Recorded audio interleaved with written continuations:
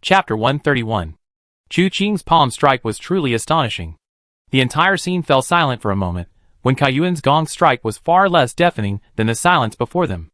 Looking at Chu Qing again, everyone felt a chill run down their spines.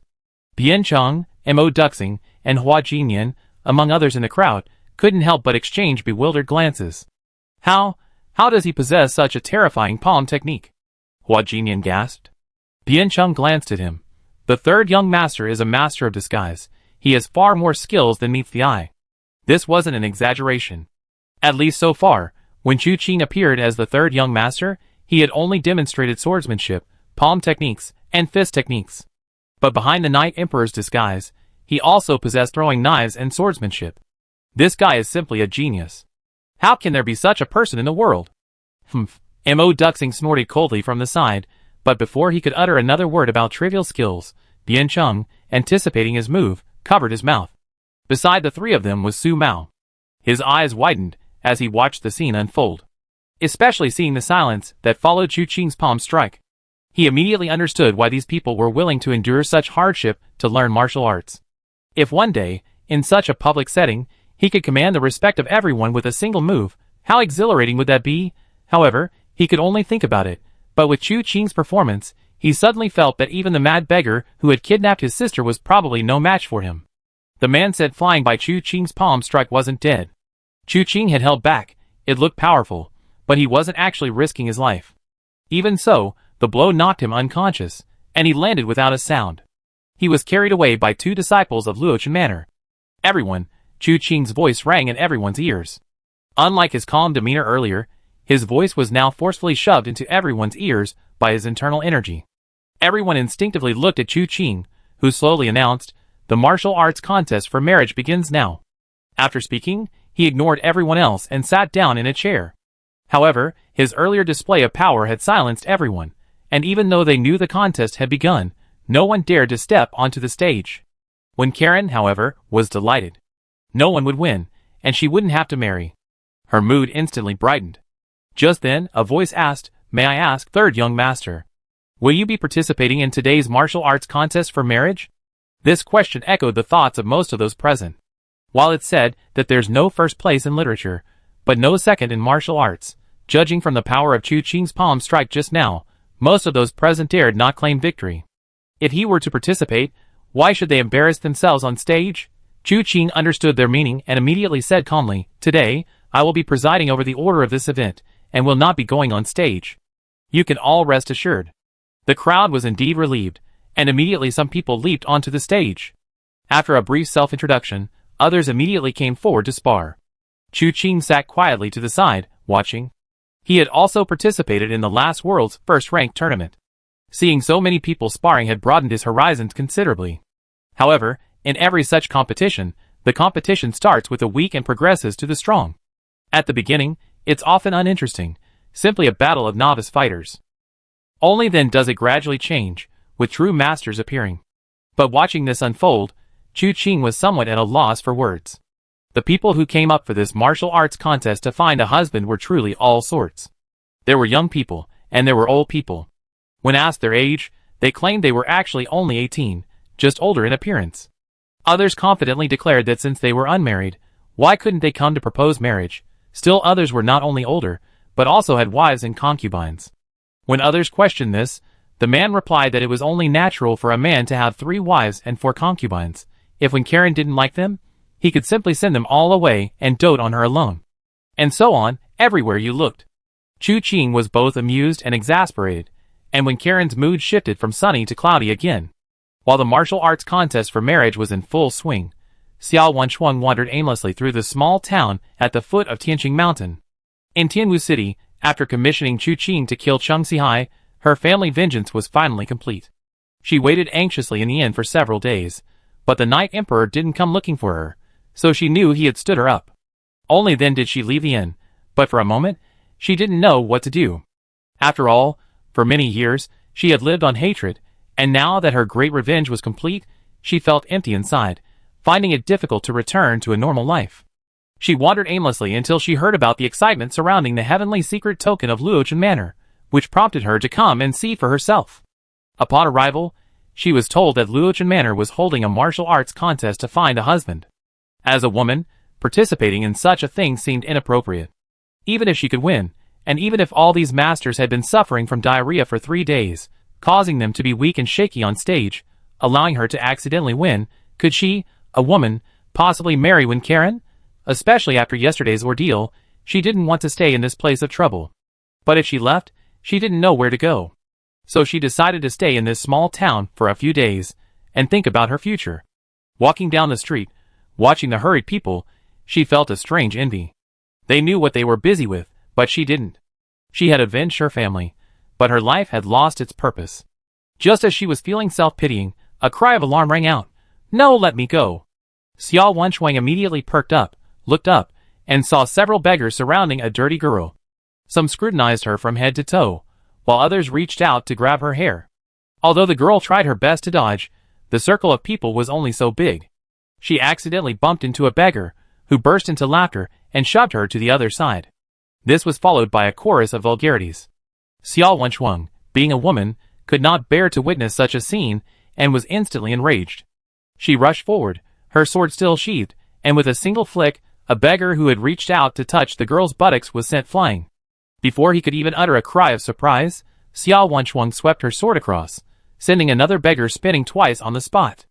At this sudden movement, 2 of the 3 beggars were already lying on the ground screaming in agony. The remaining beggar, no longer daring to make a move, quickly took 2 steps back, crying, "Grandma, spare my life." "Get lost." Xiao Wenshuang's face darkened, and with a flick of her sleeve, the beggars, as if granted a pardon, scattered and fled in panic. They didn't even bother to grab their broken begging bowls. Seeing them all gone, Xiao Wenshuang turned to the girl. "Miss you." Before she could finish her sentence, the girl suddenly turned and ran. This sudden departure startled Xiao Wenshuang. Worried that the girl might encounter danger alone, she decided to follow her. Xiao Wenshuang, after all, possessed martial arts skills. While the girl was just an ordinary person, the girl couldn't even notice her following behind. After following for a while, she noticed the girl was running straight out of town. Moments later, she was out of town, constantly looking back with panicked eyes. Xiao Wenshuang initially thought she'd been discovered, but then realized the girl wasn't looking at her. Is someone else chasing her? The thought had barely formed when she felt a gust of wind rush past. Turning sharply, she saw a ragged figure, seemingly flying through the air, appearing before the girl in the blink of an eye, reaching for the back of her neck. "Stop!" Xiao Wenshuang was startled. Without thinking, she raised her hand, her sword sheath flying out, aiming straight for the man's wrist acupoint. The man seemed taken aback, raising his right arm and flicking his sleeve, instantly knocking the sword sheath away. Xiao Wenshuang exerted force with her feet, seizing the opportunity to grab the girl's wrist and pull her behind her. She brandished her sword and said, in broad daylight, "How dare you attack a weak woman? Who exactly are you?" The ragged figure stopped and abruptly looked up. His hair was mottled white, his face aged, and his cloudy eyes gleamed with madness. But what was most striking was a red growth between his brows. Like a blood-red horn, it looked grotesque and sinister. The moment Xiao Wenshuang saw the growth, a chill ran through her, the mad beggar Ling Beichen. A bitter feeling welled up inside her. How had she run into this madman out of nowhere? Rumors about him had circulated in the martial world for a long time. After all, he was one of the few notorious villains of the Southern Ridge. His voice and appearance were familiar to most people who had spent a few years in the martial world. Looking back at the trembling girl behind her, she immediately understood what was happening. She gritted her teeth and said, "I hold him off for a bit, you run. However, this man's martial arts are far superior to mine. It's hard to say how long I can hold him off, and whether you can escape depends entirely on your cultivation and fate. Run north, that's where Luochen Manor is. Once we get there." As she spoke, the face of the Mad Saber third young master inexplicably flashed into her mind. She quickly shook her head, feeling utterly bewildered. His voice sounded somewhat like the Night Emperor's, but they had only met once. Why would she think of him for no reason? The girl heard these words and froze, shaking her head hastily. "No. We never met before. I can't let you die for me in vain." Xiao Wenshuang was stunned for a moment, then couldn't help but smile bitterly. She really was kind. She heard that Ling Beichen specifically targeted virtuous girls. He wasn't wrong. Ling Beichen's gaze darted between Xiao Wenshuang and the girl. Suddenly, without warning, he spread his fingers, the sharpness of sword intent flowing naturally between them, and then raised his hand. With a series of sharp, hissing sounds, several sword energies immediately flew towards her. Xiao Wenchuang, not bothering to say anything else, shoved the girl aside. Go! As soon as she finished speaking, she spun her long sword, and a clang rang out as the sword energy collided with the sword, producing a tangible sound. Xiao Wenchuang's expression changed drastically.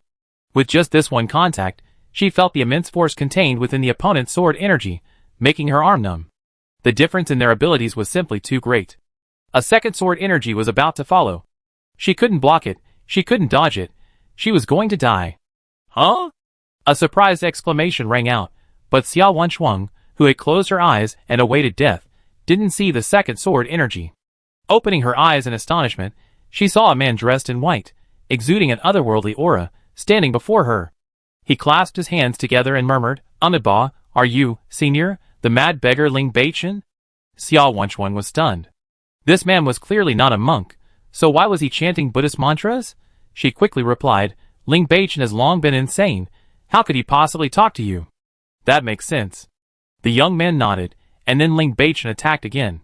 His movements were like a galloping horse, his arms outstretched, and streams of sword energy coiled between his arms, flying towards her with his palm strikes. This sword energy wasn't simply a straight line, its angles were tricky, its weight and lightness intertwined, its mysteries profound and mysterious, as if it were an extremely formidable sword technique. The energy preceded the sword, and the intent was concealed within the energy, making it far superior to ordinary sword techniques. A solemn expression immediately appeared on the young man's face. He snatched the Buddhist beads from around his neck, and quickly coiled them between his hands. He continued chanting sutras, and as he clasped his hands together, the coiled beads became increasingly tight. A wave of scorching heat emanated from him. Xiao Wenchuang couldn't help but take a step back. Looking at the young man again, she felt as if a blazing sun had risen from behind him. The sun shone brightly, its light dazzling. The young man spread his hands, and the Buddhist prayer beads shattered instantly, each bead imbued with refined pure yang internal energy. The prayer beads and sword energy clashed, producing a violent explosion. Bang! Bang! Bang! Ling Beichen suddenly let out a scream, and the young man turned around, saying, Excuse me. With that, he grabbed Xiao Wenchuang and the girl by the shoulders, one in each hand, and leaped into the air, rushing towards Luochen Manor. Xiao Wenchuang felt the surrounding scenery rushing past. This man, carrying two people, was faster than she could be using her lightness skill alone. He was so young, with an ethereal and otherworldly air, and his martial arts were so formidable, yet why had he never been heard of in the martial world? After running for several miles, the three hid in a mountain hollow. The young man looked up, and just as Xiao Wenchuang was about to speak, he quickly raised his index finger. Shh, don't make a sound. As he spoke, he grasped the girl's wrist, channeling his inner energy into her to help her control her breathing. Xiao Wenchuang didn't dare to be negligent, and immediately stopped breathing. Sure enough, she saw Ling Beichen's figure hurrying past, heading towards Luochen Manor. Only after he had disappeared from sight did Xiao Wenchuang finally breathe a sigh of relief. She stood up and clasped her hands in a fist salute to the young man. Thank you for saving me, young hero. My name is Xiao Wenchuang. May I ask your esteemed name? Greetings, young lady. This humble monk. Oh no, I am Zuo Wenchuan, a disciple of Master Tianyu of Guangzhou Temple on Qianyang Mountain. I was caught off guard and acted rudely. I hope you two ladies will forgive me. Xiao Wenchuang suddenly realized. Master Tianyu and Abbess Yeden were two renowned masters in Nanling. She immediately clasped her hands in a fist salute and said, My apologies. So you are Master Tianyu's esteemed disciple. No wonder your martial arts are so formidable. If I hadn't encountered young heroes with today, the consequences would have been unimaginable. Chapter 132. A martial artist naturally cannot stand idly by and watch injustice unfold. So when Chuan clasped his hands together, I just don't know how you, young lady, provoked this mad beggar Ling Beichen? Xiao Wenchuan glanced at the still-shaking girl. I'm afraid we have to ask this young lady about this. So Wenchuan immediately focused his gaze on the girl. He wanted to ask, but seeing her face full of panic, her eyes like those of a frightened little animal, easily startled by the slightest disturbance, he felt a pang of pity. The girl finally reacted and whispered, I'm Su Qiaowei. I went to my maternal grandfather's house with my brother, and met this beggar grandpa. I don't know why, he suddenly grabbed me. He said he'd wait for the full moon to cut me open and bleed me. But sometimes, he told me to leave, but when I really left, he came to grab me again. Her words were somewhat incoherent. Seeing her still shaken face, Zhuo Wenchuan couldn't bear to ask any more questions and nodded. Alright, don't worry, young lady, with me here, I won't let him hurt you. Me too, Xiao Wenchuan added, although my martial arts are shallow, I'm willing to do my part. Su Qiaohui quickly knelt down. Thank you. I can't repay your great kindness, I. At this point, her eyes suddenly rolled back, and she almost collapsed to the ground. Zhuo Wenchuan quickly stepped forward and caught her. Xiao Wenchuan's heart tightened as she watched Zhuo Wenchuan take her pulse, and she waited patiently. After a moment, Zhuo Wenchuan said softly, she's fine, just overwhelmed by fear, which has taken a toll on her mental and physical well-being. Plus, she probably hasn't had a proper meal in the past few days, leaving her feeling weak and exhausted. Once we find a safe place, we need to get her some medicine to recuperate. Otherwise, she might fall seriously ill. As he spoke, he took a white medicine bottle from his sleeve, poured out a pill, and fed it to Su Qiaohui. After watching her swallow, Zhuo Wenchuan said, this is my sect's secret 3 treasures 9 rings pill. Although it's not as fast as a targeted medicine, it's convenient. Xiao Wenchuan nodded. Young Master Zhuo, what do we do now? Zhuo Wenchuan's gaze turned towards Luochen Manor, and he said softly, I came to Luochen Manor on my master's orders. I rushed here as fast as I could, and now that Luochen Manor is right in front of us, we can't turn back. Moreover, Ling Beichen's martial arts are exceptional. He was once known as the #1 swordsman of Taihang. The reason we were able to repel him for a short while just now was merely a trick. If we were to meet again, the 3 of us would probably all be meeting Buddha. Xiao Wenchuan listened to his slow, deliberate speech, but he offered no solution. Just as she was speechless, Zhuo Wenchuan continued, however, although Ling Beichen's martial arts are high, I'm afraid he wouldn't dare to easily set foot in Luochen Manor now. There are always more people in the martial world who want him dead than those who want him alive. Although he's mad, he would never put himself in a deadly situation. Therefore, as long as we can reach Luochen Manor, we'd be completely safe. But he's currently lingering ahead. We can't appear before him. We must take a detour.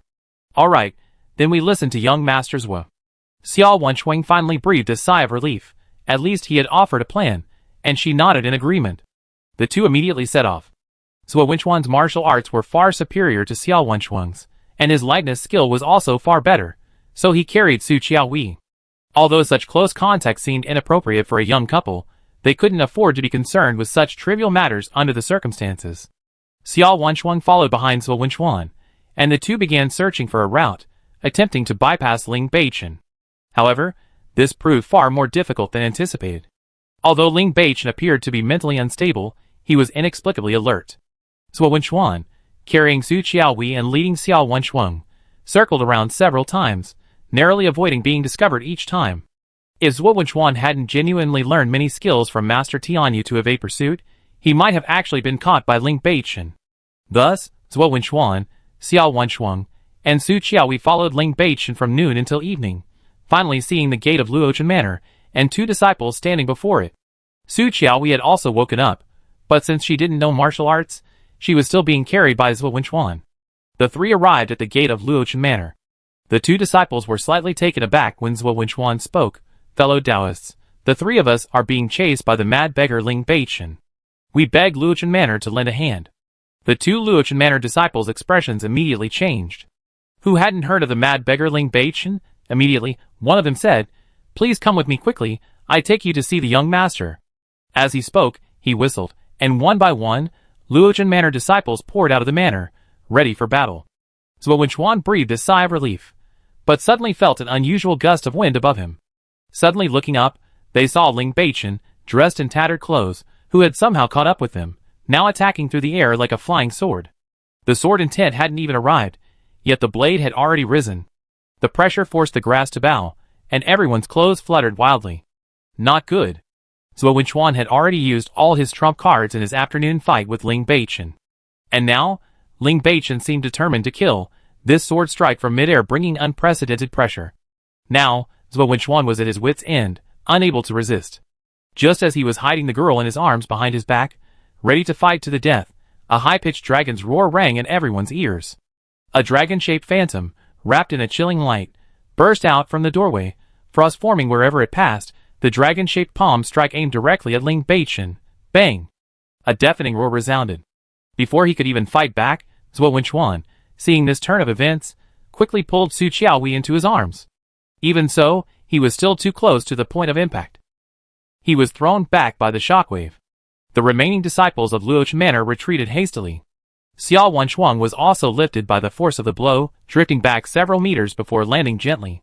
Ling Beichen, still in midair, was the first to be hit. His sword energy was shattered by the palm strike, and he was sent flying backward. He tumbled several times in midair before finally landing. Then, without a second thought, he turned and left. Since you come, why leave? As the cold voice rang out, Xiao Wenchuan abruptly looked up towards the source of the sound. She saw a figure gracefully pass over the crowd, instantly arriving before the mountain gate. With a flick of his fingers, he grabbed at the air. Ling Beichen was no ordinary man. Chu Qing's move had always been effective, yet Ling Beichen merely swayed, breaking free from Chu Qing's inner force. He leaped forward as if fleeing for his life, rushing away without looking back. But now, how could Chu Qing let him escape? Instantly, he raised both palms and thrust them out simultaneously. A surge of powerful energy accompanied his palms, a deafening dragon's roar echoing through the heavens and earth. Countless dragon-shaped phantoms roared forth. Even as Ling Beichen fled, he felt the oppressive force behind him. His feet instinctively paused, his body swaying as he dodged the attack. Several loud bangs echoed, the surrounding ground cratered by the dragon-shaped energy. Forced by the palm strike, Ling Beichen managed to dodge, but was still affected by the internal energy. He dodged 3 or 5 times before finally avoiding the attack. However, this delay meant he could no longer escape. Looking up abruptly, he saw Chu Qing had already leaped into the air, unleashing a powerful flying dragon in the sky move. The tumor between Ling Beichen's brows grew even more crimson, his eyes also glowing with a blood-red light. A chilling force emanated from his body, the swirling winds pressing down on the ground as if it had sunk. The sound of a sword rang out instantly, accompanied by thunderous applause. Amidst the surging wind and clouds, Ling Beichen formed a sword with one finger, bent forward, and thrust 2 fingers towards Chu Qing's palm. Buzz. It seemed as if a peerless sword had been thrust from Ling Beichen's hand. The extremely sharp and fierce sword blade, as soon as it appeared, centered on Ling Beichen, and within a radius of 3 zhang, everything, whether weeds or stones, was cleaved in 2 by the sword energy. The sword's sharpness clashed with the dragon-shaped energy unleashed by Chu Qing. A sound so agonizing it made one want to vomit blood instantly filled the ears of everyone nearby.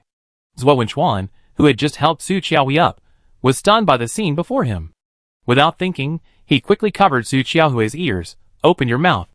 The strange sound made Su Qiaohui dizzy even after opening her mouth. The ordinary disciples of Luochen Manor were also agitated, wishing they could cough up blood.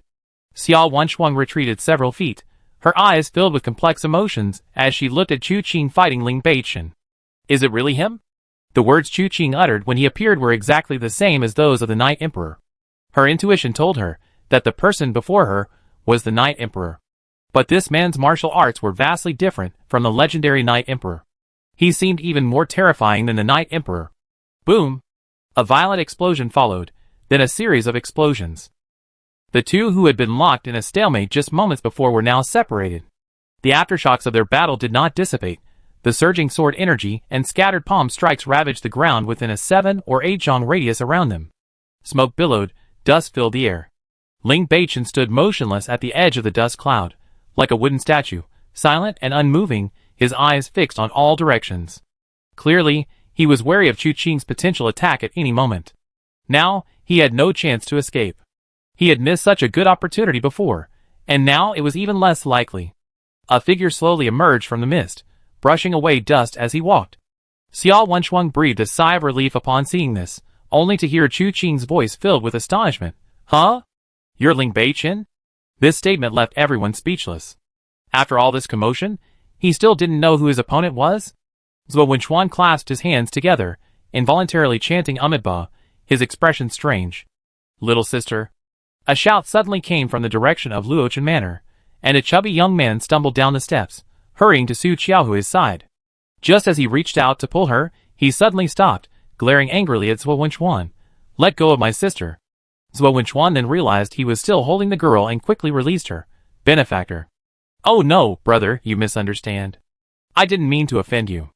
At this moment, Su Mao didn't care whether it was intentional or unintentional. His sister's recovery was more important than anything else. He immediately hugged Su Qiaohui tightly, exclaiming, "Thank goodness. Thank goodness you're still alive. I can't bear to think what would have happened to our parents if something had happened to you. It's all my fault. I shouldn't have let you help that old beggar." Su Qiaohui was also overwhelmed with emotion, crying hysterically while clinging to Su Mao. Seeing this, Zhuo Wenchuan quickly advised, "Miss, don't be so agitated. Extreme joy and sorrow both damage the heart. You need to calm down." Su Qiaohui listened obediently, and quickly suppressed her sobs, though her body was still trembling, clearly still extremely distressed. At the same time, footsteps approached, and a group of people emerged from Luochun Manor. Bianqing, Mo Duxing, and Hua Jinyan arrived before Su Mao. Hua Jinyan patted Su Mao on the shoulder. "Great. We didn't even have time to rescue him, and he's back on his own." He did come back on his own. Bianqing glanced at Chu Qing and Ling Beichen not far away. Didn't he bring a souvenir? He actually appeared in this way. Even third brother probably didn't expect it. Hua Jinyan's eyes narrowed, a hint of seriousness in them. Indeed, it was unexpected. Chu Qing hadn't heard Zhuo Wenchuan mention that they were being chased by the mad beggar Ling Beichen. The reason he arrived so quickly was because after the martial arts tournament for marriage ended today, some people, dissatisfied, challenged each other to private duels. Of course, Chu Qing didn't care about their lives. As long as they were out of Luochun Manor, they could fight however they wanted. These two, however, were oblivious to the chaos and insisted on fighting and killing within the Luochun Manor. This drew Chu Qing's attention, prompting him to quell the unrest. The martial arts contest for marriage, having failed to produce a result today, was postponed to tomorrow due to the late hour. Chu Qing had just subdued the two brawlers, and was about to clean up when he heard a whistle coming from the gates of Luochun Manor. Knowing a powerful enemy had arrived, he quickly followed to investigate. Before he could even see who it was, he witnessed a strike that seemed to merge the body with the sword. Without regard for anything else, he immediately intervened. The reason he hadn't allowed Ling Beichen to leave was because he suspected Ling Beichen's background. How could he let him leave so easily? That's why he intervened. But now it seems he made the right decision. He was actually Ling Beichen. Chu Qing slowly drew his sword, the blade pointing diagonally at the ground, and looked up at Ling Beichen. "You committed enough sins. It's time for you to die." Chapter 133. Ling Beichen's eyes were filled with a murky light. Just as the rumor said, he had truly lost his mind and fallen into madness. However, he remained sensitive to killing intent. His gaze shifted slightly, landing on Chu Qing's blade. The next moment, a sharp, piercing light suddenly erupted from his body. Like a long sword drawn from its sheath, it stood tall between heaven and earth. Taiheng's sword intent. Many experts had gathered before Luochun Manor, and they instantly recognized the origin of this martial art. They arrived late, and hadn't seen Ling Beichen make a move, so it wasn't until now that someone noticed his clothes and appearance, exclaiming in surprise, "It's the mad beggar Ling Beichen. What's he doing here? Could it be for the heavenly secret token too? But isn't he mad? How could a madman covet such a treasure? Is the third young master a match for him?" Hard to say. Taiheng's #1 swordsman, back in the day, in the entire southern ridge, only a handful could reliably defeat him with a single palm strike. His 7 absolutes, 7 turns, 7 wound sword was a first-rate martial art. Although the third young master's martial arts are superb, I'm afraid he's not yet at a level to contend with him. That was Ling Beichen 20 years ago. Now, he's wasted 20 years, he might not be as powerful as he once was. Discussions rose and fell. Meanwhile, Ling Beichen, standing before Chu Qing, had already made his move. He used his finger as a sword, a single point of sharpness, and in an instant, he was right in front of Chu Qing. The sword energy surged like a dragon, seemingly aimed at Chu Qing's heart, but in reality, it enveloped his entire body. Chu Qing raised his eyes, a flash of divine light in them. The blade moved swiftly, seemingly undergoing 1,000 transformations in an instant. From the very first move, it was an attack against an attack. In a flash, the clanging sounds of their weapons clashing filled the air as the two figures became entangled in combat. The onlookers watched intently, their swordsmanship and saber techniques reaching a level incomprehensible to ordinary people. Ling Beichen, seemingly undeterred by the past 20 years, used his fingers as a sword, employing internal energy to defend himself, his swordplay no less potent than a 3-foot-long blade. His swordsmanship was intricate and unpredictable, adaptable to any situation. As for Chu Qing, his saber technique was all-encompassing, combining orthodox and unorthodox methods. He attacked the orthodox and vanquished the unorthodox. He added further variation to variation and revealed the unorthodox within the unorthodox. The brilliance of their techniques captivated the audience, who wished they could memorize every single exchange. In such a clash of masters, mastering any technique would be equivalent to years of arduous training. However, Chu Qing frowned slightly. It wasn't that Ling Beichen's martial arts were too high for him to handle. It was just that Ling Beichen's situation felt too strange. Although his swordsmanship was superb, flowing like clouds and water, there seemed to be a barrier within that flow, something indescribable. It made Chu Qing feel that the person before him wasn't really him. It was someone else, using his body and martial arts to fight him. But because their understanding of martial arts wasn't thorough enough, they couldn't unleash its full power. As an assassin, Chu Qing didn't really care about such things. It was just that recently he had been studying his own 16 styles of the evil slaying blade, and the more progress he made, the more inexplicably he felt sorry for his opponent during this exchange. In the past, Chu Qing would have found this thought laughable. How could an assassin feel sorry for their target? But the thought, once in his mind, was like a fishbone stuck in his throat, impossible to suppress. In an instant, Chu Qing's blade shifted, a chill emanating from its edge. With a sharp turn, a massive blade of light erupted. This blade of light skimmed the ground, spreading frost in all directions. It made the fleshy growth on Bei Chen's forehead even more crimson, with streaks of bright red blood spreading from it, connecting his five senses, as if blood were flowing within it, a pulse beating, making his expression even more ferocious. Layer upon layer of sword energy swirled around him. This sword energy seemed to follow him everywhere, whether he moved or sat, it was all swordplay. He spun around like a giant top, the sword energy moving at his will, condensing at his fingertips. A muffled thud followed. The moment the blade's edge and sword energy clashed, the surrounding area erupted like a waterfall of shooting stars, bursting forth with bursts of blade and sword energy, along with a blanket of frost. Ling Beichen's internal energy was already slightly weaker than Chu Qing's, and after this exchange, it was further weakened. With this exchange of moves, he was involuntarily forced back several steps. Just as he was about to regroup, a figure appeared from the mist, soaring through the air. With a single palm strike, a dragon's roar instantly resounded throughout the heavens and earth. A flying dragon in the sky, Chu Qing's attack this time was different from before. His internal energy flowed even more intensely, and his palm strike was accompanied by the roar of dragons in all directions. The immense palm force shook the surroundings, like a divine dragon descending from the heavens, unstoppable. This time, Ling Beichen didn't use his previous trick. He instinctively tried to dodge. However, although the 18 subduing dragon palms didn't have many variations, its power was immense. Even though he knew how to dodge, he was still drawn in by the palm force and couldn't escape. A single step back revealed the gravity of the situation. But it was too late to regroup. A loud thud resounded. Chu Qing's palm struck Ling Beichen's forehead, hitting the fleshy tumor squarely. He felt the tumor was too strange, suspecting it was related to Ling Beichen's mental instability. Feeling unsatisfied with his blows, he decided to try and destroy the tumor. Perhaps Ling Beichen would regain his senses. Of course, if he couldn't withstand the attack and died, he could complete his mission. Ah! Ling Beichen let out a fierce scream. His piercing voice echoed in all directions, affecting everyone who heard it with the strange force contained within it. Some staggered back in terror, some nearly collapsing to the ground in agony. Others rolled on the ground, clutching their heads. From the crowd, someone leaped forward, flicking their sleeve to block the way. Those with weak internal strength stepped back. This battle is not for you to witness. Immediately, some clasped their fists and retreated, while others craned their necks, wanting to see how the battle would end.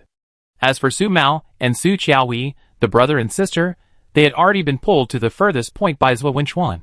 He already knew that the two fighting were no ordinary people. To drag two ordinary people close to watch would be tantamount to murder. Even so, watching from afar still made his heart pound. He had been a Buddhist for many years, thinking his mind was as still as water, unmoved by external things. But seeing Chu Qing's youthful cultivation, he inexplicably felt a surge of ambition. And Chu Qing's palm strike, naturally, hit Ling Beichen's voice first. However, protected by the Mingyu true scripture, the terrifying sound was insufficient to sway him in the slightest. His palm strike continued to intensify, one hand pressing down on Ling Beichen's head, relentlessly pushing him forward. Ling Beichen screamed in agony as he retreated, each step creating a deep crater in the ground. After retreating dozens of steps, Chu Qing suddenly unleashed a burst of palm force. Ling Beichen was thrown into the air, his body arching backward, tracing an arc in midair before landing face first on the ground. He opened his mouth, abruptly supporting himself as he stood up, spitting out a mouthful of blood. Looking up again, his cloudy eyes gradually cleared. He reached up and touched his forehead, then suddenly spoke, "Thank you. You're really awake?" Chu Qing narrowed his eyes. "What is that thing?" Ling Beichen glanced at Chu Qing and slowly uttered 3 words. "The King of Hell's decree." "The King of Hell's decree?" Chu Qing frowned slightly. "I heard of the King of Hell's soul-chasing decree, an extremely strange martial art. What's the origin of this King of Hell's decree?" "The King of Hell's soul-chasing decree. If the King of Hell wants someone dead at midnight, who dares to keep them alive until dawn? This martial art is rumored in the martial arts world, but few have actually seen it. Or perhaps those who have seen it are all dead." Ling Beichen gently shook his head. 20 years ago, someone found me. At that time, I was still living in seclusion in the mountains, detached from worldly affairs, only wanting to spend my life with my wife and children. That person told me to submit to him and obey his orders, or I would surely regret it immensely. How laughable that I was so arrogant, thinking that no one in the world could make my 3-foot-long sword submit. But I never expected that after a fight, he would plant this Yama's decree on me. The King of Hell has decreed, all ghosts shall obey. That decree of the King of Hell seemed rooted in my mind, refusing to let me escape. My body was sometimes controlled by that person, committing atrocities that I wished I could tear to pieces. Not only is my reputation ruined, but my wife and children died at my hands because of it. He looked down at his hands, his eyes devoid of hatred and pain. Only emptiness remained. Chu Qing remained silent, then heard Ling Beichen say, "He controls my body. I can clearly see everything he does, yet I can't change anything. He made me a demon despised by everyone in the world. I want to die, but I can't. I wanted to use the hands of my fellow martial artists to kill me, but every time it came to the crucial moment, I was restrained, causing me to evade capture several times. Slowly, I finally despaired." "Has the decree of the King of Hell been removed?" Chu Qing asked. "Besides," Ling Beichen smiled and said, "I know what you want to ask.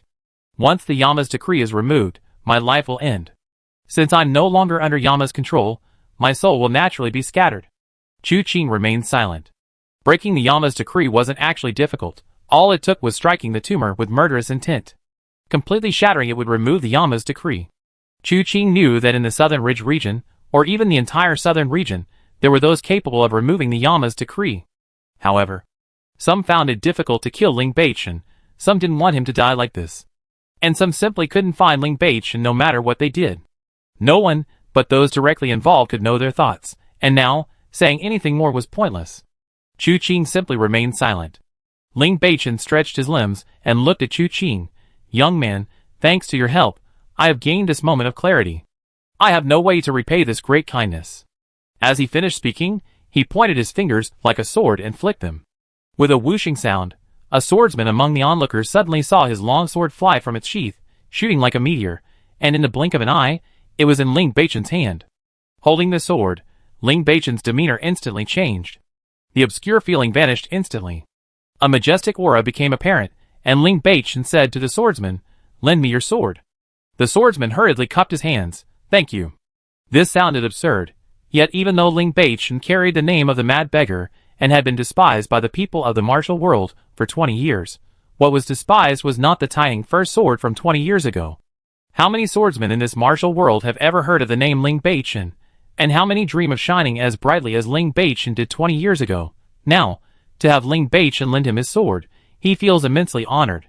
This thank you was uttered spontaneously, without a second thought. Ling Beichen smiled slightly, looking at Chu Qing. "Ready?" Chu Qing raised his sword, its sharp edge pointing forward. "Please." This battle was not over, now it continued.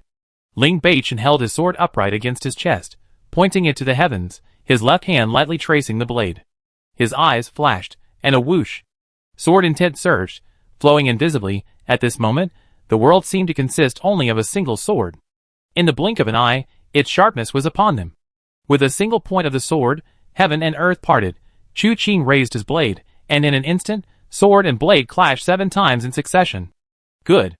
Ling Beichen's eyes gleamed, as if he had returned to his spirited self 20 years ago. He swung his sword and said, "The technique I use is the 7 absolutes, 7 turns, 7 wounds sword, which I created myself based on the 7 swords of Taiyang. This sword has an inner and outer aspect. The 7 absolutes are on the outside, and the 7 wounds are on the inside. The 7 turns flow within the sword energy.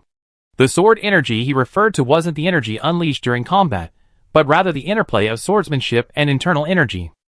The 7 turns are coordinated with the corresponding changes in swordsmanship and internal energy, acting as a connecting thread. Chu Qing countered the 7 absolutes, 7 turns, 7 wounds sword with his 16 styles of the shocking evil blade, feeling that each strike from his opponent carried 7 different forces. Heavy, light, turning, rapid, separating, merging, or ordinary. The 7 absolutes are the sword stances, corresponding to the 7 stars, and are also the foundation of the Taiyang 7 swords. Tian Shu is ruthless, Tian Xian is heavy, Tian Ji is hidden, Tian Quan is literary, Yu Heng is azure, Kai Yang is fierce, and Yao Guang is the palm of life and death. Ling Beichen spoke as he unfolded the 7 absolute sword stances one by one. In an instant, a vast expanse of sword energy moved, and these sword energies were not all the same.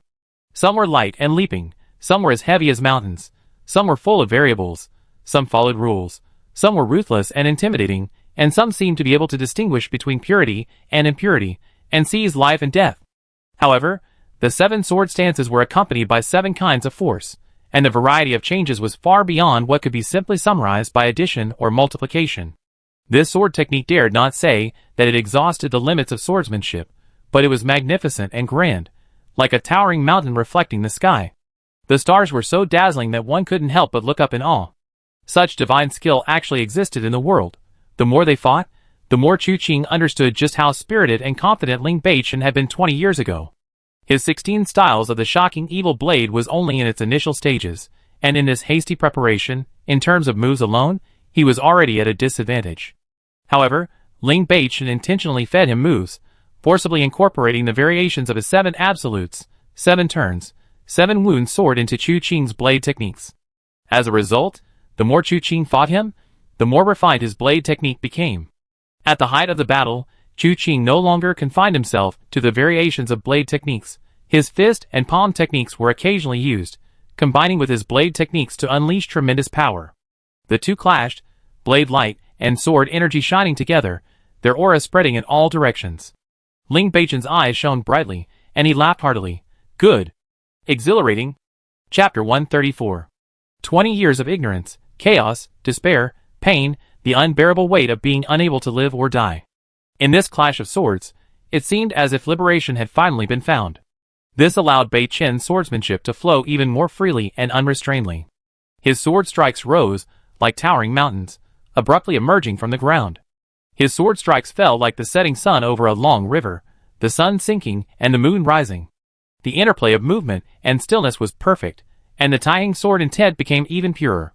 Chu Qing also felt an unprecedented sense of exhilaration, finding his blade wielded with increasing ease. What was known only as what but not why was gradually transforming, leading him to delve deeper and uncover its profound mysteries. Those watching the battle grew increasingly astonished and filled with admiration. Truly worthy of being called the #1 swordsman of Taiyang 20 years ago. If he hadn't retired to the mountains and hadn't wasted those 20 years, his achievements would have been limitless. To witness the brilliance of Taiyang's #1 swordsman is truly worthwhile.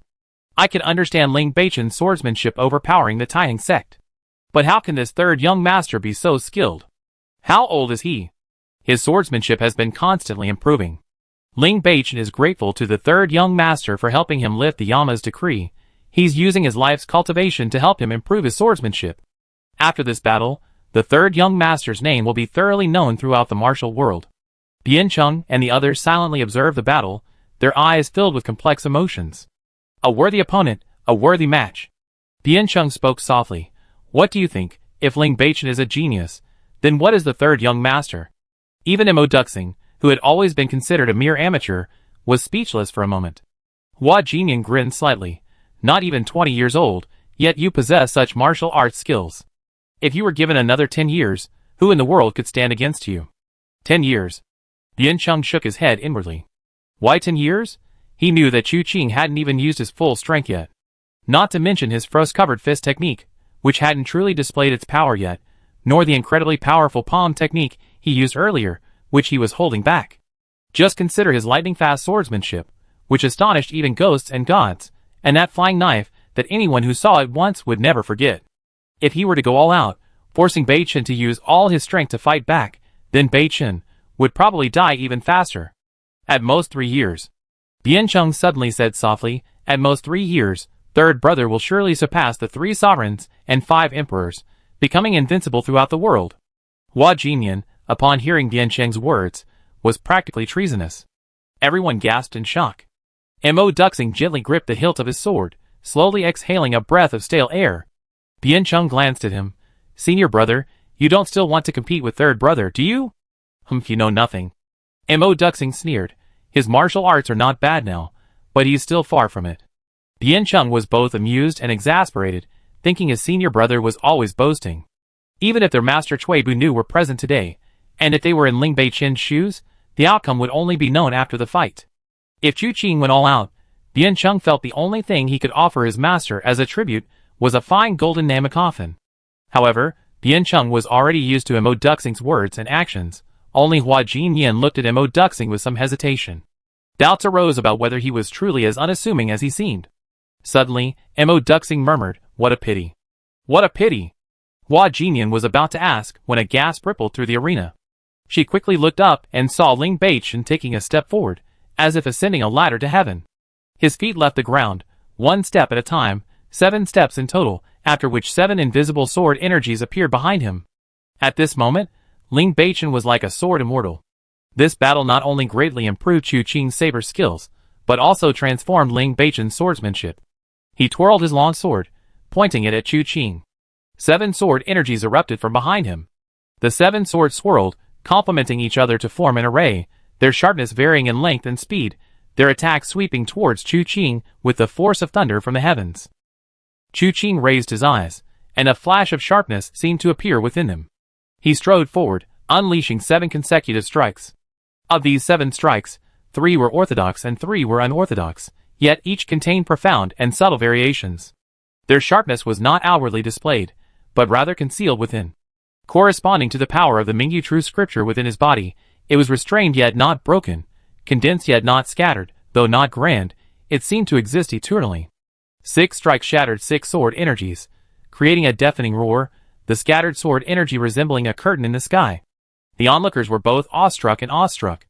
Chu Qing stepped across the curtain of light, and the 7th strike followed. This strike combined the power of the previous 6, its blade illuminating the void, leaving countless afterimages, and in an instant, it clashed with the 7th sword energy. However, this sword energy dissipated upon contact. Chu Qing's expression changed, the blade flowed, sweeping across Ling Bei Chen without any obstruction. The knife traces a line along the philtrum, though it doesn't reach the body, its sharpness is already fully revealed. Ling Bei Chen shuddered and slowly fell from midair. Chu Qing's mind stirred, he stepped into the void and caught Ling Bei Chen's body. He gently placed him on the ground. Ling Bei Chen still smiled. The 7 transformations, do you understand? I dare not say I have fully comprehended it, but I have grasped the basics. Chu Qing slightly turned his head and spoke softly. Ling Bei Chen nodded.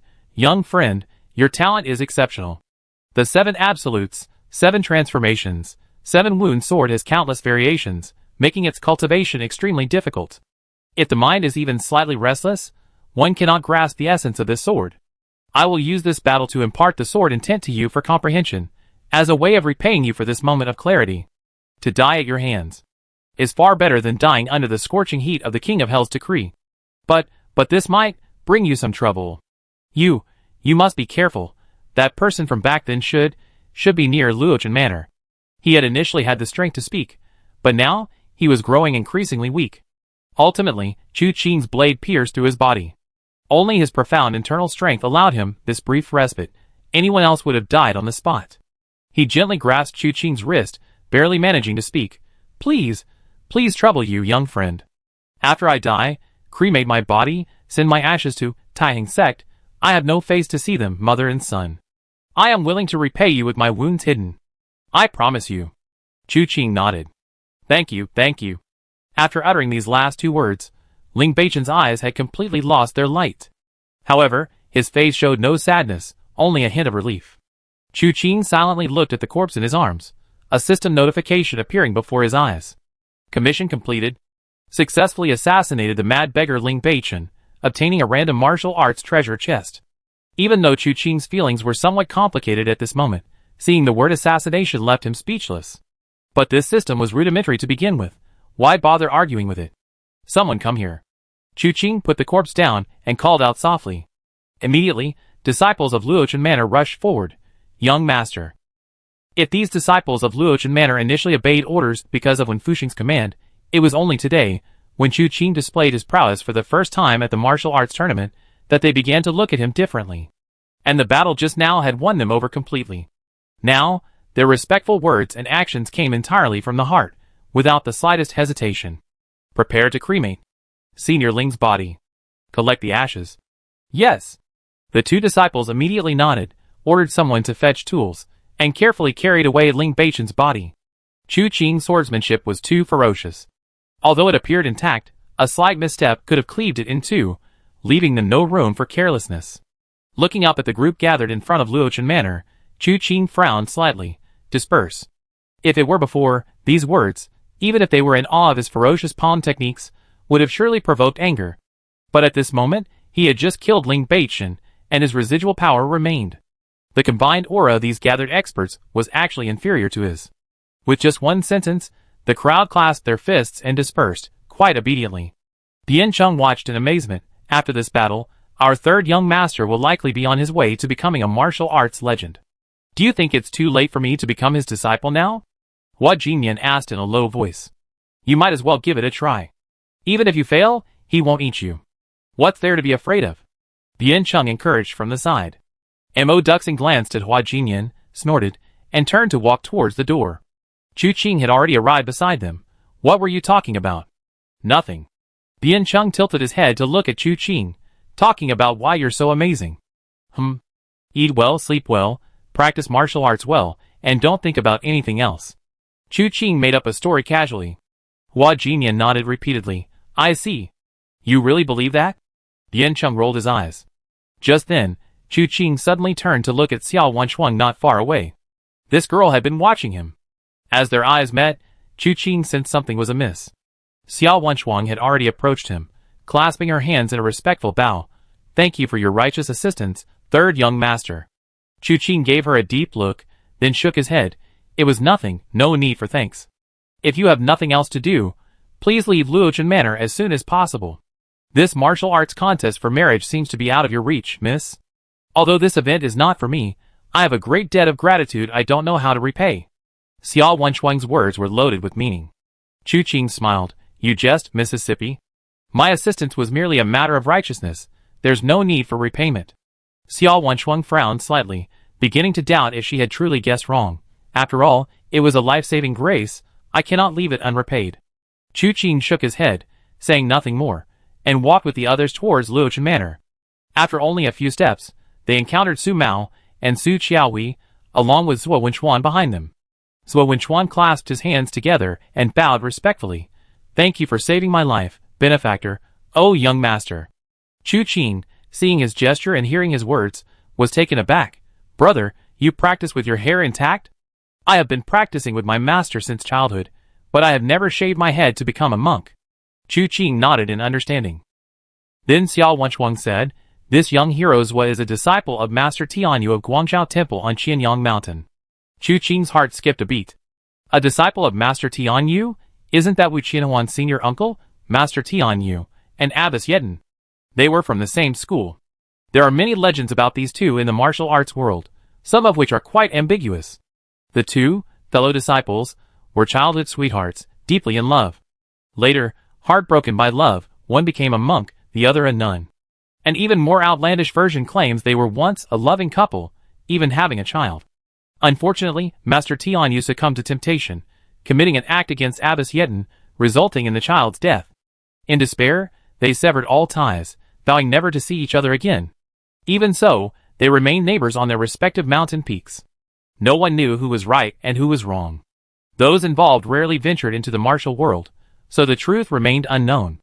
And this Zhuo Wenchuan before him, being Master Tianyu's disciple, should know about Wu Qianhuan's situation. His mind raced. wanting to subtly inquire about the girl's progress on Lonely Moon Mountain. Inside the 10-mile longing for home pavilion, she spoke with unwavering conviction. She wondered if 3 years would be enough. So you are Master Tianyo's esteemed disciple. My apologies. Chu Qing's thoughts remained impassive, his face showing no trace of his true feelings. He slightly clasped his hands in a fist salute, his attitude noticeably more amiable than he would towards ordinary people. Not at all. Zhuo Wenchuan chuckled. The battle just now was truly earth-shattering. Third young master swordsmanship is unparalleled, truly admirable. Just then, Su Mao pulled Su Qiaowei forward, hesitant to speak. Chu Qing suppressed his urge to gather information and said to Su Mao, Young Master Su, I have fulfilled my promise to you. Although I didn't save your sister, thankfully she is safe and sound. Luochen Manor is a place of trouble. You should leave as soon as possible. Su Mao took out a stack of gold leaves from his sleeve and handed them to Chu Qing. Thank you, young master, these are for you. Zhuo Wenchuan looked at this scene with surprise, momentarily confused. Chu Qing didn't stand on ceremony, but didn't take all the leaves, leaving some for Su Mao as travel expenses. Xiao Wenchuan watched from the side, her heart skipping a beat. Chu Qing glanced at the sky and said, It's getting late, you can stay here for another night, and set off early tomorrow morning. Yes, Su Mao quickly agreed. After this casual conversation, the group headed towards the manor. Chu Qing chatted casually with Zhuo Wenchuan, and the conversation drifted to his sect. In a few words, he learned that Wu Qianhuan was studying the pointing at the moon profound art at the Wanghua Pavilion, but her progress was quite slow. A strange ripple stirred within him, spreading like waves. After arranging accommodations for Zhuo Wenchuan, Chu Qing bid farewell to everyone and returned to his small courtyard. Upon entering, he saw Siyi standing guard at the door. The master instructed that I will be protecting you, young master, from now on, Siyi said, clasping his hands in a fist salute. Chu Qing nodded. Thank you for your trouble. Has that matter been arranged? It has been arranged. Siyi knew Chu Qing was referring to the ambush of the mysterious person who had arranged to meet at the Mirror of Karma. Good. Chu Qing said, don't bother bringing dinner yet. I need to go into seclusion for a while. Siyi. What kind of time is this? Seclusion? Chapter 135. It was already late afternoon, 5 to 7 p.m., less than an hour before late evening, 7 to 9 p.m. He had important matters to attend to at late evening. In truth, Chu Qing shouldn't be opening the chest at this time. If he found an internal energy cultivation technique within an hour, he feared he wouldn't be able to leave this room that night. But now, with a formidable enemy at hand, and the situation within Tianji Valley difficult to discern, no one knew the specifics. When Fuxing had gone to stake out the area, but unfortunately no news had come back all day. The news brought by the old beggar made Chu Qing somewhat wary of the situation within Tianji Valley. Therefore, even though it was somewhat risky, he wanted to open the chest first before dealing with other matters. However, Chu Qing wasn't entirely without confidence. In this long period, he had already obtained quite a few martial arts techniques from the chest. Based on this experience, Chu Qing had some guesses about what the random martial arts treasure chest that appeared after killing a target might contain. For example, the Jade Dragon Immortal opened a chest containing a palm technique, while Jiang Shendao and Pei Wuji each opened chests containing different techniques. One a sword technique, the other a fist technique. Before this, the chest opened after the destruction of Yinfeng village also contained a palm technique. Given the circumstances of these targets, the only sword technique most likely came from Jiang Shendao. In other words, is it possible that killing a target who uses a sword will give a chance of opening a sword technique chest, and killing someone who uses fist or foot techniques usually results in a fist or foot technique chest as well? However, it's not fixed to palm or fist techniques, it's randomly selected from fist or foot techniques. So, now that he has killed Ling Baichen, opening the chest will most likely yield a sword technique chest. Of course, these guesses might not be reliable. Let's open it first, and see what happens. He went to the basin, washed his hands, carefully dried them, and then sat on the bed.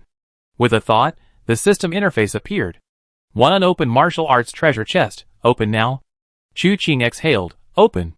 Open successfully, obtained the lightness skill, flying willow smoke skill. Huh? The confident Chu Qing was immediately dumbfounded. Flying willow smoke skill? He killed someone as skilled as Ling Baichen, and all he got was this flying willow smoke skill. He had spent half a day studying sword techniques, like the 9 swords of Dugu, the returning Phoenix Dance Willow Sword, Sword 23, One Sword Separates Worlds, etc., And all he got was this flying willow smoke skill? Killing a swordsman and getting a lightness skill. Is that reasonable? Well, it's reasonable. After all, they said from the beginning that it was a random martial arts treasure chest. All that he'd been pondering was just his own speculation. This damn system, is it planning to slap me in the face with facts? Chu Qing felt a little annoyed, but when the incantation for the flying willow smoke technique appeared in his mind, his annoyance vanished instantly. The methods of channeling energy, and the way to lightness, were exquisitely refined. He opened his eyes, and with a light step, his figure seemed to transform into a wisp of green smoke. In the blink of an eye, he was at the table, casually picked up a teacup, took a sip, and then flashed to the door, pushed it open, and gently patted Ce on the shoulder. Ce turned around abruptly, but there was no one behind him. The door was open, and Chu Qing wasn't inside. Startled, he quickly went inside to check. The person who was supposed to be in seclusion in the room, how could they suddenly disappear? Seeing that the windows were properly closed, and he hadn't heard any noise, he immediately turned to go out and send someone to look for them. But when he turned back, he saw Chu Qing leaning against the door, drinking tea. "Young master?" Ce clasped his hands in a respectful greeting, but in that instant of looking up and down, Chu Qing had vanished again. The voice came from behind him. He hurriedly turned around and saw Chu Qing sitting on a stool, smiling at him. Ce's forehead was instantly covered in sweat. Are you a human or a ghost?" Chu Qing's face darkened. Nonsense. If he were a ghost, how could he be talking to him so politely here? Ce was even more terrified. If he were a human, how could he be so swift and silent? He was clearly within 3 feet of him, yet he hadn't seen a thing of his movements. Once out of sight, he was completely impossible to detect. He immediately clasped his hands in a fist and said, "I didn't expect even your lightness skill to be so exceptional, young master. But weren't you in seclusion?" "I'm finished." Chu Qing put down his teacup. "Have someone bring some food over. I haven't eaten anything all day." "Yes." Ce hesitated before nodding. He felt that Chu Qing's seclusion was proceeding at an unusually high efficiency. However, it suddenly dawned on him that he understood why Chu Qing had gone into seclusion at this crucial moment. So seclusion could be completed so quickly. He shook his head, feeling that this third young master was unfathomable, beyond his comprehension, and went out to order someone to bring food. The food had been prepared in advance, Ce gave the order, and it arrived immediately. Dinner was quite sumptuous. Perhaps because Chu Qing had praised the mandarin duckfish so highly, a steamed mandarin duckfish was served, accompanied by 1 meat dish, 1 vegetable dish, and a bowl of soup. A half bucket of fragrant rice was also brought out, and dinner was almost complete. Chu Qing didn't touch the wine served on the table. He had errands to run and needed to stay alert. The meal was quickly finished, with almost the entire half bucket of rice remaining. Chu Qing wiped his mouth and drank half a pot of tea, all within the time it takes for an incense stick to burn. He stood up without hesitation. "Let's go." Ce followed closely behind, but they saw Wenro as soon as they stepped outside. Their eyes met, and Wenro gave a stiff smile. "Third brother, where are you going?" "Catching a ghost in a jar." Chu Qing was speechless for a moment. "You're going?" "Yes." Wenro nodded without hesitation. Chu Qing didn't stop them. Ce had wanted to say something, but seeing Chu Qing's agreement, he kept quiet. The ambush was already prepared. When Chu Qing and Wenru arrived, there was no visible sign of anyone hiding. However, for experts, such concealment was of little use. Wenru only needed to sniff to know where people were. Chu Qing, with a quick sniff, also figured out most of the situation. The reason for choosing this ambush was twofold. First, to alert the enemy, and second, to lure them out. Chao Qiupu's letter mentioned that the man's martial arts were likely not weak. Even the beautiful Hua Marin on the 72 demon-slaying list felt pressured by him. Under these circumstances, they couldn't rely on the enemy remaining unaware of the ambush. He could only pin his hopes on the other party's disdain for this mere ambush. This, too, was an illusion. If a true expert intended to capture him, coming alone and concealing their presence would be the best option, because this would make them extremely difficult to detect. But for Chu Qing, such an approach was like blatantly concealing something. The other party would likely sense the change and dare not approach rashly. But now, by bringing a group of people, he was openly telling the other party that they had not only noticed the problem, but had also taken countermeasures and preparations. From the perspective of an expert, they might take the risk, at least to find out what had happened at the Mirror of Karma. As soon as this person showed up, Chu Qing could act immediately. The next thing to do was wait. Time ticked by.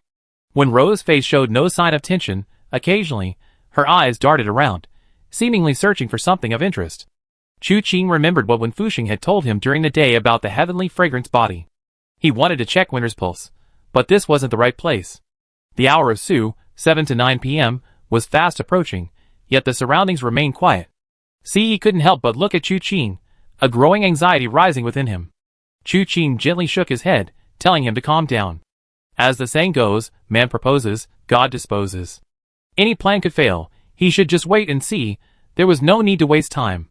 Besides, he had a feeling that even if this person didn't come today, he would still gain something. In the blink of an eye, it was well past Su hour, and halfway through the hour had passed. Just when Si thought this person probably wouldn't come today, a ghostly figure appeared without warning.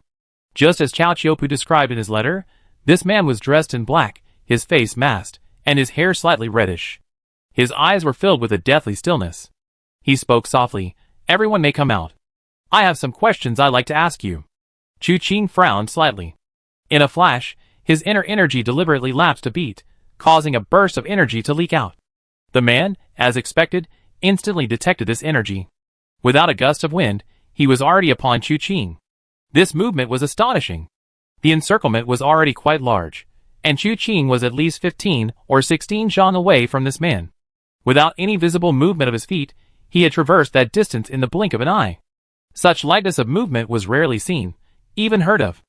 At the same time, the man reached out, and something flew towards Chu Qing. As this object flew, it emitted a chilling sound. The sound spread, and those hidden nearby immediately let out painful howls. Even Siya's face showed pain. Wen Ro, on the other hand, remained expressionless, but this girl was naturally aloof and lacked expression, so even in pain, her face wouldn't change. With the Mingyu True Scripture protecting him, Chu Qing, though the sound was shrill and seemed to penetrate his very brain, had little effect on him. In that instant, he remembered what the old beggar had said. Soul Chaser. Sang Qing. Lightness Skill 100 Ghosts Wandering, Ultimate Technique 13 Needles of Ghostly Cries, and Divine Howls. All these thoughts flashed in an instant. Chu Qing turned, secretly channeling the Mingyu True Scripture into his palm, and in the blink of an eye, he seized the object. A muffled groan escaped his lips. The newcomer, not expecting Chu Qing to harbor such a hidden tactic, assumed he had already been struck by the needle upon hearing the sound and immediately reached out to grab Chu Qing's chest. Just as the attack was about to strike, Chu Qing suddenly drew a circle with his hand, unleashing a powerful palm strike. The dragon regrets. A dragon's roar, carrying endless frost, accompanied the chilling, pure white dragon-shaped true energy. Before it could fully materialize, it had already collided with the newcomer's palm. The newcomer's expression was unclear, but his eyes instantly shifted from deathly stillness to utter shock. Despicable. Chu Qing's action was tantamount to a sneak attack. The newcomer never imagined that this person, who could reveal his aura with a single word while lying in ambush, would be so treacherous. Clearly possessing unparalleled martial arts skills, yet deliberately feigning weakness. Chu Qing's palm strike arrived perfectly timed. Even if the opponent changed their move, they wouldn't have time to channel their inner force. Before the energy could even reach their palm, Chu Qing's palm strike, and the inner force of the Mingyu True Scripture blocked them at their doorstep. Then, Chu Qing broke down the door, taking advantage of the opponent's inability to gather their inner force, and directly attacked, their inner force surging into the opponent's meridians. A deafening roar followed, tinged with the echo of a dragon's roar. The figure was sent flying backward in an instant. The only words they managed to utter were despicable. In reality, the process was too fast. The word despicable didn't even finish, the syllable still lingering in midair. Chu Qing didn't care about the insults. Assassins often act without hesitation. With a swift movement, like a wisp of smoke, he moved so quickly that no one noticed how he moved, that he had already crossed the distance between himself and the man in black, arriving directly at the spot where he had landed. With a clenched right fist, its tip gleaming with frost, he suddenly extended it, unleashing a flurry of frost. A move from the heavenly frost fist, frost and snowfall. The fist twisted, striking the attacker's waist before he could even turn. A series of cracking sounds rang out. The twisting force of the punch shattered the man's spine. The man was sent spinning through the air. This time, Chu Qing didn't strike again, letting him spin several times in midair before crashing to the ground with a thud. He couldn't straighten up, lying there coughing up blood. This entire sequence, though seemingly complex, happened in the blink of an eye. The man launched his attack, only to be struck by Chu Qing's palm before flying away. Chu Qing followed up with another punch. A battle of speed against speed. By the time the onlookers reacted, it was over. Yi, disregarding Chu Qing's condition, rushed to the man's side, checking his breathing and meridians. After a while, he confirmed the man wasn't dead. Chu Qing had held back. He hadn't used his full strength to kill him. Even so, he was half dead. Yi took out a pill from his robes and fed it to the man. Looking at Chu Qing, he was examining the object in his hand. It was a 3-inch-long black iron needle, though its length was more like an awl. The material was clearly not ordinary. It was icy cold to the touch. The tip was exceptionally sharp, but not poisoned. The end was shaped like a skull, hollow inside. Like Chao Qiupu's divine sound sword, it emitted sound through its hollow structure, creating a sonic attack. After examining it for a moment, Chu Qing picked up the needle and approached the man. The man glared at Chu Qing, his eyes filled with resentment and anger. Despicable scoundrel. He clearly possessed extraordinary martial arts skills, yet he had only managed a weak and ineffective attack. Being deceived like this by Chu Qing. His defeat was truly frustrating. Chu Qing smiled. Men, tie him up. Chapter 136. The disciples of Luochen Manor were also jolted awake, their minds reeling. When this person appeared earlier, everyone present was startled. Just by looking at his movements, they knew he was a tough opponent, definitely someone to be reckoned with. And that single needle strike, with its accompanying sonic attack, had caused several disciples excruciating pain. They had thought that with their leader Yi present and the unfathomable third young master, even if the battle was arduous, they shouldn't be truly defeated. Who could have imagined that such a powerful expert would be crippled so easily? While meditating under the bewildered tree, upon hearing Chu Qing's words, they finally snapped out of their daze. Immediately, they rolled up their sleeves and, as if celebrating a grand festival, joyfully bound the expert to a tight, taut rope. The so-called 4 horses tied up method is similar to binding a pig during a New Year's slaughter. The 4 hooves are tied together, with a wooden stick inserted through the middle, allowing 2 people to lift it. This man's spine was shattered by Chu Qing's punch. Without this binding method, it would be difficult to lift him. As for the suffering he would endure while moving him, no one cared. Who cares about the life or death of a good or bad person? 2 disciples from Luochen Manor happily lifted the man. They knew this expert was definitely a powerful figure. With such martial arts skills, he couldn't be just a nobody. Such a fruitful harvest was naturally something to be happy about. Chu Qing waved his hand. Yi, take them back first, hide the man carefully, and don't leave any trace. I make a decision after I get back. Yi nodded in agreement. Yes, young master. After speaking, he hesitated and asked, what are you going to do now? I have something I want to try. You don't need to worry about it. Chu Qing patted Yi's shoulder. Yi nodded. Then please be careful, young master. Don't worry. Watching Yi leave with the disciples of Luochen Manor, only Chu Qing and Winter remained. They exchanged a glance, and Chu Qing smiled. Could we follow his scent and see where he came from? Yes. Winter nodded without hesitation. Then she led Chu Qing in one direction. In a short while, the 2 of them had circled the original ambush area quite a distance. Only now did Chu Qing and Winter realize that this guy hadn't arrived late, but had been observing the situation for a while beforehand. Only after confirming there were no experts did he step into the encirclement. After passing through this chaotic area of scent, the path became increasingly remote and rugged as they ventured deeper. This place was outside Luochen Manor, the mountain paths intricate and complex, autumn leaves scattered throughout the forest, making the path rugged and difficult to traverse. Winru stumbled along, her steps becoming increasingly arduous. Especially now, it was night, and occasionally, a step would land on fallen leaves, only to find herself on jagged, uneven rocks beneath, causing her to involuntarily twist her body. Fortunately, her lightness skill was considerable, allowing her to adjust her posture in time. Otherwise, twisting her ankle or falling would have been entirely understandable. Seeing her struggle, Chu Qing simply took her wrist. Give me directions.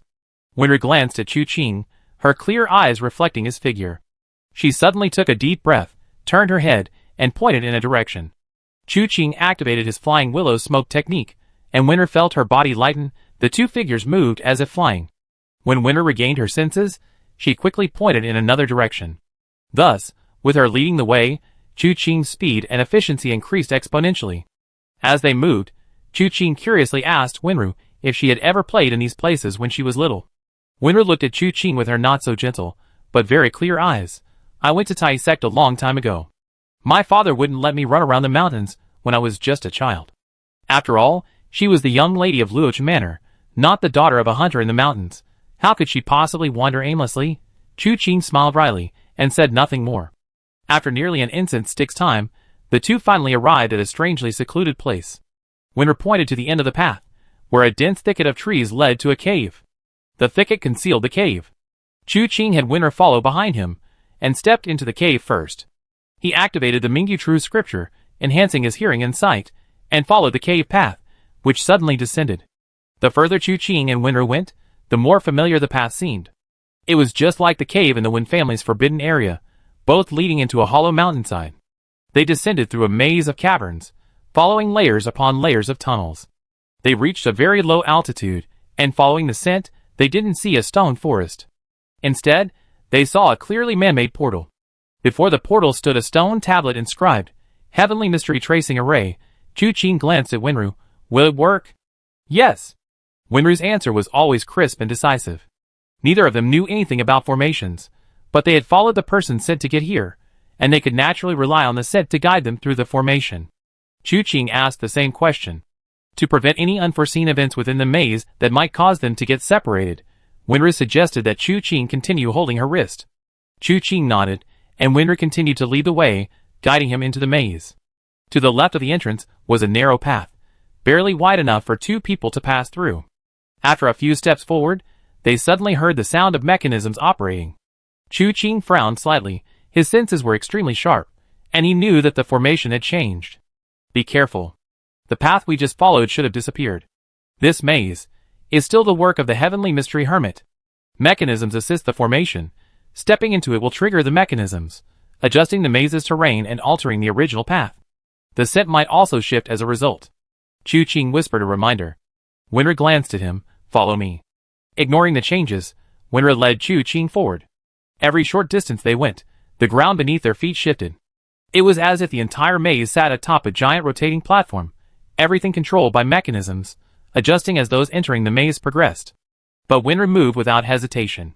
Even when there seemed to be no path ahead, the walls would automatically move away when they reached the end of the passage, revealing a new path. And so they continued, Chu Qing losing track of where they were. Suddenly, he gently tugged at Winter's hand. Someone's here. Winter nodded. I smell it. It's my father. Chu Qing was taken aback, then nodded. That makes sense. Having arrived at this heavenly mystery maze, Chu Qing thought of the map the old beggar had given him. It depicted 13 paths. Based on the 2 paths discovered so far, perhaps each path contains an array. This means the person who met with Lingfei earlier came from Heavenly Mystery Valley. When Fuxing and when Pingsa had been monitoring Heavenly Mystery Valley all day, any unusual activity within the valley couldn't escape when Fuxing's notice. His pursuit and eventual capture in this array makes sense. It's clear when Fuxing wasn't moving quickly, seemingly groping his way through the array. Moreover, given his martial arts skills, such a commotion was likely intentional.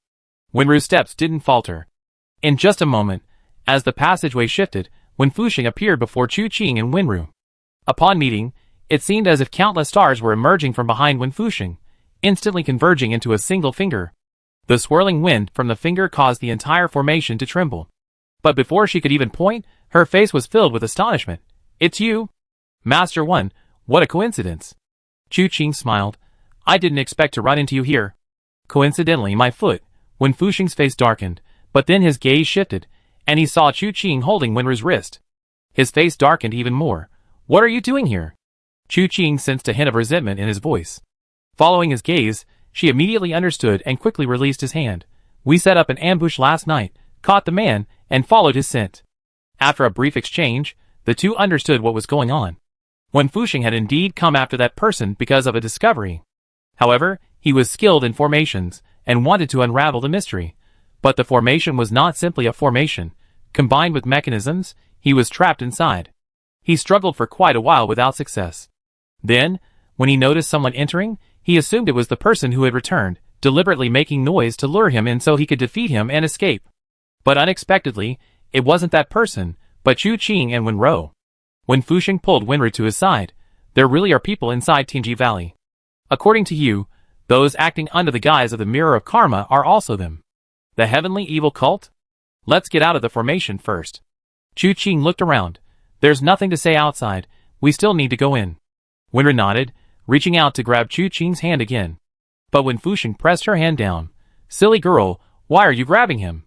What kind of martial arts does he have? There's no way he can't keep up with us." Winra glanced at her father expressionlessly, then turned and walked straight ahead. When Fusheng turned and glared fiercely at Chu Qing. "You scoundrel. You wretched brat. You said you were completely innocent with your daughter, but you actually dared to be so intimate in this secret room, pulling and tugging at her like that." Chu Qing was speechless. "This place has strange formations, and I know nothing about them. I relied entirely on gentleness. What's wrong with pulling her a little? It's clearly you, old man, whose heart is dirty, so why are you blaming me?" The two exchanged glances, engaging in a strange, unspoken struggle. Meanwhile, Winra strode confidently, leading the old man and the young woman, and in moments they emerged from the heavenly mystery maze, arriving at a winding mountain cave. The three exchanged bewildered glances. Chu Qing spoke first. "Master Wen, are you planning to come with us, or continue keeping watch over there?" "I come with you." When Fusheng replied without hesitation.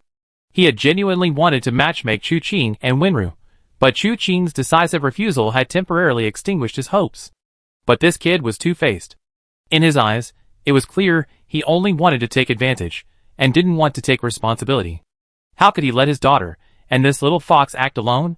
His daughter was innocent and naive, inexperienced in the ways of the world. How could she be a match for this little fox? She'd be completely taken advantage of, and he'd still have to speak well of him. The thought sent chills down when Fusheng's spine. He treated Chu Qing like a wolf. Chu Qing was certainly puzzled, but he didn't say much. The person sent was still there, so when Ro continued to lead the way. With Chu Qing and when Fusheng guarding them on either side, the three of them moved with considerable boldness. Emerging from the winding cave, they found themselves in an open area. From here, they could see the gate of Tianji Valley in the distance. Chu Qing scanned the area and quickly located the cliff face where he had spoken with the old beggar. However, from below, the cliff face was inconspicuous, completely blending into the surrounding scenery. If one hadn't known it beforehand, they would have easily overlooked it. "There's no one outside the gate." That person came from that direction. When Fusheng pointed, I searched everywhere, but found nothing. Chu Qing glanced at Winru. Winru nodded. The scent definitely came from that direction.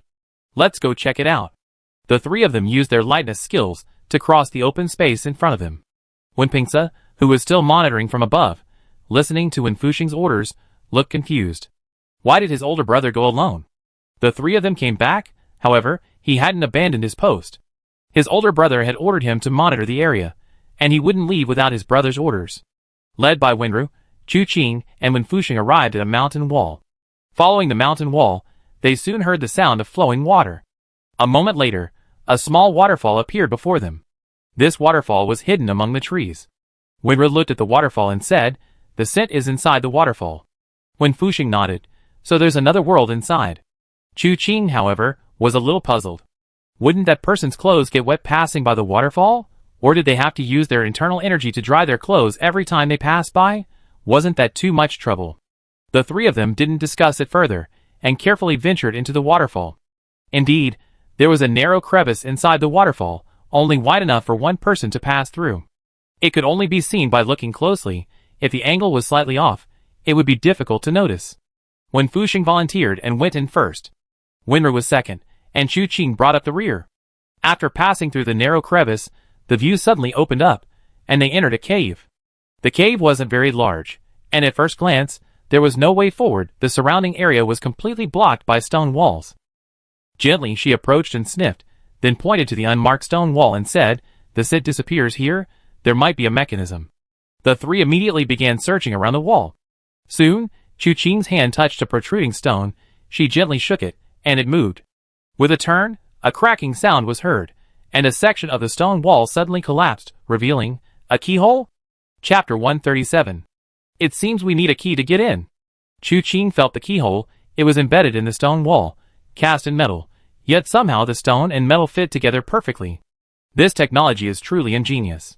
When Fusheng glanced at Chu Qing, that person should have the key. This might be the only entrance besides the main gate of Tianji Valley. But even with the key, going in like this will likely be discovered. That would inevitably alert the enemy. The old beggar had once said that Tianji Valley was heavily fortified, with various deadly traps laid. Now, it's unclear whether these fortifications are man-made, traps, or perhaps ferocious beasts, poisonous insects, or poisons.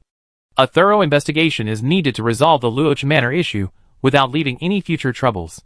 This problem isn't just the heavenly evil sect, the key lies in people's hearts.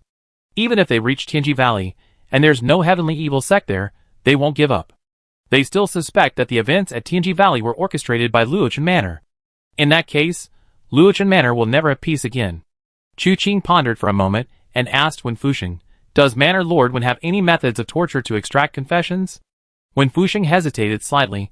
"I have a martial art called soul-piercing finger. Those struck by it suffer a fate worse than death. Perhaps we could give it a try?" "Then let's try it," Chu Qing said. "The person we captured today was a breakthrough point, and now that we found this place, it's a second one. Let's see if we can extract anything from that person first. Let's find another way to infiltrate this place, and see if what we see and hear matches what they said." "Okay." When Fusheng nodded, "Then we need to hurry. Since that person is hiding here, and he was captured, the people in Tianji Valley might notice. Time is of the essence. We need to completely seize the advantage before they make any further moves." After a brief discussion, the two took Wenru outside. After 2 trips, their clothes were soaked through. They couldn't sit down to practice their internal energy now. The 3 used their lightness skills to reach the cliff edge. Each grabbed Wenru's shoulders, leaped up, and flew more than 10 zhang, approximately 33 meters, along the cliff face before reaching the top. Wen Pingsa quickly stood up. "Big brother, 4th brother." Wen Fusheng pondered for a moment, then flew into a rage. "What nonsense! What are you calling me?" Chu Qing gave him a half smile. "3rd Master Wen wants to become sworn brothers with me. Big brother, are you unwilling?" "Ridiculous." Wen Fusheng glared at Wen Pingsa, who scratched his head, wondering what his brother was up to. "You call me big brother, then how do you talk to Shiro?" Wen Fusheng glared at Chu Qing again. Before Chu Qing could speak, Wenru expertly interjected, "Each of us should be addressed separately." Wen Fusheng felt that he had made a huge mistake by not keeping his daughter by his side all these years. What kind of good child could that Cui Paozhong raise? What had become of her, such a lovely little princess? However, this was not the time to educate the child. He instructed Wen Pingsa to continue guarding the place, and, if there were any unusual movements, not to confront the other side, but to immediately return to Luoch Manor to report. The 3 quickly left, following the path through the Forbidden Cave, returning to the Forbidden Area and finally back to Luoch Manor. The disciples of Luoch Manor guarding the Forbidden Area exchanged bewildered glances. The Manor Lord had indeed arrived early that morning. But when did the 3rd young master and the eldest miss get into the Forbidden Area? Could they have been here before and forgotten? The 3 eventually split up and returned to Luoch Manor in 2 groups. After all, Wen Fusheng still had the reputation of being assassinated, so they couldn't just wander around openly. He concealed his tracks, sneaking back. Chu Qing and Wenru, on the other hand, returned to the courtyard openly. As soon as they entered, they saw Siyi guarding the door. Seeing Chu Qing and Wenru, he stepped forward and bowed in greeting. "Where are they?" Chu Qing asked directly. Time was of the essence. They needed to hurry. Siyi glanced at Wenru subconsciously, then pointed to the door and said, "Inside the room." Chu Qing was taken aback, his ears twitching. There was indeed someone in the room, but not the person from before. That person had been injured by him. Their breathing wouldn't be so steady. "Who's in my room?" "A young lady." Siyi answered without hesitation, hearing Chu Qing's frank question. Wenru immediately turned to look at Chu Qing, a hint of surprise in her clear eyes. Chu Qing thought for a moment, at this hour, there was probably only one woman who would come looking for him. He said to Wenru, "Wait for me, I'll be right there." Wenru nodded gently, without any displeasure. Chu Qing quickly approached, pushed open the door, and sure enough, he saw Xiao Wanshuang sitting at the table, looking somewhat lost at the doorway. Feeling somewhat helpless, Xiao Wanshuang began to suspect that he had come tonight to test her and seek an answer. Their eyes met, and Xiao Wanshuang opened her mouth several times, unsure of what to say. Chu Qing spoke first. "Miss Xiao is quite persistent about repaying a debt of gratitude. However, going to a man's room at this hour. Isn't that a bit inappropriate?" Xiao Wanshuang looked at Chu Qing. "Young master, you misunderstand. I arrived a little early, but I didn't expect you to be away. Having nothing else to do, I waited here." She paused slightly, looking into Chu Qing's eyes. "Young master, is your only debt to me saving my life?" Chu Qing didn't deliberately avoid her gaze. "That little incident yesterday doesn't count as a favor, does it?" Chu Qing's gaze remained unwavering, and Xiao Wanshuang turned her head away. I come from a merchant family. I value trust and keeping promises above all else, and I dislike owing favors. Although my martial arts skills are weak, if it's something you ask me to do, and I can do it, there's no reason why I wouldn't. Chu Qing's expression remained unchanged, though he knew in his heart that this wave had been dealt with. However, this woman was still a troublesome one. Once the seed of doubt is planted, it inevitably grows into a towering tree, and if this tree isn't properly controlled, it may sprout branches. Fortunately, this seed is still small. As long as it's not allowed to continue growing, there won't be any problems. Or perhaps this seed can grow according to its own will. Thinking of this, he said softly, Miss Xia wishes to repay my life-saving grace, but I have 2 matters that require someone's help. You only need to choose one thing. Please enlighten me, young master. Xia Wenchuan clasped her hands in greeting. The first thing is the girl you saw during the day, and her brother. They are not Jianghu people. Their arrival at Luochun Manor was purely by chance. I told them to return home tomorrow. Although the journey home isn't too long, there might still be some unexpected events. If Miss Xia can help me get them home safely, then my previous favor will be forgiven. Xia Wenchuan nodded slightly after hearing this. And the second thing? The second thing is a bit troublesome. Chu Qing said, the Divine Blade Hall has committed many evil deeds, causing the loss of Divine Blade City. Fang Tianrui, the Dragon Spear, is stationed in Divine Blade City. From now on, this place has a powerful backer again. Right now, everything there needs rebuilding. This is an opportunity. Miss Xia says she comes from a merchant family, so she must know a thing or two about making money. How about I give you the money, and you help me run some businesses in Divine Blade City? Huh? Xia Wenchuan was stunned. This? What kind of business? Miss Xia decides what kind of business. I only care about the results. He looked at Xia Wenchuan. Miss Xia, which one do you want to choose? Xia Wenchuan pondered for a moment, then said, I choose the second one. Chu Qing gave Xia Wenchuan a deep look, then took out a stack of gold leaves from his sleeve and placed them on the table. This is the capital. I have a favor to ask of Fang Tianrui, the Dragon Spear. I will write a letter tomorrow. After you arrive in Divine Blade City, if you encounter any difficulties, you can use this letter and my name to see Fang Tianrui. All right. Xia Wenchuan carefully put away the gold leaf. Young master, aren't you afraid that after I take this gold leaf, I escape from Luochun Manor tonight? If you doubt someone, don't use them. If you use someone, don't doubt them. Chu Qing smiled. It's just a small move. Since you have no expectations, why worry about it?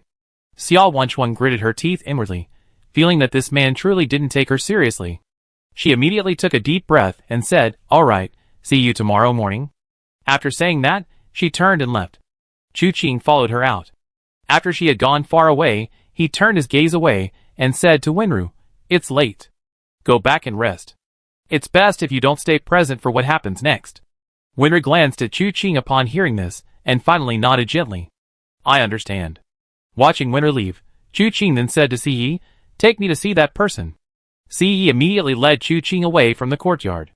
The place where that person was imprisoned was not far away, and the area was heavily guarded. Upon entering the courtyard and opening the main hall door, the man lay on the bed, like a lump of mud.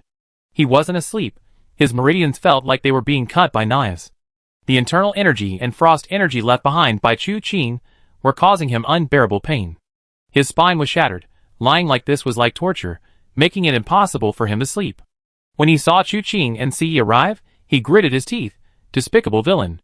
I will definitely kill you. Chu Qing's gaze shifted from him to the scattered items on the table. These are his personal belongings, Siyi explained to Chu Qing. Chu Qing nodded and said, carefully invite the master of the manor here. Yes, Siyi replied, turning to leave. Chu Qing then inventoried the items on the table. First, there were 13 skull needles. Next were various personal protective pills. Beside the pills lay a pair of gloves, made of an unknown material, soft to the touch and appearing very comfortable to wear. Next still was a key. This key had 2 sections. When opened, it revealed a metal rod. When turned, branches extended from within, making it appear quite intricate. Chu Qing examined the key, examining it closely before finally putting it away. He then picked up the skull needles and chuckled, saying, Soul Chaser Sang Qing, your lightness skill is 100 ghosts wandering, appearing without a trace and disappearing without a trace, like a ghost or a phantom, moving without a sound. Your signature technique is 13 needles of ghostly cry and divine howl. Seeing you demonstrate it today has truly broadened my horizons. It's a bit of a pity I haven't truly fought you." Upon hearing this, Sang-Qin, lying on the bed, paled instantly. How do you know my name?" "Not only do I know you, I also know that there's a Soul Seizing Guard, Shi Yi, in Tianji Valley today. And the Tomb King, Zhang Hansheng." Chu Qing smiled. "To be honest, we know everything about your arrangements in Tianji Valley. You want to use the Heavenly Secret Token to lure the heroes of the martial world into Luoch Manor, then reveal the location of Tianji Valley to everyone. Using your already prepared arrangements, you kill and cause bloodshed, using the blood of experts to awaken the Heavenly Demon Robe, the Heavenly Evil Cult. Indeed, what a grand scheme, what a wicked heart. However, such petty tricks are too naive to try and show off in front of me. To tell you the truth, once you reveal the location of Tianji Valley, the day the heroes of the martial world enter the valley, that's when Zhang Hansheng and Shi will perish. If you want to use the blood of heroes to achieve your goals, then you should be prepared to die at their hands." With each sentence Chu Qing spoke, Sang-Qin's face grew paler and more incredulous. After Chu Qing finished speaking, he subconsciously shook his head. "Impossible. Even if you know, we planted the yellow spring powder in the Heavenly Mystery Pavilion. But you have absolutely no chance of getting that much antidote." Yellow Springs powder. Chu Qing's expression remained unchanged, but his heart sank. The people of the Divine Blade Hall had used this before, and even gave some to the Yin Wind Village. The Yin Wind Village used it to have the townspeople poison passers-by, plundering their wealth and lives. This substance is extremely potent, requiring a unique antidote. However, Chu Qing carried far too little of the antidote. It was impossible to find out which medicinal herbs the antidote was made of within the next day or two, or to refine it again. This matter was likely to be troublesome. However, he couldn't simply believe their story. He immediately sneered. "Even when you're about to die, you still won't tell the truth? Did you really plant Yellow Springs powder in the Heavenly Mystery Pavilion?" After hearing this, Sang-Qin was initially bewildered. After a long pause, she seemed to realize what was happening, then flew into a rage. "You lied to me again. You have no idea about our arrangements in Tianji Valley. You're bluffing me." Chu Qing nodded. "Now it's basically confirmed. It's the Yellow Spring powder." Sang-Qin nearly ground her teeth to powder, then closed her eyes, and refused to speak to Chu Qing anymore. This despicable man, so cunning and treacherous. How did he manage to fabricate those words so flawlessly, so that she believed him without hesitation? The key is, everything he said was correct. Only the arrangements within Tianji Valley were vaguely described, which made her subconsciously reveal them. Recalling how she fell into this man's hands, Sang-Qin felt a cold sweat break out on her back. It was truly too treacherous. Chu Qing chuckled. "You're quite interesting, like a child. Do you just ignore people when you're angry?" Chapter 138. Sang-Qin clenched his teeth, determined not to utter another word to Chu Qing. Chu Qing seemed unconcerned, pouring himself a cup of tea and gently swirling it. Just as they were exchanging silent glances, the door creaked open. When Fusheng walked in, he had been listening outside for a while, and now looked at Chu Qing with suspicion. This kid really is a bad seed. The kind that's cunningly wicked. Chu Qing spread his hands. He's not going to talk to me anymore. Now it's the master's turn to make his move. Let me see how powerful the soul-piercing finger is. Just watch. When Fusheng approached Sang-Qin and said softly, "If you can't take it anymore, just say so. As long as you speak honestly, you won't have to endure this pain anymore." Sang-Qin opened her eyes, glanced at Wen Fusheng, and sneered, "Paw." Wen Fusheng, a seasoned veteran of the martial world, was easily swayed by this. He smiled, flicked his finger, and landed on Sang-Qin's brow. The next moment, Sang-Qin, whose face was still bearing a sneer, widened her eyes, feeling as if hundreds of steel needles and iron rods had pierced the depths of her soul. Intense and irresistible pain surged through her entire body. Chu Qing, seeing Wen Fusheng's finger strike, watched as Sang-Qin's eyes widened, followed by blood flowing from her 7 orifices, her body trembling uncontrollably. He clicked his tongue in admiration. "Impressive technique, but be careful, don't kill her." "Don't worry, while the soul-piercing finger can cause unbearable pain, killing someone isn't easy," Wen Fusheng said. 8 or 9 out of 10, they go mad. Then it's better to just die. Chu Qing picked up his teacup, took a sip, and waited quietly. But the wait was short. A moment later, Sang-Qin spoke in a trembling voice. "Stop, stop." Wen Fusheng readily complied, removing his fingers at his command. Sang-Qin looked as if he had just been pulled from water, drenched in sweat. He stared at Wen Fusheng with trembling eyes, as if looking at a living llama. Finally, he took a deep breath, What, do you want to know? The layout within Tianji Valley, Chu Qing said. The more detailed, the better. The outer traps cannot kill, only injure. Below Tianji Tower, there are ditches that collect blood, forming a pool, and in the pool lies the heavenly demon robe. Treasures are displayed inside the heavenly mystery pavilion, luring those who enter the valley to fight each other. Hidden in the mezzanine of the first floor ceiling is the yellow spring powder.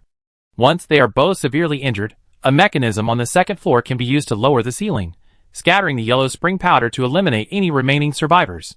Besides the Tomb King and Shi Yi, there are currently three puppet corpses in the valley. And 200 members of the heavenly heretic cult. Sang Qing spoke frankly, revealing everything he knew. Is this the truth? Chu Qing looked at him quietly. Sang Qing looked at Wen Fuxing with fear. I only wish for a quick death. What are puppet corpses? Wen Fuxing asked. They are toys given to my lord by the playful king. They are made from dead corpses. Each one is exceptionally strong, fearless of death and injury. If one is determined to fight to the death, one can unleash tremendous power. Chu Qing's eyes narrowed slightly, recalling Dong Xingji from before. This perfectly healthy person, seemingly dead, yet rose again. Even with a crippled body, his power remained undiminished. Back then, Ho Wenjing, the iron-armed divine ape and grand elder of Flying Cloud Valley, underestimated Dong Xingji, this walking corpse, thinking he could severely injure him with a single punch. However, Dong Xingji's injuries not only didn't affect him in the slightest, but he also reached out and severed both of Ho Wenjing's arms. This gave the disciple of Listening Waves Pavilion an opportunity. Poor Ho Wenjing, with his illustrious reputation, ultimately died at the hands of an unknown nobody. Could it be that Dong Xingji is a puppet corpse? Thinking of this, Chu Qing asked, how much do you know about that playful prince? Playful prince? I don't know much. Sang Qing thought for a moment and said, I only know that the 12 holy kings each have their own strengths. The playful prince is fond of playing around and finds pleasure in mortal life. His martial art is called string play, but how to use it is unknown. Also, he has a kind personality, and is said to have excellent personal relationships with many of the 12 holy kings. Chu Qing nodded upon hearing this and asked again, then you should know quite a bit about your tomb prince, Zan Hansheng, right? Sang Qing's pupils contracted slightly, and cold sweat suddenly appeared on his forehead. But then, as if thinking of something, he suddenly smiled again. The tomb prince. The tomb prince is unfathomable. Even we, his close associates, don't know what martial art he practices, or what skills he possesses. Moreover, we haven't even seen his face. If I know correctly, you and Shi are both his guards. Guards don't know their master's true identity? Do you think I believe that? If you don't believe me, there's nothing I can do. However, the 12 holy kings are all extraordinary. We, their so-called guards, are merely tools for them to achieve their goals. How could they possibly let us know too much? This wasn't entirely unconvincing, but it made things seem rather complicated. If even Sang Qing didn't know Zan Hansheng's true identity, then is the one in Tianji Valley. Truly this Tomb King himself. If this person is just a substitute, then where am I supposed to find the real Tomb King to kill? Chu Qing reviewed the mission prompt again. Triggering the mission. Kill order. Kill the 2 guards and 1 king. Accept? It doesn't seem to explicitly mention the name Zan Hansheng. Since the old beggar's words are true, then he must be targeting the 2 guards and 1 king in Tianji Valley.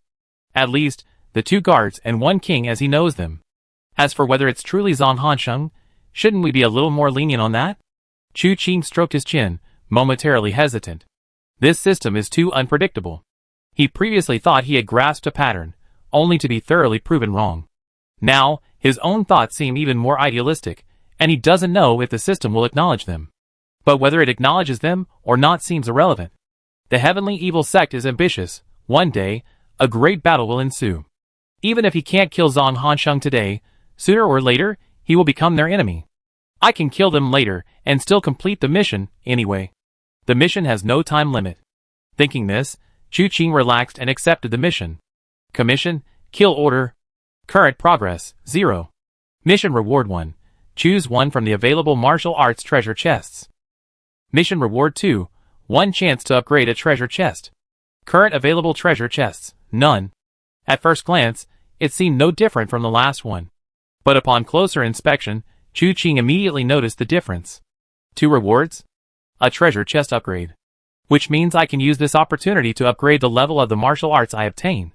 Although it's still random, the random items are all good. Chu Qing felt his breathing become rapid. His system was always rudimentary, sometimes incredibly haphazard. But the triggered missions were surprisingly clever. The previous kill order only allowed choosing one martial arts treasure chest. This time, there was an extra reward. He wondered if killing the 2 guards and the king of Tianji Valley would actually complete the mission. If not, it would likely require a lot more effort. Just as he was thinking this, when Fuxing asked, "Where did you get all the things from Tianji Valley?" The question was vague.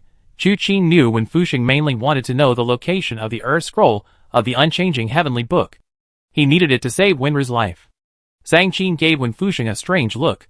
"I didn't expect the master of Luochen Manor to covet the treasures of the Tianji Hermit. I don't know where those things are now."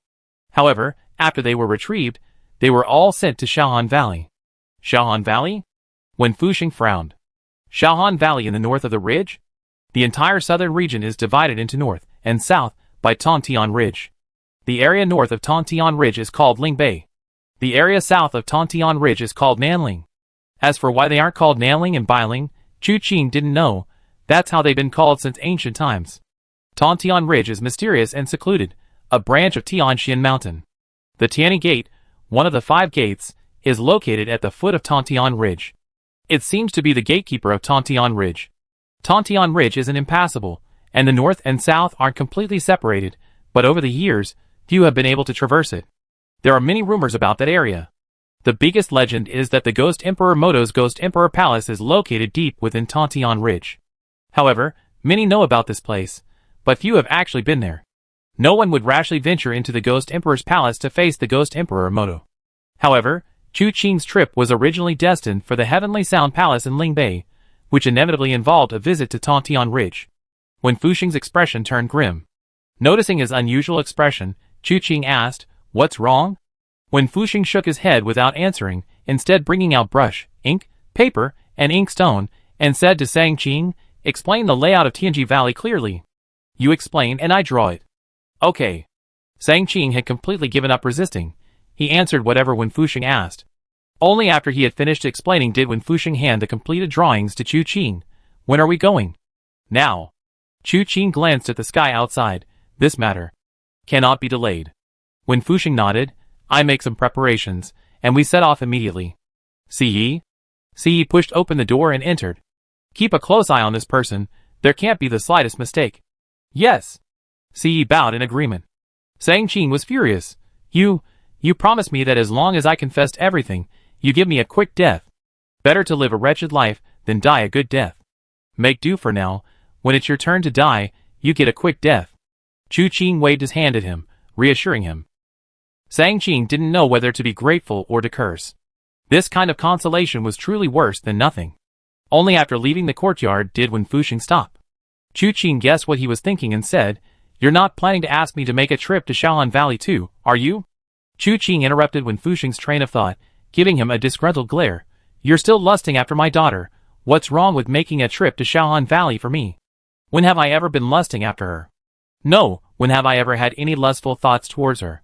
Chu Qing's face darkened. "You didn't have any lustful thoughts, yet you're still acting all coy? I saw it all, and you still dare to pretend you didn't know?" Wen Fuxing snorted. "Let me tell you, you took advantage of my daughter. Don't even think about walking away. If you're so capable, then marry her, and I respect you as a man." Chu Qing almost rolled his eyes to the sky, too lazy to argue with him about this. "Is there some difficulty preventing you from going?" Wen Fuxing exhaled, remained silent for a while, then took out a token from his sleeve and handed it to Chu Qing. Chu Qing glanced at it, his pupils contracting slightly. The Ghost Emperor's decree? The 2 gangs, 3 halls, 5 gates, and 1 manor, while these are arguably the largest forces in the southern ridge. Yet, throughout the entire southern region, the most supreme being is still the Ghost Emperor Moto. 3 years ago someone gave me this token. He told me that I could not leave the southern ridge for the next few years. This was the Ghost Emperor's decree. As for when this decree would be lifted, that person did not tell me at the time. When Fuxing looked at Chu Qing, "This token, I'm afraid, wasn't only obtained by me. The 2 gangs, 3 halls, 5 gates, and 1 manor all received this decree. Therefore, for the past 3 years, no one from any of these major forces has crossed the Tontian Ridge." Chu Qing stroked his chin. 3 years ago again? 3 years ago. The heavenly evil cult began its operations. 3 years ago. Ghost Emperor Moto issued a decree to the leaders of various forces. This matter is probably not a coincidence. The struggle between the heavenly evil cult and the 3 sovereigns and 5 emperors should have begun 3 years ago. However, these things are unknown not only to ordinary people, but even to someone like Wen Fuxing. Chu Qing suddenly remembered the rumors he had heard these past few days. Emperor Xian, Shang Qiuyu, disappeared, Ghost Emperor Moto went south. The 3 sovereigns and 5 emperors, who had been inactive for many years, seemed to have undergone some subtle changes. Then he thought of that old beggar. Although Chu Qing suspected the old beggar wasn't Shang Qiuyu, he was certain the man was connected to him. Combined with the old beggar's earlier statement that if the 3 sovereigns and 5 emperors were to take action, it would lead to even more deaths in the martial world. This made Chu Qing suspect that the existence of the heavenly evil sect had been known to the 3 sovereigns and 5 emperors for the past 3 years. And since then, a silent struggle had been brewing between them. Thinking this, Chu Qing was about to speak when he suddenly heard the sound of clothes rustling in the wind. He and Wen Fuxing simultaneously looked towards the source of the sound and saw Si Chen, dressed in white, appear before them with a grave expression. Master, third young master. The situation is bad. Rumors about the location of Heavenly Mystery Valley have suddenly spread within the manor. Those people can't hold back any longer. Chu Qing and Wen Fuxing exchanged a glance and said simultaneously, such a quick reaction. Chapter 139. The timing of this clash between Luochen Manor and the Heavenly Evil Sect is crucial. Chu Qing had previously predicted that the Heavenly Secret Token was bait thrown out by the Heavenly Evil Sect, and Heavenly Secret Valley was the fish trap to lure the fish in. When the time was right, the Heavenly Evil Sect would inevitably reveal the location of this trap to the fish, luring them into its snare. However, Chu Qing didn't know what that right time would be at the time. But now he did. The Heavenly Evil Sect's delay in action likely stemmed from 2 reasons. One was that the gathering of martial arts figures within Luochen Manor needed to reach a certain scale. Otherwise, they couldn't achieve their goal of awakening the Heavenly Demon Robe. This point had actually been achieved when the martial arts contest for marriage began today. They hadn't acted then because they still needed to achieve their second goal, to make contact with the Mirror of Karma. Sang Qing appeared tonight for this very reason, only to fall into Chu Qing's hands. Now that Sang Qing hadn't returned on time, Zhang Hansheng sensed something was amiss. He immediately understood he couldn't delay any longer and revealed the location of Tianji Valley, hoping to lure the fish, already captivated by the bait, to the trap. However, from this perspective, the Nyejing platform was probably hidden even deeper than anticipated. Even the cunning Tianxia cult could only resort to such a clumsy method to contact the Nyejing platform, instead of directly finding its headquarters and telling them, those who submit will prosper, those who oppose will perish. The thought flashed through his mind, and then he heard Wen Fuxing say, what was bound to happen has happened, but the timing isn't bad. Chu Qing nodded. From Sang Qing's words, we can basically confirm the situation inside Tianji Valley. Although those people are bewitched by the Tianji token, we don't need to make them believe everything. Just tell them what we know. Once they arrive at Tianji Valley, they will naturally understand. Master One, you stay here, gather them together, and lead them to Tianji Valley so they can obtain what they seek. I go first. The yellow spring powder in Tianji Tower is still quite troublesome. The Heavenly Evil Sect's presence in Tianji Tower isn't extensive, but it's deadly. Especially the yellow spring powder, once someone is contaminated, it will cause serious consequences. He doesn't have many antidotes on him right now, and even if he did, it's impossible to use it on so many people. The people in Tianji Valley will be numerous and diverse. Even if he clearly explains the yellow spring powder to them, it's hard to say whether some might act rashly. Wen Fuxing frowned slightly, feeling that Chu Qing's journey to Tianji Valley alone was somewhat dangerous. However, now was not the time for hesitation, so he immediately nodded. All right, that's settled. I take care of things within the manor, you handle Tianji Valley. Has the letter to Tailingyun been sent? I arranged for someone to deliver it by fast horse long ago. It's probably already in Tailingyun's hands. But these people won't be able to get here until after dawn at the earliest. Chu Qing recalled the situation at Shindao City. If everything goes smoothly, it might be just in time. Besides being used as a surprise attack, we must also be wary of those Jianghu outlaws. Understood. Wen Fuxing nodded. Be careful. If things don't go well, preserve your life and wait for me to come. I definitely have to wait for you. How can they give up if they don't see the experts of the Heavenly Evil Sect? Chu Qing smiled and clasped his hands in a fist salute to Wen Fuxing. Then, With a light step, he vanished like a wisp of smoke, disappearing from Wen Fuxing's sight in the blink of an eye. Such swift legs. Wen Fuxing was startled, but quickly composed himself and began giving orders. Send word to Second Master and Miss Tai to go to the treasure pavilion and wait for me. Arrange a new residence for Miss Tai. It must be secluded and not known to others. Go and invite all the disciples of the Tai sect, as well as the third young master's friends, to the front of the treasure pavilion. Notify the star guards to send more men to the treasure pavilion. With these orders issued, Wen Fuxing strode towards the treasure pavilion. Now that he had been assassinated, the matter at hand was no longer crucial. With the decisive battle imminent, it was time to reveal himself. This time, Chu Qing truly accelerated, unleashing his flying smoke technique, his figure moving like a fleeting shadow, appearing from afar like a wisp of smoke floating among the mountains. The disciples in the forbidden area of the back mountain only caught a glimpse of a wisp of smoke before it vanished without a trace. They almost thought they were hallucinating. In no time at all, Chu Qing had arrived at the cliff edge guarded by Wen Pingse. He didn't greet Wen Pingse, his figure. A blur flashed past Wen Pingse. Wen Pingse whirled around, but there was no one beside him. Looking up again, he saw Chu Qing leaping through the air, his movements as swift as a wisp of smoke. He was speechless with astonishment. Fourth brother, are you trying to become an immortal? Chu Qing, unaware of Wen Pingse's thoughts, used the golden goose technique to leap through the air. From this high vantage point, looking back, one could see Tianqing Mountain. However, the terrain and landform seemed to have been altered and arranged by the hermit of heavenly mystery. So much so that even standing on Tianqing Mountain, directly facing Tianji Valley, one couldn't see Tianji Valley at all. It must be said, this move was indeed brilliant. The old beggar's words, "The four seasons conceal the secrets of heaven, changes embrace the void valley," were truly fitting. Once Chu Qing landed, following the previous trail, he quickly found a small waterfall. He didn't rush in, but listened intently. There was no sound inside, as if no one was there.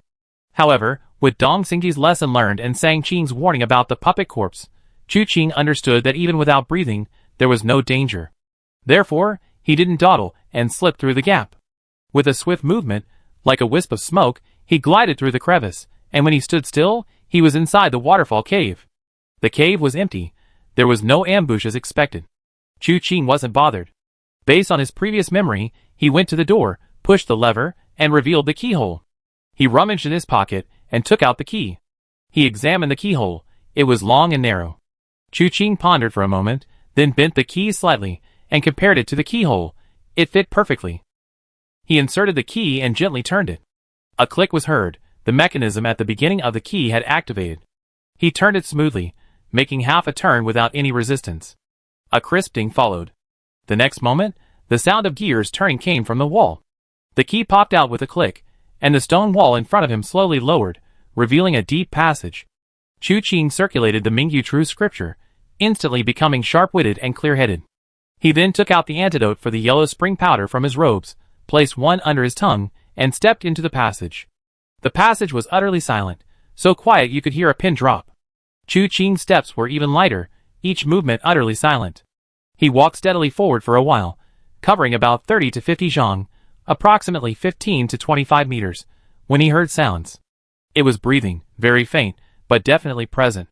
Listening intently, he realized the sounds weren't from just one place. They were distributed around him, a total of 7 people. Chu Qing's eyes narrowed slightly, a cold smile playing on his lips. Trying to ambush me? He had initially planned to sneak in, but now it seemed he had no choice but to use a more forceful infiltration method. As his thoughts raced, his steps became even more silent. After another 7 or 8 zhang, he saw the outline of a cave. Looking out, he could faintly see starlight. The next moment, Chu Qing suddenly exerted his strength. His entire body shot out of the cave entrance, like a wisp of smoke. The commotion indeed alerted the ambushers, but as they leaped from their hiding places, Chu Qing had already soared into the air. Looking down, they saw 7 people.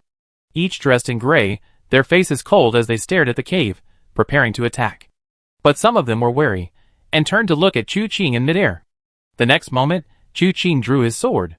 With a swift movement of his golden goose technique, he plummeted from midair in a whirlwind, sword following his every move, man and sword becoming one. The man on the ground hadn't even had time to react when a wisp of green smoke, carrying a sharp edge, flashed past him. He tried to turn around, but before he could, his head didn't turn, and he landed with a thud, The remaining men then realized what had happened. Before they could react, Chu Qing's figure flashed 6 times in a row, stopping abruptly. A sharp crack. It was the sound of a blade returning to its sheath. Chu Qing didn't turn around, continuing forward along the path. Behind him, the 6 gray-clad men collapsed to the ground one by one. Only after hitting the ground did their heads roll off their necks. Chu Qing didn't turn around, not just because of confidence, but because this strike was his full power. Although he used the 16 styles of the evil-slaying blade, he also incorporated the sharpness of a fast sword. The blade's movements were simple and direct, abandoning all extraneous details, maximizing his speed and the power of his swordsmanship. If they weren't dead after such a turn of the blade, then the heavenly evil cult no longer needed to hide. They could simply trample the martial world, and no one in the world could withstand their might. Kill them all, then no one should know I infiltrated. Chu Qing walked a short distance before his eyes narrowed slightly. The surrounding vegetation was lush, but at the edge was a broken wall, and about 10 feet away on the opposite side was another broken wall. Between these 2 broken walls was Tianji Valley. The space above was shaded by trees, while below was a completely different world. Following a path down, one could see a sizable space nestled between the mountain walls. Within this space were pavilions and buildings, and at the far end stood a tall building built against the mountainside. This building was enormous, standing out prominently among the other structures. Chu Qing's gaze settled, and he understood. That must be Tianji Tower. He took out the blueprints drawn by Wen Fuxing from his robes, and compared them to the pavilions and buildings within Tianji Valley. Recalling Sang Qing's earlier recounting of the scene within Tianji Valley, Chu Qing thought. He said that the buildings within Tianji Valley were not meaningless. The Tianji hermit used the empty valley to create an array. Every building had a purpose. Overall, it was both a killing array and a maze. The dense fog concealed deadly intent. This array was thus named Tianji Valley. Chu Qing didn't enter through the main gate.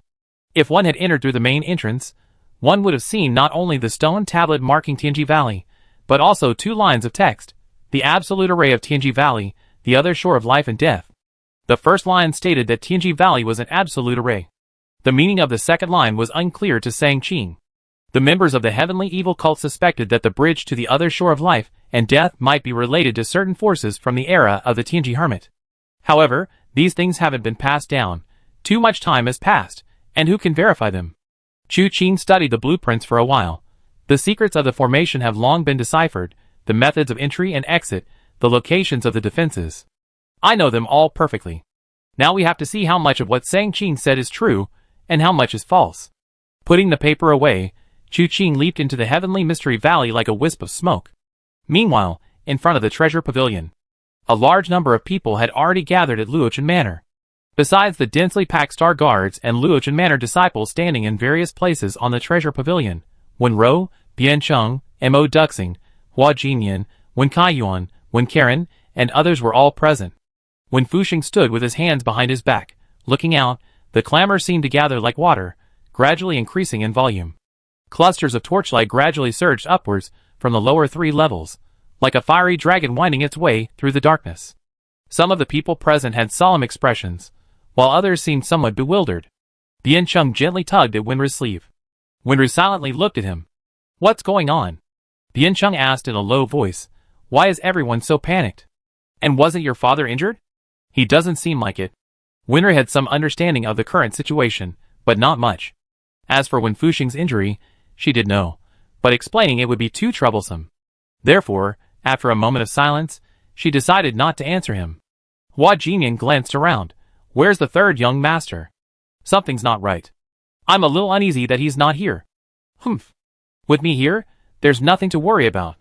Mo Duxing spoke calmly, his tone still as nonchalant as ever, as if he didn't care about anyone in the world. Hua Jinyan felt reassured upon hearing this. Brother Mo is indeed a man of profound wisdom. Mo Duxing slowly closed his eyes, sword in his arms. Though surrounded by people, he exuded an aura of inexplicable loneliness. "No one in the world knows me. What does it matter if there are countless people?" Perhaps this aura was too arrogant, so much so that Wen Fuxing couldn't help but turn back to look at him, his heart skipping a beat. Both felt this man was unfathomable. Wen Fuxing, hand over the heavenly secret token. A sharp shout rang out, and a figure appeared, seemingly walking on air, arriving before the crowd in the blink of an eye. Even in midair, he unleashed a palm strike. The palm strike was fierce and powerful, the wind swirling in all directions, causing the clothes of everyone present to flutter. Upon closer inspection, it seemed as if the man's palm was coated with a layer of gold powder, shimmering with golden light. As he struck out, a massive golden palm shadow crashed down towards Wen Fusheng. While demanding the handover of the heavenly secret token, they actually committed murder and robbery. Chapter 140. Wen Fusheng's eyes narrowed slightly, not even glancing at the palm strike. His inner energy surged, and the rustling of his clothes subsided. But strangely, his hair fluttered slightly, and an invisible aura instantly spread in all directions. The massive palm print in midair slowed down with every inch it approached Wen Fusheng. It was as if an invisible wall of energy was blocking his attack.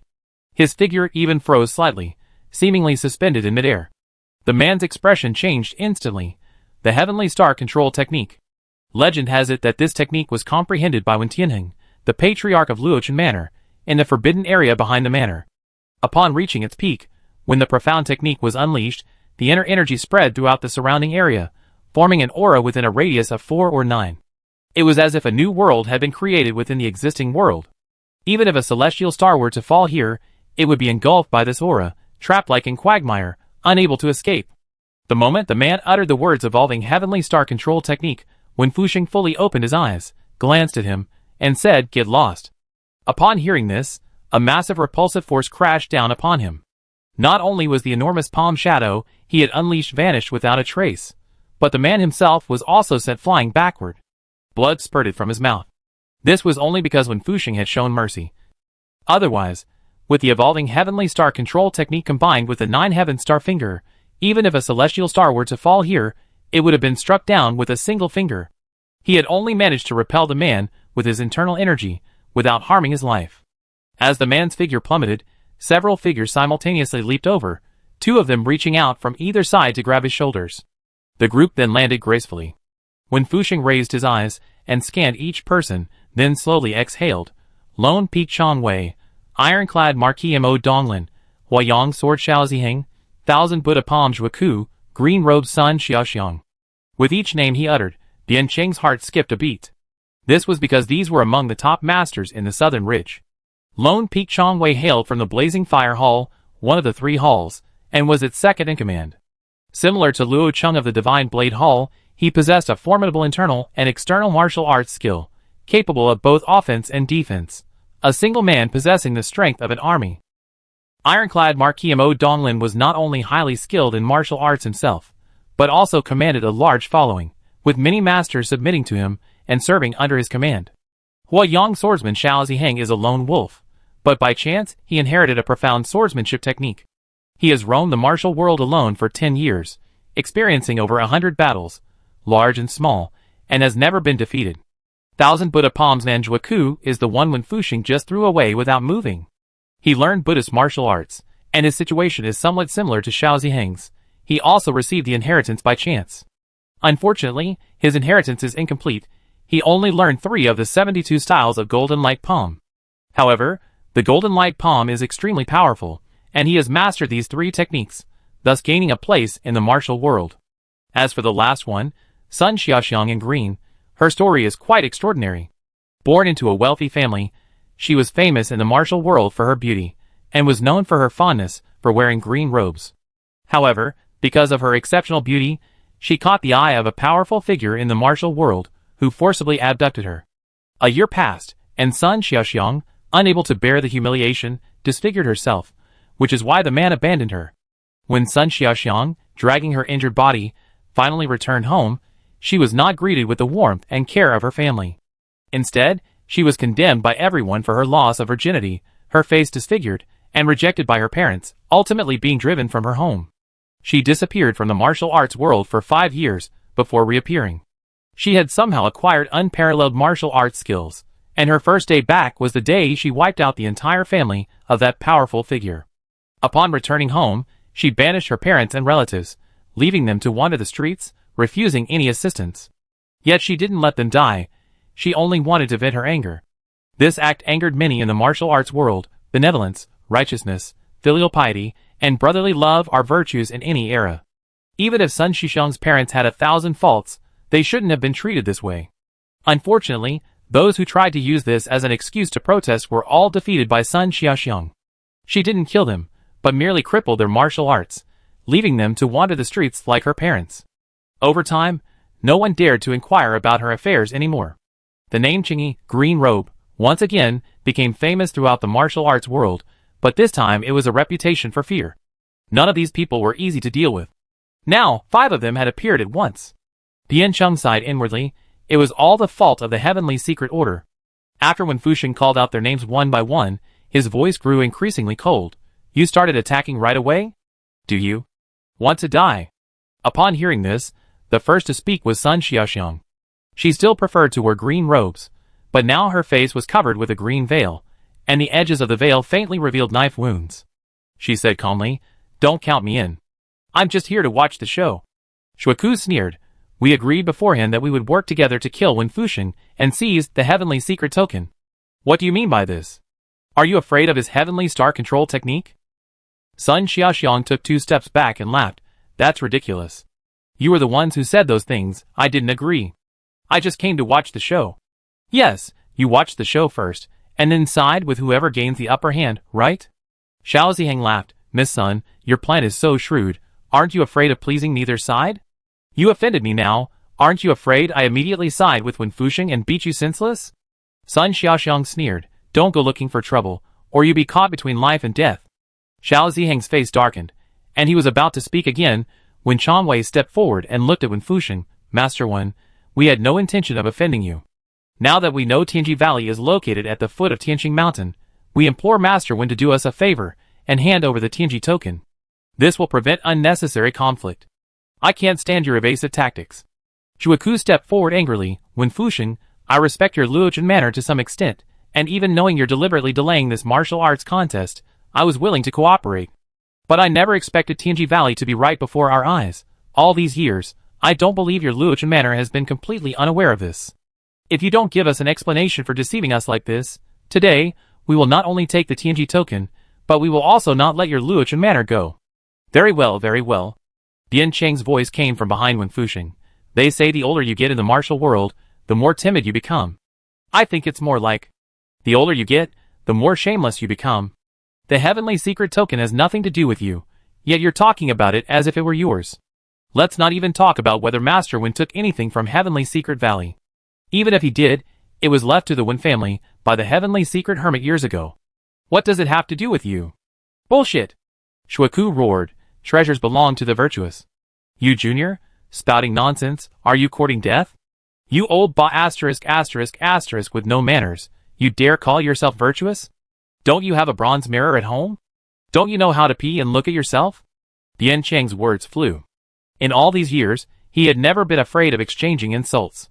Wen Fusheng stood in front of him for a long time before realizing that this was his daughter's second senior brother.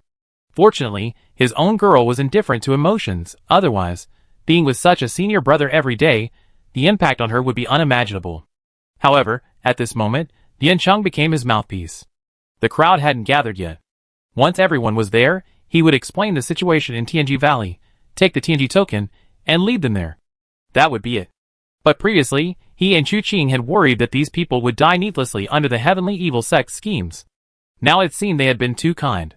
As the saying goes, good advice is hard to persuade a damn fool, especially this Shuaku.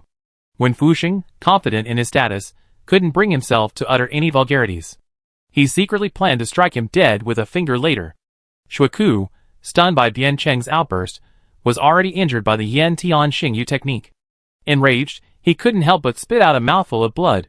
I kill you. He was about to leap into the air when 2 figures, one gray and one white, appeared midair. They pressed down on his shoulders, one on each side, forcibly pinning him back down. Shuaku was furious and about to lash out, but upon seeing the gray figure, his anger vanished. Not a master? Not a monk.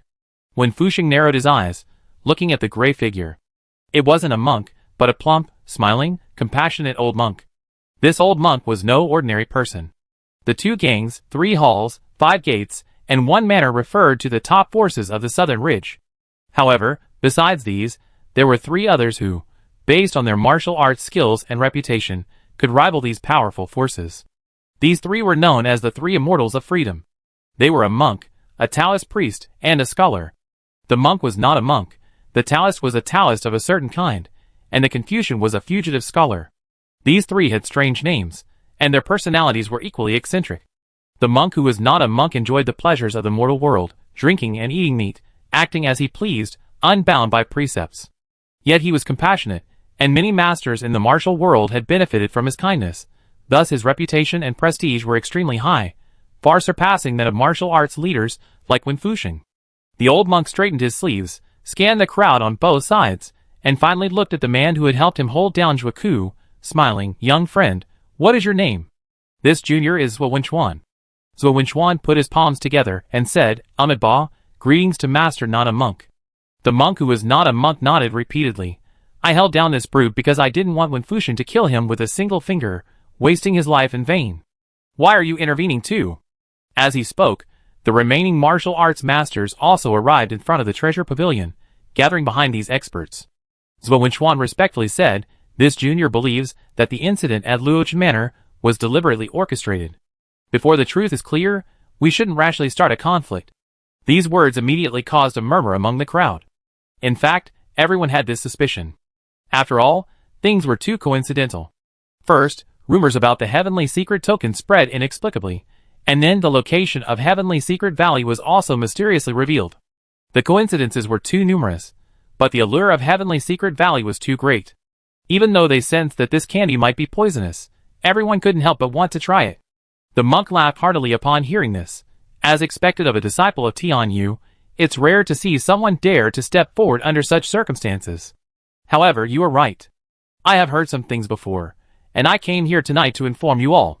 He glanced at Wen Fusheng, Benefactor 1, whether they live or die, it's best to leave it to them to decide. What do you think? Wen Fusheng glanced at him and immediately smiled. If you have something to say, just say it.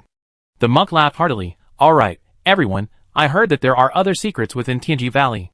A sect called Tianxia has taken over Tianji Valley, using the news of the Tianji token as a lure to bring you all to Luochen Manor. They're using Tianji Valley as bait to invite you into the valley, intending to kill you all. Whether you go to Tianji Valley or not is your decision. If Wen Fusheng had said this, these people might not have believed him. A leader of a power inevitably prioritizes profit. It's not that monk but not, said the monk, but that he is a virtuous and compassionate monk, whose Buddhist teachings are boundless. He would never fabricate such a colossal lie for the sake of Luochen Manor. For a moment, everyone present exchanged bewildered glances, some filled with suspicion and uncertainty. May I ask, master, where did you obtain this information? Chong Wei stepped forward, clasped his hands in a fist salute, and showed the monk utmost respect. Monk but not smiled and shook his head. It cannot be said, it cannot be said. This? Chong Wei was speechless for a moment. He wanted to press further, but dared not be too forceful, so he remained silent. Zhuo Ku was unwilling to give up. Whether it's true or false, we find out soon enough. Wen Fusheng, do you dare hand over the Heavenly Secret Token? Wen Fusheng reached into his robes, and a token appeared in his palm. This is the Heavenly Secret Token. If any of you wish to go to Heavenly Secret Valley, you may come with me. What? Zhuo Ku was stunned. He had thought he would have to fight to the death to obtain it, and Wen Fusheng had just handed it over? If you wanted to hand it over earlier, why resort to violence? Wen Fusheng glanced at him coldly and said, Gentlemen, you all heard what the monk said. To be honest, since the news of the Heavenly Secret Token spread, I've been trying to find a way to investigate the truth of this matter.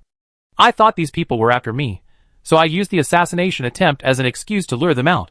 But I never expected they were after you. These past few days you've been busy plotting for the Heavenly Secret Token, while the third young master and I have been busy saving your lives and investigating those secretly plotting against you.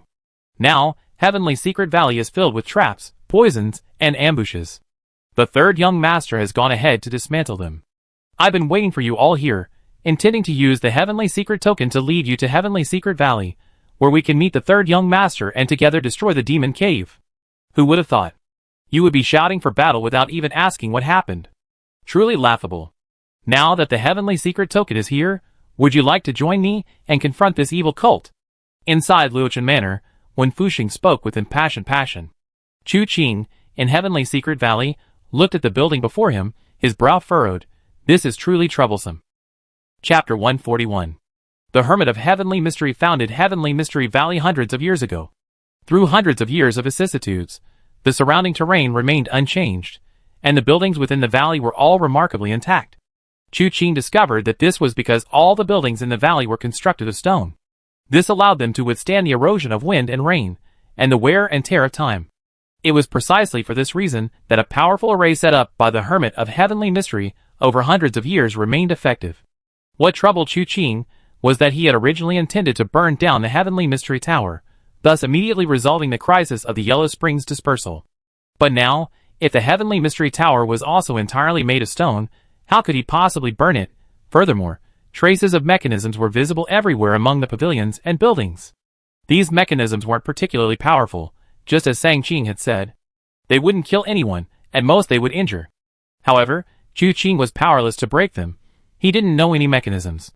Because Sang Qing hadn't returned in a long time, it aroused the suspicion of the Tomb King, and the defenses in the valley were now quite different from what Sang Qing had described.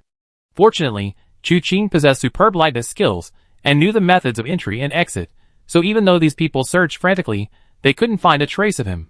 He stumbled and avoided traps, carefully dodging the disciples of the Heavenly Evil Cult, and finally arrived at the Heavenly Mystery Pavilion. This building seemed enormous from afar, but seeing it up close is even more awe-inspiring. The Heavenly Mystery Hermit built such a structure single-handedly, and it has withstood centuries of wind and rain. Truly remarkable. Chu Qing didn't rush forward. This was already the most dangerous place in the entire Heavenly Mystery Valley.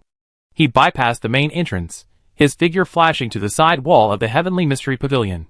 Following the wall forward, he reached the mountainside. The surrounding mountains of Tianji Valley are quite peculiar, wider at the bottom and narrower at the top, forming a huge arc. The roof of Tianji Tower is almost level with the top of the mountain wall. This shows how tall the tower is. Chu Qing craned his neck to look around, then suddenly exerted force with his feet, his body like a bat, spreading his arms, and rising rapidly like a wisp of green smoke. This light leap covered more than 10 zhang, approximately 33 meters, and with a light step, he used the Golden Goose technique to propel himself another 10 zhang. To leap more than 20 zhang in one breath was something Chu Qing would absolutely never have been able to do before acquiring the Flying Willow Green Smoke technique. 20 zhang might not sound like much, but it's important to know that 1 zhang is 3.3 meters, so 10 zhang is 33 meters. With this leap, he could easily reach a height of 66 meters. Assuming a floor height of 3 meters, this leap would be equivalent to jumping directly to the 22nd floor of a building, a truly astonishing feat in modern society. However, he was still a little distance from the top of Tianji Tower. He lightly braced himself against the wall, his body rising again until he landed steadily on the roof of the Heavenly Mystery Pavilion. From this vantage point, he could see the entire Heavenly Mystery Valley below. The buildings below appeared quite small, but their layout and the movements of the Heavenly Evil Cult disciples were all clearly visible. Looking further ahead, however, the terrain prevented him from seeing what lay beyond the entrance to the Heavenly Mystery Valley. I wonder how Wen Fuxing is doing. Time is of the essence. I must enter the Heavenly Mystery Pavilion as soon as possible. But the roof beneath his feet, paved with stone, was remarkably seamless. He could easily smash it, but that would inevitably alert the Heavenly Evil Cult disciples inside. Chu Qing groped around for a moment, arriving at the side of the Heavenly Mystery Pavilion rooftop directly opposite the Heavenly Mystery Valley Gate. Having observed from below, he noticed a window in this location. With a swift movement, he descended from the rooftop, extending his arm overhead to hang suspended in midair. Sure enough, the window was tightly closed. He immediately stepped on the window, exerting a slight force. The entire window was kicked off with a single kick. Chu Qing's heart tightened.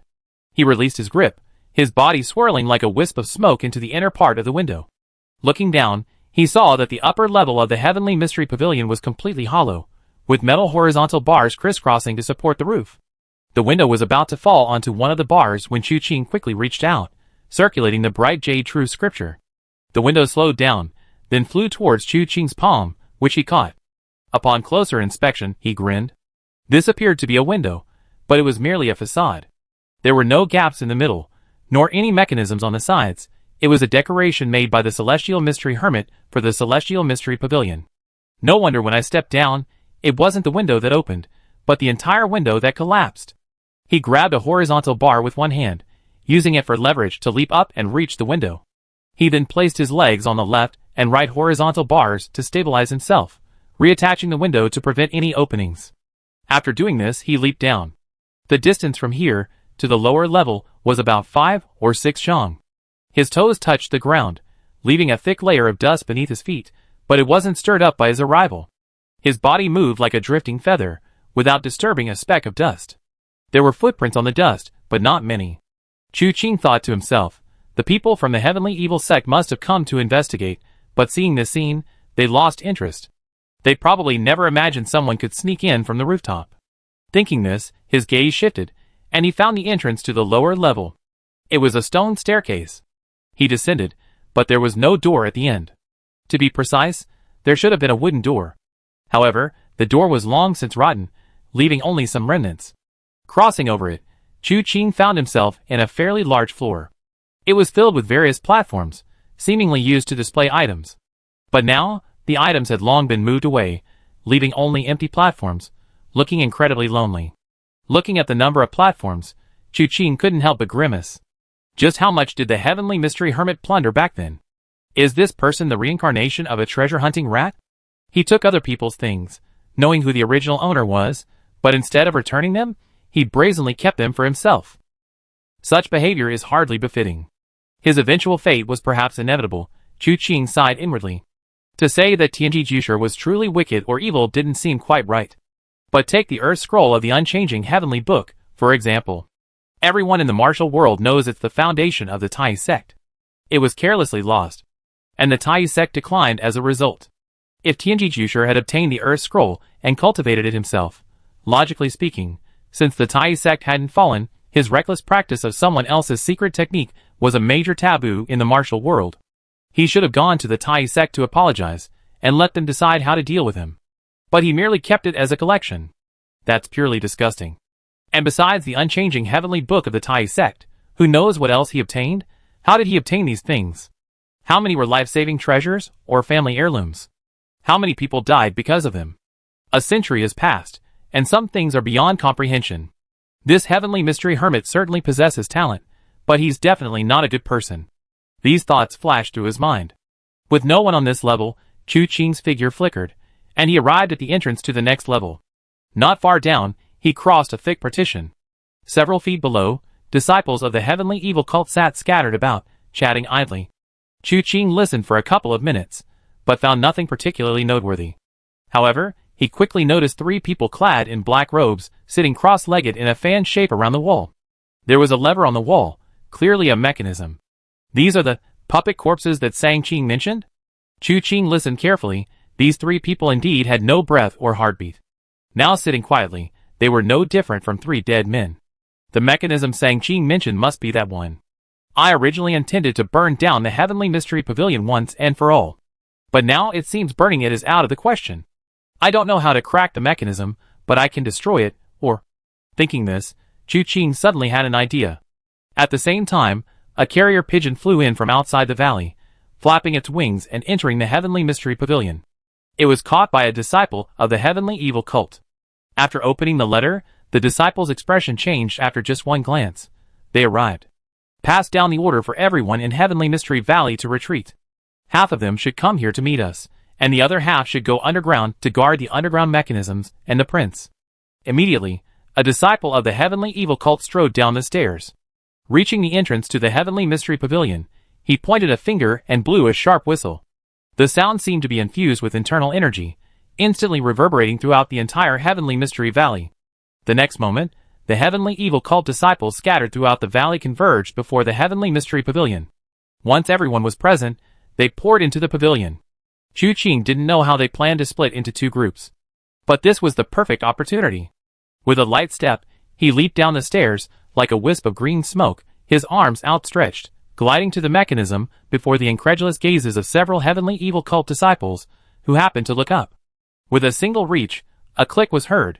The mechanism had been pulled down by Chu Qing. Clang! Clang! Clang! The ground trembled violently, and the incredulous voices of the heavenly evil cult disciples echoed in his ears. What's going on? Oh no, the yellow spring powder is falling. Run! But it was too late. They had set up this trap for a long time, testing everything repeatedly.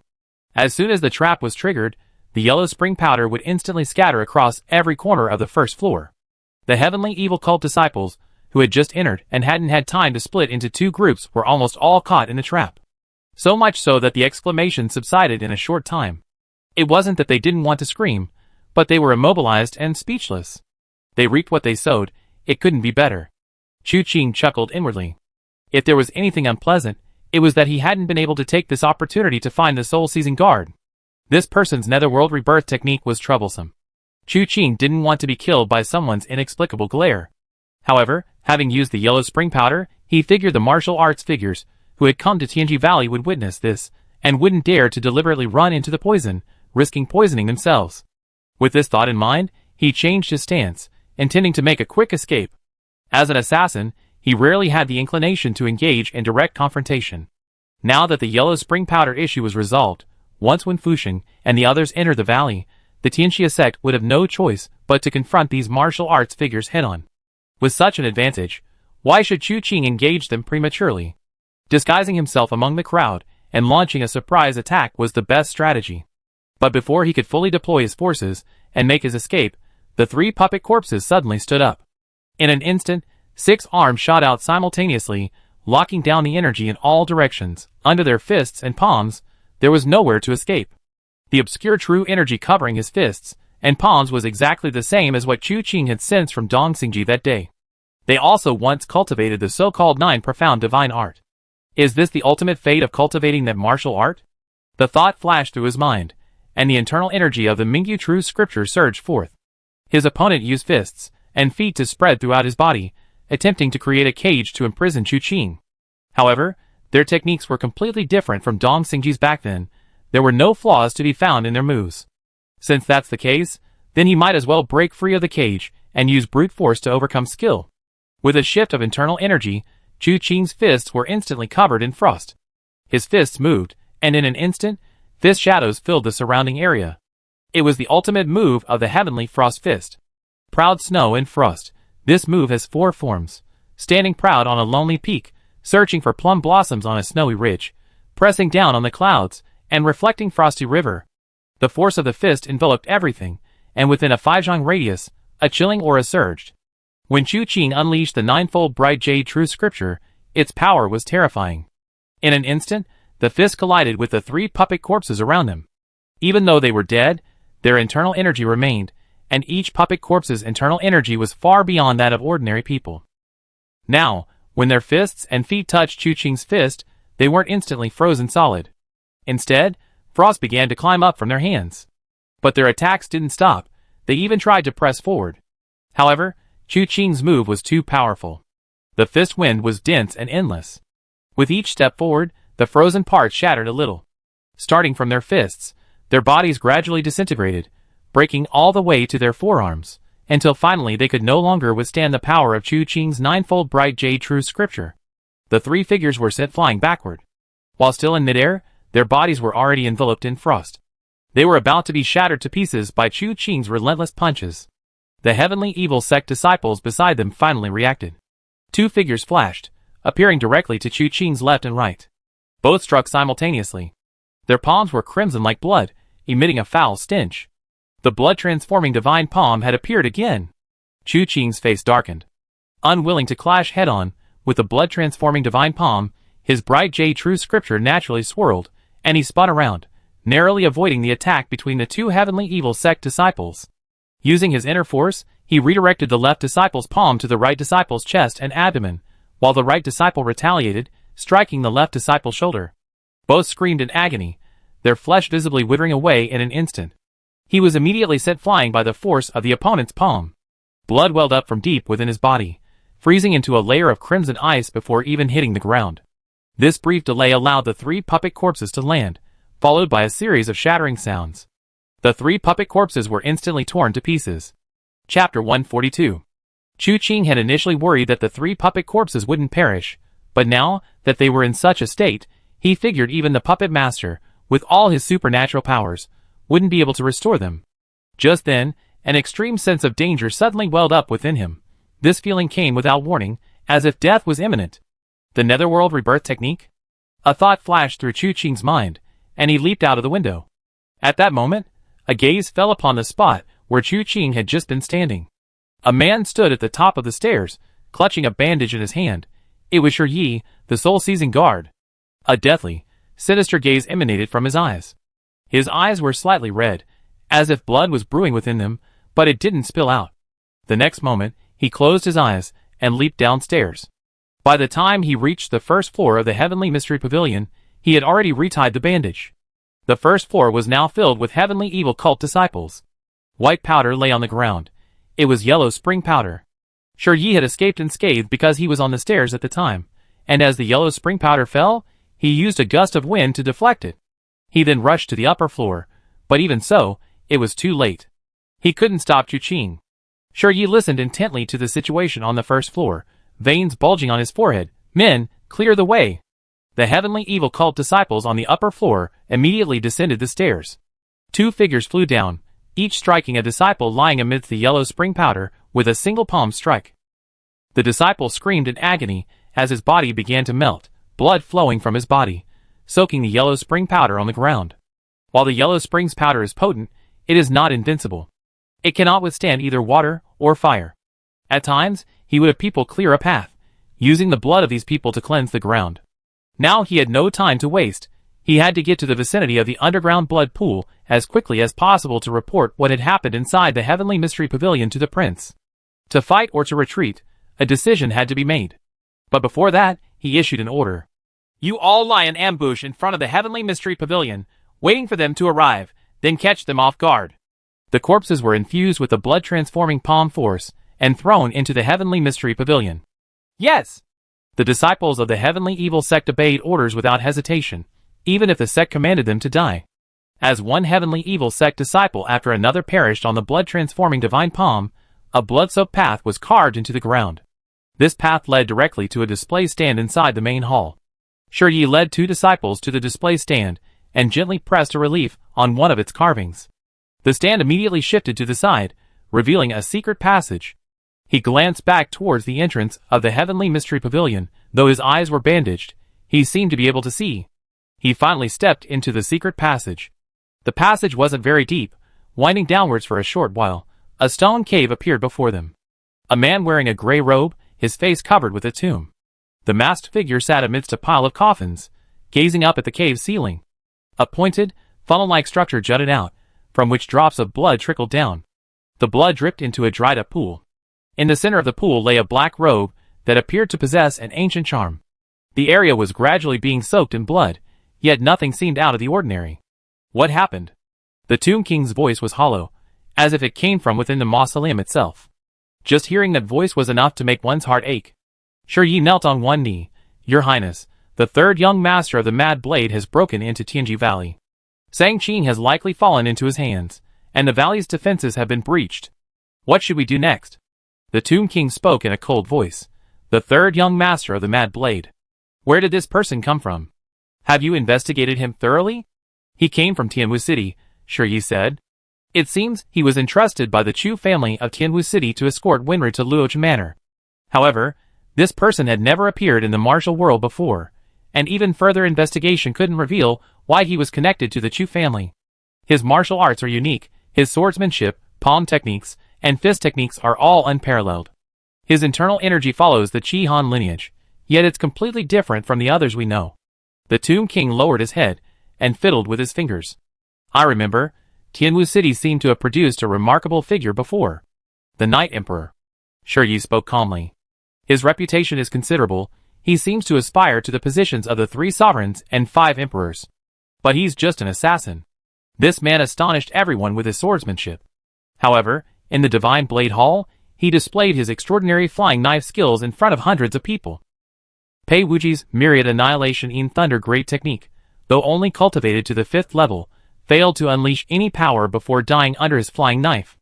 However, Sure Yi hesitated at this point. Speak. The Tomb King flicked his nails, showing neither resentment over the broken plan within Tianji Valley nor murderous intent towards the sudden appearance of Chu Qing. He seemed like an ordinary, leisurely figure sitting there, quietly listening to tales of the martial world. But when the storyteller reached a crucial point, he even became cryptic. This displeased him somewhat. Sure Yi immediately said, however, the news came back from several channels, and there are a few points of agreement. The internal energy used by the Night Emperor, when he was in Tianwu City, didn't seem to possess any chilling quality. But when he fought Jiang Shindao at the Divine Blade Hall, someone seemed to see frost covering his sword. It's just not as conspicuous as when the third young master used his swordsmanship. Therefore, it's suspected that he might also be using a strangely cold internal energy, but intentionally concealing it. Secondly, the third young master appeared on the first day after the battle at the Tianwu City Lord's mansion. And when this person arrived at Divine Blade City, the Night Emperor also appeared there. Furthermore, during the world's first rank tournament, the Night Emperor appeared, while the third young master disappeared without a trace. Considering all the above, the Night Emperor and the third young master are very likely the same person. However, while their internal energy might be similar, their techniques are vastly different.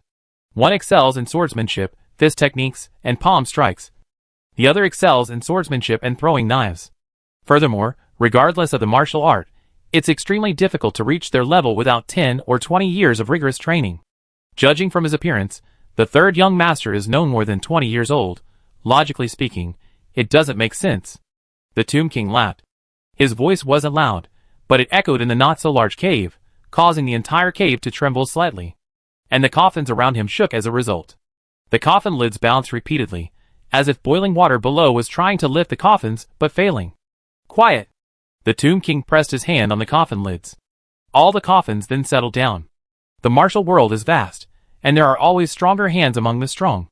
Even now, standing where I stand, 1,000 pressures still press down upon me. Genius? Prodigy? Like carp crossing a river, countless.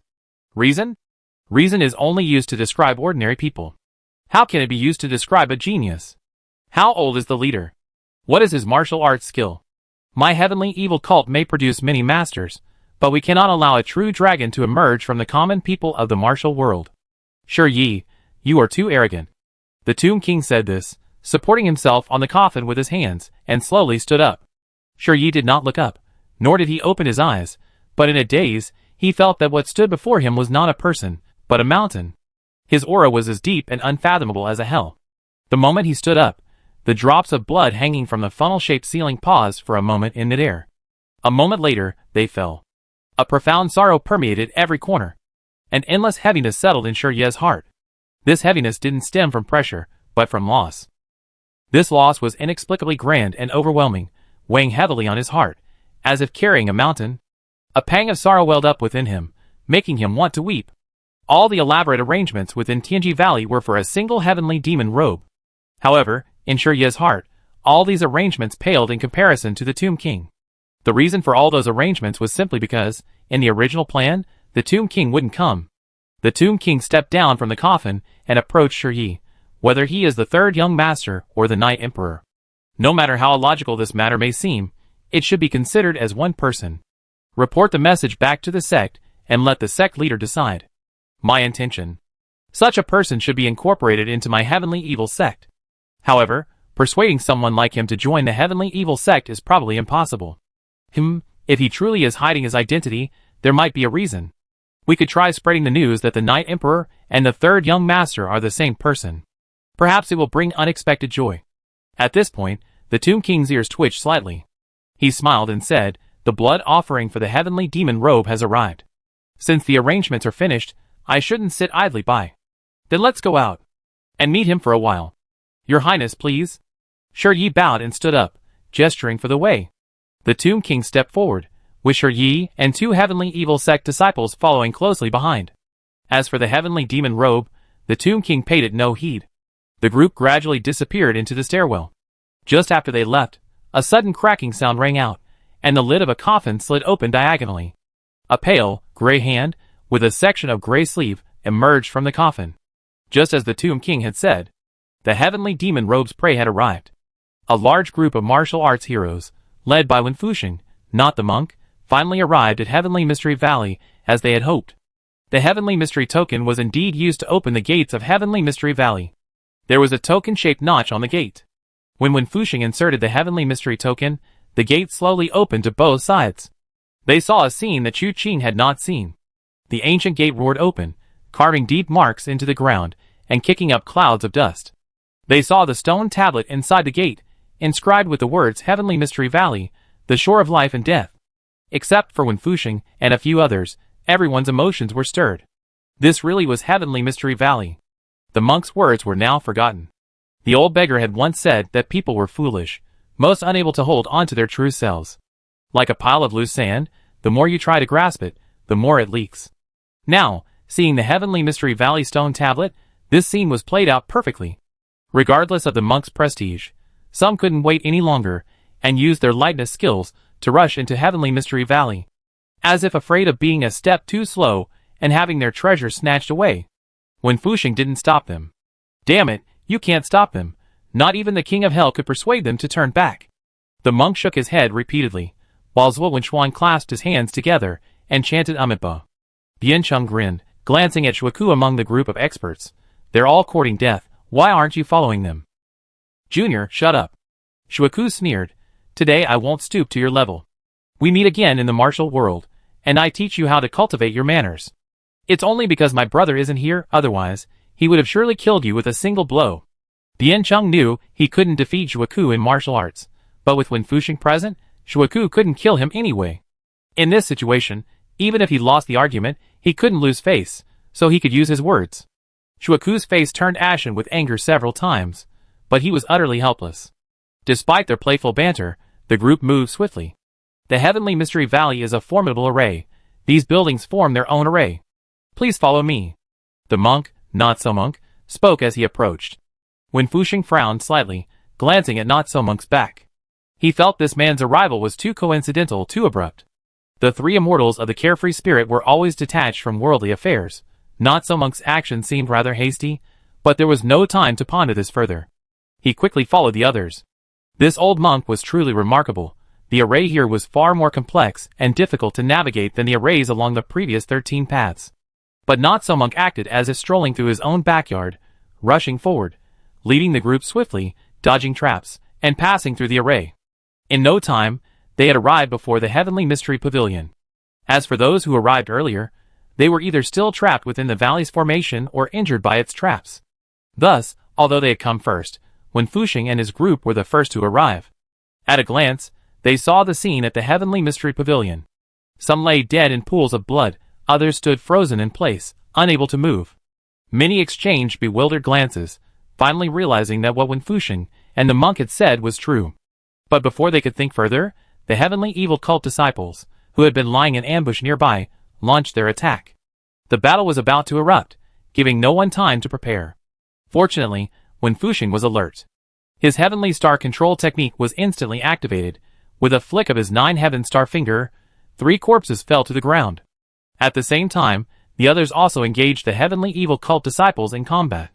Although many martial artists were involved in the battle, the disciples of the Heavenly Evil sect possessed unpredictable and ruthless martial arts, employing techniques ranging from the blood-transforming palm to other demonic arts.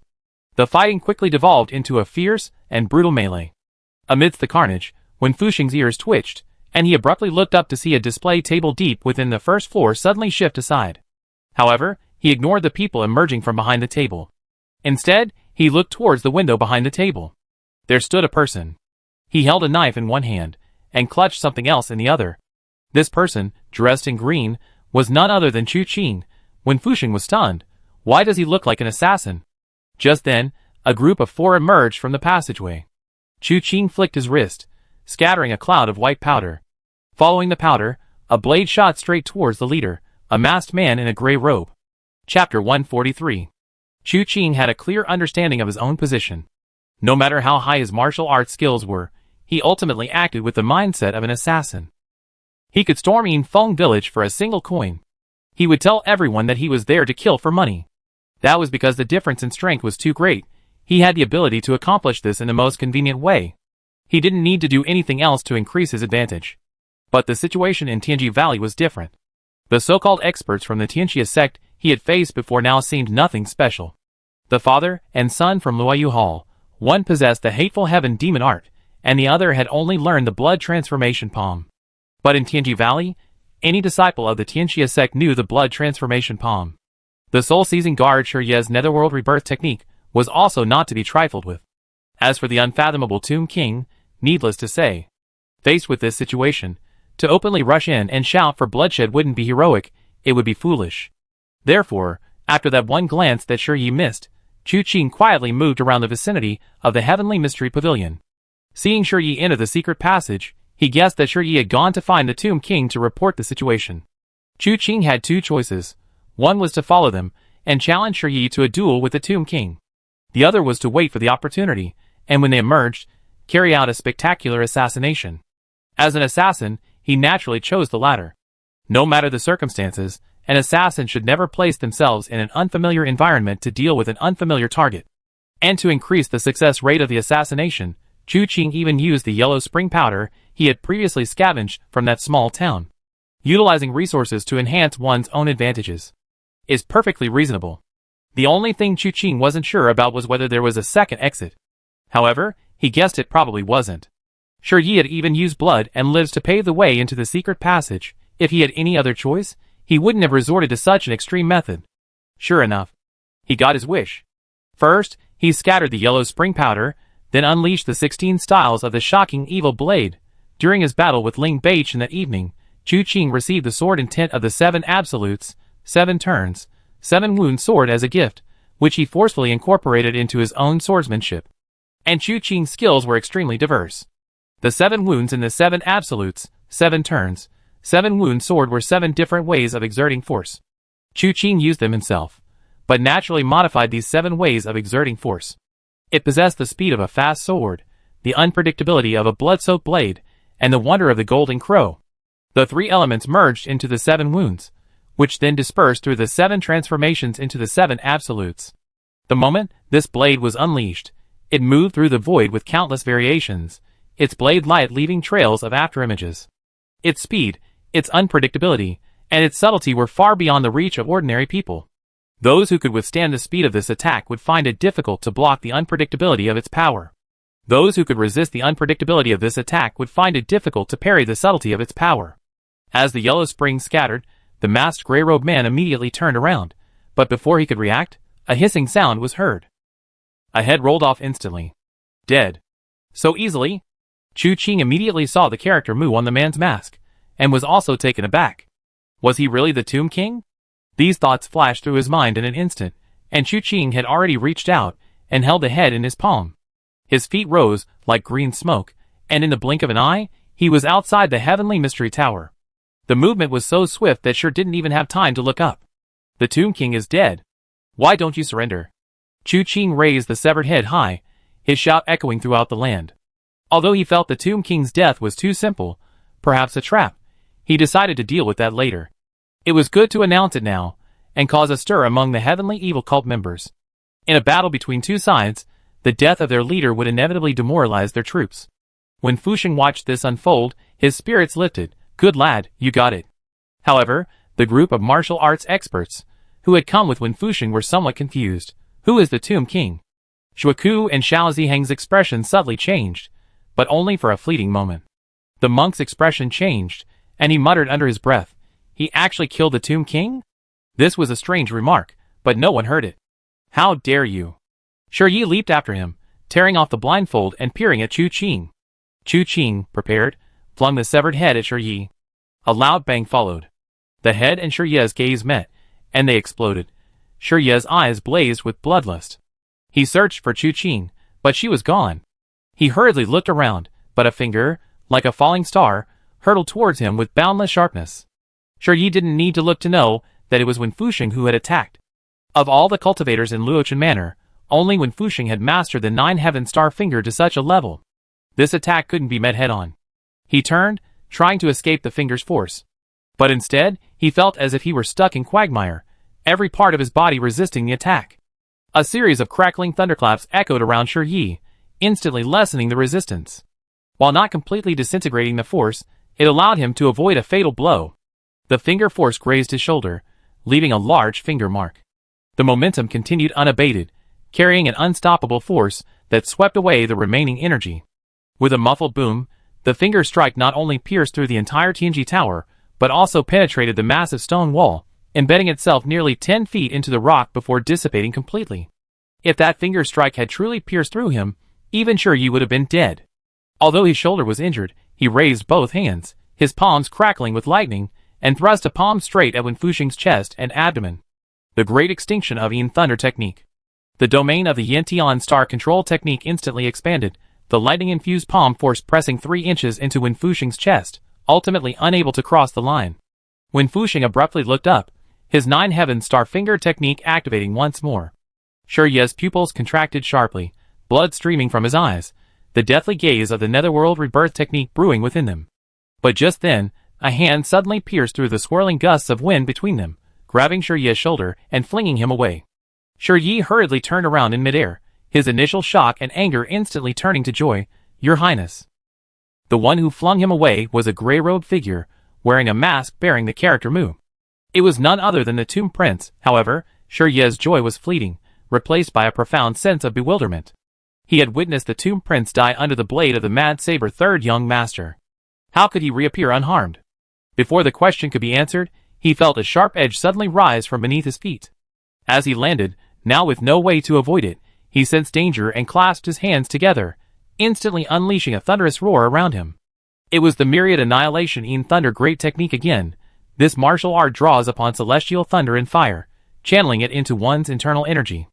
In theory, it is an extremely profound and skillful technique. However, this method is incredibly dangerous. Using one's body to draw upon thunder, how could a mortal body withstand it? Thus, some demonic cultivators devised a method. They captured ordinary people and, on stormy days, bound them to iron pillars on mountain peaks. They then used lightning to kill them. Killed by the lightning, they naturally carried the energy of thunder and fire within them. This lightning, weakened by this process, became docile. Those who cultivated the myriad annihilation in thunder great technique absorbed this thunder and fire, integrating it into their own bodies to enhance their cultivation. The amount of lightning fire a person can absorb from thunder and lightning is limited, so more people are captured. After repeated trials, it was discovered that those with high talent could use up to 63 people at a time. More than that, and the lightning fire would dissipate. Fewer than that, and it wouldn't be enough. Those of average talent could use a maximum of 30 people at a time.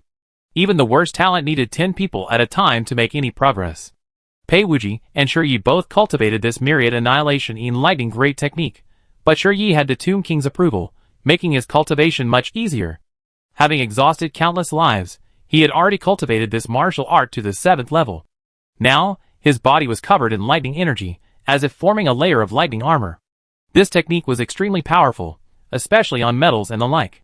Even the sharpest blade would be worn down, pulled, and twisted by the lightning energy, making it difficult to maintain its momentum. As expected, the accumulated momentum of the blade was instantly dissipated by Lei Yi's intervention. Shi Ye landed on his feet and abruptly turned around, intending to unleash the netherworld rebirth technique on Chu Qing behind him. But in that instant of turning around, before the technique could be activated, 2 fingers were already upon him. The double dragons exploring the cave technique was a common, ubiquitous move in the martial arts world. Even ordinary thugs and rogues knew it. Double dragons exploring the cave, groin kick, monkey picking peaches, countless despicable tricks targeting vital points. Shi Ye never dreamed that one day this move would be used against him. Moreover, Chu Qing's move was clearly premeditated. Was the previous strike due to Lei Yi, which prevented the momentum from continuing? Or was this person deliberately trying to take his eyes? This thought flashed through his mind, but he could find no answer. A powerful kick sent the man flying, his chest and abdomen caved in. The man was gone, but the eyeballs remained. Chu Qing tossed the 2 eyeballs into the crowd. At this moment, a fierce battle raged within Tianji Valley, the crowd scattering, and various streams of chi and palm strikes rained down. Several experts unleashed their attacks in succession, creating a deafening roar. The eyeballs landed under the feet of the crowd, instantly crushed to pieces. Only then did Shi Ye let out a scream, but before he could react, Chu Qing reached out, activated the Mingyu True Scripture, and seized him. You destroyed my eyes." Shi Ye's voice was shrill, but he could no longer speak. Chu Qing's Mingyu True Scripture's chilling power penetrated his meridians, and with a flick of his wrist, he threw him towards the Tomb King. The Tomb King was originally meant to replace Shi Ye in the fight against Wen Fuxing. Throwing Shi Ye out of the battle was a good deed, but unexpectedly, his skill in seizing opportunities led to Shi Ye's death. The Heavenly Star Control Technique and the 9 Heaven Star Finger were no ordinary techniques. Even with the Tomb King's unparalleled skill, taking Wen Fuxing's life in just a few moves was out of the question. 2 figures darted about, their powerful attacks creating a cloud of dust. Just as they were ignoring the attack, a whistling wind carrying Shi Ye's scream suddenly arrived. The Tomb King's eyes, hidden beneath his mask, changed slightly. His palm strikes, rising and falling, seemed to emanate golden light. Combined with his powerful internal energy, Wen Fuxing was forced to retreat several steps. Fortunately, thanks to the Heavenly Star control technique, he was unharmed despite the retreat. The Tomb King, with a swift, sweeping motion, cleaved the blind man in two before he could even collide with the Tomb King's body, his palm strike as sharp as a blade. The two halves of the corpse scattered. The Tomb King looked up and saw Chu Qing already charging from between the halves, sword in hand. The Tomb King clasped his hands together, trapping Chu Qing's blade between them. Using the same trick again? As soon as he uttered those 4 words, blood instantly welled up in his wrists. Startled, his hands fell to the ground. The blade flashed, righting the character in the air. The next moment, the Tomb King's head rolled away with a thud. Wen Fuxing stepped forward. What kind of swordsmanship is this? The 16 styles of the evil slaying blade. This strike just now embodied the concepts of unpredictable and fast. The two combined, achieving a perfect balance of speed and deliberation. The Tomb King had the slow blade caught in his hand. The fast blade had already severed his hands before that. That's why the situation arose where the knife was caught, but the hand was severed. However, Chu Qing's expression was somewhat strange. The Tomb King, he had already killed one. Now that he killed the second, could there be a third? Just now, with Shi Yi rushing out and Wen Fuxing taking over, he stole a moment to check the mission interface. He discovered something extremely interesting. Now he opened the system interface again to check. Commission, kill order. Current progress 3. Mission reward 1. Choose one from the selectable martial arts treasure chests. Mission reward 2. 1 chance to upgrade a treasure chest. Current selectable treasure chests. Sound skill treasure chest, extraordinary skill treasure chest, palm technique treasure chest. It really has become 3. When Chu Qing checked earlier, the progress was 1. That is to say, he killed the first Tomb King, and the progress jumped to 1, proving the assassination was successful. But now it has become 3, obviously because of the deaths of Shi Yi and the second Tomb King. In other words, the 2 guards and 1 king mission, seemingly involving 3 people, actually doesn't. The Tomb King isn't just 1 person, but how many are there exactly? Regarding mission progress, no upper limit is specified. His so-called progress simply refers to how many have been killed so far, without revealing the exact number. Of course, Chu Qing was already used to this. After all, this system was as rudimentary as a knockoff. Fortunately, the rewards were substantial. And given the considerable difficulty of this mission, there was a second upgrade reward. In that case, the more Tomb Kings there are, the more rewards to choose from, right? Just as he was thinking this, he heard applause coming from behind him. The 7 absolutes, 7 turns, 7 wounds sword.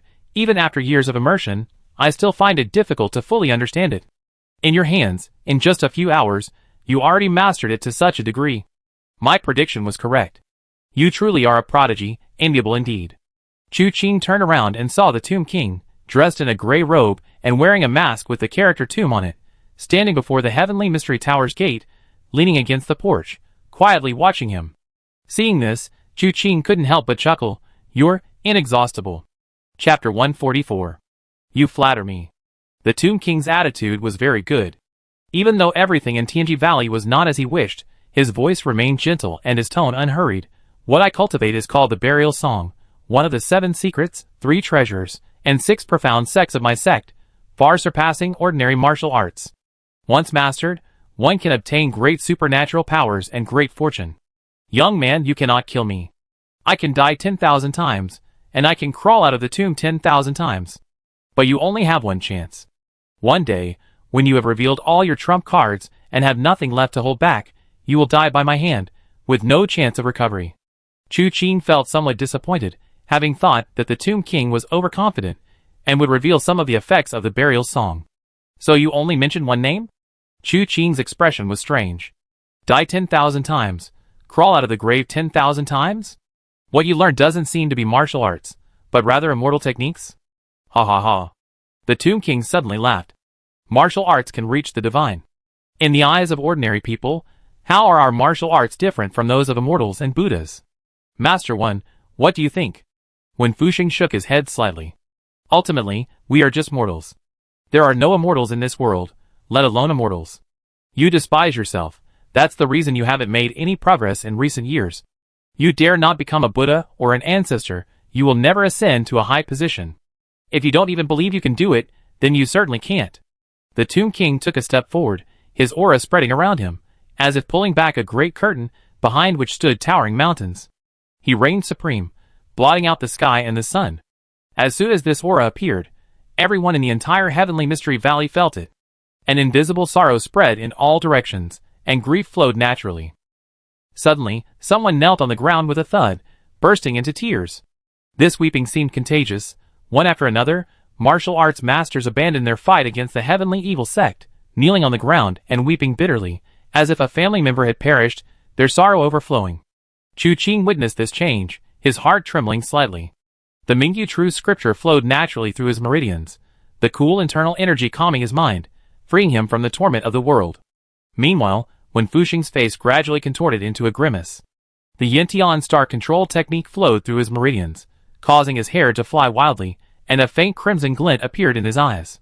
The Tomb King spoke softly, with every gesture, all beings fall. I am not an immortal, so what? Among the crowd, Bian Cheng, who had been protecting Mo Duxing and Wenru, said gravely, something strange. Stay alert, be careful. He trailed off, realizing that both Wenru and Mo Duxing were completely unaffected by the atmosphere. He was momentarily stunned. Was he the only clown there? Then, a scene suddenly flashed before his eyes. Flames, screams, blood, corpses, an entire city shrouded in despair appeared. A surge of immense sorrow and resentment filled his heart. He wiped his face, only to find tears streaming down his cheeks. But I shouldn't cry. I should hate.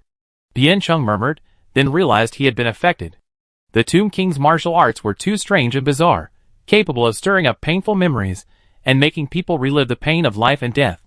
Bian Cheng dared not think further, disregarding the time of day, and immediately sat cross-legged, intending to circulate the unyielding heavenly book to resist. However, just before closing his eyes, he noticed Hua Jinyan not far away, his eyes bloodshot. Besides sorrow, the hatred in his eyes was even more pronounced than his own. He, too, harbored a secret? Mo Duxing watched as everyone sat down, then sighed, holding his sword, and took a step forward. At this crucial moment, it's still up to me. But before he could take that step, Wenru pulled him back. Senior brother, don't be foolish. I protect you. Mo Duxing looked around and nodded slightly. All right. Wenru was relieved to see his agreement. She was naturally indifferent to emotions, but because of cultivating the unyielding heavenly book, although her facial expressions were few, her inner thoughts were quite complex. It wasn't that there was no impact now, but the impact was far less profound than for others. But that alone wasn't enough. How exactly should they break through and save them? As for why they needed saving, Wenru didn't truly understand. She had only witnessed when Fuxing and Cui Bia's teachings, and Chu Qing's act of drawing his sword to save someone in Shindao City. She simply imitated their actions. As she frowned, deep in thought, she suddenly heard the sound of chanting. The sound seemed to contain a special warmth, penetrating to the depths of one's heart and soothing sorrow. Wenru looked towards the source of the sound and saw a young man in white, one hand holding a flower, the other clasped in prayer. The chanting came from him. His inner energy circulated throughout his body, radiant and suffocating, like a great sun shining brightly upon the world. The sound soothed her wounded heart. Wenru recognized this person. He had saved Su Mao's sister, Su Qiaowei, and Xiao Wanchuang, who had some connection with Chu Qing. His background was a disciple of Master Tianyu from Qianyang Mountain, Guangzhou Temple. Could this be Buddhist martial arts? But if it was Buddhist martial arts, shouldn't a non-monk be more proficient? Thinking this, Wenru went to look for the non-monk. However, after searching, she found that the non-monk who had been there just moments before had vanished. Just then, Biancheng's voice reached her ears. He's almost at his limit. Wenru turned to look at him. Are you all right? Almost. Biancheng gritted his teeth and suddenly stood up. I go help him. He then flew behind Zhuo Wenchuan. At this moment, Zhuo Wenchuan's head was throbbing, his chanting trembled slightly, and his forehead and cheeks were covered in sweat. This method was good, but it required too much internal strength. Now, all he could do was his life's work, leaving the rest to fate. At worst, he sacrificed himself. Seeing his internal energy drained, Biancheng's powerful hand pressed against Zhuo Wenchuan's back. His parched meridians were refreshed, like a sun about to set, rising high again. Zhuo Wenchuan's spirits lifted, and his chanting grew louder. I help you too. Hua Jinyan, who had gotten up from the ground, wiped away her tears, and quickly came behind Zhuo Wenchuan, also delivering a palm strike. With the help of these two, Zhuo Wenchuan was finally temporarily out of danger of exhausting his internal energy. As one by one, the figures kneeling in agony rose again. The Tomb King sighed softly. How dare these ants defy my will? Upon hearing this, 3 people in the crowd suddenly looked up. One was Xiao Ziheng, the Huayang sword, another was Shuaku, the 1,000 Buddha palm, and the last was Chong Wei, the lone peak. Blood suddenly flowed down their foreheads. On their cheeks, gruesome bloodstains were etched. However, the expressions on their faces were not blankness, but horror and anger. You actually lied to me. Before they could finish speaking, their clarity vanished, and their eyes became cloudy. Xiao Ziheng and Zhuaku leaped into the air. Xiao Ziheng raised his sword and attacked, instantly filling the sky with sword marks. Zhuaku's palm strike was overwhelming, a massive palm print crashing down from midair. These two were among the most renowned figures in Nanling, their martial arts already surpassing those of Zhuo Wenchuan and the other two. Now, their attacks were even more magnificent and ruthless, showing no mercy. A gentle glint flashed in her eyes, and she flicked her finger to strike. Just then, a figure appeared out of nowhere, his hair flying and his magnificent robes fluttering in the wind. He shattered Xiao Ziheng's Huayang sword with a single finger, then clashed with Zhuaku with a single palm strike. This attack was fueled by rage. Zhuaku had attacked without warning, attempting to seize the heavenly secret token. This had already enraged Wen Fusheng, who wanted to secretly kill this audacious fool. However, the timing wasn't right, so he had refrained from acting. But he hadn't expected this brat to dare to step forward.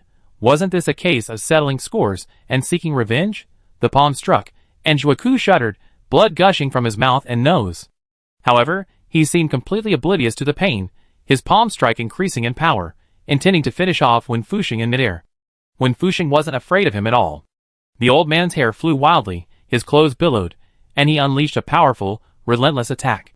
Zhuaku coughed up another mouthful of blood, but even on the verge of death, he didn't back down. Just then, Chong Wei charged in. This man possessed exceptionally strong internal energy. Wherever he passed, the ground roared, like a ferocious beast, as he charged fiercely towards Zhuo Wenchuan. Wen Fusheng already possessed profound internal strength, and although the two princes' martial arts were unpredictable, they didn't affect him too much. With Zhuo Wenchuan's help, he had long suppressed his grief.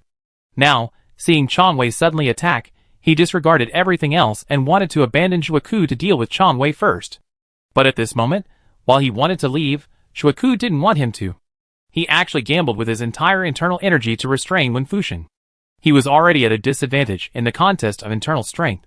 This move was tantamount to opening the door to thieves, a hasty death. It was essentially an attempt to trade his own life for the lives of Zhuo Wenchuan and the other two. Wen Fusheng's face darkened. Chu Qing was currently confronting the Tomb King. Although they hadn't fought yet, if Chu Qing dared to make any rash move, he would surely suffer a fatal blow. He was being held back by Zhuaku. Who could withstand Chong Wei's formidable internal energy? Not a monk? This old man came strangely. Where did he go now? Just as he was getting anxious, a figure appeared out of thin air, instantly blocking Chong Wei's path. Sun Xiaoxiang. Wen Fusheng was slightly taken aback, but the next moment, his expression changed drastically. Sun Xiaoxiang pushed with both hands, and 5 figures appeared behind her. This martial art was unique, the ultimate technique of the Ghost Emperor Moto 5 Ghosts Stealing the Heavens technique. The 5 dark figures behind her, as Sun Xiaoxiang struck out with her palms, simultaneously reached out their hands. Dark inner energy instantly gathered from all directions, finally converging on Sun Xiaoxiang's palms. Bang! A deafening roar resounded, as if not just 2 people had collided, but 2 mountains. Following the roar, Chong Wei was sent flying backward. A fierce gale swept in all directions, but Sun Xiaoxiang flicked her sleeve, gathering all the gale force before her, preventing it from impacting Zhuo Wenchuan and the other 2 behind her. At the same time, Zhuaku finally couldn't hold on any longer. His meridians could no longer withstand the internal force of the Yin-Tian star control technique. His skin cracked, and what flowed out was not blood, but internal energy. Internal energy splattered out, followed by blood. The next moment, Zhuaku, like a tattered sack, riddled with holes, spun away. When Fusheng landed, looking at Sun Xiaoxiang beside him, "You joined the Ghost Emperor sect? Not so lucky." Sun Xiaoxiang smiled faintly. Just a pawn. A pawn of the 3 sovereigns and 5 emperors wouldn't come to Luochen Manor for a mere heavenly secret token. Could she have come because of the heavenly evil cult? When Fusheng wanted to ask more, but Chong Wei had already gotten up. His eyes were bloodshot, and a tumor had appeared between his brows. His eyes were already cloudy. Many martial arts experts present had seen this before. After all, this evening, Someone like him had died in front of Luochen Manor. The King of Hell's token. Chu Qing stared at the Tomb King. Ling Baichen said that the person who planted the King of Hell's token in him back then is nearby. It really was you. I just didn't expect this skill to be so concealed. They themselves didn't even know they'd fallen for it. The King of Hell has summoned us. It depends on whether they obey. If the Northern Minister is unwilling, he's nothing but a madman. If they are willing, the situation is naturally different.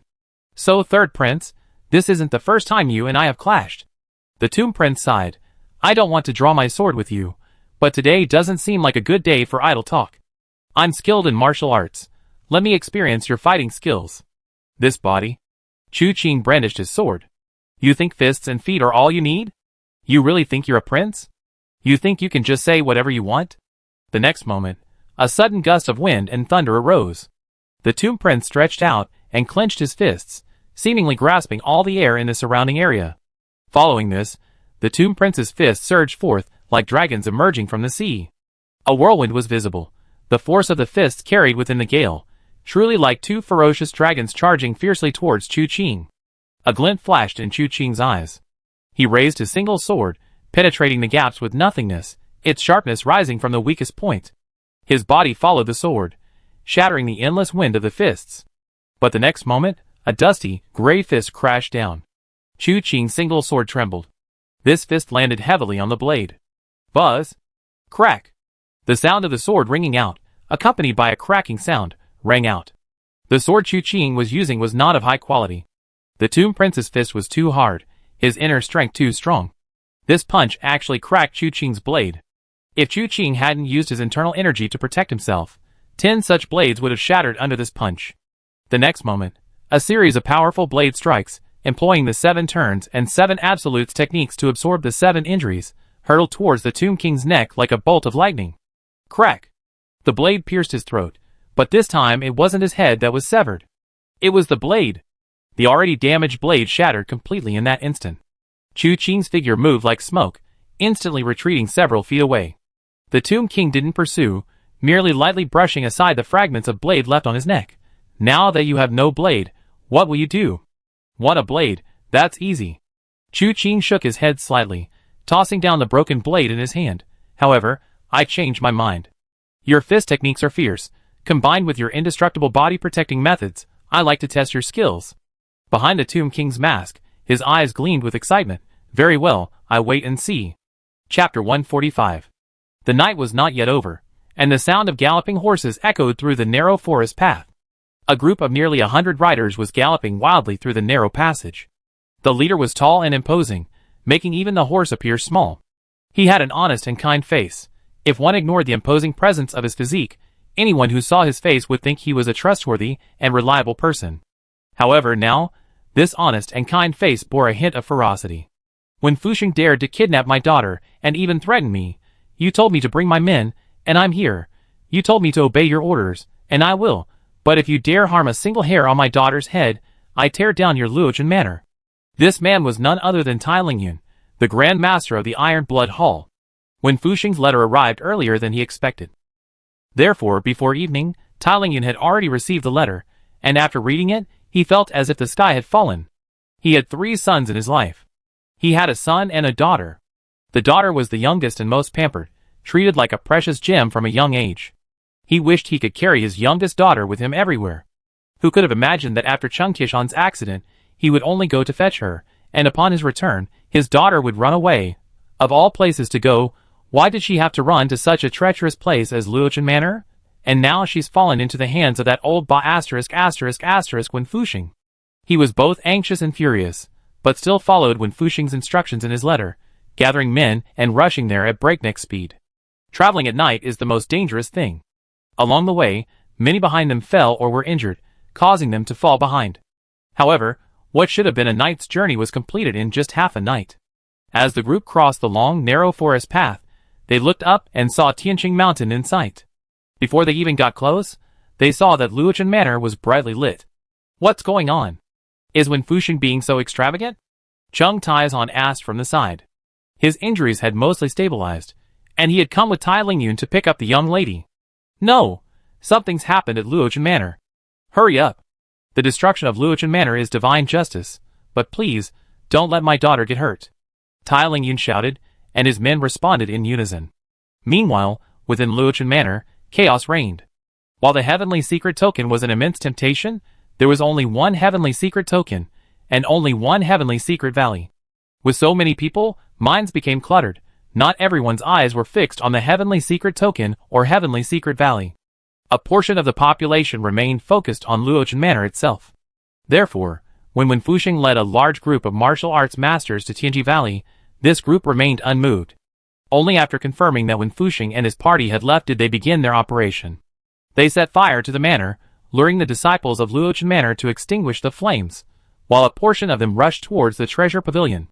While Tianji Valley was desirable, the centuries-old foundation of Luochen Manor, standing strong in the martial world, should not be underestimated. If they could obtain Fuxing's Yintian star control technique and 9 heaven star finger, even if they didn't practice them themselves, they could still gain unimaginable wealth. Fortunately, both Zhu Qing and Fuxing had already anticipated this. Fuxing had deployed a large number of star guards at the treasure pavilion. These men were all highly skilled, and even the most powerful experts would find it extremely difficult to break through their encirclement in a short time. After meeting Fuxing at the entrance of Tianji Valley, Pingsa was also assigned to guard the manor to prevent any unscrupulous individuals from taking advantage of the chaos. Kaiyuan provided support from the center. Thus, although Luochen Manor was in chaos, it was still orderly within the chaos. The most troublesome thing was these fires. They needed to be extinguished as soon as possible, otherwise, not only would morale be low, but continuous losses would also occur. At this moment, when Kaiyuan stood in front of the treasure pavilion, watching the chaotic battle unfold before him. Pingsa unleashed his 9 heaven star finger technique in succession, facing 3 experts surrounding him.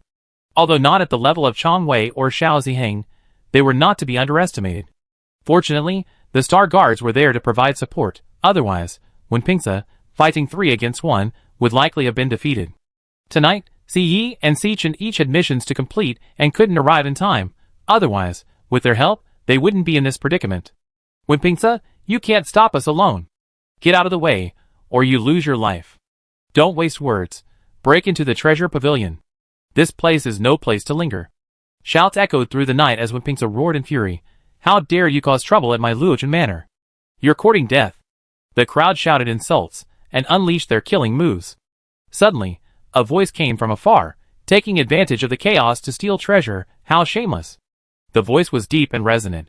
Kaiyuan couldn't help but look towards its source, only to see a figure rushing towards him, a gust of wind whistling around him, bypassing the star guards and heading straight for one of the 3 experts. The man turned around. Where did this brat come from? Before he could finish speaking, a massive fist, carrying immense force, crashed down upon him. This punch, amplified by the momentum of his run, was incredibly powerful. However, the expert, seeing the young man's appearance, didn't take him seriously and threw a punch in his own accord. Unexpectedly, the moment their fists collided, he felt the opponent's force was like the weight of the sky. In an instant, the force of his punch shattered, and the opponent's fist slammed into his chest and abdomen. The violent force was unleashed without hesitation. Entirely enveloped by this force, he was suddenly sent flying backward, retreating again and again, his stance shifting several times, yet he couldn't overcome the overwhelming momentum. Finally, the punch sent him flying through the air, spitting out a mouthful of blood. Pingsa, seeing this, immediately shouted, "Young brother, what superb skill!" Kaiyuan's eyes lit up. Tai Divine Fist. May I ask, young brother, which disciple of the Tai sect are you? After the young man knocked one person back with a punch, he turned around, his aura soaring, and loudly proclaimed, Chu Fan, the 3rd disciple of the Tai sect's unyielding Divine Fist. The sounds of battle filled Luochen Manor, and the killing intent surged within Tianji Valley. Numerous martial arts masters and disciples of the Tianxia sect were locked in a fierce and evenly matched battle. Although the Tianxia sect disciples did not have the advantage in numbers, all the techniques they learned were demonic arts. They possessed the blood transformation divine palm, which was certain death to those struck. They also possessed the blood demon true scripture, although, like Chu Hian, they were not using the complete version, yet its speed was still unmatched. Shuaku ultimately died at Fuxing's hands. He had been fighting with his life on the line, using his own to delay Fuxing and prevent him from interfering with Chang Wei. Fortunately, Sun Xiaoxiang intervened at the critical moment, using the 5 ghosts stealing heaven technique to repel Chang Wei. Once Chu Qing and the Tomb King truly clashed, Zhang Shige could no longer control the crowd. This battle thus began. When Fuxing used the evolutionary star control technique to delay the disciples of the heavenly evil cult, who had cultivated the blood demon true scripture, while Sun Xiaoxiang fought 2-1 against Chang Wei and Xiao Ziheng. These two were controlled by the King of Hell's decree, their eyes clouded. Although their power remained undiminished, one with unparalleled swordsmanship, the other impervious to blades and spears, there was still a barrier between them. Not only could they not defeat Sun Xiaoxiang, but they were also forced to retreat repeatedly. Even when Fuxing was astonished by this feat. It must be known that Sun Xiaoxiang was once renowned in the martial arts world for her beauty, but she disappeared for only 5 years. To have improved so much in such a short time is simply unimaginable. Does the Ghost Emperor truly possess extraordinary abilities? When Fuxing was shocked. Just looking at Sun Xiaoxiang, he saw that her eyes were pitch black, without a trace of white, clearly indicating that she was using a secret and profound technique. Everyone knows that the Ghost Emperor is unconventional, accepting all kinds of evil and demonic arts, ultimately reversing good and evil and merging them into one. Sun Xiaoxiang has joined his sect, and the martial arts she has learned are probably not from the righteous path. Her current performance is therefore understandable. Among the fighting crowd, Biancheng, while protecting Mo Duxing, also used Tai Divine Fist and Tai Divine Leg techniques to fight back. Wen Rou, Hua Jinyan, and Zhuo Wenchuan, who had freed his hands, also displayed their unique abilities. Hua Jinyan's unconventional swordsmanship was unpredictable and cunning, often catching the Tianxia sect disciples off guard. However, Zhuo Wenchuan was far more extreme. The blood transformation palm was completely useless against him. Fighting under the blazing sun, he inflicted unbearable suffering on the Tianxia sect disciples. This was because he practiced the Great Sun Profound art personally taught by Master Tian Yu, which contrasted with the pointing at the moon profound art that Wu Qianhuan was currently comprehending. This art followed the pure Yang lineage, yet it was not on the same path as the Jade Dragon Immortals Yang Limitless art. The Jade Dragon Immortals Yang Limitless art followed a path of harmonious dual cultivation, using Yang to supplement Yang, lacking the crucial yin-yang balance, leading to internal heat and fire. Logically, this would lead to self-immolation.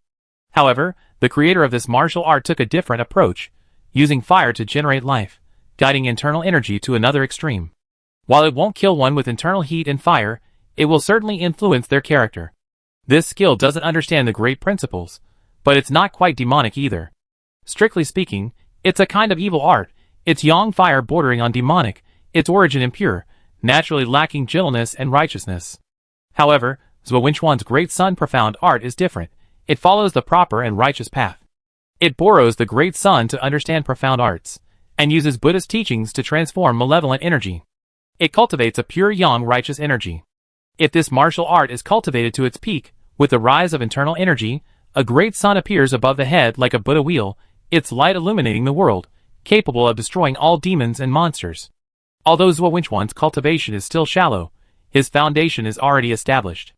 The sinister methods of the blood transformation divine palm are no match for his pure yang internal energy in a direct confrontation. Naturally, it will break upon contact. In comparison, Wenru and Biancheng pale in comparison.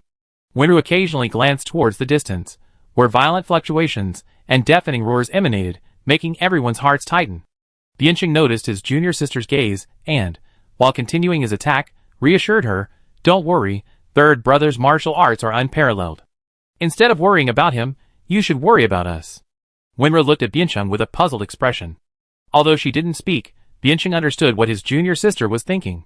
What is there to worry about? Biancheng was speechless. This was his junior sister whom he had raised since childhood. He didn't know when she had changed. Looking at Mo Duxing again, he noticed that his gaze sometimes swept over Xiao Ziheng, his eyes filled with disdain. At other times, he looked at Chu Qing and the tomb prince in the distance, a serious expression appearing on his face.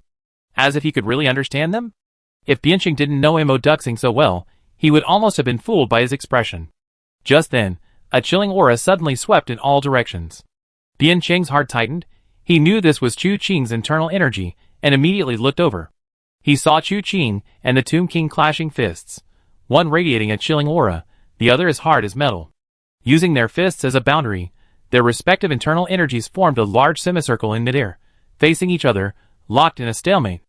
Cold energy spread from Chu Qing's feet, in all directions.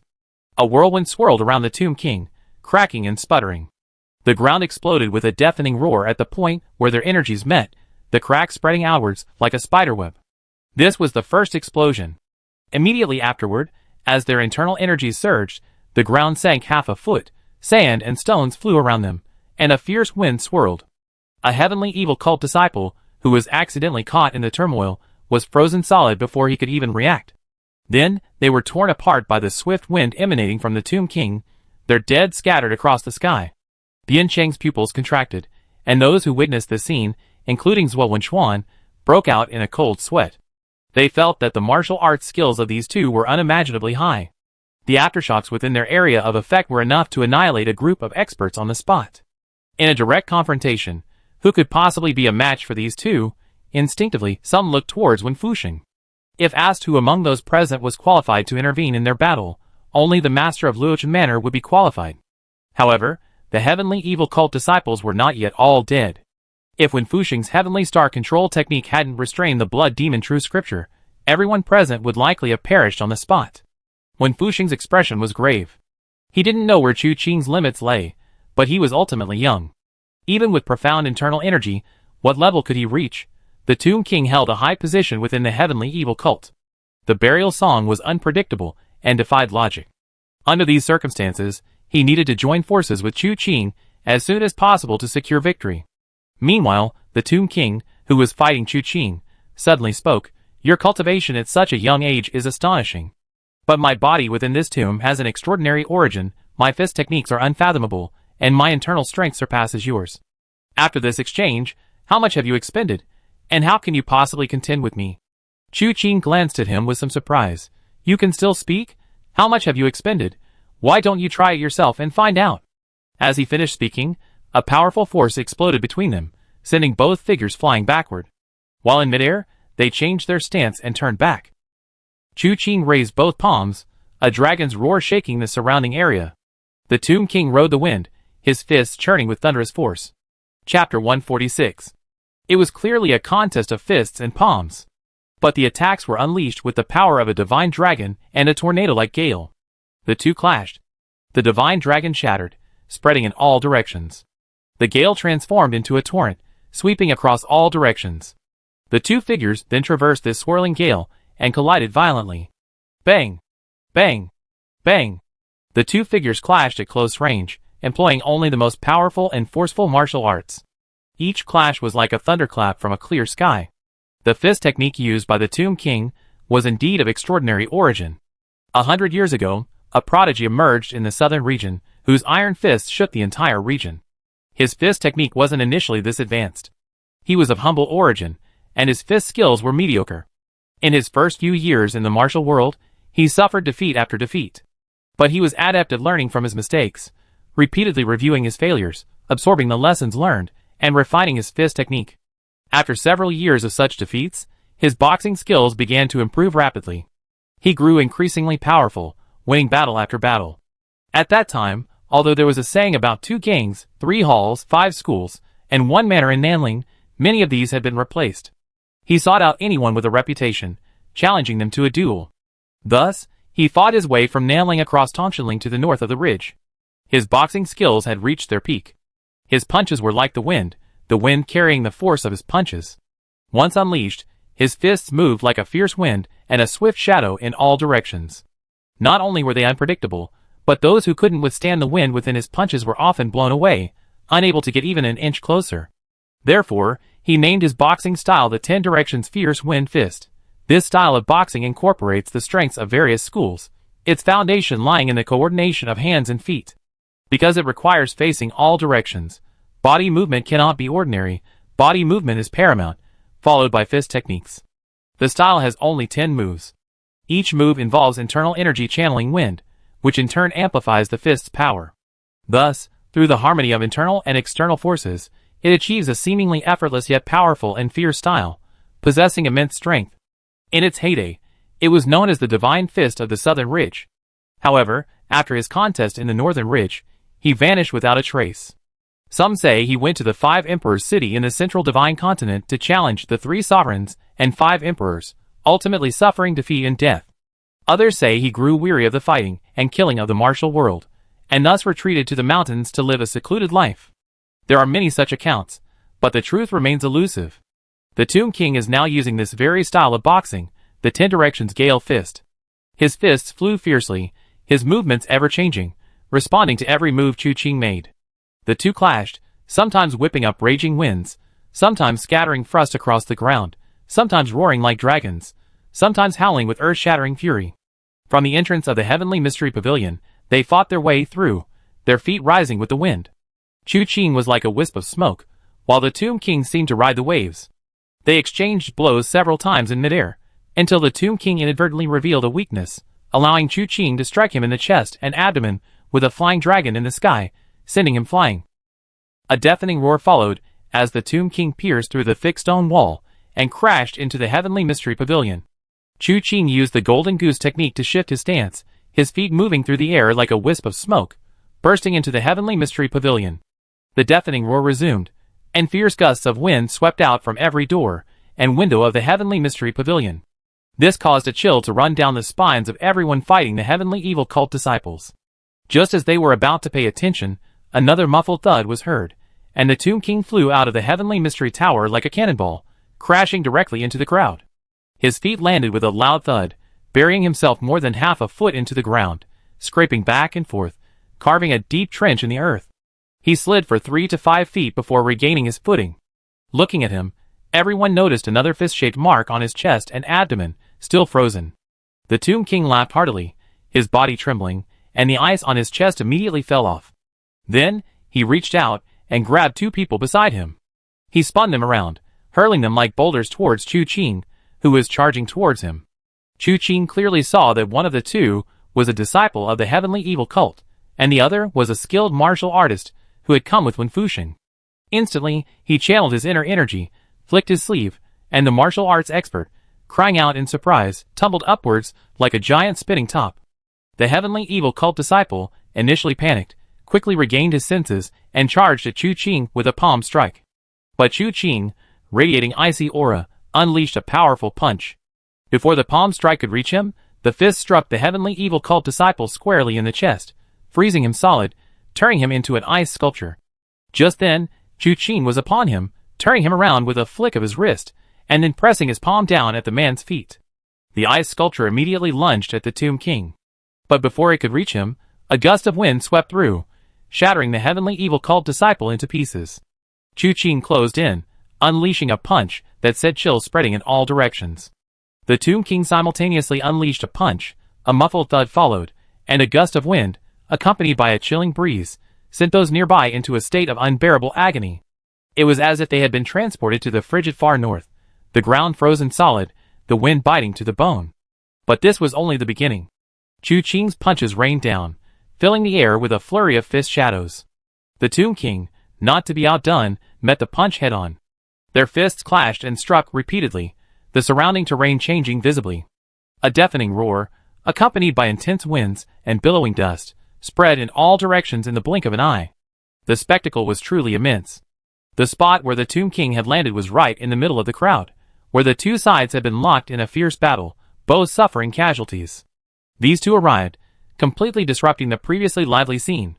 Those who couldn't dodge in time were almost instantly engulfed by the aftershocks of the two's fight. Some were torn apart by the force of the punches, their bodies covered in wounds, while others were frozen solid by the icy aura, their entire bodies instantly enveloped. Retreat! Someone shouted this, and at that moment, whether it was the Heavenly Evil Cult or the many martial arts masters, they abandoned their fighting and retreated. Only Chang Wei and Xiao Ziheng, their eyes clouded with confusion, were completely oblivious to the current situation. They had been ensnared by the King of Hell's decree, and were under the control of the Tomb King. However, the Tomb King was now fully focused on fighting Chu Qing, and couldn't spare any attention for the two. Therefore, they didn't know how to avoid danger and still wanted to fight recklessly. As a result, Xiao Ziheng was a step faster, rushing towards Sun Xiaoxiang, while Chang Wei was a step slower, his feet frozen by Chu Qing's frost aura. The frost spread along his feet, and in a moment, he was frozen in place, unable to move. The scene before them was like a natural disaster. Everyone in the arena felt their heads buzzing. After this commotion, Wen Fuxing freed his hand, activated his Heavenly Star Control technique, and slammed into Xiao Ziheng. Xiao Zihang's myriad sword shadows fell within the range of the heavenly star control technique, instantly slowing to a crawl. When Fuxing struck him on the brow with a finger, and with a thud, he was sent flying, dead on the spot. Sun Shixiang's gaze was fixed on the intense battle, her expression shifting several times. Why are you meddling in other people's business? These words were directed at Wen Fuxing. When Fuxing's face darkened, is this how disciples of the Ghost Emperor speak and act? Humph. Sun Xiaoxiang sneered, then suddenly turned and rushed towards the Heavenly Mystery Pavilion. Before she could even get close, a whooshing sound rang out as coffins were thrown out, tumbling down and revealing corpses, each one a tomb king dressed in a gray robe and wearing a mask with the character Mu on it. Sun Shixiang's eyelids twitched slightly, and she saw an old monk with a kind and simple-minded expression walk out of the building. He exchanged a glance with Sun Xiaoxiang, who sneered, "You need an explanation." If the Ghost Emperor were to ask, an explanation would suffice. "Ask me?" The monk patted his belly and laughed loudly. "Do you think I can explain to you? If you're so capable, go ask Shang Qiuyu. You scoundrel." Sun Xiaoxiang was instantly enraged, but before she could react, a figure flashed before her eyes. She turned sharply, and the monk who had been inside the Heavenly Mystery Pavilion was now beside Wen Fuxing. After a moment's hesitation, Sun Xiaoxiang took a deep breath and walked into the Heavenly Mystery Pavilion. At this very moment, the two men who were constantly exchanging blows had already thrown hundreds of punches. The momentum showed no signs of abating. Wen Fuxing's gaze was grave. His only worry was the true extent of Chu Qing's inner strength. This intense exchange would undoubtedly have severely depleted his internal energy. How long could he hold out? He wanted to risk rushing in to join forces with Chu Qing, but he feared that if he left, the Heavenly Evil Sect disciples would storm the formation and kill. The others were irrelevant, but Wenru, Bianqing, and Mo Duxing were all inside the formation. They couldn't afford the slightest mistake, especially Wenru. Just as he was becoming anxious, a sound completely different from the previous one rang out. It was a dragon's roar. The dragon's roar howled, and a white, dragon-shaped aura, carrying heavy frost, forced the Tomb King backward, forcefully pushing him out from the dust-covered area. His fists met the dragon-shaped aura. His clothes were torn in several places, revealing his grayish-white skin. His body was propelled backward by this immense force. He crossed the open space in front of the Heavenly Mystery Pavilion and crashed into the buildings within Heavenly Mystery Valley. Even the buildings couldn't stop him. Walls collapsed, houses crumbled, and the dragon-shaped energy roared, shattering everything in its path. The stone houses, the Heavenly Mystery Valley, a formidable array painstakingly crafted by the Heavenly Mystery Hermit, were torn open by this single attack. It's worth noting that those who had rushed into the array earlier, hoping to gain an advantage, were either trapped within, unable to escape, or injured by traps and struggling to heal themselves. However, the unstoppable force of the dragon-shaped energy, carrying the Tomb King along, allowed them to find their way out. Before they could even charge forward, they were injured by the frost left behind. This frost couldn't bind them all in place, turning them into ice sculptures. However, the chilling aura covering Chu Qing's palm strike not only sent them flying backward, but also seeped into their bodies, causing them immense suffering. Finally, the Tomb King stopped. He was still in the stance of throwing punches, his upper body clothing completely torn apart. A huge crack appeared on his mask. But his body was still unharmed. His breathing was somewhat rapid as he looked up at Chu Qing in the distance. Chu Qing was still dressed in green, his clothes intact, even his hair seemed perfectly styled. He strode forward, leisurely and gracefully. The Tomb King grinned. Such powerful palm techniques, but unfortunately, you still can't break through my protective divine skill. Then, Your Highness, have you ascertained my strength? Chu Qing's voice, transmitted through internal force, caused the Tomb King's pupils to contract sharply. His voice was still full of energy. They had exchanged hundreds of punches in one breath, and even though the Tomb King initially believed that the internal force of his tomb-bound body was definitely superior to Chu Qing's, at this moment, he couldn't help but waver. Why did Chu Qing seem to have never expended any energy? Having fought this far, the Tomb King was already certain that Chu Qing had used his full strength. But now, he was no longer so sure. If it weren't for his profound internal strength, as deep and boundless as the ocean, how could he be so calm and composed? He wanted to speak again, but Chu Qing didn't give him a chance. His body moved like wisps of smoke, his fists like thunderbolts carrying frost. The Tomb King suddenly channeled his internal force, his feet pushing off the ground in a powerful leap. The two figures clashed again. This time, however, the exchange was no longer a stationary exchange of blows. The Tomb King, unable to mount a direct attack, was forced to move around. The two figures leaped and darted, each move carrying immense power. Their fists struck buildings, shattering them. Their impacts on the ground caused it to collapse. Rising from the ground, they soared into the air. Chu Qing's feet stomped rapidly, his palms striking repeatedly. A dragon's roar mingled with booming sounds, creating a continuous explosion along their path. The crowd, who had initially thought Chu Qing and the Tomb King had moved further away and were about to continue their final battle, were suddenly confronted by the two's return. Those who had been about to join in quickly retreated, standing obediently in place to watch. Chu Qing relentlessly pursued the Tomb King, striking him all the way to the wall of the Heavenly Mystery Pavilion. The Tomb King used the wall for leverage, and the two figures continued their upward thrusts, exchanging punches and palm strikes. A gust of wind swept through the air, or slammed into the Heavenly Mystery Tower, creating large craters. As they ascended higher, Chu Qing suddenly changed his stance, his palm striking out like a blade, aiming straight for the Tomb King's throat. The Tomb King instinctively ducked, trying to catch Chu Qing's palm strike with his chin, but Chu Qing shifted his stance, closing in on him with his elbow bent, slamming it down on the Tomb King's head. With a crack, the blow sent the Tomb King tumbling head down in midair, while Chu Qing used the force to propel himself forward. When the Tomb King looked up, he saw Chu Qing descending from the sky, one hand drawing a circle, the other striking with a palm. The Tomb King roared, ready to counter with his 10 directions gale fist, but the two had already expended considerable energy since they began fighting. However, this energy depletion only affected the Tomb King. Chu Qing's bright jade true scripture, working from the outside in, was the most enduring for combat, while others' internal energy diminished with each fight, his increased. The Tomb King was right. Initially, his internal energy within the tomb was indeed superior to Chu Qing's. But now, the balance had shifted. One was nearly depleted, while the other was at its peak. How could the Tomb King possibly withstand such an attack? His arms were instantly slapped away by Chu Qing's palm, followed by palm strike after palm strike. The dragon soars high, regrets its fate. The flying dragon shakes the heavens, its power resounding for miles. The roar of a dragon rose high, palm strike after palm strike landing relentlessly on the Tomb King's chest and abdomen. Even his protective divine skill, however strong, relied on internal energy. Now, his internal energy was far inferior to Chu Qing's. In just 3 palm strikes, his protective divine skill completely shattered. However, Chu Qing wasn't finished. He unleashed almost every palm technique imaginable, except for the defensive ones, again and again. He forcefully sent the Tomb King crashing down from a height of over 20 zhang. Finally, he placed both hands on the Tomb King's chest and abdomen, continuously striking with his palms, and streams of dragon-shaped energy shot out from behind the Tomb King. The two figures fell to the ground like meteors, with a deafening roar.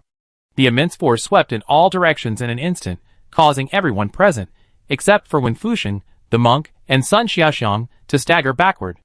Those with weaker martial arts were even thrown to the ground, rolling around. The Heavenly Mystery Pavilion, which had stood for centuries, was now teetering on the brink of collapse. Only when the dust settled did everyone see. A large crater, at least 3 feet deep, had appeared in front of the Heavenly Mystery Pavilion. The Tomb King was trapped in the crater, his body almost flattened like a sheet of paper. Chu Qing leaped up, flipped over, and landed at the edge of the pit. She stretched her limbs and arms, saying, "That feels good. Where's the next one?" Chapter 147. The entire Heavenly Mystery Valley was utterly silent at this moment. Looking at Chu Qing, who stood there completely unharmed, having caused such a huge commotion without batting an eye, even when Fusheng couldn't help but feel his eyelids twitching. He couldn't understand what kind of monster this was. The Tomb Kings were already astonishing enough, endlessly appearing one after another. But judging from Chu Qing's posture, killing 10 more wouldn't be a problem. He just wondered if Heavenly Mystery Valley could withstand such devastation if 10 more came. Just as he was thinking this, a faint voice rang out. Because the surroundings were so quiet, the voice seemed somewhat clear. "No, 1 more." Chu Qing turned his head. The speaker was the Tomb King lying in the pit. His mask had completely shattered, revealing an ordinary face. His protective divine power had been dispersed, making him a pitiful sight. "Not dead yet?" Chu Qing asked, somewhat surprised. "Soon, soon." The Tomb King's tone remained gentle, a slight smile even playing on his lips. "The body I left in this tomb has been completely slaughtered by that monk. The disciples who were supposed to guard the body. Most of them were poisoned by the yellow spring powder. The rest couldn't stop that old bald thief either. You won today's battle." Chu Qing was stunned. The Tomb King had expected to see joy on Chu Qing's face, but instead found Chu Qing filled with anger. How could they be gone? Who did it? Looking around, when Fusheng pointed at the monk. Him. The monk was stunned. What? Chu Qing's face turned ashen. He mentally summoned the system and checked the rewards, his expression becoming even more grim. The reward screen still showed the same 3 treasure chests. The reason there wasn't a 4th one was probably because the Tomb King in the pit wasn't dead yet. But the problem was, if it weren't for this old monk's interference, he should have gotten many more treasure chests. Looking at the old monk, Chu Qing's eyes almost burned with murderous intent. The monk felt a tightness in his chest, wondering how he had offended this kid. He had helped him eliminate a potential threat, and instead of thanking him, the old monk hated him? Seeing this, the Tomb King, even knowing his body wouldn't allow it, couldn't help but grin, a smile that was even more gruesome. He forced a breath and looked at Chu Qing. Next time we meet, let's have a good chat. His words trailed off, his breath fading away. Chu Qing frowned slightly, glancing at the system screen.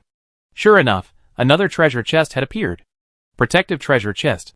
It should contain some kind of protective divine skill, right? He thought to himself, then glared at the monk, before looking at the few remaining disciples of the Heavenly Evil sect in Heavenly Mystery Valley. What are you all waiting for? Kill them all. Upon hearing this, everyone snapped out of their daze. Yes, what were they waiting for? To watch the show? They immediately attacked, charging towards the Heavenly Evil sect. This time, the Heavenly Evil sect disciples finally lost their composure. The Tomb King had already died 3 times at Chu Qing's hands, now that there was no 4th, and Chu Qing was also free to kill. How could they possibly resist? With Chu Qing leading the charge, these people had even less chance of survival. In the blink of an eye, the disciples of the Heavenly Evil cult had been completely wiped out. After the last Heavenly Evil cult disciple was smashed into countless ice shards by Chu Qing's punch, the battle within Heavenly Mystery Valley finally came to an end. Those still alive exchanged bewildered glances. After this fierce fighting, they were all unsure of what to do. The Heavenly Mystery Pavilion was right before them, but the Heavenly Mystery Hermit's treasure was gone. They had been skeptical of what Wen Fusheng had said earlier, but now they were completely convinced. Should they go and see the Heavenly Mystery Pavilion? After all, it was an ancient relic that had existed for hundreds of years.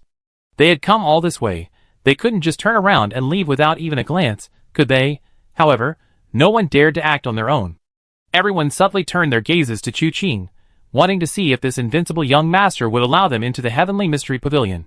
Chu Qing noticed their gazes, and was about to speak when he suddenly frowned slightly. She pressed her hand to the ground and felt it tremble. The tremor started faintly and gradually spread, like an earth dragon turning over, affecting a wide area. Just then, a figure darted out from the Heavenly Mystery Pavilion. Sun Xiaoxiang shouted, what have you done? The secret passage collapsed, the hidden chamber caved in, almost trapping me inside. This place is going to collapse. Get out of here. You? There were indeed a few people with the surname Yu among the crowd, but they all looked completely innocent. Heaven help them, they were fighting the Heavenly Evil cult outside, and hadn't even touched the gate of the Heavenly Mystery Pavilion. What could they possibly have done? However, Sun Xiaoxiang's words were clearly just an expression of anger. She didn't give anyone a chance to reply before flying off towards the outside of Tianji Valley. The tremors grew increasingly pronounced, and the others sensed something was wrong. Chu Qing glanced at Sun Xiaoxiang, his eyes narrowing slightly, then flicked his sleeve. Go! Without further hesitation, the group followed Chu Qing, rushing towards the outside of Tianji Valley. A series of rumbling sounds echoed behind them. Someone turned back in their haste, and saw that the Tianji Tower was getting shorter and shorter, actually collapsing into the ground. The surrounding arched mountain walls began to crumble, and even the ground where they stood was torn apart, revealing jagged cracks. The cracks tore apart buildings, and the Tianji Valley's protective formation gradually disintegrated. Thanks to this, the group didn't need to traverse the formation, they flew through it. Although a few unlucky individuals were injured by mechanisms triggered by the collapsing ground, they were generally unharmed. In a short while, the group had passed through the gates of Tianji Valley. The tremor ended there. Everyone turned to see that, with the entrance to Tianji Valley as the boundary, the entire valley had fallen. This scene sent chills down the spines of everyone present. When Fusheng frowned slightly, withdrawing his gaze, his feelings were somewhat complicated, but he was alright. His only need from Tianji Valley was the Earth Scroll. Now that he already knew the Earth Scroll had been sent to Shaohan Valley, the existence of Tianji Valley itself was meaningless to him. And through this battle, The Tianji token and the entire conspiracy of Tianji Valley were exposed to the eyes of many heroes in the martial world. These people spread the news, and no one would dare to plot against Luochen Manor because of the Tianji token again. All the crisis had been resolved. This couldn't be better. Thinking this, he looked at Chu Qing and said softly, "Let's go." Chu Qing nodded. "Let's go."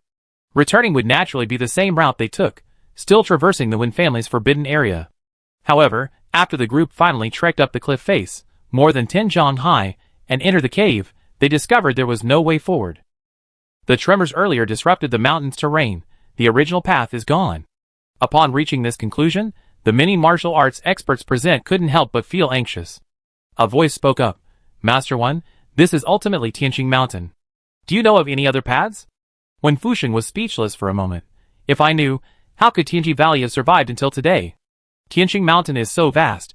Do you think I can measure it? What should we do? Are we going to be trapped here? Being trapped is one thing. We can find another way out. The problem is, we might starve to death before we find a way out." "I don't think that's the case. I remember the news that spread earlier about Tianji Valley said there's more than one way to enter." Just then, a portly old monk walked in from outside the cave. But this time, the old monk's face was devoid of compassion, filled with dejection. "Gone. There are no paths left. The collapse of Tianji Valley must have been the work of the Tianji hermit.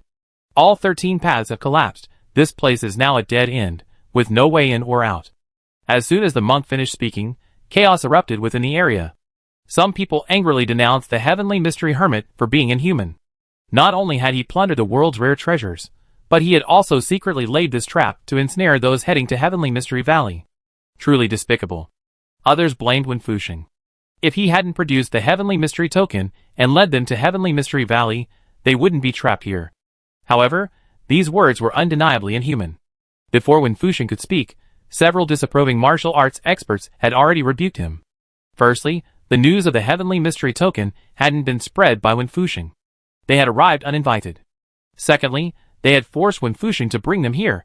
He had asked them beforehand if they wanted to come, so how could they blame their master when now that they were in this predicament? In a short while, the entire scene was in chaos. Chu Qing leaned against the stone wall, sitting gently and quietly beside him. Bian Cheng and Mo Duxing, one stroking his chin and the other with his arms crossed, watched the group of martial artists arguing. Hua Jinyan paced back and forth in front of the crowd, appearing somewhat uneasy. Zhuo Wenchuan, however, standing a little distance away, remained calm, like a sage monk.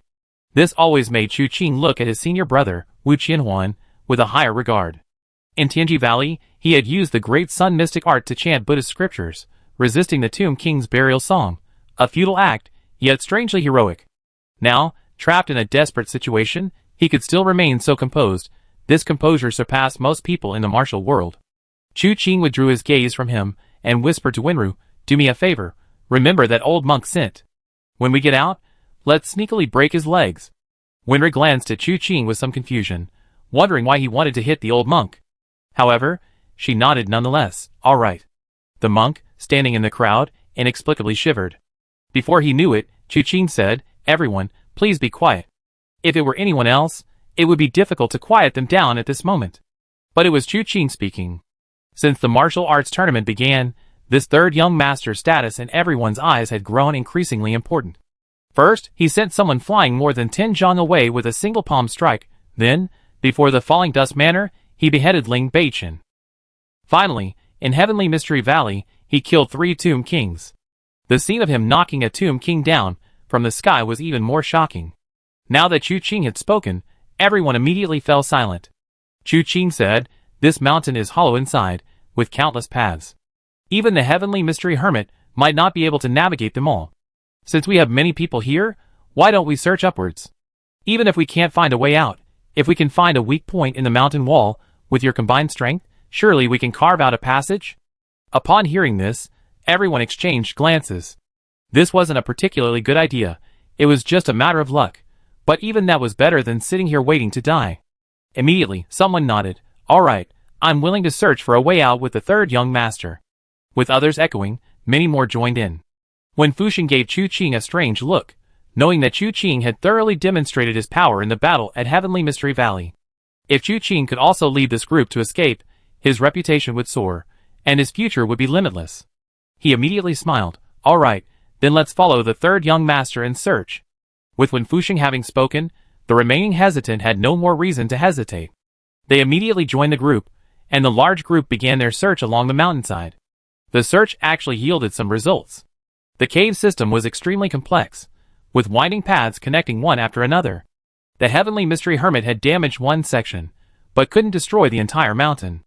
Among the experts present, there were also those skilled in exploring perilous terrain, whose ability to judge the terrain and cave layout surpassed even Chu Qing's. Working together, pooling their wisdom and strength, the group actually found a path leading upwards. They walked for an hour or so, and the few remaining torches had long since gone out. Now, they relied entirely on their keen senses of sight and hearing. But now, there was no way forward. In the dark and cramped environment, despair inevitably arose. Even Chu Qing couldn't help but frown. At that moment, Wenru suddenly said, "Third brother, I smell your scent." "My scent?" Chu Qing was taken aback. "I'm right next to you. Isn't it natural for you to smell me?" "No. Your scent is coming from above." She pointed to the ceiling.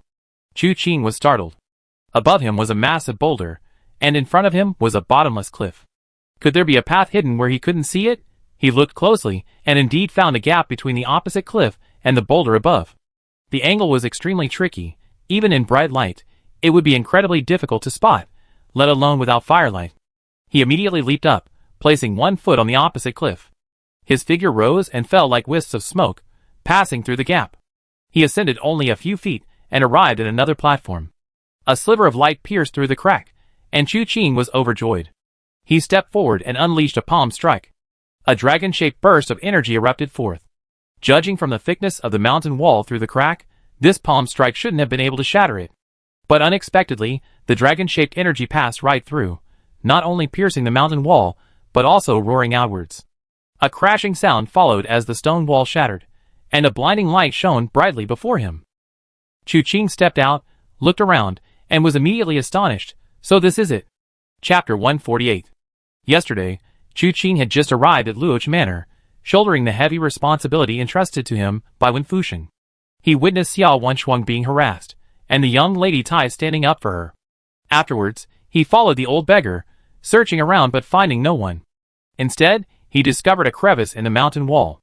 Although he didn't think anyone could squeeze through, he still struck it with his palm to see if he could break through the wall.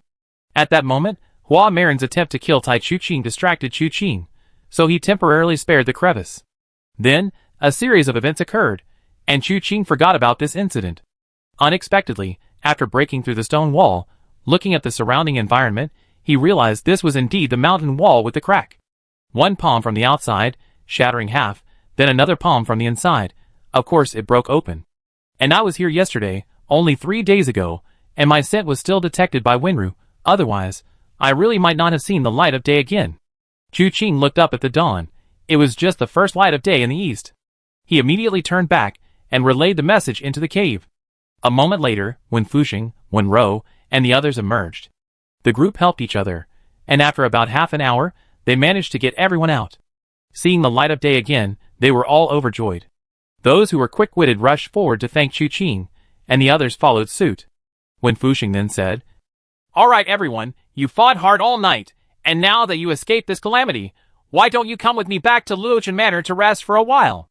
Everyone nodded, but suddenly Sun Xiaoxiang spoke up. "Thank you for your kindness, Manor Lord Wen, but I have to take my leave first. We talk again later." After speaking, she leaped away and took her own life. Watching her retreating figure, Wen Fuxing thought to himself, actually, it's fine if we don't talk about it. Being associated with the Ghost Emperor is hard to say whether it's a blessing or a curse. It's best to avoid contact if possible. Chu Qing shifted his gaze and asked Wenru in a low voice, "Can we follow the scent to find that big monk? Are we going to break his legs?" Wenru's eyes lit up. Chu Qing nodded. "Let's go!"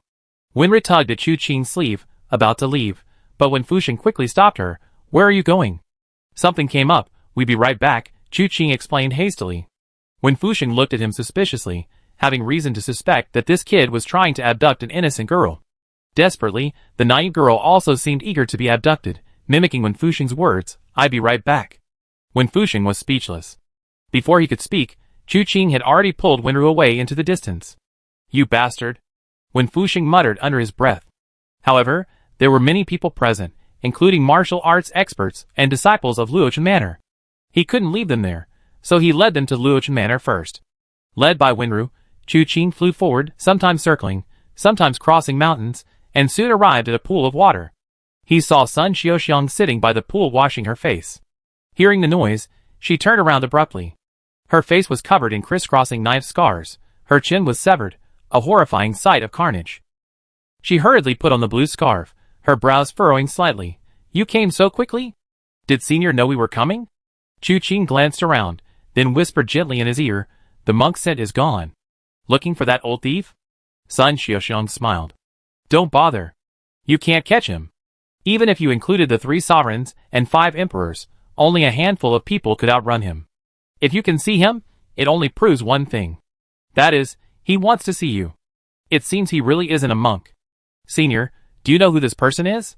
He has all the stars in the 9 heavens in his grasp." Sun Xiaoxiang said calmly, "The #1 thief in the world. Yu Zong? It really is him." Chu Qing's lips curled into a cold smile. A person with such agility is indeed no ordinary person. Along the way, Wen Fuxing took every opportunity to mention last night's events to Chu Qing. Chu Qing also felt that the old monk's arrival was too timely and abrupt. Moreover, someone like the monk had no need to conceal himself, and would disdain infiltrating Luochen Manor. If he had come, Luochen Manor would have known long ago. But the monk's appearance yesterday was too strange, as if he appeared out of thin air. If it was someone else in disguise, that would make perfect sense. Inside Tianji Valley, when Sun Xiaoxiang shouted, Chu Qing followed her gaze, and saw that she was looking at Not-So-Monk. This shows that Not-So-Monk wasn't the real person. Later, when everyone gathered in the cave, Not-So-Monk came to say that all 13 paths to Tianji Valley had collapsed. And the only person Chu Qing knew so much about this place was the old beggar. So the whole thing became clear. The old beggar disguised himself as Not-So-Monk to help Wen Fuxing stabilize the situation. If he had revealed himself earlier, people might have become restless and things might have gone wrong. But given the circumstances last night, even if someone had suspicions, they wouldn't have had time to expose him. He led everyone into Tianji Valley, and that was the end of it. And this person, his surname was Yu. At this point, his identity was obvious. Chu Qing asked one more question simply to get a concrete answer. However, Chu Qing knew something else about this person. The shepherd boy who stole the chaotic god blade in the divine blade hall that day was a disciple of Yu Zong, and Yu Zong was captured by the girl's father, who wanted to break his legs. How could this person have arrived at Luochen Manor so quickly? Since you know, that makes things easier. Sun Xiaoxiang took something out of her bosom and tossed it to Chu Qing. He took the heavenly demon robe. "This is what he asked me to give you, as your reward." Chu Qing raised an eyebrow. The mission to kill the 2 guards and the king was proposed by Yu Zong, and the old beggar had offered a generous reward.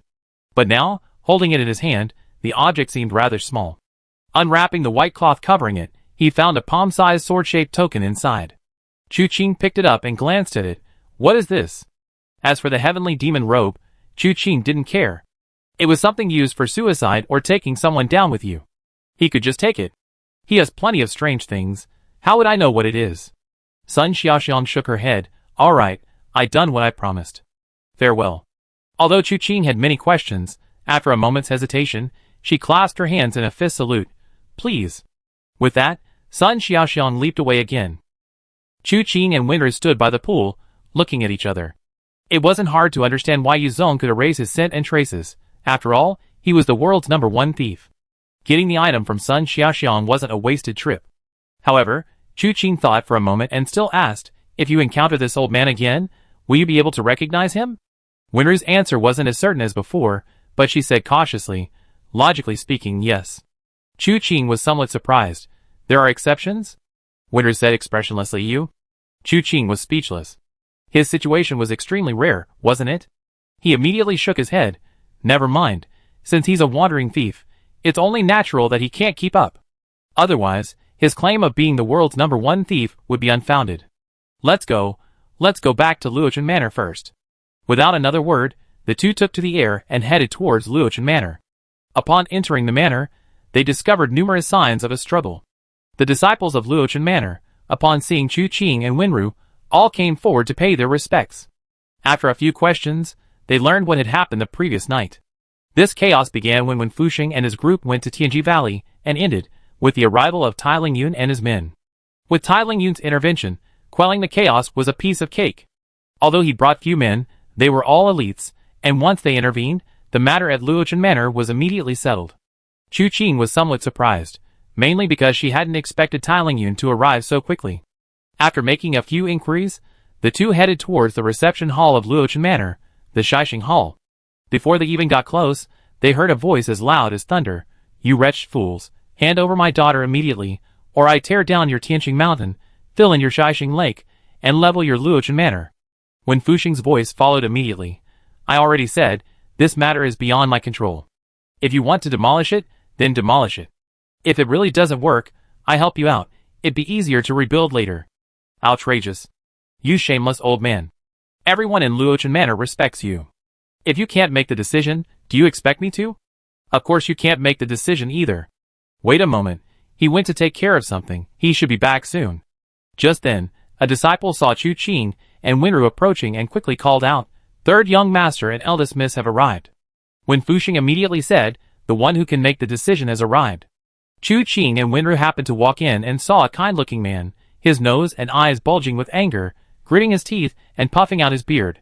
"I told you, you wretched thing, you're no good. You say you can make the decisions? Is it your daughter? When did you get a third young master in your family? Did you have 2 more children?"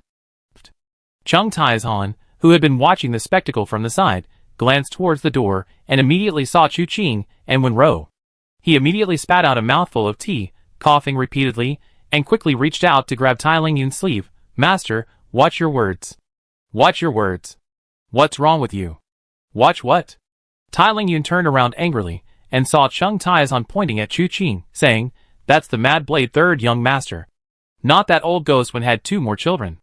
Upon hearing this, Tai Lingyun suddenly calmed down, his eyes narrowing slightly as he stared at Chu Qing who was walking in. "So it's you, my third young master. I heard you hit one of my men?"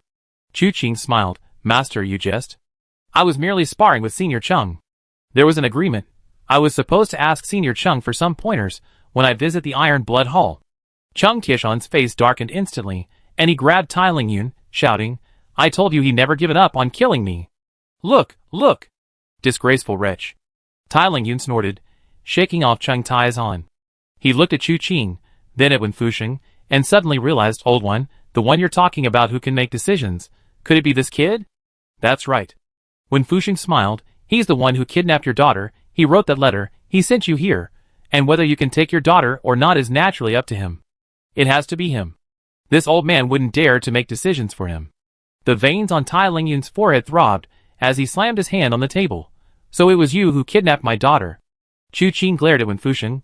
This old man was deliberately trying to stir up trouble.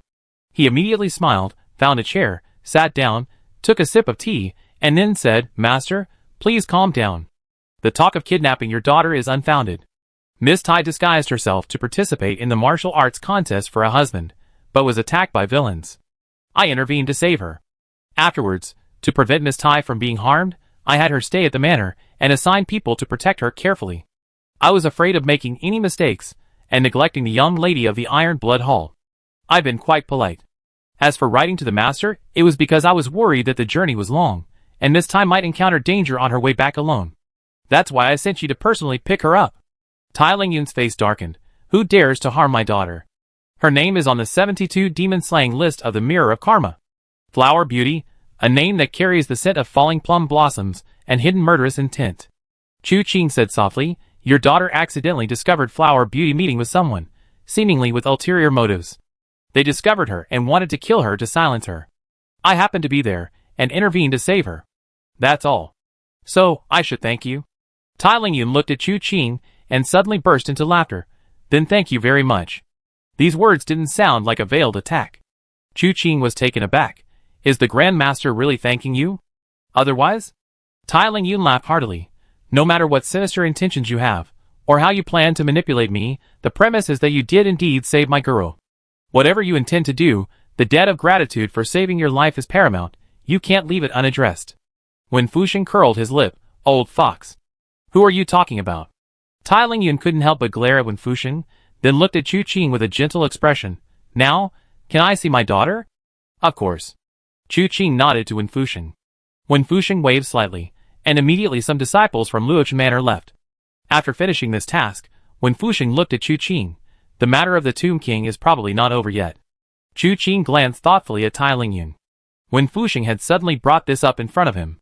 Clearly, it was intentional. The heavenly evil sect's affairs weren't limited to one family or region. Was this a reminder to Tai Lingyun? It seems the relationship between these two families isn't as tense as imagined. Just as he was about to speak after a moment's hesitation, he suddenly heard someone call out from the doorway, "Young Master Mo of the Tai sect, Young Master Bian, Young Master Chu have arrived." At first, Chu Qing didn't react, but then, after a moment's thought, he was startled. "Who's here?" Chapter 149. Before Chu Qing could answer his question, Mo Duxing, Bian Cheng, and Chu Fan entered. "Greetings, Master Wen." The three spoke in unison. They were Wenru's senior brothers, and their relationship with Luochen Manor was extraordinary. In truth, given Mo Duxing and Bian Cheng's status, they should have paid their respects to Wen Fuxing on their first day here. However, Wen Fuxing was assassinated and unable to meet with anyone, which delayed their arrival until now. Chu Qing had just left with Wenru to search for Yu Zong. Wen Fuxing and the others returned to Luochen Manor and learned of the situation. Bian Cheng and Mo Duxing discovered that their third junior brother had also arrived at Luochen Manor. After exchanging pleasantries, they learned that Chu Qing's fiancée had accidentally learned of the whereabouts of the Earth Scroll Heavenly Book and sent a message to Chu Fan from Guyue Mountain. As a disciple of the Tai sect, Chu Fan naturally rushed over upon receiving the news. Unfortunately, Tianwu City was quite far away, and despite his hurried journey, he was still a step too late. By the time he arrived, he was caught in the chaos at Luochen Manor, where he lent a hand. Later, he tried to go to Tianji Valley, but the road had already collapsed. Helpless, he had no choice but to return to the manor to await Wen Fuxing and the others' return. Afterwards, he met up with Biancheng and Mo Duxing. When asked about Wenru, Biancheng was mysterious and evasive, only leading him to pay his respects to Wen Fuxing. Wen Fuxing smiled and nodded upon seeing the three of them. Cui Paozhong is quite enviable, having taken on several excellent disciples. Let me introduce you. This is Tai Lingyun, the Grand Master of the Iron Blood Hall. The three of them then greeted Tai Lingyun. Tai Lingyun's expression was strange. Cui Paozhong's disciple? How has your master's temperament changed in recent years? My master has cultivated his character and become much gentler, Biancheng replied with a smile. Impossible. Tai Lingyun said decisively. Absolutely impossible. Biancheng was speechless for a moment, realizing this was an old acquaintance of his master. His understanding of his mentor was extraordinary. Wen Fuxing said with a half-smile, "All right, we've known your master for quite some time now. Do you think we don't know his temperament?" This is someone you know. The third young master of the Mad Blade. The person who turned the tide this time, although about your age, even a little younger, possesses unfathomable martial arts skills. Since you know each other, seize this opportunity to learn from him. You're guaranteed to benefit immensely. Mo Duxing snorted upon hearing this, while Biancheng gave Chu Fan a half-smile. Chu Fan hadn't noticed Chu Qing sitting there, because ever since he entered, Chu Qing had been casually covering his face with one hand. Hearing Wen Fuxing's words, a competitive spirit stirred within him. He immediately turned to look at Chu Qing. With just one glance, Chu Fan's heart skipped a beat. Just as he was about to speak, Chu Qing stepped forward, standing before him and pressing down on his shoulder. Chu Fan possessed extraordinary strength, far beyond what was common. If it were anyone else acting so presumptuously, a conflict would inevitably ensue. But Chu Qing's movements were too fast. Firstly, he hadn't reacted in time, and secondly, that one glance had stirred up a storm of emotions within him, rendering him unable to react at all. Chu Qing said, "I have always admired Senior Cui. Brother Chu is Senior Cui's disciple. His martial arts must be exceptional. Let's have a good chat and discuss this later." You? Chu Fan's eyes reddened, but before he could finish speaking, Biancheng pulled him away. "Third junior brother, the third young master is no ordinary person. Since they have matters to attend to, let's not disturb them here. Master Wen, Hall Master Tai, the three of us will take our leave first." Wen Fuxing glanced thoughtfully at Chu Qing, then waved his hand. "Go!" Immediately, Biancheng grabbed Chu Fan, practically covering his mouth as he dragged him away. Mo Duxing looked at Biancheng, then at Chu Qing, and finally turned around, his white robes fluttering in the wind, following Biancheng with unhurried steps. After they left, Chu Qing sat down again. Looking at Wen Fuxing, "Where were we?" "The Tomb King." Wen Fuxing gave a heads up. Chu Qing nodded, This person is indeed troublesome. Speaking of which, has Hall Master Tai ever heard of the Heavenly Evil Sect? Tai Lingyun frowned slightly. The Heavenly Evil Sect, of course I heard of it. As far as I know, since 3 years ago, the Heavenly Evil Sect has been plotting trouble throughout the martial world. First it was Tianwu City, then the Divine Blade Hall, and now the Heavenly Secret Order and Heavenly Secret Valley are also their doing. These people are incredibly powerful, their tentacles reaching every corner of the martial world. Hall Master Tai's Iron Blood Hall is vast, with many diverse and numerous members. We must be wary of this Heavenly Evil Sect, Chu Qing said, picking up the tea beside him and taking a sip. But in his heart, he was thinking about Chu Fan. Although Chu Fan was impulsive, in this kind of meeting, others might not recognize him because he had grown up and his appearance had changed drastically, but he certainly would. He needed an explanation later. Upon hearing this, Tai Lingyun glanced at Wen Fusheng, only to see the old man casually sip his tea. This matter might be connected to the 3 sovereigns and 5 emperors. A single hair can affect the whole situation. I'm just giving you a heads up, lest you inadvertently fall into their trap without even knowing what's going on. Ha ha ha. Tai Lingyun suddenly burst into laughter. So that's how it is. Good, I remember this. I investigate thoroughly when I get back. If there really are members of the Heavenly Evil Cult infiltrating my Iron Blood Hall, I show them what my Iron Blood Hall is capable of. You 2 foxes, you tricked me into coming here and made me work like a slave, One shouldn't hold grudges against petty people. Just then, footsteps sounded from the inner hall. Following this, Tai Chuqing's voice rang out, Father! Tai Lingyun jumped to his feet, and Tai Chuqing rushed into his arms, like a fledgling swallow returning to its nest. Good girl, you suffered, haven't you? Tai Lingyun carefully held his daughter, patted her shoulder, and released her, examining her closely. That wretched old devil one, did he mistreat you? He noticed the injuries on Tai Chuqing's body, but recalling what Chu Qing had said earlier, that Tai Chuqing had almost been killed by Hua Meiren, these injuries seemed to match. Indeed, he didn't mistreat her. Tai Chuqing was speaking the truth. Although Ce wanted to kill her to silence her within the Heavenly Mystery Net formation, Chu Qing ultimately stopped him. Her treatment had been quite good since then. Even amidst the chaos of last night, she had been well protected. Now, seeing her father, even though she felt somewhat wronged, she knew this was still Luochen manner, and it wouldn't be appropriate to complain in front of Wen Fusheng. Tai Lingyun nodded, good, as long as you weren't wronged. Then he looked at Wen Fusheng. I keep in mind what you said. You have many matters to attend to at Luochen Manor today. I won't get in your way. I take my daughter and leave now.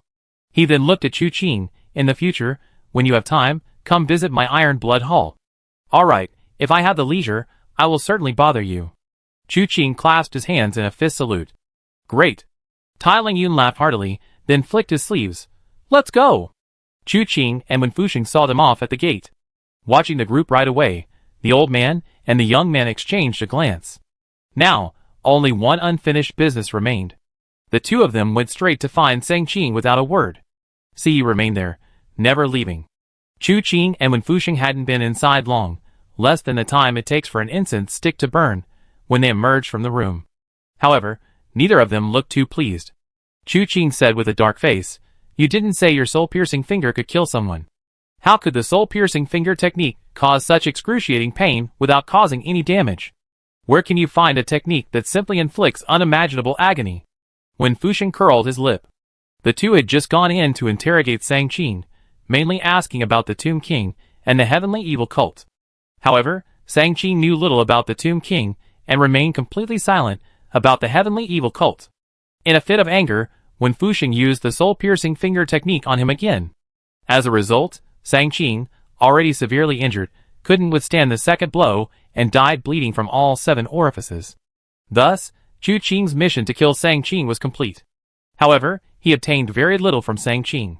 After Sang Qing's death, Chu Qing received another optional treasure chest, a hidden weapon treasure chest. This left Chu Qing deeply disappointed. He had hoped that this mission would at least grant him an internal martial arts technique.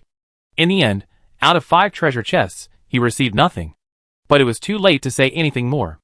Chu Qing simply bid farewell to Wen Fusheng, intending to return and open the chests. Wen Fusheng nodded, letting Chu Qing go first, as he had something to say to Ce. Chu Qing ignored their conversation, returned to his courtyard, sat on his bed, and opened the system interface. Mission, Killing Order. Current progress 3. Mission Reward 1. Choose one from the optional martial arts treasure chests. Mission Reward 2. 1 opportunity to upgrade a treasure chest. Currently available treasure chests: Sound Skill Treasure Chest, Mystic Skill Treasure Chest, Palm Technique Treasure Chest, Body Protection Treasure Chest, Hidden Weapon Treasure Chest. Looking at these 5 options, Chu Qing first eliminated the Hidden Weapon Treasure Chest and the Palm Technique Treasure Chest. He had already obtained the 18 Subduing Dragon Palms, and as for hidden weapons, while Little Li's Flying Dagger had reached the level of a fine weapon, it was still ultimately a throwing knife technique. With these 2, at least for now, it was more than enough. But the remaining 3? Chu Qing was somewhat troubled. The Body Protection Treasure Chest should yield a protective divine skill. Protecting oneself was still necessary. But what kind of technique is the Mystic Skill Treasure Chest? What kind of extraordinary skills can it yield? This treasure chest should come from Shi Yi. It seems the execution order specifically targeted the treasure chests. His Netherworld Rebirth technique is indeed a unique martial art. Chu Qing pondered, glancing at the sound-based treasure chest. Sound-based. A method of sonic killing. This treasure chest must have been obtained from the first Tomb King. But he died too quickly. I didn't even know what skills he possessed before I severed his head with a single strike. Looking at this sound-based technique, Chu Qing couldn't help but think of Cao Qiupu's 7-tone heavenly sound sword technique. The sword technique and the music were combined, using sound to harmonize with the sword, creating a harmonious interplay between sound and sword. A truly masterful method. However, it was a pity that Chu Qing had never witnessed Cao Qiupu's full power. After much deliberation among the 3 treasure chests, Chu Qing ultimately decided to abandon the treasure chest of unique skills. He couldn't imagine what kind of unique skill it might contain. Even if it did yield a bizarre and strange technique, it might not significantly improve his current abilities. Rather than risk choosing this option, it's better to choose between the Protective Treasure Chest and the Sound Skill Treasure Chest. The reason the Sound Skill Treasure Chest wasn't ruled out is that it's hard to say whether sound skills include internal energy cultivation. If it's something like Lion's Roar, then it's just a method of exerting force. But if you're incredibly lucky and encounter someone like the Heavenly Dragon 8 Sounds, then there will definitely be internal energy support. In this case, it will definitely provide a very significant boost to oneself. As for the Protective Treasure Chest, the benefits it can bring are even more obvious. Moreover, the principle is the same as with the Sound Skill Treasure Chest. Any high-level protective divine skill cultivates both internal and external aspects. How should I choose? Chu Qing was a little undecided between the 2. After agonizing for a long time, he finally got up, picked up a pen, wrote 2 crumpled pieces of paper, put them in the cup, and shook them. But after shaking them twice, he gave up. His internal strength was profound. He heard every movement of the paper ball. It seemed like pure luck, but in reality, it was no different from an open book exam. Forget it, I don't lack offensive martial arts, but I don't have any protective divine skills yet. Since I have this opportunity now, I choose the Protective Treasure Chest. Chu Qing washed his hands in the basin and sat back down on the bed. Having made up his mind, he chose the Protective Treasure Chest. You have 1 chance to upgrade a treasure chest. Use it? Use? No need to save it for the night.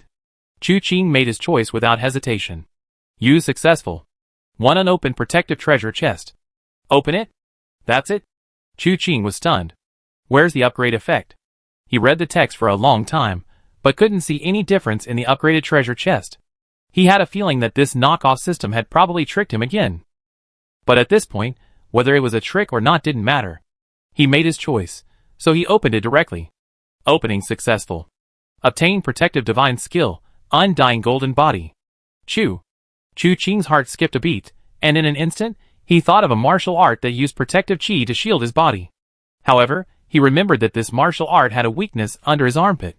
As he pondered this, a series of internal energy cultivation manuals flooded his mind. He immediately sat cross-legged, feeling a surge of immense power welling up from his dantian, instantly merging with the internal energy of the Mingyu True Scripture. Chu Qing frowned slightly. These 2 streams of true energy were not from the same source, and now that they were combined, they were incompatible at every turn. The Undying Golden Body also had a corresponding internal energy cultivation method. Chu Qing once again experienced the bittersweet feeling of acquiring internal energy. He first comprehended the entire internal energy cultivation manual, and was about to try to integrate it with the Mingyu True Scripture. But suddenly he froze. Wait, where's the weakness? Chapter 150. The System's Reward. The internal energy cultivation technique's formula was extremely easy to comprehend. It was almost instantaneous. Chu Qing grasped the entire formula in a flash, only to discover that, according to the formula, this martial art had no weaknesses whatsoever.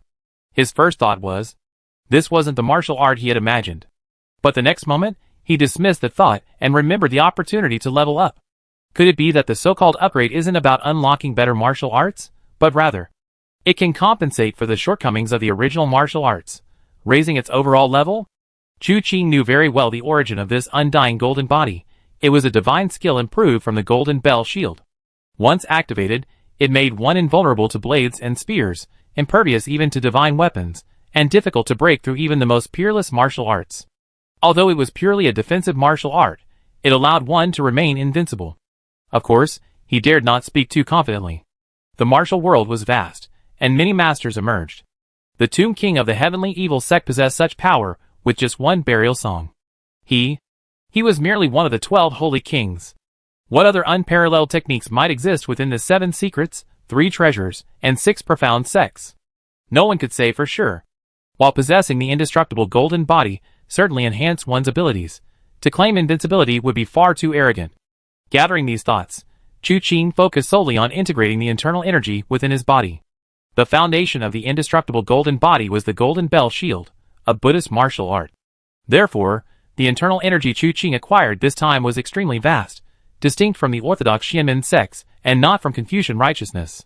However, the modified indestructible golden body was not the Buddhist one, shrouded in golden light and bathed in Buddha's radiance. Overall, it exhibited an extremely domineering and fierce true energy. This contrasted sharply with the profound and serene, icy quality of the Mingyu True Scripture. Chu Qing used the Mingyu True Scripture as a foundation, continuously drawing in the internal energy of his undying golden body, thus accelerating the advancement of the Mingyu True Scripture's internal power. The 9th level, which had been stagnant for a long time, began to gradually rise. At this stage, Chu Qing's clothes fluttered without wind, his body enveloped in a golden light carrying frost, and he unconsciously floated up from the bed. Gradually, a protective aura radiating a chilling aura rose around Chu Qing. The 2 internal energy techniques had completed their initial fusion. Time gradually passed during this process. Chu Qing was in seclusion, unknown to anyone outside. In the courtyard of the border town, a group of people sat facing each other. Chu Fan looked at this, then that, finally slamming his hand on the table. With a crack, the stone table shattered. Bian Chung jolted, glancing at the broken table, his brow furrowing slightly. He then looked at his junior sister not far away. "Wenru, you tell her what to do." Wenru's eyes were calm as still water, as she glanced at Chu Fan. "Pay him money." Chu Fan took out some silver from his pocket and handed it to Wenru. "So you all know?" "Know what?" Mo Duxing's confusion was genuine. "Senior brother, don't interrupt." Bian Chung nudged Mo Duxing and said to Chu Fan. "So you really don't know anything? What should I know?" Chu Fan's eyes widened. Bian Chung glanced at Wenru. "See, even junior sister knows." "Junior sister, what do you know?" Chu Fan looked at Wenru. Wenru thought for a moment, "Why don't you go ask him yourself? If you hadn't been holding me back, I would have gone already." Chu Fan shook his arm vigorously. "Second senior brother, let go."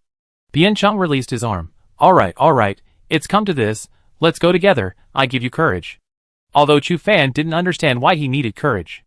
But he hadn't hidden his affairs from anyone, so he nodded. "Let's go." After saying that, he strode out of the courtyard. Bian Chung and the others followed, seeing Chu Fan standing in front of the door with a deep look in his eyes. They couldn't help but ask, "Why aren't you moving? Where does he live?" Chu Fan was so angry, he almost stomped his foot. This was his first time at Luochen Manor.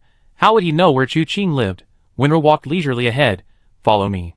As she spoke, she fiddled with a money pouch in her hand. Sometimes she tossed it up and down to catch it, sometimes she twirled it on her finger. Biancheng hadn't noticed at first, but then realized something was wrong and couldn't help asking, "Did you find it?" Wenru nodded gently. "I remember the smell. There's silver inside. I find the owner, and return it later." "That's great." Biancheng was a little envious. His junior sister seemed to find all sorts of strange things every day, including, but not limited to, silver. Led by Wenru, the group quickly arrived at Chu Qing's courtyard. Biancheng shaded his eyes with his hand, sneering repeatedly. "Master Wen's wolfish ambitions are blatantly obvious." Mo Duxing spoke calmly. "Explain in detail." "Look at that courtyard over there. It's clearly junior sister's residence. Bien Chung sneered. Third brother's courtyard is separated from junior sister's by only a wall. And our guest rooms have all been arranged on the lower 3 floors. What's the purpose? What's the intention? Chu Fan frowned. This won't do. Bien Chung wanted to ask why, but then a muffled groan came from behind. Looking up, he saw Si shivering as he retreated from the courtyard, his face full of surprise and uncertainty. What happened? Chu Fan and the others were greatly alarmed and rushed forward, thinking something had happened to Chu Qing. However, upon closer inspection, the courtyard was peaceful, with no sign of any troublemakers. Si, what happened? Wenro asked gently. Her eyes darted around, and she sniffed the air, but couldn't detect any other sense around her. Si said, Miss, it seems the third young master is in seclusion in his room. I came to bring him food, but unexpectedly, the moment my hand touched the door, I felt a chill assail me. Before I could even exert any force, a surge of internal energy sent me flying. Bien Chung stepped forward and checked Si's pulse, finding a lingering chill within him. This chill was extremely cunning and impossible to dispel. The group exchanged bewildered glances, while Chu Fan frowned deeply. Has he always been like this? Like what? Unfathomable? Bien Chung smiled, more than unfathomable. Never mind, let me tell you about my acquaintance with him. Although they couldn't touch the door, the courtyard, aside from being a bit cold, was generally safe. The group decided to enter the courtyard. If Chu Qing was indeed in seclusion, they could protect him. Bien Chung took this opportunity to recount the details of their acquaintance with Chu Qing. This doesn't mention that he saw through Chu Qing's true identity, or the hidden identity of the Night Emperor. It simply describes events from a third-person perspective since he met Chu Qing. At the Divine Blade Hall's world's first-ranked tournament, he killed Dong Xingji with a single strike, earning the title of Mad Blade. On the way to Luochen Manor, he encountered Chung Taizan of the Iron Blood Hall, who intercepted him, and he sent Chung Taizan fleeing with a single punch. Before Luochen Manor, he killed Ling Beichen with a single strike. At the martial arts tournament for marriage, his divine palm technique intimidated all the heroes. Especially last night, his battle with the Tomb King. The sheer power and intensity of the fight were unprecedented in Bien Chung and the others' lives. Compared to that, the killing of several Longyang Mountain disciples at the foot of Tianqing Mountain was insignificant. As for the fact that Jade Dragon Immortal died at Chu Qing's hands, Bien Chung and the others didn't know. At first, Chu Fan remained calm, but the more he listened, the more restless he became. He even began to think he must have misunderstood. The third brother left home at a young age. Even with some extraordinary encounters, he couldn't possibly have reached this level. How could the person the second senior brother was talking about be his own brother? This was simply a peerless genius. It wasn't that Chu Fan intentionally looked down on his younger brother, but mainly, Chu Qing hadn't displayed any remarkable talent back then. How could there be such a drastic change? If you want to know, wait until he comes out of seclusion and ask him yourself. Bien Chung poured himself a cup of tea, but suddenly noticed that a layer of frost had formed on the teapot. The area affected by Chu Qing's inner energy was growing larger and larger inside the room. The four brothers sat in the courtyard and waited until the sun was setting. The entire courtyard looked as if it had just been snowed on and frosted over.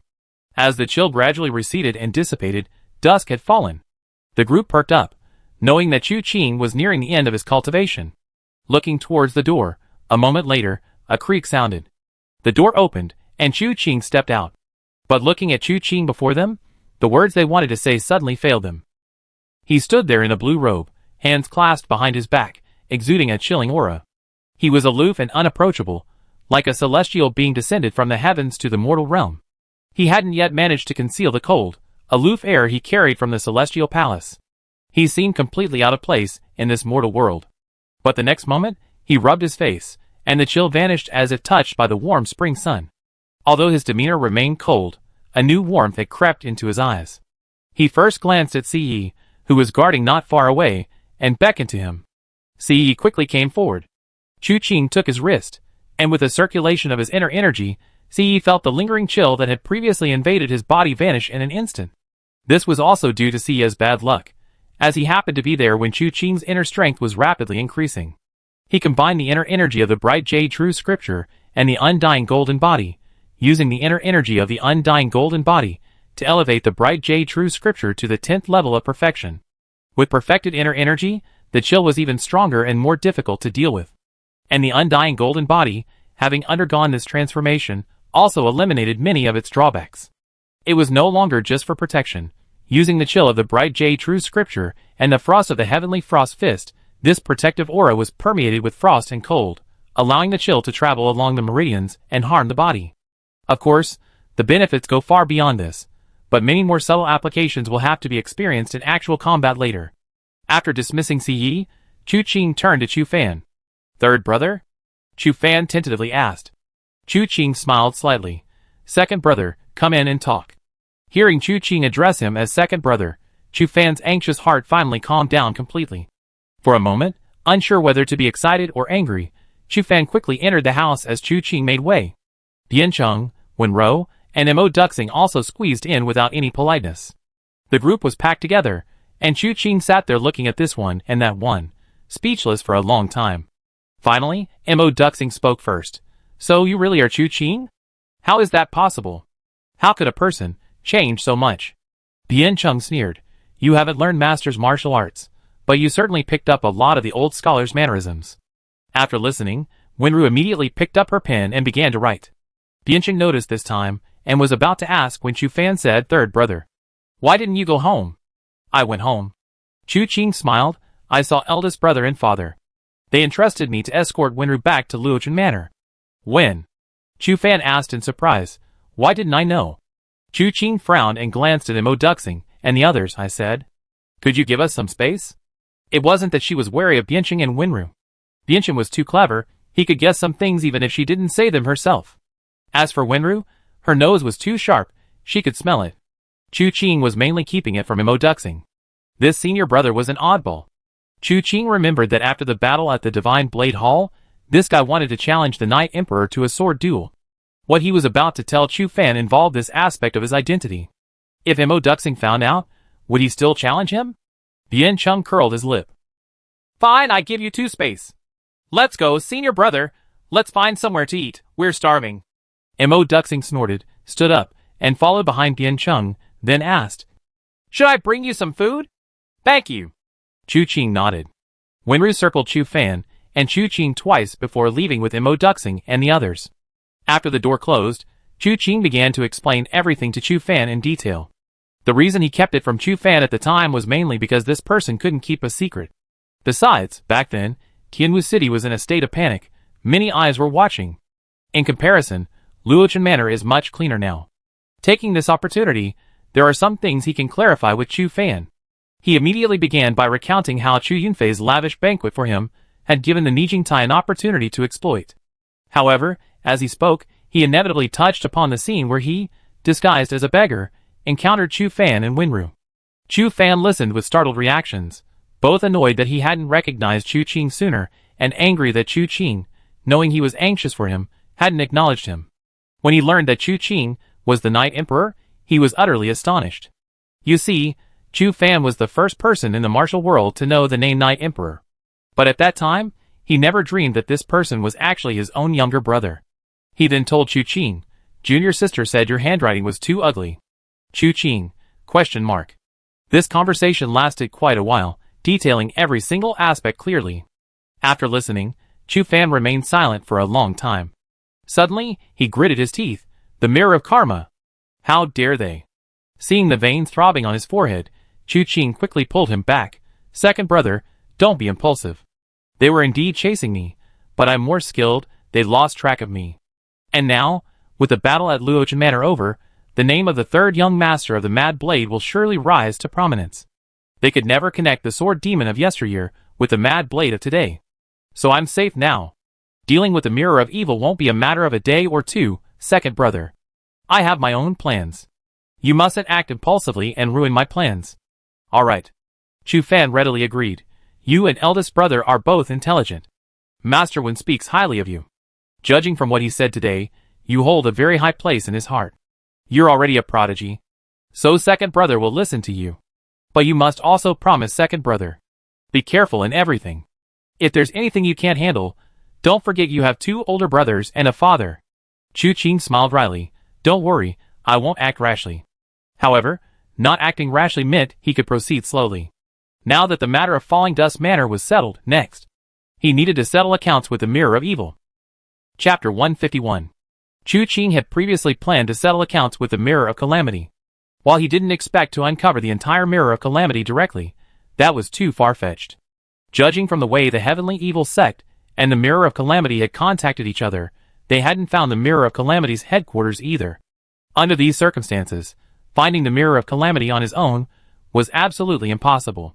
What he could do was lure them out. And the method was simple. Just the name Sword Ghost would be enough to make the Mirror of Calamity rush over. After all, he was still a traitor on their list. Chu Qing could use this to stir up trouble, and see if he could get any information about the Mirror of Calamity's branches from these people. He could dismantle one by one. One day, he could completely eradicate this cancer. Thus, he could openly roam the martial world as Chu Qing. However, these things weren't suitable to discuss with Chu Fan at this moment. After explaining his own affairs, Chu Qing inquired about the recent situations of Chu Tian and Chu Yunfei. Knowing that Chu Yunfei was doing well, and had even gained weight recently, Chu Fan hadn't understood why his father was suddenly in such a good mood. He had been missing Chu Qing so much that he was losing weight, yet his behavior had suddenly reversed. Now he understood. It turned out they had already met. Chu Fan didn't mind that Chu Qing and the others had kept things from him. He completely trusted the three of them's judgment. He was overjoyed to be reunited with Chu Qing. When he talked about his eldest brother, Chu Tian, Chu Fan became even more excited. You don't know, sister-in-law is back. Dad is pressuring them to have a baby quickly. He even wanted to drag me along to eavesdrop and see if they were just going through the motions, but I stopped him. Chu Qing was speechless for a moment, then suddenly remembered his sister-in-law, Qin Yuqi. When he in Feng Village parted ways with him, she had said something about meeting again in the martial world. Now it seemed he had guessed correctly. She had already gotten busy as soon as she returned. Meeting again in the martial world was unrealistic. They should meet at home if possible. Thinking of his elder brother, so serious and diligent these days, he couldn't help but chuckle. Speaking of Tianwu City, he mentioned Wuganqi's subjugation of Wanya Valley. However, he hadn't taken a bite of the Four Seas gang, only a small taste, and had reached agreements with various parties. Thanks to this, although Tianwu City's sphere of influence had increased dramatically, its overall situation remained quite stable. Chu Qing nodded upon hearing this, and after thinking for a moment, said, "Second brother, what are your plans next?" "After this trip to Luochen Manor, I plan to return to my sect to report. However, now that I've seen you, I'm a little hesitant." Mainly, he was reluctant to part with her. But men are often too blunt to speak so directly. In Chu Fan's heart, Chu Qing was still that naive young man, who had endured countless hardships and sufferings alone all these years. Now that they had finally met again, he only wanted to stay by his younger brother's side for a few more days. Chu Qing could see what Chu Fan was thinking and gently patted his arm, saying, "You really should go back and report on the matter at Tianji Valley. Also, I have something I need your help with." "What is it?" "Just tell me." Chu Fan patted his chest and said, "Second brother will do everything for you. It's nothing, just asking you to deliver a few letters for me." One was for Chu Tian and Chu Yunfei, and another was to ask him to have someone deliver it to Guyuan Mountain and give it to Wu Qianhuan. He had originally intended to write a letter to Zhou Yi as well. Chu Qing had passed on a portion of the Purple Cloud Divine skill to him, and he wondered how Zhou Yi was progressing. However, considering that Zhou Yi was a spy, and Chu Qing had given him instructions before leaving Tianwu City, he decided to drop the matter. Chu Fan was somewhat disappointed to hear it was just a small matter like delivering a letter, but he still nodded. Especially when he heard there was another letter for Wu Qianhuan, he was greatly pleased. Watching Chu Qing pick up his brush and write extensively, he sat quietly to the side, drinking tea and waiting. The letter to Chu Yunfei and Chu Tian was quite long, mainly because it included Chu Qing's own insights into internal energy cultivation. He knew very well that his martial arts had improved so rapidly because of the mountain system cheat code, and couldn't be judged by ordinary standards. It was impossible to expect Chu Tian and Chu Yunfei to cultivate the Purple Cloud Void scripture to perfection in such a short time. Fortunately, although the system was a knockoff, Chu Qing's understanding of martial arts was genuine. This reflection, written with his current cultivation level, would undoubtedly help Chu Yunfei and Chu Tian avoid many detours.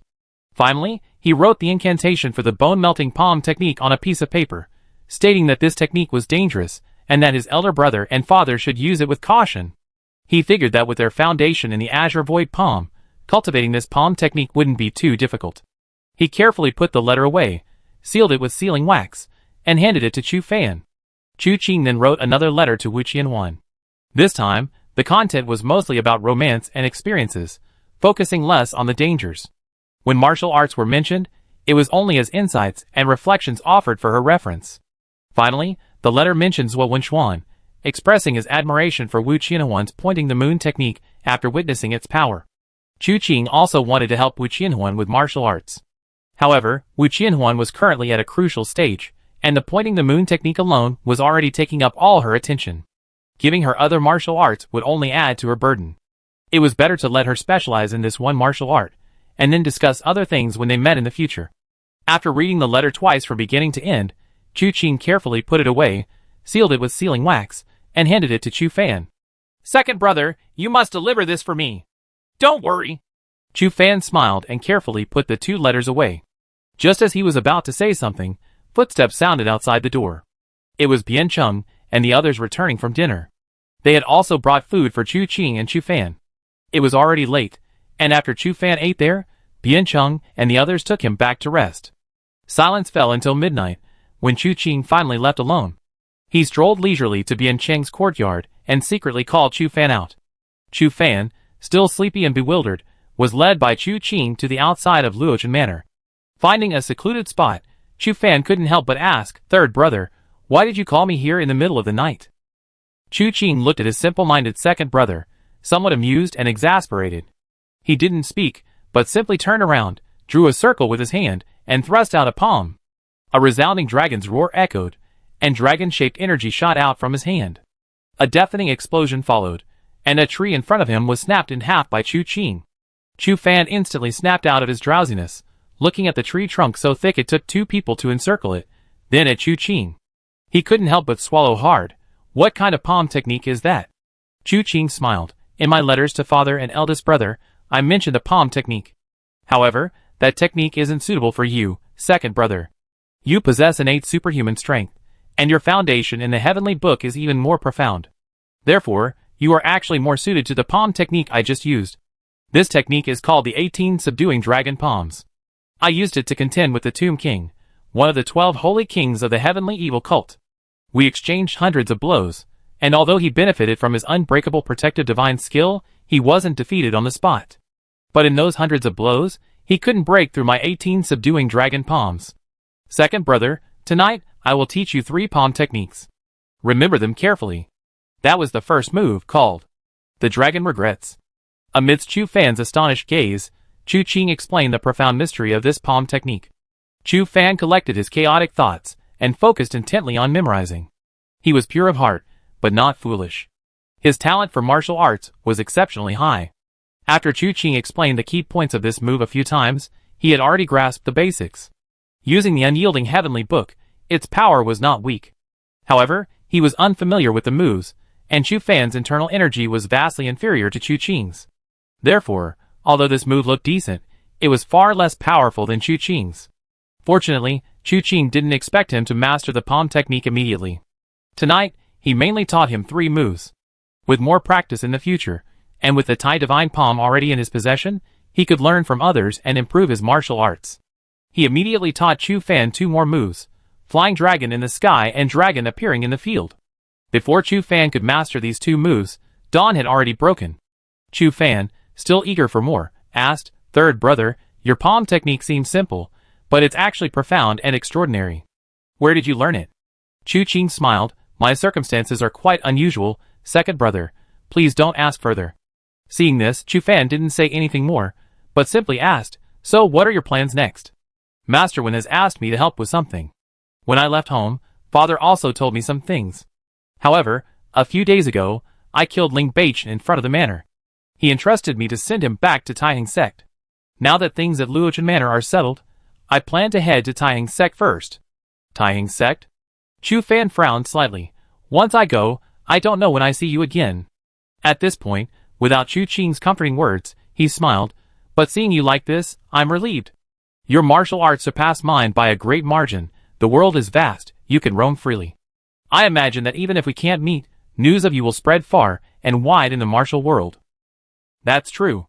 The 2 brothers chatted casually as they made their way to Luochen Manor. Upon entering the manor, they discovered that the martial arts contest for marriage had begun again. When Karen sat on the stage, looking dejected, with Wen Fuxing naturally hosting the event. However, There were far fewer participants than before. After all, those people before had ulterior motives, while those present genuinely sought to marry Wen Karen. Chu Fan asked in surprise, "What's going on?" Chu Qing was speechless. Master Wen likes to play matchmaker. He's practically forcing a marriage through a martial arts contest. As he spoke, a group of people hurried past, heading towards the exit of Luoch Manor. Upon seeing Chu Qing, they paused. Zhuo Wenchuan stepped forward and bowed to Chu Qing. Third young master. Brothers what's this? Chu Qing glanced at Su Mao and Su Qiaowei behind him, a slightly strange look in his eyes. Zhuo Wenchuan smiled. Third young master previously said that he wanted the two of them to leave early yesterday morning. That was naturally for their own good, but since the drawbacks of Luoch Manor from the battle the night before last have been eliminated, I took the liberty of letting them stay an extra day. Now that everything is settled, I intend to escort them home. Chu Qing looked at Zhuo Wenchuan, then at Su Qiaowei, whose gaze was fixed on Zhuo Wenchuan, a strange feeling creeping into his heart. It's unclear whether this is out of compassion or a detached soul caught in the web of worldly affairs. Regardless of the reason, it has nothing to do with Chu Qing. Even if it works out, it would be a beautiful story. The fact that Su Qiaowei was targeted by Ling Beichen shows that she is kind-hearted and could be a good match. He smiled immediately. Brother Zhui is indeed compassionate. In that case, we meet again. We meet again! Zhuo Wenchuan also clasped his hands in a fist salute to Chu Qing. Su Mao and Su Qiaowei greeted Chu Qing and then followed Zhuo Wenchuan out of the manor. Chu Fan pondered, who is this person? Zhuo Wenchuan, disciple of Master Tian Yu, senior brother of Wu Qianwan. So it's him. Chu Fan suddenly realized, he was the one who told my sister-in-law about the matters at Luochen Manor. And that's why she sent me the message.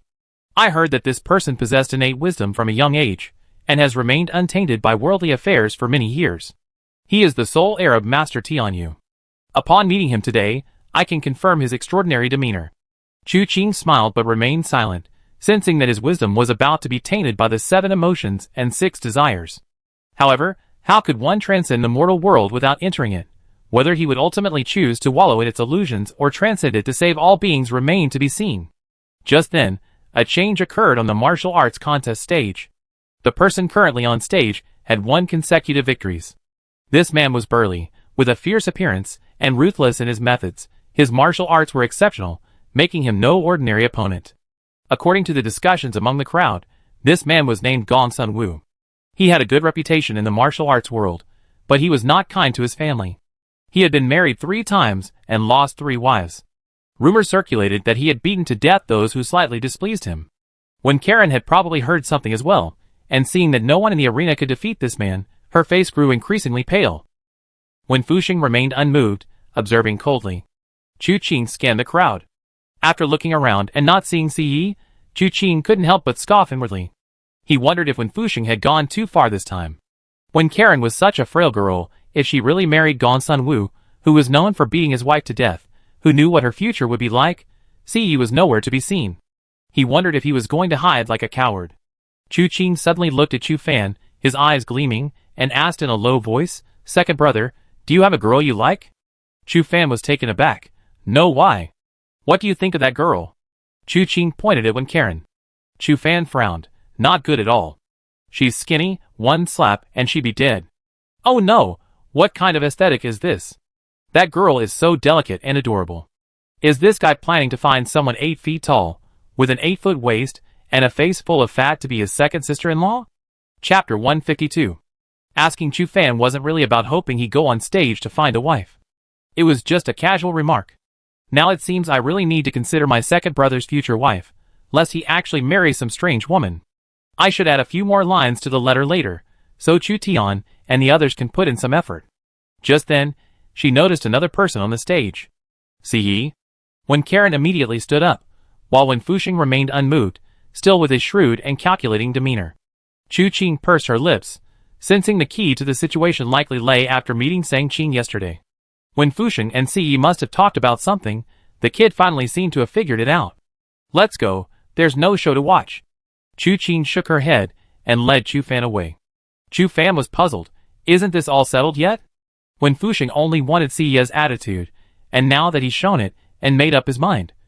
Regardless of his martial arts skills, no one can defeat him in today's martial arts contest for marriage. Even if someone does, they won't. With Wen Fuxing's martial arts skills, helping Si Yi cheat would be incredibly easy. Moreover, he guessed that even if Gong Sunwoo ultimately won, he wouldn't marry his niece to him. As for how things would get complicated afterward, Chu Qing didn't know. Anyway, the martial arts contest for marriage was Wen Fuxing's two birds with one stone plan, and now that his goal was achieved, it was considered settled. Chu Fan didn't know the intricacies involved, but since Chu Qing said so, he accepted it. And indeed, things turned out as Chu Qing predicted. This martial arts contest for marriage ended with Si Ye's victory, a happy ending for everyone. Thus, all the excitement at Luochen Manor came to an end, and the various experts took their leave. Among them, Xiao Wenchuang came to see Chu Qing, who wrote her a letter of introduction. With the startup capital Chu Qing gave her, she set off for Shindao City. The matter concerning this girl was thus settled. In the following 2 days, first, Hua Jinyan took his leave. He hadn't gained any benefits from the heavenly secret token matter, had inexplicably gotten into a fight, and now that there was no more excitement at Luochen Manor, he simply left to continue his wanderings. Next, Biancheng and Mo Duxing, along with Chu Fan and the other two, took their leave. They were returning to Tai sect to report the events at Tianji Valley to their sect. Logically, Winra should have returned with them as well. However, Winra had been summoned back by Wen Fuxing, and leaving after only 2 days at home would be too inconsiderate. So, it was decided that Winra would stay and spend a few more days with Wen Fuxing, and then return to her sect at a later date. As the people from Luochen Manor gradually dispersed, Chu Qing prepared to take his leave. He found Wen Fuxing and explained his purpose. Wen Fuxing didn't try to keep him, but simply said to Chu Qing, "You must keep the matter of Shaohan Valley in mind." Chu Qing waved his hand. "Manor Lord Wen, you're too kind. I'm very busy. If it's on my way, I definitely make a trip to Shaohan Valley." Wen Fuxing was taken aback. This wasn't what they had agreed on. He glared at Chu Qing. "What do you mean?" Chu Qing rubbed his hands. "Things that don't bring any benefit are never truly memorable." "Then what benefit do you want?" Wen Fuxing almost laughed in anger. "I have no shortage of money, but I think Master Wen's soul-piercing finger technique is quite good. Why don't you teach it to me?" Chu Qing winked at him. Wen Fuxing laughed heartily. Good, good. So you got your eye on the soul-piercing finger? That's simple. You agree?" Chu Qing was taken aback, feeling that this old man was being far too agreeable. Wen Fuxing said, "Agree, of course I agree. You just need to marry Rower, and I impart all my martial arts to you. You're still not agreeing? Nonsense." Wen Fuxing retorted angrily, "The soul-piercing finger is a secret technique of my Luochen Manor, never revealed to outsiders. Unless you become one of my own, how could I possibly teach you such a martial art? If you don't want to marry, then let's change the conditions." "So stingy." Chu Qing pouted. "If that's the case, then changing the conditions is fine too." "What are the conditions?" "I want to open a shop within the territory of your Luochen Manor. The shop will be temporarily managed by your people. Once I find a suitable candidate, I have someone else take over." "That's it?" Wen Fuxing frowned slightly, then said, "You're opening a shop under the guise of... You actually have something else in mind, right?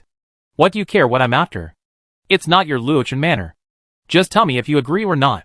Chu Qing picked up her teacup, brushed the tea leaves aside, and said casually, "All right, it's a small matter." Wen Fuxing nodded in agreement. "Then, that's settled." Chu Qing took a sip of tea, stood up, and said, "I be leaving soon. No need to see me off. Farewell." Wen Fuxing snorted, "Don't be so conceited. Who's going to see you off?" With that, Chu Qing had already walked out the door. He didn't have much stuff, besides some clothes and dry rations. His main concern was the safe handling of Bei Chen's ashes. After packing, he slung his bundle over his shoulder and prepared to leave. But as soon as he opened the door, he saw a group of people standing outside.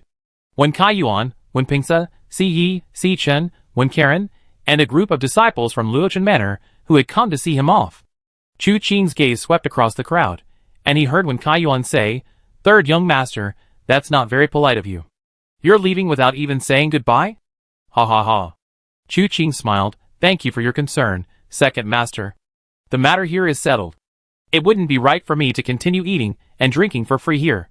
He had already informed Manor Lord Wen, and didn't want to disturb everyone. Si Yi, no longer displaying his initial aloofness, spoke softly, "Although our time together has been short, the third young master's kindness to my Luochen Manor is truly immeasurable. The martial world is fraught with danger. I only hope that you, young master, will be careful and that whatever difficulties you encounter, you will overcome them. Thank you for your kindness. Chu Qing clasped his hands in a fist salute, glancing at Wen Karen standing beside Siyi. The matter between the two was not yet settled, and it was uncertain whether there would be any further twists and turns, but at least for now, things seemed to be going well. Wen Pingse wanted to have Chu Qing become sworn brothers before he left. However, Wen Kaiyuan dissuaded him.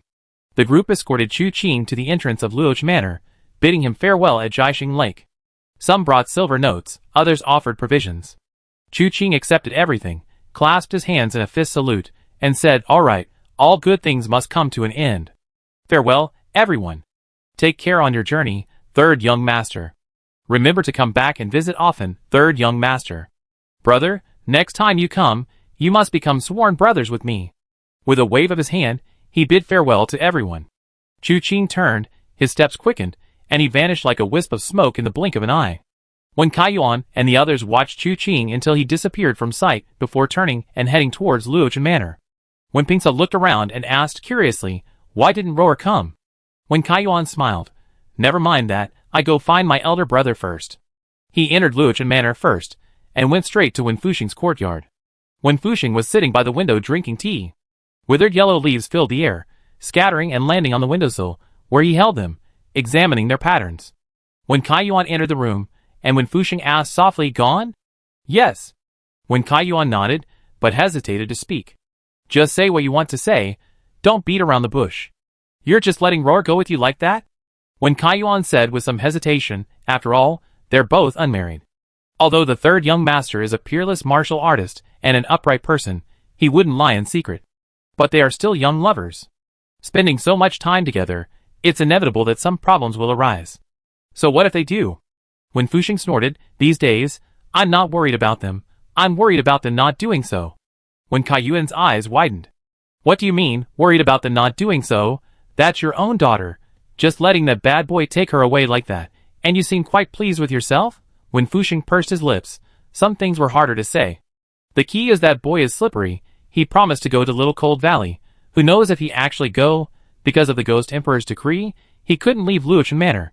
If that brat outwardly complied but inwardly defied him, where would he find him later? Rather than living in fear here, it would be better to let his daughter go with him. Having a vibrant and beautiful young woman by his side every day, constantly reminding him that he absolutely had to go to Shaohan Valley. If something could happen, that would be even more delightful. A young master who, based solely on his slight relationship with Wenru, would be willing to help Luoch Manor against an entity like the Heavenly Evil Sect. Looking at it this way, his daughter was getting a good deal. Besides, once the relationship was confirmed, he didn't believe he would stand by and watch someone die. Wen Fuxing was shrewd and calculating. He wouldn't do a losing proposition. Unfortunately, he couldn't say these things to Wen Kaiyuan. Let Wen Kaiyuan continue to suspect that his elder brother had been brainwashed by those scoundrels from the Heavenly Evil Sect. Chu Qing left Luoch Manor and headed north. After walking about 20 li, they sat down to rest on a large rock by the roadside. Occasionally, she would take out some food from her pouch and eat and drink with water. After waiting a while, seeing that the little thief hiding in the shadows still hadn't come out, she smiled helplessly. "If you don't come out soon, I'm leaving." Wenru, carrying her small bag, slowly walked out from the edge of the woods and approached Chu Qing, her large eyes fixed on him. "How did you know I followed you?" She hadn't intended to hide the fact that she was following Chu Qing. With Chu Qing's martial arts skills, how could he not know someone was following him? But why was he so certain it was her? "They all came to see me off, except you. Naturally, you have a bigger plan. Ever since leaving Luoch Manor, someone had been following her. Even if I use my lightness skill to shake you off and erase my traces, I can still catch up. Who else besides you has such ability?" Chu Qing reached out and tapped Winter's brow. "Why aren't you at home spending more time with your father? What are you doing following me? What I'm about to do is quite dangerous.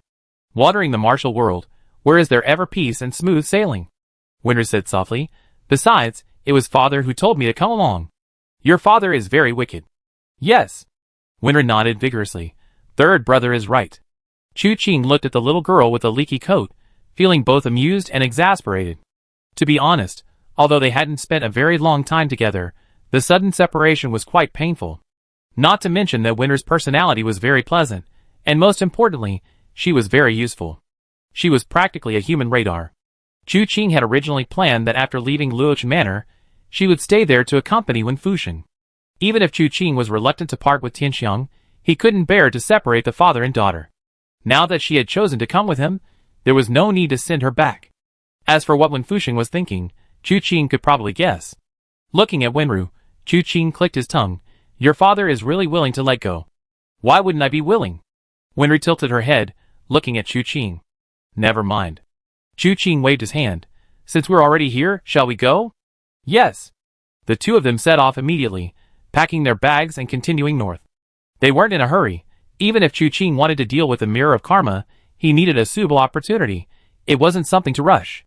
Therefore, they traveled at their own pace, taking their time, and lingered for 2 full days before finally leaving the territory of Luoch Manor. Now they officially entered the territory of the Iron Blood Hall. A short distance ahead was a small town. The town was called Iron Ring Town. Chu Qing and Wenru didn't follow the normal route. Otherwise, the closest place to Luoch Manor would have been Dingxing City. The reason Tai Lingyun was able to reach Tianxing Mountain so quickly in the middle of the night was because they were in Dingxing City at the time. Dingxing City wasn't originally called Dingxing City. It was only after the Iron Blood Hall's influence expanded that it was named Dingxing City. Tai Lingyun's main strategy was, if he couldn't take you down, he at least make you miserable. The name was incredibly pointed at Tianxing Mountain. However, Wenru didn't seem to realize she was being targeted. Instead, she found everything fascinating. In the end, she simply booked 2 rooms at an inn in Iron Ring Town, intending to rest there for the night. At dinner, Chu Qing noticed Wenru fiddling with a money pouch. Slightly puzzled, he asked, where did this money pouch come from? Judging by the color, it wasn't the kind Wenru would like. Wenru handed it to Chu Qing. I found it earlier. I haven't found the owner yet. Chu Qing took it, about to speak, when he heard a series of footsteps approaching. Turning around, he saw a group of people entering the inn. The leader appeared to be in his 50s. Although his expression was calm, a hint of malice could be seen between his brows.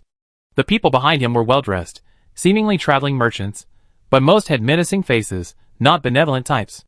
Although Chu Qing knew he shouldn't judge a book by its cover, looking at this group, he felt it would be beneath their dignity not to.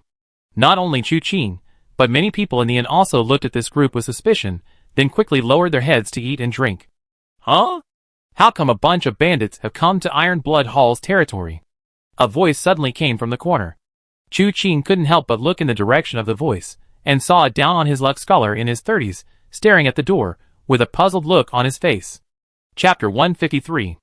The moment the scholar spoke, the entire inn fell silent for a moment. Chu Qing was somewhat surprised by the scholar's audacity. This group of men had faces full of menacing features, each with a vicious and wicked appearance. Calling them businessmen was less accurate than calling them bandits. But while everyone might have such thoughts, only this one had stated them so openly. He must have some backing, and was not simply an ordinary scholar. Thinking this to himself, he heard one of the men shout angrily, "You poor wretch! What nonsense are you spouting? Who's the bandit? Aren't you the bandits?" The scholar frowned, his tone unyielding. "Let me tell you, this is the territory of the Iron Blood Hall. If you want to cause trouble here, you come to the wrong place.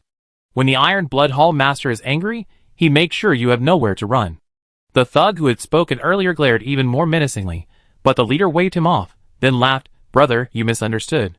We're just honest businessmen, not bandits or highwaymen. Having arrived here, those seeking food and lodging are certainly not troublemakers." The scholar glanced at them suspiciously, then snorted, "They had better be, otherwise, don't blame me for being ruthless." These words enraged the men, who glared at each other, but their leader stopped them, preventing them from acting rashly. The leader ignored the scholar, and chatted with the innkeeper, booking several rooms. The group then proceeded upstairs in a grand procession. The scholar's gaze remained fixed on them, as if he would report them to the Iron Blood Hall if they dared to make any rash moves. Chu Qing withdrew his gaze, and casually opened the money pouch in his hand. He didn't know how Wenru had found the pouch. It contained exactly 200 taels of silver and banknotes. Just as he was about to close it, he noticed a note inside. Wanting to see if it contained any clues about the owner, Chu Qing unfolded the note. It contained only 6 characters, Qingyang Hand, Lu Yulai. Chu Qing's expression changed slightly, and he closed the pouch. Wenru asked softly, "What's wrong?" "I tell you later." Chu Qing put the pouch in his pocket. "Can I have this?" "Okay." Although Wenru still intended to return the pouch to its owner, Seeing that Chu Qing wanted it, she nodded. She believed Chu Qing must have a reason for doing so. The two continued eating and drinking, and only went upstairs afterward. Coincidentally, the scholar had also finished eating and, carrying his book basket, followed Chu Qing and Winru upstairs. His room was right next to Chu Qing's. Winru didn't return to her own room, but followed Chu Qing inside. After sitting down at the table, Chu Qing took out the money pouch and placed it on the table, then found the note and handed it to Winru. Winru tilted her head and glanced at it. This money pouch. Could it belong to this Lu Yu? No, the owner of this money pouch probably wants to kill Lu Yu. This is very likely a deposit for a murder. Winru was stunned. I see. Chu Qing stroked his chin. Others might not know the significance of this money pouch, but Chu Qing, having come from the Mirror of Karma, naturally understood its secrets. If someone wanted to hire the Mirror of Karma to commit murder, they could gradually make contact through scattered channels. Once the time is right, the deposit and the target's name are placed together at the designated location of the Mirror of Karma, marking the payment as a deposit. Upon receiving the money and the target's name, the Mirror of Karma begins their investigation, gathering information about the target. Then, they offer a more reasonable price. If the client deems it too expensive, the deal falls through, and the deposit is non-refundable. Conversely, if the client agrees to the price, the assassination can be arranged. Payment is usually settled after the assassination is completed. The entire contact process, seemingly simple, is actually meticulously planned. If the Mirror of Karma senses anything amiss, the contact will be terminated. This is why the heavenly evil cult, unable to find the Mirror of Karma's headquarters, resorted to impersonating them to carry out an assassination. The former only attracts minor figures, and might not even attract those, making the effort disproportionate to the reward. The latter directly attracts those being investigated by the Mirror of Karma. Even if they aren't top experts on the exterminator list, they are certainly core members of the Mirror of Karma, making it far more efficient. Ordinary people who lose money almost always find it. 200 taels of silver is no small sum. Having found the money pouch with a gentle nose, yet unable to locate the owner, it's highly likely the owner feared being discovered and apprehended during the search, leading to exposure. Thinking this, Chu Qing suddenly said, I remember this Qingyanghan Lu Yulai. He seems to be a subordinate of Lu Jiwei, the third leader of the Iron Blood Hall. And this third leader is currently stationed in Dingxing City? Lu Jiwei has 3 generals under his command, Qingyanghan Lu Yulai, star-chasing sword Guo Wang, and flying feather Jiang Chunhua. Winru blinked her eyes, a clear, bewildered look in them. Chu Qing chuckled, knowing he asked a blind man. If he asked Wen Fuxing or Wen Kaiyuan, he could easily have obtained this information. Winru had left home at a young age, and after only 2 days of peace, she run off here again. She knew less than he did. Thinking this, Chu Qing carefully put the money pouch away again. All right, no need to overthink it. Let's set off early tomorrow morning and head to Dingxing City first. If the other party truly intended to hire assassins from the Nijingtai to kill someone, losing the deposit would only mean they had to raise more money, not stop there. He could use this opportunity to have the sword ghost appear briefly, drawing these people out. With that, Winru returned to her room, and the two rested. However, this sleep was not peaceful. Just before midnight, Chu Qing, who was meditating, was awakened by a sound from the roof. The newcomer wasn't particularly skilled. His footsteps creaked and groaned on the roof, as if he wanted everyone to know he was there. Chu Qing frowned slightly. Back in Tianwu City, people had been running around on his rooftops, and now, someone was still doing it here. Couldn't these martial artists, with their subpar lightness skills, at least avoid using rooftops? Their constant running around was a nuisance. Just as he was thinking this, he noticed the person had stopped on the rooftop next door. Their method of concealing their breath was extremely rudimentary. Crouching on the roof, Chu Qing could hear their breath was practically thunderous. What's going on? Chu Qing wondered. Judging from their posture, they were after the scholar. Could it be that those burly men from last night, because of the scholar's boastful words, were planning to poison him? Thinking this, he opened the window, and saw Winru follow suit. Clearly she had heard too. Still sleepy, she prepared to come out, and see what was happening. The two immediately leaped onto the roof, where they saw a figure in black, like a magpie, carefully removing roof tiles, peering inside while laughing smugly. From the laughter, it was clear this was a woman, unrelated to the group of fierce-looking men from earlier that day. This only made Chu Qing and Winru even more bewildered. Could it be that she was lustful, seeing the down on his luck scholar's good looks, and intended to steal his affections? Chu Qing's brows furrowed deeply. He had never seen anything like this in his entire journey through the martial world. If she was an assassin, her skills were clearly inadequate. Her lightness skill and concealment techniques were all rudimentary. How could she possibly kill with such limited abilities? But if it really was about stealing affections, such clumsy fools were rare indeed. Then he saw the woman take something from her bosom and, circling the gap in the roof tile, slide it downwards. It was a silk thread. Chu Qing suddenly realized she was going to poison someone. The thread would dangle from the roof, reach the rim of the target's cup, and then be used to drop poison into the cup. The victim would die instantly. This was an extremely common assassination tactic. However, this woman seemed to have some serious illness, as she continued to laugh smugly as she slid the thread down. Her laughter was rather loud, and Chu Qing was starting to worry for her. Who laughs before committing murder? Isn't she afraid the target will hear? What kind of tactic is this? Moreover, she was circling around, almost face to face with Chu Qing, yet she hadn't noticed the two living people standing there. Should we say she was focused, or should we say she was arrogant? He watched as she took a bottle of poison from her bosom, carefully opened the cap, and poured it down the silk thread. But she accidentally poured too much, not only staining the thread, but also spilling a large puddle of poison onto the table. Chu Qing could even hear the poison splatter onto the table. At this point, Chu Qing truly couldn't stand it anymore. He himself was an assassin, and seeing her act like this was an insult to the very word. Just as he was about to speak up to stop her, a commotion suddenly erupted from the street. He and Winru immediately looked towards the source of the sound, and saw a group of bandits, who had somehow entered the town, swaggering and shouting, intending to kill and rob. Who dares to be so audacious? To act so recklessly within the Iron Blood Hall's territory? Just as they were stunned, they heard galloping horses appear in front of the inn, and several figures burst through the windows and landed on their horses. It was those men with fierce faces. Judging by their demeanor, they weren't merchants, they were bandits. However, one of them was missing. Judging from the footsteps, the missing person hadn't leaped out of the window, but instead, with heavy steps, found the scholar's room and kicked open the door. Then the woman in black on the roof suddenly cursed, "Damn it, ruined my plans." Chu Qing and Winru were speechless. Did she think that without this incident, her assassination would have succeeded? Now that things had come to this, Chu Qing naturally couldn't let these bandits run rampant. Just as she was about to step forward, she stopped. A scream came from the scholar's room, followed by a loud crash as a figure smashed through the window, and a body fell onto the street. It wasn't the scholar, but the bandit who had confronted him during the day. His chest and abdomen were collapsed, his face as white as paper, and he was gushing mouthfuls of blood, clearly dying. How could this be? Who is it? The leader of the bandits' expression changed, and he looked up abruptly. He saw a figure float out of the window. It was none other than the scholar. He stood with his hands behind his back, his expression cold and stern. "I told you, don't act recklessly here, otherwise, don't blame me for being ruthless." "You, who are you?" The leader of the bandits' faces changed drastically. Before he could say anything more, the scholar appeared on his horse in a flash. Standing on the horse's head with one foot, he delivered a flying kick, and the bandit leader's head snapped several times around his neck, dying instantly.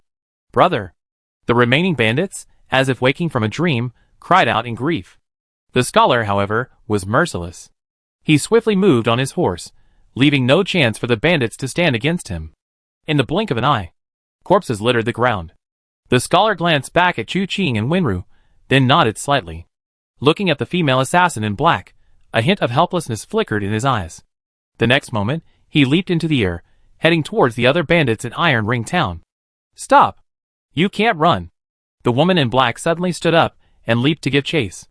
However, her lightness skill was mediocre, and she couldn't catch the scholar at all. After running a few steps and losing sight of the scholar, she stood on the rooftop, stamping her feet in frustration. Chu Qing, however, silently mourned for the people inside the house. He didn't know what had happened to the scholar and the woman, but the people inside had clearly suffered an inexplicable tragedy. For no reason, someone ran onto the roof and started stomping on it. Who could stand that? Just then, the scholar returned. He gracefully appeared before the woman in black, standing at a distance. The woman in black, seeing this, immediately perked up. "Don't run." The scholar then turned and ran, and the woman quickly gave chase. Chu Qing and Winru witnessed the whole thing, their minds a jumbled mess. What kind of nonsense was this? But now wasn't the time to figure out the details. There were quite a few bandits in Iron Ring Town this time. Even though the scholar was highly skilled, it would take him a while to kill them all. To prevent ordinary people from being slaughtered by these bandits, Chu Qing and Wenru quickly joined the fight. These bandits were experts at dealing with ordinary people, but against a master like Chu Qing, it was like throwing an egg against a rock. They were no match. In just a few moments, countless people were dead or wounded. The remaining bandits, knowing there were still masters in the town, lost their will to fight and scattered. A calamity vanished in the blink of an eye. Chu Qing grabbed a bandit who was still alive and asked, "Who gave you the audacity to trespass into Iron Blood Hall territory, killing and plundering?" The bandit was already terrified of Chu Qing. He had witnessed Chu Qing's single palm strike kill more than 10 of his brothers. Now, he dared not lie, stammering, It was the leader who said that the Blazing Fire Hall was launching a full-scale attack, and the Iron Blood Hall is currently too busy to even care about itself. They can't even care about Dingxing City. They can't care about the surrounding towns. We eat. Not a huge chunk of fatty meat, but we can still get our fill from these little bits and pieces. Chu Qing's expression darkened slightly. The Blazing Fire Hall was launching a full-scale attack. The 2 gangs, 3 halls, 5 sects, and 1 manor, though not entirely peaceful over the years and having fought many times, had mostly been minor skirmishes. The Blazing Fire Hall and the Iron Blood Hall were both behemoths. Why would they launch a large-scale attack so easily? Something must have unexpected happened. Chu Qing wasn't too worried about other complications. The key was that Liu Yulai and Dingxing City shouldn't cause any trouble at this crucial moment. Chapter 154. After resolving the incident in Iron Ring Town, Chu Qing and Wenru returned directly to the inn to rest. They found no trace of the scholar or the female assassin on the way. The scholar didn't return that night either. The next morning, they learned that the scholar had left silver in the room the previous night and left. Chu Qing was quite concerned about these two. The scholar's martial arts were extremely high. Killing several bandits revealed no difference in his skill, while the woman's martial arts were terrible. Yet, the woman attempted to assassinate the scholar, and although he clearly noticed, he didn't act. Later, when the female assassin chased after the scholar, he even returned to meet her, fearing she couldn't keep up. This whole scene was somewhat perplexing. After breakfast, Chu Qing and Wenru set off for Dingxing City. From Iron Ring Town, if the two used their lightness skills, they could reach Dingxing City in less than an hour. While Wenru's internal strength was deeper than most, using it for travel seemed wasteful. Chu Qing, having spent considerable time with her, knew her lightness skill wasn't particularly advanced. So, as they walked, he explained the key points of the flying willow green smoke technique to her. If the two were to travel together to Little Cold Valley, Wenru truly lacked a superior lightness skill. They walked and stopped for about half an hour, when they suddenly heard the sounds of fighting ahead. Upon reaching the pavilion, they saw a kiosk beside a desolate mountain path. A large group of people had gathered around the pavilion, with even more scattered around. Judging by their appearance, they were likely members of the bandits. The number was in the hundreds, perhaps even thousands. It was unclear why they had suddenly gathered there. Inside the pavilion, 2 young women sat facing each other, eating and drinking while watching the fight, clapping and cheering. "It's them?" Chu Qing raised an eyebrow slightly. It was inevitable. They run into each other again. The 2 girls before him were indeed the 2 female disciples of the Bodhi nunnery. Last time at the Divine Blade City Tavern, they introduced themselves as Nianxin and Yanin. However, they hadn't participated in the world's first-ranked tournament. And now they met again. And looking at the fighting in front of the pavilion, it was none other than the 5 tigers of the horizontal blade, whom he had seen at the tavern. The one making the move now was likely the one named Wen Dao Hu. The one Nianxin had casually grabbed, saying she'd kill with a single blow. His appearance was ferocious, and his swordsmanship was ruthless and powerful. He was currently fighting a gaunt old man. This old man had some skill, but he was no match for Wen Dao Hu. He was being forced back step by Wen Dao Hu's horizontal blade, and finally, with a clang, his ring-shaped blade slipped from his hand, leaving the horizontal blade against his neck. The gaunt old man, his face utterly dejected, said, "So be it. I'm no match for him." Seeing this, Wen Dao Hu sheathed his sword and took a step back. Then Yanqi laughed heartily, "Very well, very well. From this day forward, your Qingshan village will be under my command. Don't worry, I'm kind-hearted. As long as you obey my orders, I won't make things difficult for you. Alright, is there anyone from any of the 7 Lianshan villages who still objects? The rules are the same. As long as you can defeat these little tigers under my command, I let you leave peacefully, and will never trouble you again." The 5 tigers with horizontal blades remained expressionless, clearly already used to being called little tigers. Only Qing Daohu, Lu Ji, showed a hint of embarrassment. Chu Qing was surprised. What were the people from the 7 Lianshan villages doing here? These 7 mountain strongholds are Qingshan Stronghold, Wanqing Stronghold, Heiden Stronghold, Pufeng Stronghold, Dinghua Stronghold, Niujiu Stronghold, and Heiling Stronghold. They are connected by 7 mountains, each with a stronghold, collectively known as the 7 Strongholds of Lianshan. Although these 7 strongholds are very close to the Iron Blood Hall, Tai Lingyan forbids them from entering, so they never easily set foot within the Iron Blood Hall's territory. Could it be because of what that bandit mentioned last night? Chu Qing pondered. If that were truly the case, then the Blazing Fire Hall's actions were not something that could be accomplished overnight. Just 2 days ago, Tai Lingyan was still able to rush to Tianqing Mountain to pick up his daughter from Luochen Manor because of Tai Chu Qing. At that time, he still appeared calm and composed, clearly indicating that the Blazing Fire Hall had not yet made a move. The change must have occurred within the last day or two, but the 7 strongholds of Lianshan received the news far too quickly. This whole thing must have been premeditated. The Blazing Fire Hall was used as a distraction, allowing these mountain bandits to take advantage of the situation. Those who went to Iron Ring Town last night were just a bunch of small fry. The larger force of the 7 strongholds of Lianshan, however, has another objective. This place is very close to Dingxing City. Could they be planning to take over Dingxing City while they're here? Chu Qing stroked his chin. For many years, the Iron Blood Hall has been a powerful and influential force, dominating the southern ridge. Now, any sign of weakness attracts a swarm of blood-sucking insects, eager to devour this behemoth. But unexpectedly, this group was stopped by these 2 seemingly mad sisters. The sisters' goal has always been clear, to subdue the bandits and become the masters of the outlaw world. Now, a rule has been established with the 7 strongholds of Lianshan. Heroes will be judged by their martial arts skills. The 5 tigers of Hengdao will fight against the leaders of these strongholds, and the losers will have to submit to them. As for what will happen if they win, that remains to be seen. Just then, a furious shout rang out, "Enough! 2 little wenches from who knows where dare to be so insolent before us. Qi Shan is old and frail, no longer fit for battle. We have gathered over 1,000 men today to seize Dingxing City. We have no time to waste with these 2 little girls. Let's swarm them and hack them to pieces. Let's see how they can withstand this." The 5 tigers of the horizontal blades' expression changed upon hearing this. They immediately drew their swords and stood in front of Nianqing and Nianen. Nianqing and Nianen exchanged a glance and laughed loudly. "Fine, you won't be willing to pledge your allegiance until we completely subdued you. Today, let's see whether your 1,000+ men are more powerful, or whether we sisters are truly skilled." Having said that, he rose and went outside the pavilion. A disagreement ensued, and they were about to fight. But just then, an angry voice rang out. "Who are you? Let me go! You dare ruin my plans? You lose your lives." As he spoke, several bandits dragged a woman in black into the area and threw her to the ground. One of them said to the chief of Niujiu village, "Chief, this woman was dressed in night clothes during the day, acting suspiciously. She probably intends to harm us. That's why we subdued her and await your orders, Chief." Chu Qing glanced at her. The woman in black was none other than the female assassin who had tried to kill the scholar the previous night. This woman was incredibly stupid, and her martial arts skills were mediocre at best. Judging by her appearance, she was probably around 30 years old. She glared coldly, surveying her surroundings.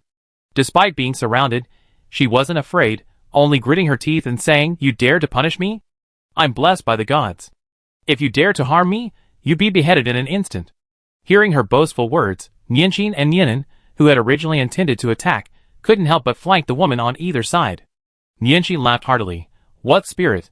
With such boldness, it's a pity you don't join our bandit gang. Why don't you become our subordinate?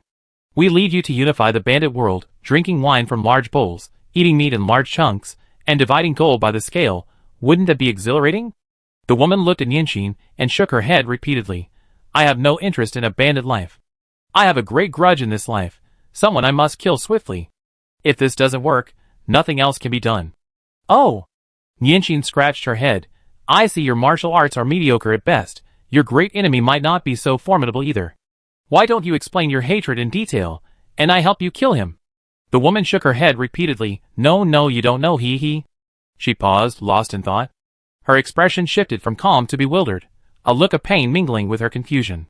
After a long while, she clutched her head, groaning in anguish. "The hatred runs deep, it runs deep. But what is this hatred? I can't remember anything. In short, This hatred is higher than mountains, deeper than the sea. No matter what, I must kill him with my own hands. Where did this crazy woman come from? The chieftain, who had spoken earlier, looked grim. They had important matters to plan. They couldn't afford to waste time here. He immediately waved his hand. Kill her! With a clang, someone drew their sword and stepped forward to decapitate the woman. Just then, Nianqing stepped forward, casually grabbing the blade. With a single grip, the fine steel sword was shattered to pieces. This move was truly astonishing. No one would have expected such a delicate young girl to be so ruthless. The expressions of the several bandit leaders changed, and the Black Dragon bandit leader roared, "Kill!" Before he could finish the word, a shout of "Kill!" echoed from afar. They were taken aback, wondering why there was an echo when this wasn't a canyon. Chu Qing and Wenru were in a good position, and looking into the distance, they saw another group of people approaching. Judging from their appearance, they were likely disciples of the Iron Blood Hall. Led by a middle-aged man, the group charged into the bandits' ranks, and in mere moments, dozens were dead. The members of the 7 strongholds of Lianshan suddenly realized our plan was too hasty, and Dingxing City noticed something amiss. They actually attacked. It's all those 2 women's fault for ruining our plans. Kill them first, then we fight the Iron Blood Hall. However, Nianqing and Nianan exchanged a glance, and then Nianqing leaped into the air, Nianan grabbing her ankle. In a turn, Nianqing also scooped up the woman in black on the ground. Nianan shouted, "Run! Whose bandits are fighting with the officials? 5 tigers, run!" Before the 7 stronghold leaders could react, the group had already vanished, running away like whirlwinds. The 7 stronghold leaders were left pounding their chests in frustration. If it weren't for their interference, they would have already approached Dingxing City, perhaps even stormed in and looted. Why waste time here? And certainly not face the Iron Blood Hall without any preparation. However, it was too late to say anything now. They immediately roared, "Fight them!" It's not Lu Jiwei, nor Tai Lingyun. The leader is Lu Yulai, the Qingyang Hand. Kill him, take Dingxing City, and I treat all the brothers to wine and meat. The angry shouts echoed from the crowd. Chu Qing heard these words, and immediately looked towards the middle-aged man leading the Iron Blood Hall. His eyes narrowed slightly. He's Lu Yulai? A thought flashed through his mind, and he said to Wenru, "Wait for me here. If anything happens, call for help." Actually, with Wenru's martial arts skills, she was more than capable of protecting herself. But given the current situation with the Iron Blood Hall, unexpected things might happen, so Chu Qing wanted to give her some more instructions. Wenru nodded obediently. Chu Qing pulled a black veil from his sleeve to cover his face, then casually handed the Qingye sword and knife to Wenru for safekeeping. Only then did he subtly blend into the chaotic formation. As soon as he entered, bandits charged at him with their swords drawn. Chu Qing casually placed a palm on the man's chest and abdomen. The force of the blow, barely exerted, shattered his heart meridian. He easily snatched the sword from the man's hand, held it in his palm, and with one hand, darted into the crowd, striking with palms and punches, sending the bandits sprawling in all directions. In no time, he had already mingled around Lu Yulai. This man, nicknamed Qingyang Hand, possessed iron hands that could seize and subdue with ease, taking lives in a single move. He was a unique figure in this chaotic battle. The bandits of the 7 strongholds of Lianshan knew that if they did not take this man's life, they would suffer more defeats than victories today. So they simply let their men deal with the others, even if it meant sacrificing their own lives, to slow down the other members of the Iron Blood Hall. Meanwhile, the 7 of them joined forces to deal with Lu Yulai. Despite being in this predicament, Lu Yulai remained calm and composed, his movements measured and controlled, combining offense and defense. 7 men working together to kill him was no match for him, and he didn't expect to turn the tide single-handedly. His only goal was to buy time. The bandits of the 7 strongholds of Lianshan couldn't hold him for long. Once they broke through the encirclement, the situation would reverse. Seeing his response, Chu Qing knew this man was a seasoned veteran with exceptional mental fortitude. However, he also noticed that one of the Iron Blood Hall disciples surrounding Lu Yulai, while fighting the bandits, kept glancing behind Lu Yulai. A thought immediately struck him. He had come all this way specifically to guard against the possibility of the Mirror of Calamity attacking Lu Yulai. Whether Lu Yulai lived or died was of no concern to Chu Qing. But he needed to use this opportunity to inform the Mirror of Calamity that the Sword Demon was still alive. He had been worried about whether the Mirror of Calamity would appear. Now it seemed they had already arrived. Just then, Lu Yulai exchanged a palm strike with the leader of Nyoju village. Fighting 7 opponents alone, his inner strength was inevitably depleted, and the blow caused him to stagger and retreat several steps. The Iron Blood Hall disciple, whose gaze had been lingering behind Liu Yulai, suddenly leaped into the air. His eyes flashed with chilling killing intent, his sword flashing, aimed sharply at Liu Yulai's back, intent on killing. But just as the sword was about to pierce Liu Yulai's back, a section of the sword suddenly pierced through his arm. Before he could even react, the back of his neck was already being lifted. A voice came from beside him. With me here, your Nirvana mirror platform will not succeed. Chapter 155. The sound startled the assassin. A powerful force surged from his back, sending him flying.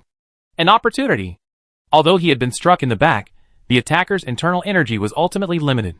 He immediately channeled his inner energy and leaped away. The attacker's swordsmanship was extremely fast. He was already injured and unfit for further combat. After landing, the assassin disappeared into the crowd after a few turns. A smile appeared on Chu Qing's lips as he glanced back at Liu Yulai, whose figure was gradually becoming disheveled. At this time, you cannot die. The next moment, he moved swiftly, his sword flashing, and with a series of swift strikes, several bandits from the 7 strongholds of Lianshan, who were blocking the Iron Blood Hall's experts, died under Chu Qing's sword.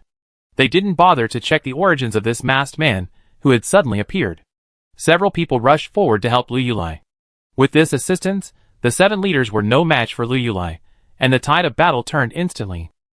After they had either killed or captured the 7 leaders, and everything was settled, Liu Yulai went to search for Chu Qing, but he had vanished without a trace.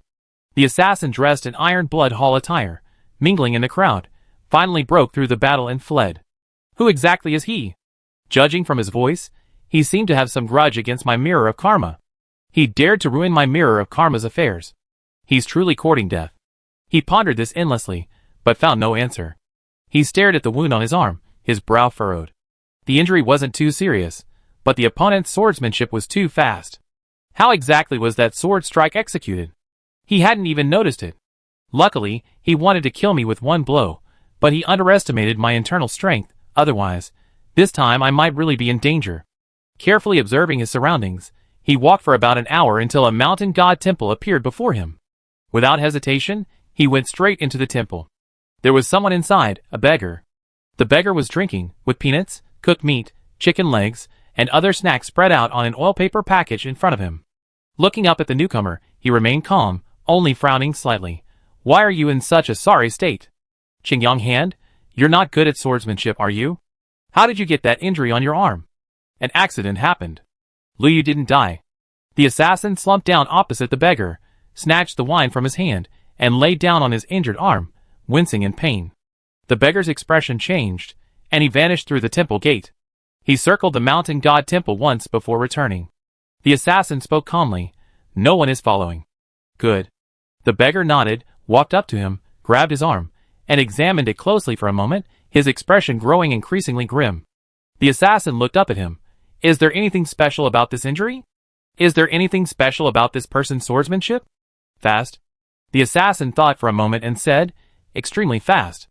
Looking at the beggar's expression, he asked, what's wrong? There's something you don't know.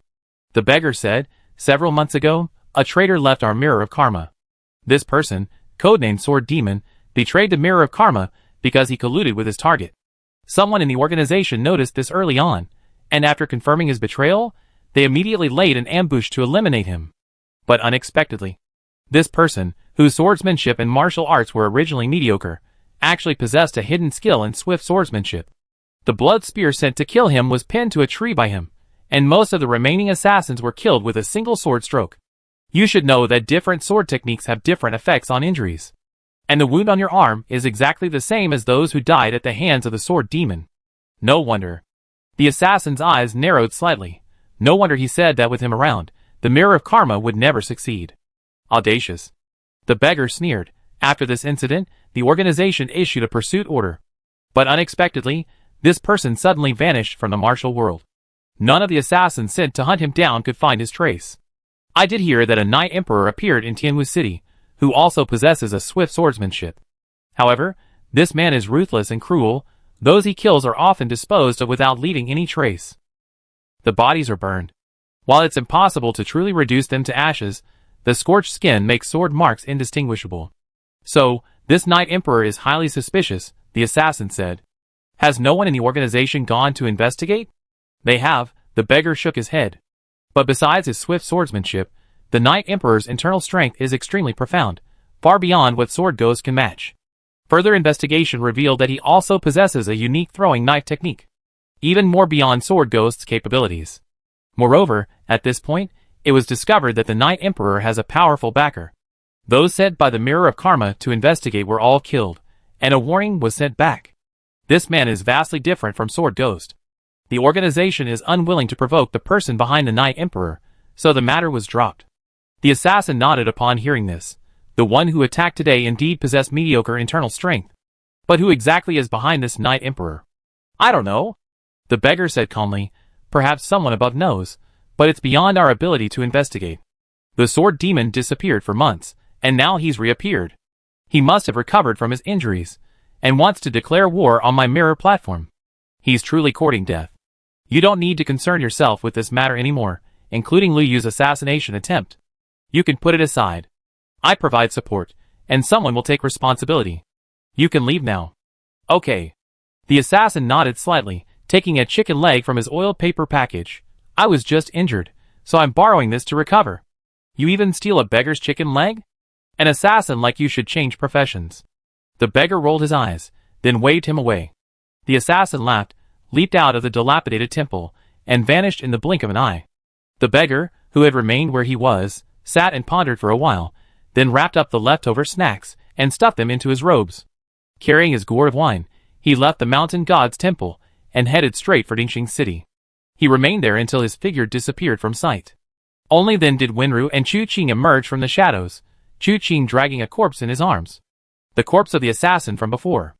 Wenru looked at the corpse in Chu Qing's hands. Mediocrity and internal energy. Chu Qing smiled. The bait can't be too strong, otherwise the fish won't dare to take the bait. He paused, looking at Wenru. Isn't there anything you want to ask? Like the Sword Ghost, or the Mirror of Karma? Wenru shook her head. I don't want to ask. This was what made Wenru so endearing. She never neglected what she should do, and she never inquired about things she shouldn't. Chu Qing didn't want to talk about the past, but he still offered an explanation. I have some grudges with the Mirror of Karma, and the main dangers we face on this trip stem from that. Let's leave aside the titles of Night Emperor and Third Young Master for now. We have some free time now, so let's disguise ourselves and see where that beggar went. Okay. Wenru nodded gently, then hesitated, but I don't know how. Leave it to me. Chu Qing had already prepared everything in his bundle. He opened it, took out the items, and applied them to Wenru's face. Wenru felt something was off. Looking at Chu Qing, who was so close and focused on her, made her breathing feel strange. She simply closed her eyes and stopped looking. Chu Qing didn't mind. He began to review the day's events in his mind, feeling that the overall process wasn't too problematic. The main issue was that today's events happened too suddenly. Chu Qing's original plan was to go to Dingxing City first to investigate Liu Yulai and see what was going on with him. In this world, unless someone is insane, no one would kill another person without a reason. There must be some grudge involved. Human life is at stake, and some decisions cannot be made lightly. Chu Qing thought to himself, if Liu Yulai truly deserved to die, then he would use him to lure out the Mirror of Karma. Although it would ruin the assassination plan, he could simply kill Liu Yulai himself afterward. Conversely, if Liu Yulai didn't deserve to die, he would give him a warning, lest he fall into someone's trap and remain oblivious. However, before he could do any of this, he encountered the 7 strongholds of Lianshan, who wanted to attack Dingxing City. Because of the obstruction from the 2 sisters of the Bodhi nunnery, Liu Yulai led his group to attack. The assassins from the Mirror of Karma seized the opportunity. If he weren't there today, Liu Yulai would surely be dead. Under these circumstances, rescuing him was the only option. The subsequent situation could be investigated after arriving in Dingxing City. As for dealing with today's assassins, Chu Qing wasn't limited to simply injuring them. With the methods of the Mirror of Karma, it wouldn't be difficult to deduce the killer's identity from the wounds. The reason he showed mercy was because Chu Qing wasn't a divination expert. He couldn't determine whether this person was an assassin from the Mirror of Karma or a client who couldn't wait for an assassin and wanted to act personally. Given the ambiguity of the whole situation, Chu Qing simply injured them without killing them. Afterwards, using the gentle fragrance of heaven to track them, he arrived at the mountain god temple, where he finally confirmed their identities. Not only that, but he also obtained unexpected information. The Night Emperor has a powerful backer. Chu Qing pondered this as he disguised Wenru. From the beggar's words, He knew that the Mirror of Karma's investigation into the Night Emperor was quite thorough, revealing his exceptional skill in throwing knives. Although Chu Qing had killed Chu Yin with a throwing knife in Tianwu City, that incident had likely been covered up by Wu Ganqi. Therefore, the people of Tianwu City only knew of the Night Emperor's unparalleled swordsmanship, unaware of his throwing knife technique. Knowing about the throwing knife meant that they had been investigating Chu Qing all the way to Shindao City. The matter ended there. If there was any unexpected turn of events, it was probably the shepherd boy he had inadvertently saved. She once told 2 of her subordinates to send someone to protect me. And that night, I disguised myself as the Night Emperor to deal with Qi Guan and rescue the shepherd boy. Could it be that this matter is really related to her? What is this girl's background?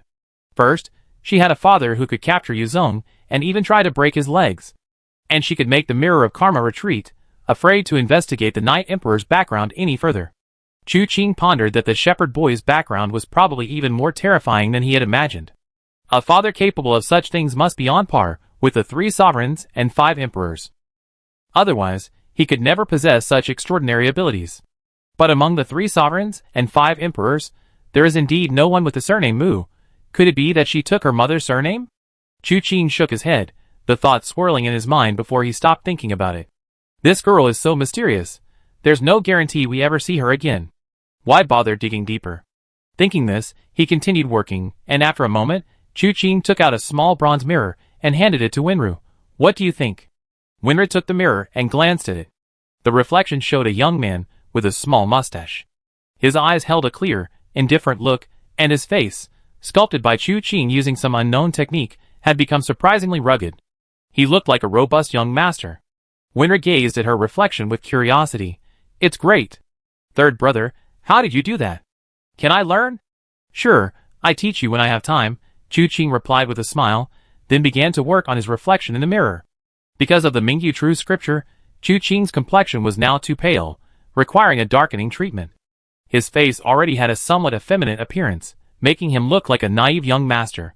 Therefore, he also emphasized his facial features, making the lines more defined, and finally added a large beard. After the details were refined, he and Winru leaned against each other, looking in a bronze mirror, both quite satisfied. They exchanged a glance, and couldn't help but smile. Chu Qing thought for a moment and said, I heard that the Han surname is common in Lingbei. From now on, I be called Han San. Then I be called Han Si. Winru clasped her hands in a fist salute, 3rd brother. 4th brother. Then both of them simultaneously thought of Wenpingsa, feeling utterly helpless. With this new identity, the 2 could act more easily. Otherwise, since the Mad Blade 3rd young master left Luochen Manor, he was the center of attention wherever he went, making it impossible to investigate secretly. After tidying up their things and disposing of the corpse, Winru smelled the beggar's scent and followed the smell. Not long after, they entered Dingxing City. Winru led Chu Qing on a tour, finally stopping at the back gate of a large courtyard. They didn't linger, passing right by. The person is in that courtyard. They haven't left Dingxing City, Winru whispered to Chu Qing.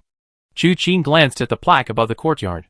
Hanging high, it bore 2 large characters, Zhou Mansion. After careful consideration, Chu Qing couldn't recall any expert surnamed Zhou in Dingxing City.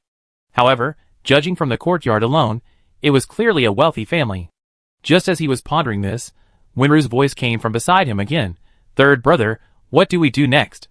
Chu Qing looked at her, and noticed a hint of excitement hidden deep in her clear eyes. He couldn't help but chuckle. The little girl had grown up in the Tai sect and rarely had time to go down the mountain. Now she was clearly intrigued. He said, let's find a place to stay and rest first, and then make further plans. Just as he was about to look for an inn, he saw a disheveled figure huddled up on the side of the bustling street, a straw stuck in his hair, and a sign next to him that read, Selling Oneself to Kill. Chapter 156. Selling oneself to kill. That term sounded novel. Usually, it's selling oneself to bury one's father, mother, grandfather, and so on. Chu Qing tilted her head and glanced at it, noticing that the people around her ignored it. Occasionally, a few people would stop in front of the figure, but they would only shake their heads and sigh before hurrying away. Seeing a wonton stall not far away, Chu Qing and Winru went to an empty table and sat down. She waved to the owner and ordered 2 bowls of wontons. After the owner brought the wontons over, Chu Qing casually asked, What's going on over there? The owner wasn't surprised that someone was asking, but sighed and said, That girl is quite pitiful. A girl? Chu Qing glanced at her. She was curled up there, and it was really hard to tell if she was a man or a woman. Isn't she just a girl? The shopkeeper said. She came to Dingxing City 3 days ago. No one knows where she came from, or what happened to her. She was disheveled and wrecked, her face was slashed, and although she was still alive, she looked like she was dead. I heard it's because our Iron Blood Hall's Grand Master, Tai Lingyun, is in Dingxing City, and she went there specifically to see him. Later, for some reason, we didn't see him again. With the little silver she had left, she bought a sign and wrote selling herself to kill on it. We ordinary people wouldn't dare get involved in murder. Even the few curious ones, who saw the girl's face, were all terrified and kept their distance. Passing heroes of the martial arts world tried to talk to her, but after a few words, they all dispersed. To this day, we still don't know her name, where she lives, or who she wanted to kill. They just felt sorry for her, and gave her some steamed buns to eat. But these days, nobody has any surplus grain. Once or twice is fine, but in the long run, nobody can afford to help. I reckon she starved to death in a couple more days. Chu Qing nodded upon hearing this, and gave the innkeeper a little more silver. She and Wenru ate in silence. After finishing their meal, they didn't go near the girl who had sold herself into prostitution and murder, but instead turned to find a place to stay. They finally chose an inn, and booked 2 rooms for the time being. Afterwards, Chu Qing bought some clothes and 2 felt hats, one for herself and one for Wenru. Dressed up like this, even when Fusheng probably wouldn't recognize her as his own daughter. In the afternoon, Chu Qing went out for a walk, mainly to inquire about Liu Yulai. She found that he had a good reputation among the people, and had no history of evil deeds. But she didn't know who he was, or why.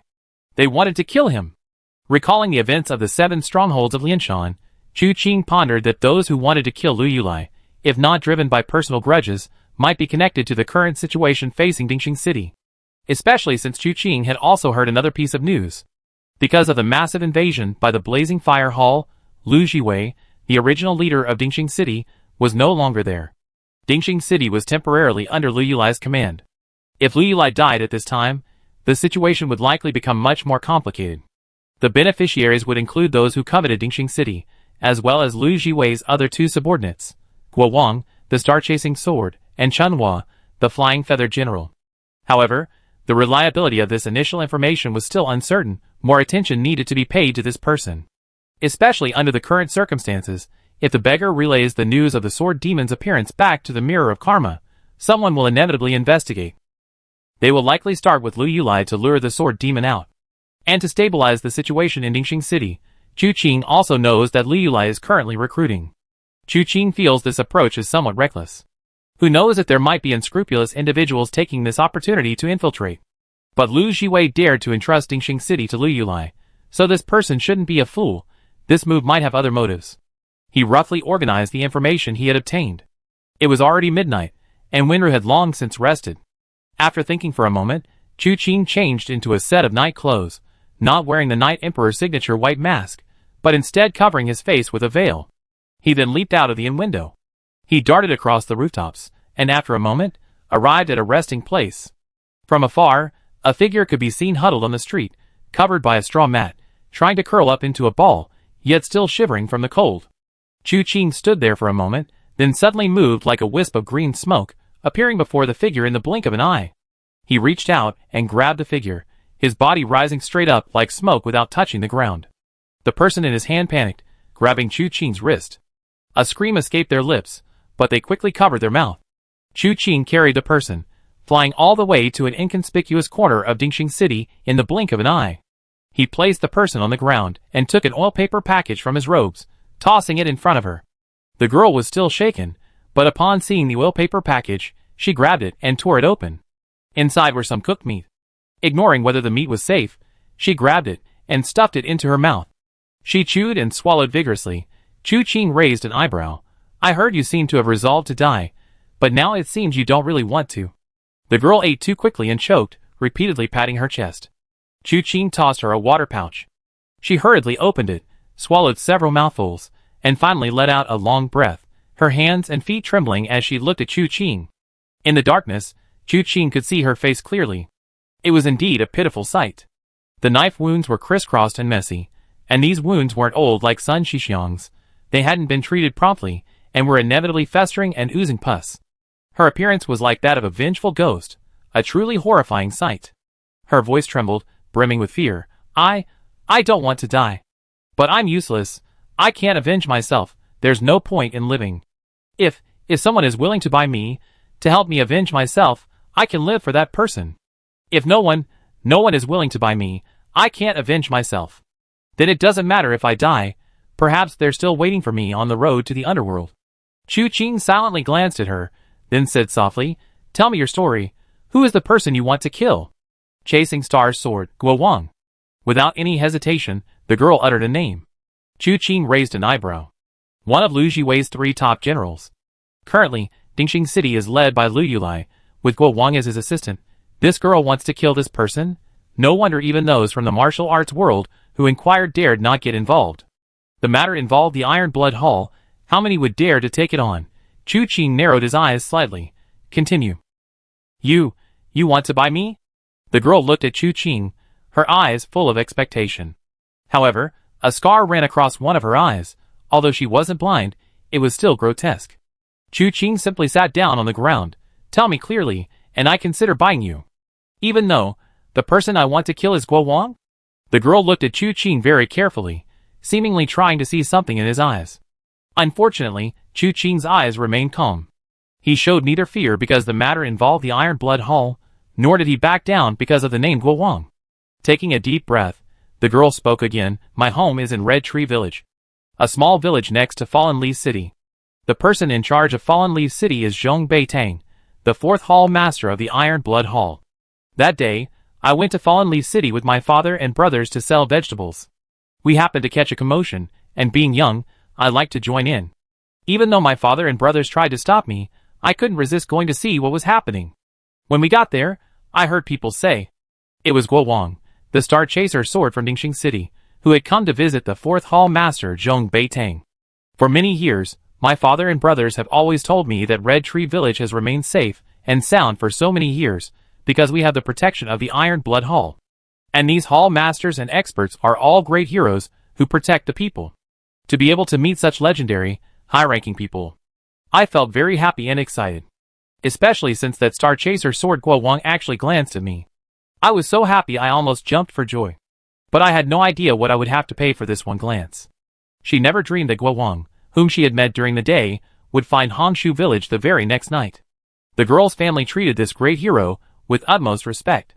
When asked why Guo Wang had come to Hongshu Village, he simply said he was passing through, missed his lodging, and thus came to bother her for the night. No one doubted his words. That night, Guo Wang, who had been staying in the side room, suddenly slipped onto the girl's bed. The girl was startled, but Guo Wang covered her mouth. Follow me, and you enjoy endless blessings. From now on, you no longer be a vegetable-selling countrywoman. You enjoy wealth and glory beyond measure. It was like a devil's whisper in her ear. For a moment, the girl actually wanted to agree. Guo Wang was a high and mighty figure.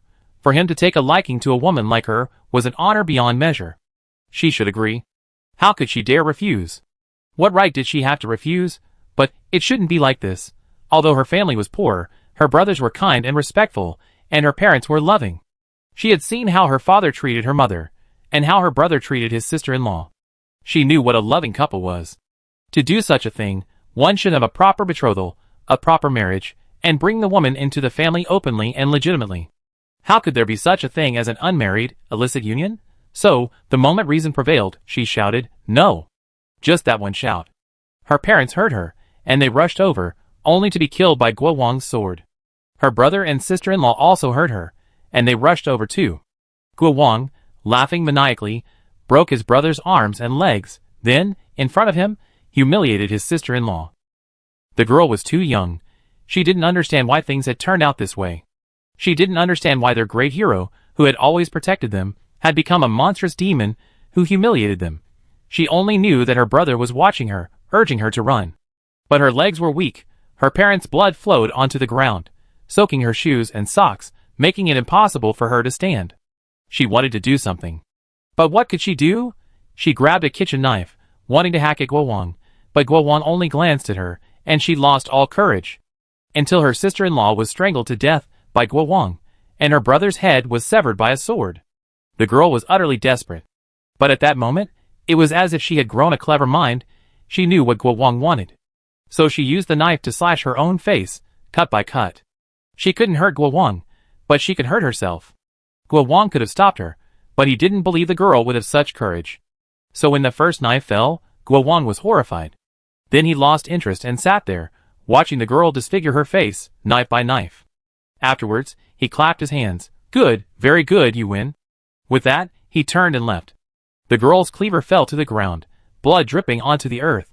She finally collapsed onto the corpse, wailing. The mother was still breathing, unable to speak, only looking at the girl, mouthing her message for her to leave. The girl didn't want to leave, but suddenly screams and flames erupted from the village. She struggled out of the room, only to find the entire Red Tree village had been reduced to ashes. She thought she would die in the fire, but unexpectedly she survived. She wanted to go to Fallen Leaf City to report it. But before she could reach Fallen Leaf City, she learned that Zhong Beitang had classified the incident as a bandit attack on the village. Those people she had thought were high and mighty heroes. Suddenly, they had fallen from their pedestals. So, they were just people too. So some of them weren't even human. She didn't know what fate awaited her if she went to Zhong Beitang. Perhaps he would help Guo Wang kill her, this insignificant ugly monster? Later, she heard from somewhere that the Grand Master Tai Lingyun had gone to Dingxing City, apparently because of some major incident at Luochen Manor. The girl didn't know what this so-called major incident was, but she knew Tai Lingyun was a true hero.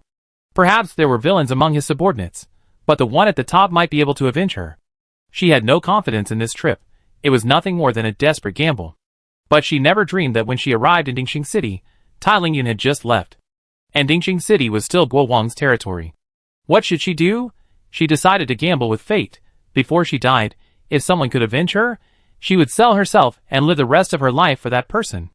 If she really died, it was her fate, the punishment for watching the spectacle, the retribution for her shout. In the afterlife, would her parents, brothers, and sisters-in-law blame her? She dared not think of that question. She entrusted everything to heaven. After recounting everything in detail, she looked at Chu Qing.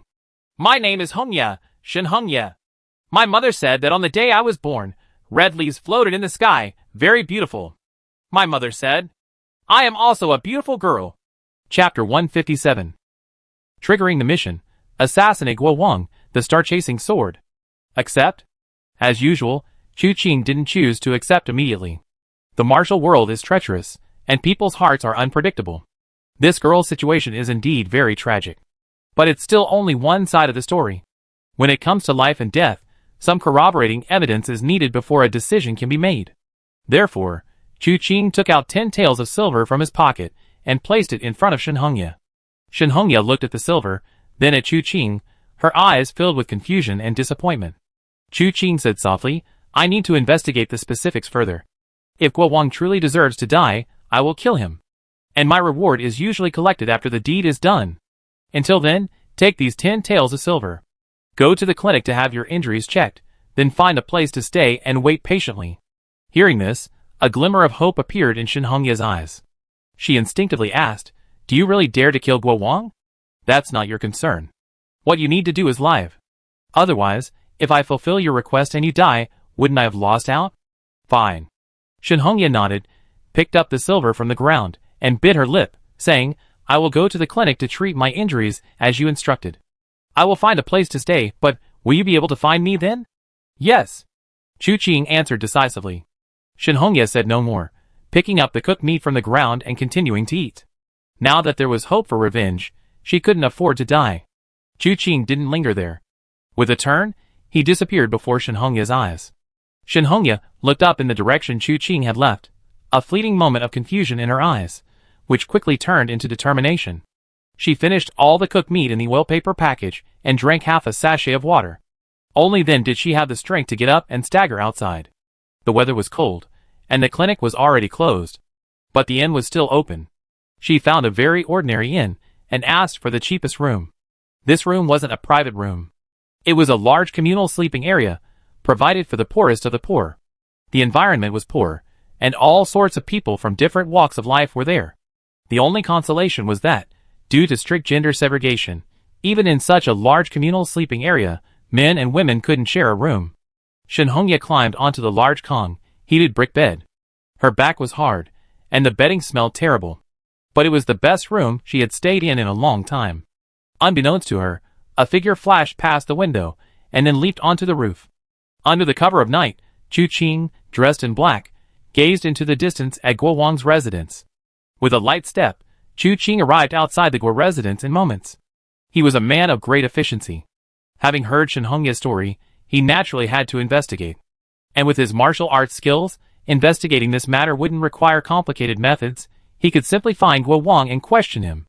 If it was true, he would kill him, mission accomplished. If not, then Shen Hongya was the one with the problem. Simple and straightforward. As one of Lu Jiwei's 3 top generals, Guo Wang's residence was naturally not simple.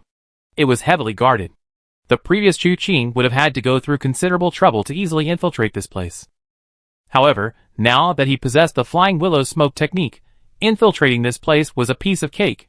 But before Chu Qing could find Guo Wang's room, a dark figure suddenly leaped into the air. He expertly evaded the courtyard patrols, jumped out of the Guo residence, and headed into the distance. Guo Wang.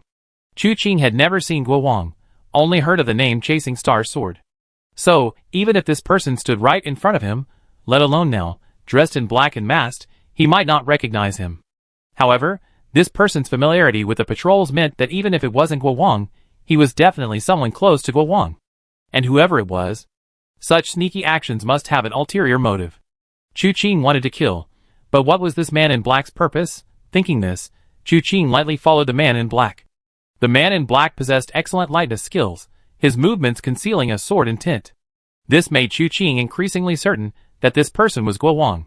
He made his way out of Dingxing City, glancing back several times to check if anyone was following him. Chu Qing silently followed behind him, watching his clumsy performance. After a short while, a familiar building appeared before Chu Qing. The Mountain God Temple. The place where the beggar and the assassin had met. Now, a campfire glowed from within, and voices could be heard from afar. The man in black didn't go in immediately, but stood outside for a while, seemingly wanting to hear what the people inside were saying. Chu Qing decided to listen as well. One of the people inside spoke. If this succeeds, Dingxing City will belong to him, but he allows us to plunder the city for 3 days, enough for us to return laden with spoils. So what? Compared to the vast Dingxing City, it's nothing. You're insatiable. Do you think Dingxing City is so easy to take? The 7 strongholds of Lianshan have been completely wiped out today. Lu Yulai, the Qingyang Hand, is no easy opponent. Even if our 5 gangs join forces, we can only act after Guo Wang kills Lu Yulai. Then, with Jiang Chunhua alone and Guo Wang's inside help, we can finally open the gates of Dingxing City. Guo Wang said that after opening the gates of Dingxing City, we can loot for 3 days. Then, when he arrives with reinforcements, we can leave the city. Guo Wang said that after opening the gates of Dingxing City, we can plunder for 3 days. Then, when he arrives with reinforcements, we can leave the city. But why? He arrived with reinforcements, and we already seized control. Why should we hand over Dingxing City? That's the problem. Even if we occupy Dingxing City, can we really rest easy? The voice paused, then sneered. The Blazing Fire Hall has suddenly gone mad and started a war with the Iron Blood Hall. Who wins this battle is still uncertain, but regardless of who wins, we occupy Dingxing City. Will they tolerate it? But Guo Wang is different. If the Iron Blood Hall wins, Guo Wang will be the hero who turned the tide and defended Dingxing City.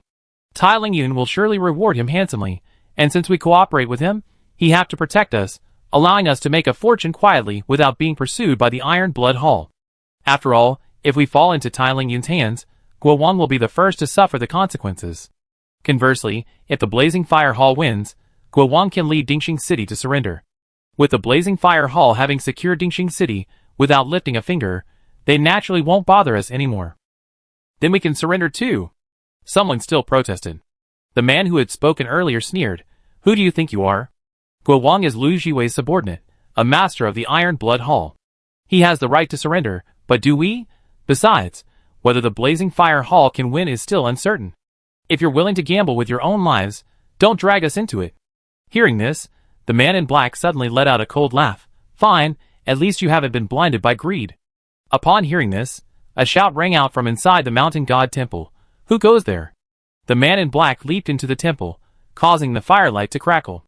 When everyone came to their senses, they saw the man in black already standing before the fire, turning around and removing his mask. Guo Wang, Brother Guo. In this dilapidated temple, the 5 men, upon seeing the person before them, displayed varying expressions. The one who had just declared his intention to swallow Dingxing City looked extremely grim, wanting to say something, yet unsure where to begin. Guo Wang coldly swept his gaze over the man, and the next instant, with a clang, his sword flashed. The flames roared high from the sword's aura. When the flames subsided and the sword was sheathed, only the man who had threatened to annex Dingxing City remained, clutching his throat, blood trickling from between his fingers. His body slowly slumped to the ground. The remaining 4, witnessing this, paled drastically. For a moment, they exchanged bewildered glances, silent. Then Guo Wang spoke coldly. Remember your place, everyone. I sought your cooperation not because I absolutely needed you, but because you must obey. Listen to me, and I make you rich. Disobey me, and I send you to your coffins. Yes. The remaining 4 nodded in agreement. Then one said, Brother Guo, today's battle between the 7 strongholds of Lianshan and Lu Yulai didn't seriously injure him. You said before that Lu Yulai would die within a day or 2. But now? He's still alive. The Mirror of Calamity has run into some trouble, but I already spoken to them. They haven't revealed the specifics, but at most, Lu Yulai will be dead within 2 days. Guo Wang's voice was chilling. I came to see you today to reassure you. Good. Someone exclaimed excitedly. The Mirror of Calamity is ruthless. They say there are no good people before the Mirror of Calamity. If Lu Yulai is assassinated by the Mirror of Calamity, his reputation will be ruined. Heh, what a fine saying about no good people before the Mirror of Calamity. Haven't they killed enough good people? It's just a matter of how much money they made. Don't talk nonsense, or you ruin the reputation of the Mirror of Calamity, or they come after you. With this man dead, Dingxing City will fall into Brother Guo's hands. Congratulations in advance, Brother Guo. Congratulations, Brother Guo. Congratulations, Brother Guo. Several people clasped their hands in unison, then burst into laughter. It was as if Dingxing City had already fallen into Guo Wang's hands. Then one said, by the way, we also prepared a gift for Brother Guo on this trip. Guo Wang was taken aback. What gift? The man turned and went behind the statue. When he came out, he was carrying a girl who looked about 15 or 16 years old. The girl was unconscious and had been handed to Guo Wang. Guo Wang glanced at her, and a smile immediately appeared on his lips. Not bad. I heard Brother Guo had a taste for this, so we kidnapped her from a nearby village on our way here. Brother Guo, take her back and enjoy her. The man smiled smugly. Guo Wang reached out and pinched the girl's cheek, his eyes seemingly sparkling, and said with a cold laugh, when I went to find Zhong Beitang earlier, I saw a well-behaved one. I thought I could easily get her, but I didn't expect. She dared to refuse me. How dare you? The man shouted angrily. She even dared to refuse Brother Guo. She's got some nerve. That's right, she simply doesn't know her place. Guo Wang said calmly. So, in front of her, I killed her entire family, slaughtered her entire village, and burned the village to the ground. She now sports a mangled, broken face, trying to find someone to kill me in Dingxing City with that crippled body. How utterly laughable. I'd like to see when she dies. Whether she regret her ignorance before she dies. These words, cold and indifferent, sent a chill down the spines of those present. They felt this man's ruthlessness had reached its peak. Cooperating with him was like dealing with a tiger. However, the die was cast. The 4 exchanged glances, then clasped their hands in farewell. Guo Wang didn't stop them, attacking Dingxing City within 2 days. Before that, I find an excuse to leave. Don't ruin my grand plan. Yes. The men agreed, then bowed and retreated, carrying the corpse on the ground. Only Guo Wang remained, holding the girl, gently stroking her face. With a slight pressure, the girl let out a muffled groan, awakened by the pain. Looking up, she found herself being held by a strange man, and her face paled with terror. You, who are you? Let me go! Guo Wang actually released her. The girl tried to run away, but after only 2 steps, someone grabbed her shoulder and was about to tear her clothes. Suddenly, a hand gripped Guo Wang's wrist. Who is it?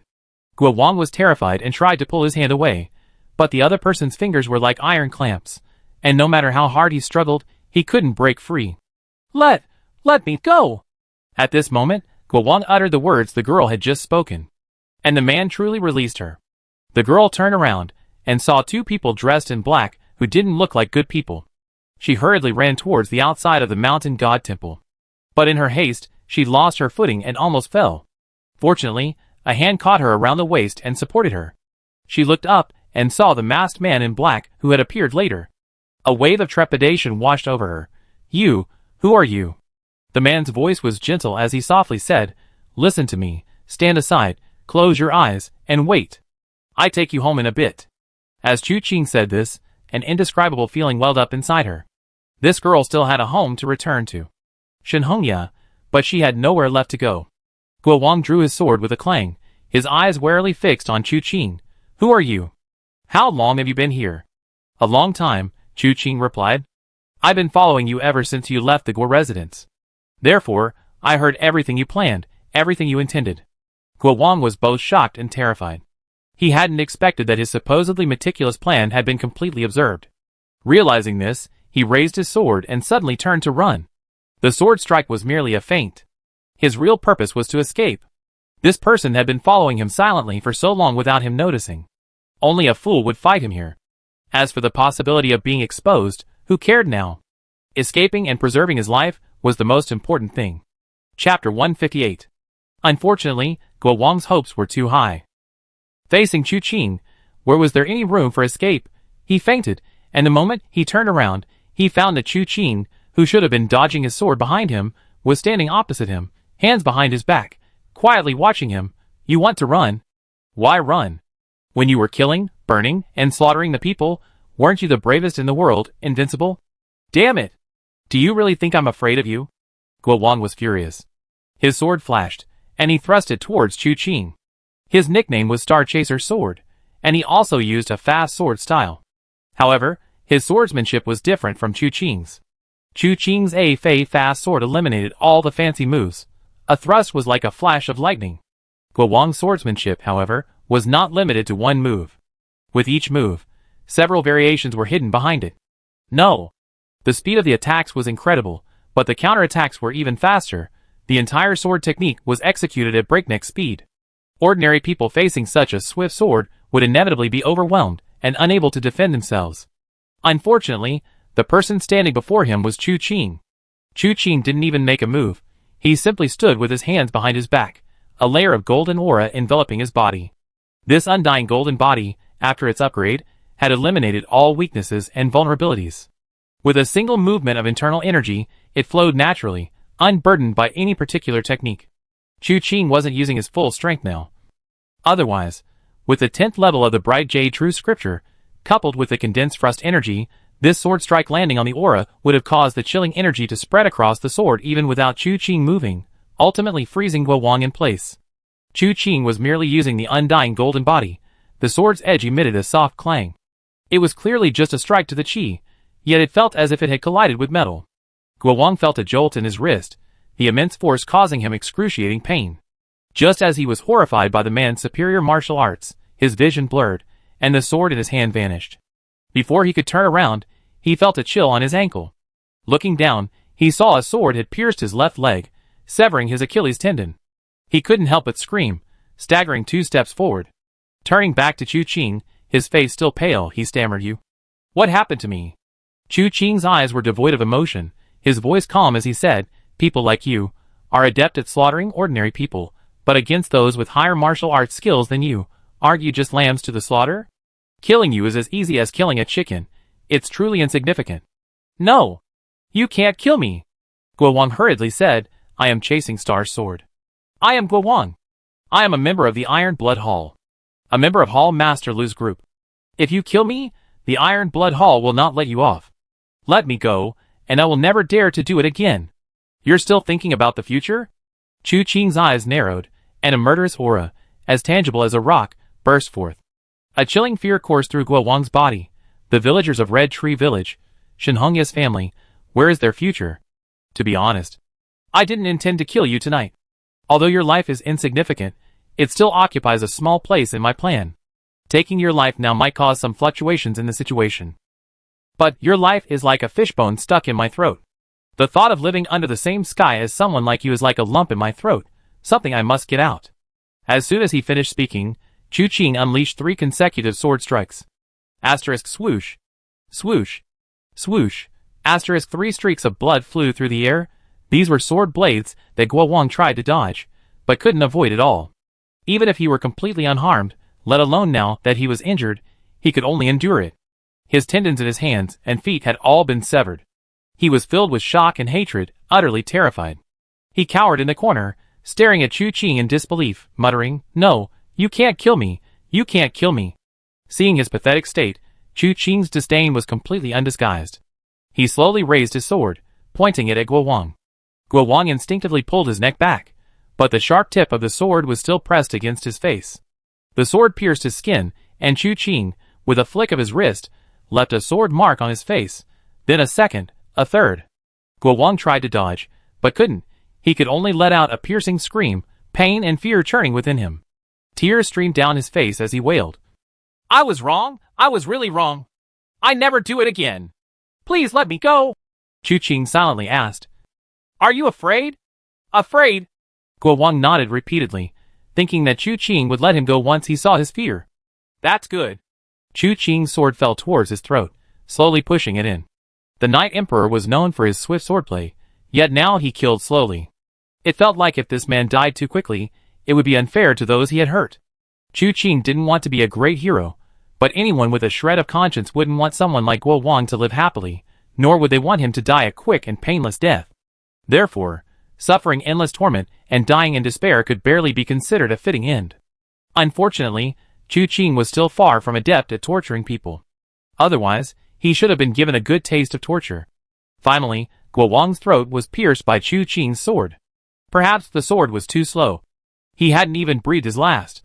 He gripped the blade with both hands, trying to stop the sword from advancing, but all 10 of his fingers were severed. Chu Qing looked into his eyes, the sword flashed horizontally, and with a single slash, a head finally rolled off. Quest completed. Successfully assassinated Guo Wang, obtained a random martial arts treasure chest. Chu Qing glanced down at the sword in his hand, and casually flicked it.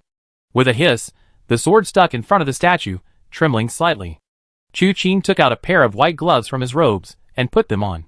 This was obtained from Sang Qing. Later, when Fuxing identified it as a pair of silkworm silk gloves.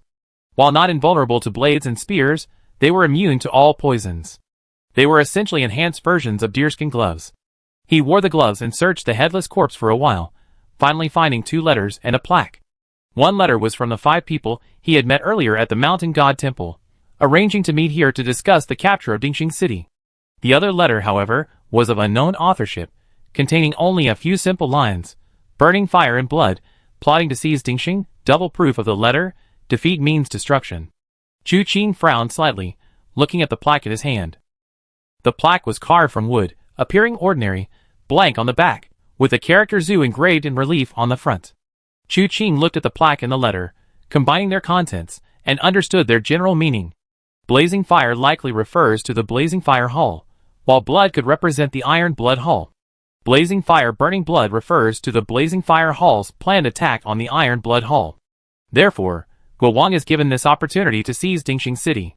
This letter and token are a form of proof. If defeated, they must be burned. Conversely, if victorious, they serve as proof of identity. Considering that if Guo Wang himself were to lose, he wouldn't have the time to burn these credentials. The victory or defeat mentioned here likely refers to the Blazing Fire Hall. Guo Wang's identity is shrouded in mystery. But it requires these 2 items as proof, suggesting it's far from the core. But who is behind him? He pondered for a moment, but came to no conclusion.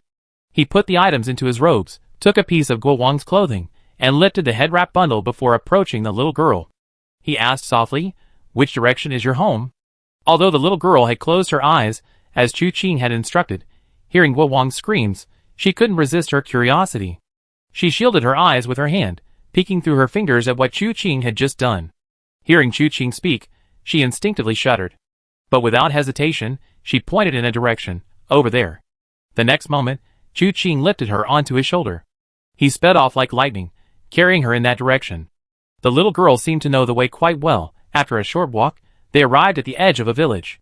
It wasn't far from the Mountain God's temple, and the little girl's familiarity with the area likely stemmed from her frequent visits to the vicinity. After the little girl pointed out the way to Chu Qing, he quietly escorted her to his room. "Rest well, farewell." Chu Qing finished speaking and turned to leave. The girl couldn't help but ask, "Great hero, what's your name?" Chu Qing muttered to himself, but said aloud, "Don't ask, and don't remember me. Just pretend nothing happened. Do you understand? Yes. The girl nodded vigorously. A smile flickered in Chu Qing's eyes. A girl of only 15 or 16, old enough to marry in this era. But in Chu Qing's eyes, she was merely a child. He shook his head slightly, said no more, and leaped away. This matter was just a minor incident for him. If he had to say something, he had to thank Shen Hongya for the commission. If she hadn't sold herself into murder, Chu Qing wouldn't have gone to Guo Wang. And without going to Guo Wang, how would he have known that this was the one who hired the killer? The events in Dingxing City were now basically clear. In short, Guo Wang hired someone to kill Lu Yu, uniting with bandits from all sides intending in Dingxing City. The person behind this is currently unknown. Although Chu Qing is somewhat concerned, he isn't particularly bothered. For him, only one thing remains. Within 2 days, members of the Nijingtai will come to assassinate Lu Yu. Chu Qing had previously told Guo Wang that he didn't want to kill him at this time, and that wasn't a lie. After all, Guo Wang is the one who hired the assassin. The Nijingtai charges for killings, and thanks to their rule, that they usually only collect payment after the mission is completed. Once the client dies, the mission is most likely abandoned. This is why Chu Qing doesn't want to kill Guo Wang. To do it perfectly, Guo Wang has to survive until the Nijingtai arrives. But the current situation cannot be judged by normal standards. After all, Sword Demon is here now. Even if Guo Wang is dead, they will still come. Killing Lu Yulai isn't just for the mission, more importantly, it's to lure out Sword Demon. Therefore, while Guo Wang's life or death has some minor impact, the overall fluctuation isn't too significant. Carrying the head, Chu Qing used his flying willow smoke technique to return to Dingxing City. He didn't go back to the inn. He moved swiftly, arriving directly at Lu's residence. The study was still lit, and guards stood watch outside. Even though it was late, the guards were still wide-eyed, as if afraid of missing something. Suddenly, a gust of wind arose, causing the shadows of the trees to sway.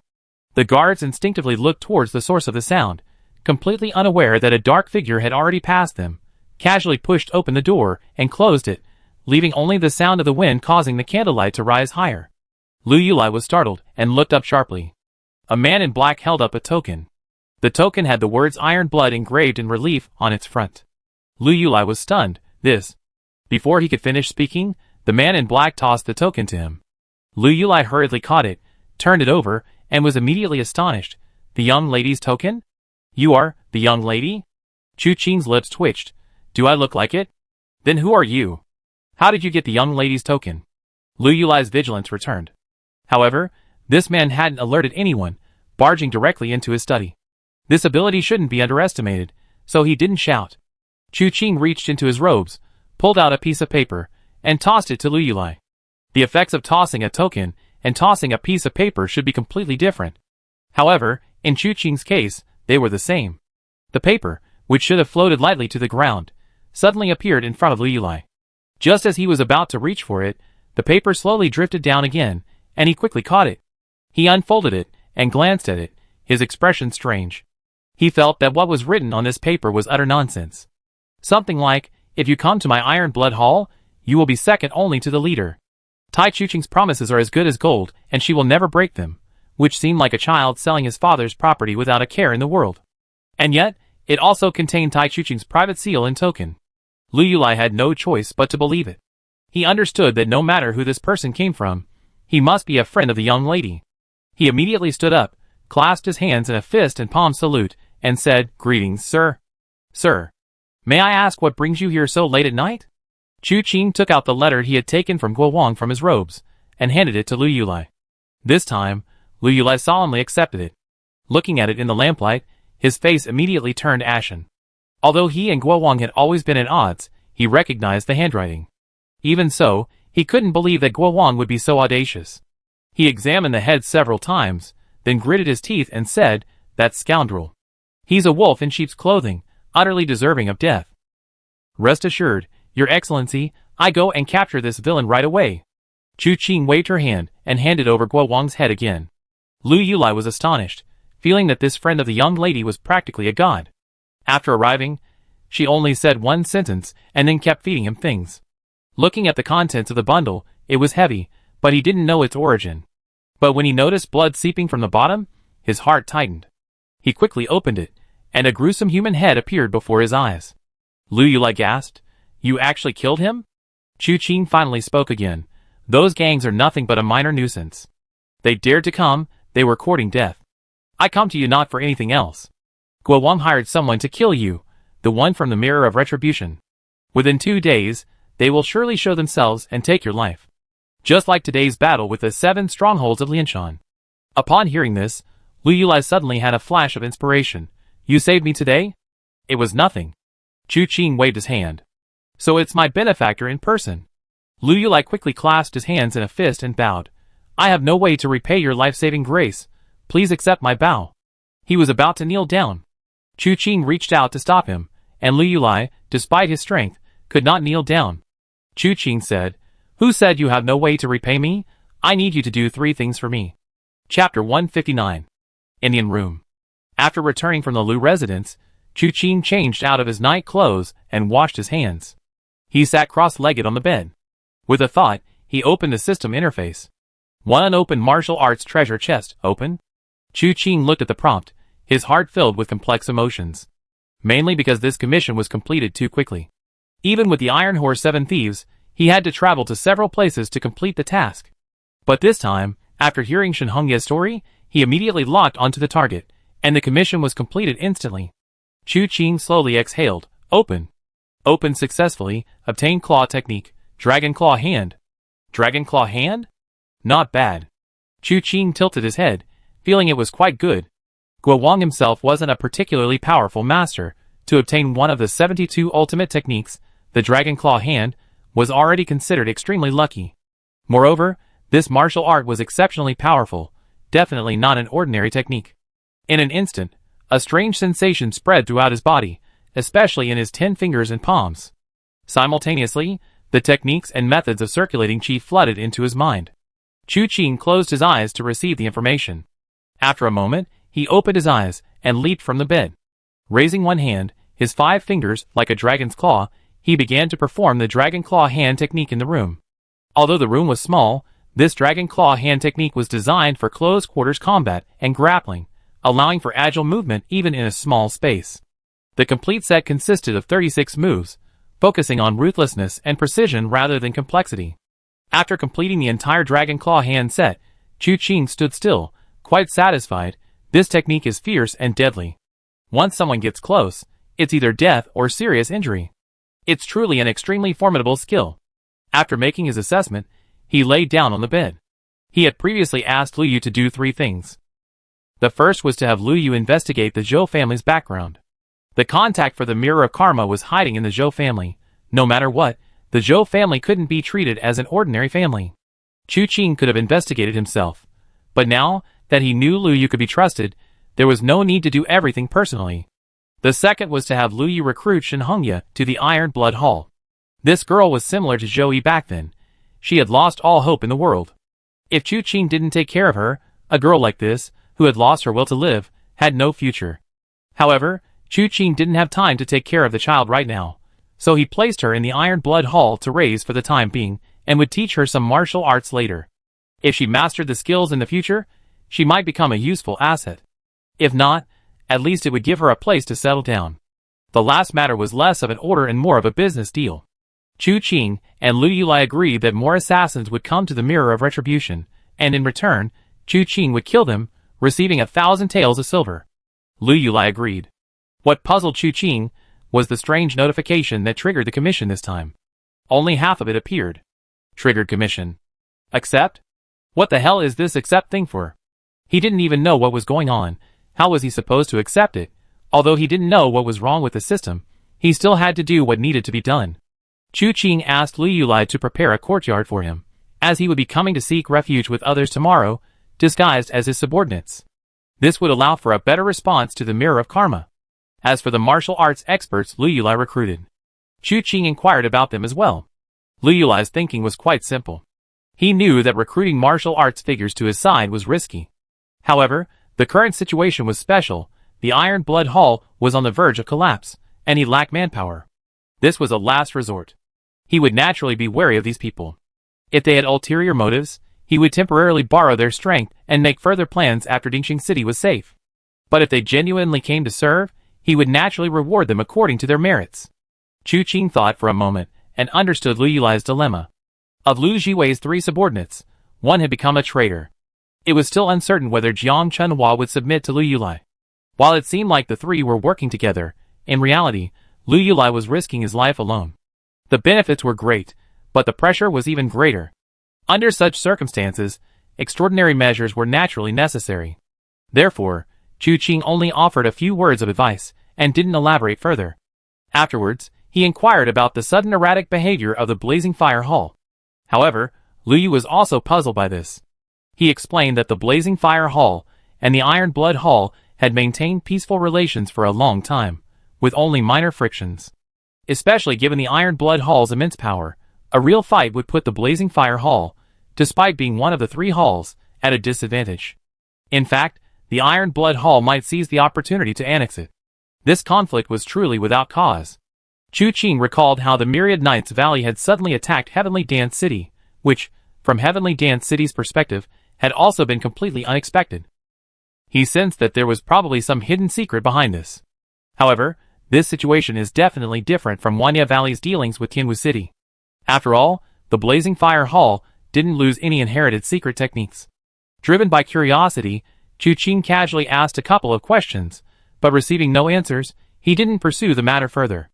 Now, overcome with drowsiness, he closed his eyes and slept soundly until dawn. The next morning, after breakfast, Chu Qing took Wenru to the Lu residence. As previously arranged, when Chu Qing gave his names, Han San and Han Si, he was led into the residence by the Iron Blood Hall disciples guarding it. Lu Yu came to greet them personally, somewhat surprised by Chu Qing and Wenru's appearance. Although Chu Qing was dressed in black and masked last night, he didn't seem to possess this robust and muscular demeanor. But having made prior arrangements, he didn't ask further questions, and personally led Chu Qing and Wenru to the prepared room.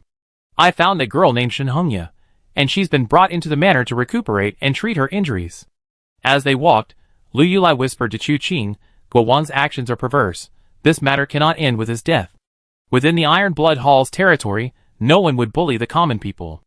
Zhong Beitong's characterization of Hongshu village as a bandit attack seems problematic in itself. This person is not in Luoya City either. He was urgently summoned by the Hall Master. I already written a letter to convey this matter to the Hall Master. There will surely be an explanation then. Chu Qing nodded. How is Shen Hongya now? Lu Yulai's expression was slightly embarrassed.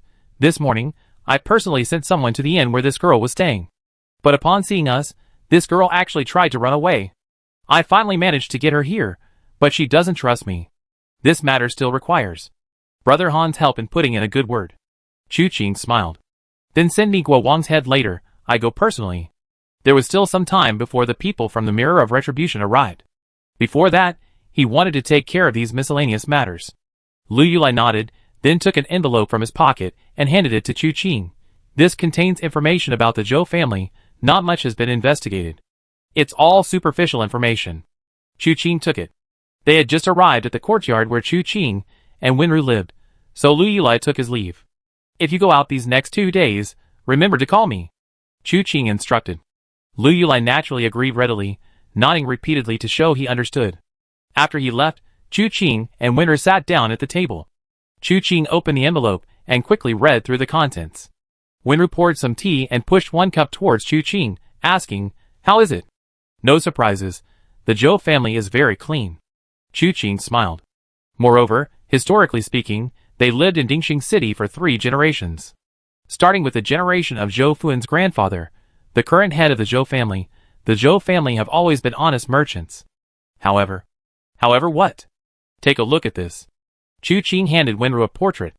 Wenru glanced at it, slightly puzzled, then examined it closely. Why does it look so familiar? This is a portrait of Zhou Fuan, the head of the Zhou family. Chu Qing picked up the portrait, looked at it for a moment, and then smiled. Tell me, if you took off his crown and messed up his hair. It's that beggar. Wenru pondered Chu Qing's words and quickly concluded, Zhou Fuan, the head of the Zhou family, is the beggar's contact at the Mirror of Retribution. On the surface, they're merchants, but in reality, they're the Mirror of Retribution spies. Chu Qing nodded silently. That's possible. At the very least, Zhou Fuan himself joined the Mirror of Retribution. And the others in the manor are completely unaware. Then what do we do? I plan to alert them. Chu Qing looked up at Wenru, After that, I need your help. Okay. Winter readily agreed. Afterwards, the two tidied up a bit, and Lu Yulai sent someone to invite them. The rest of the day, Lu Yulai spent preparing for the upcoming attack by the four gangs. Actually, there was no need for much preparation. These scattered bandits dared to attack Dingxing City because their biggest trump card was the Niejing platform, which Chu Qing had been waiting for a long time. In addition, Chu Qing had Lu Yulai conduct an in-depth investigation of the Zhou family.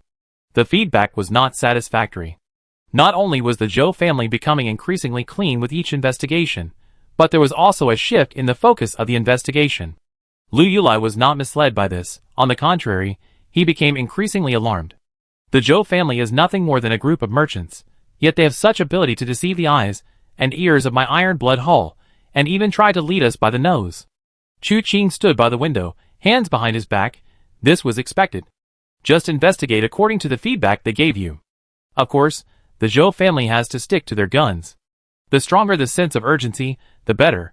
I want to throw them into disarray. Yes.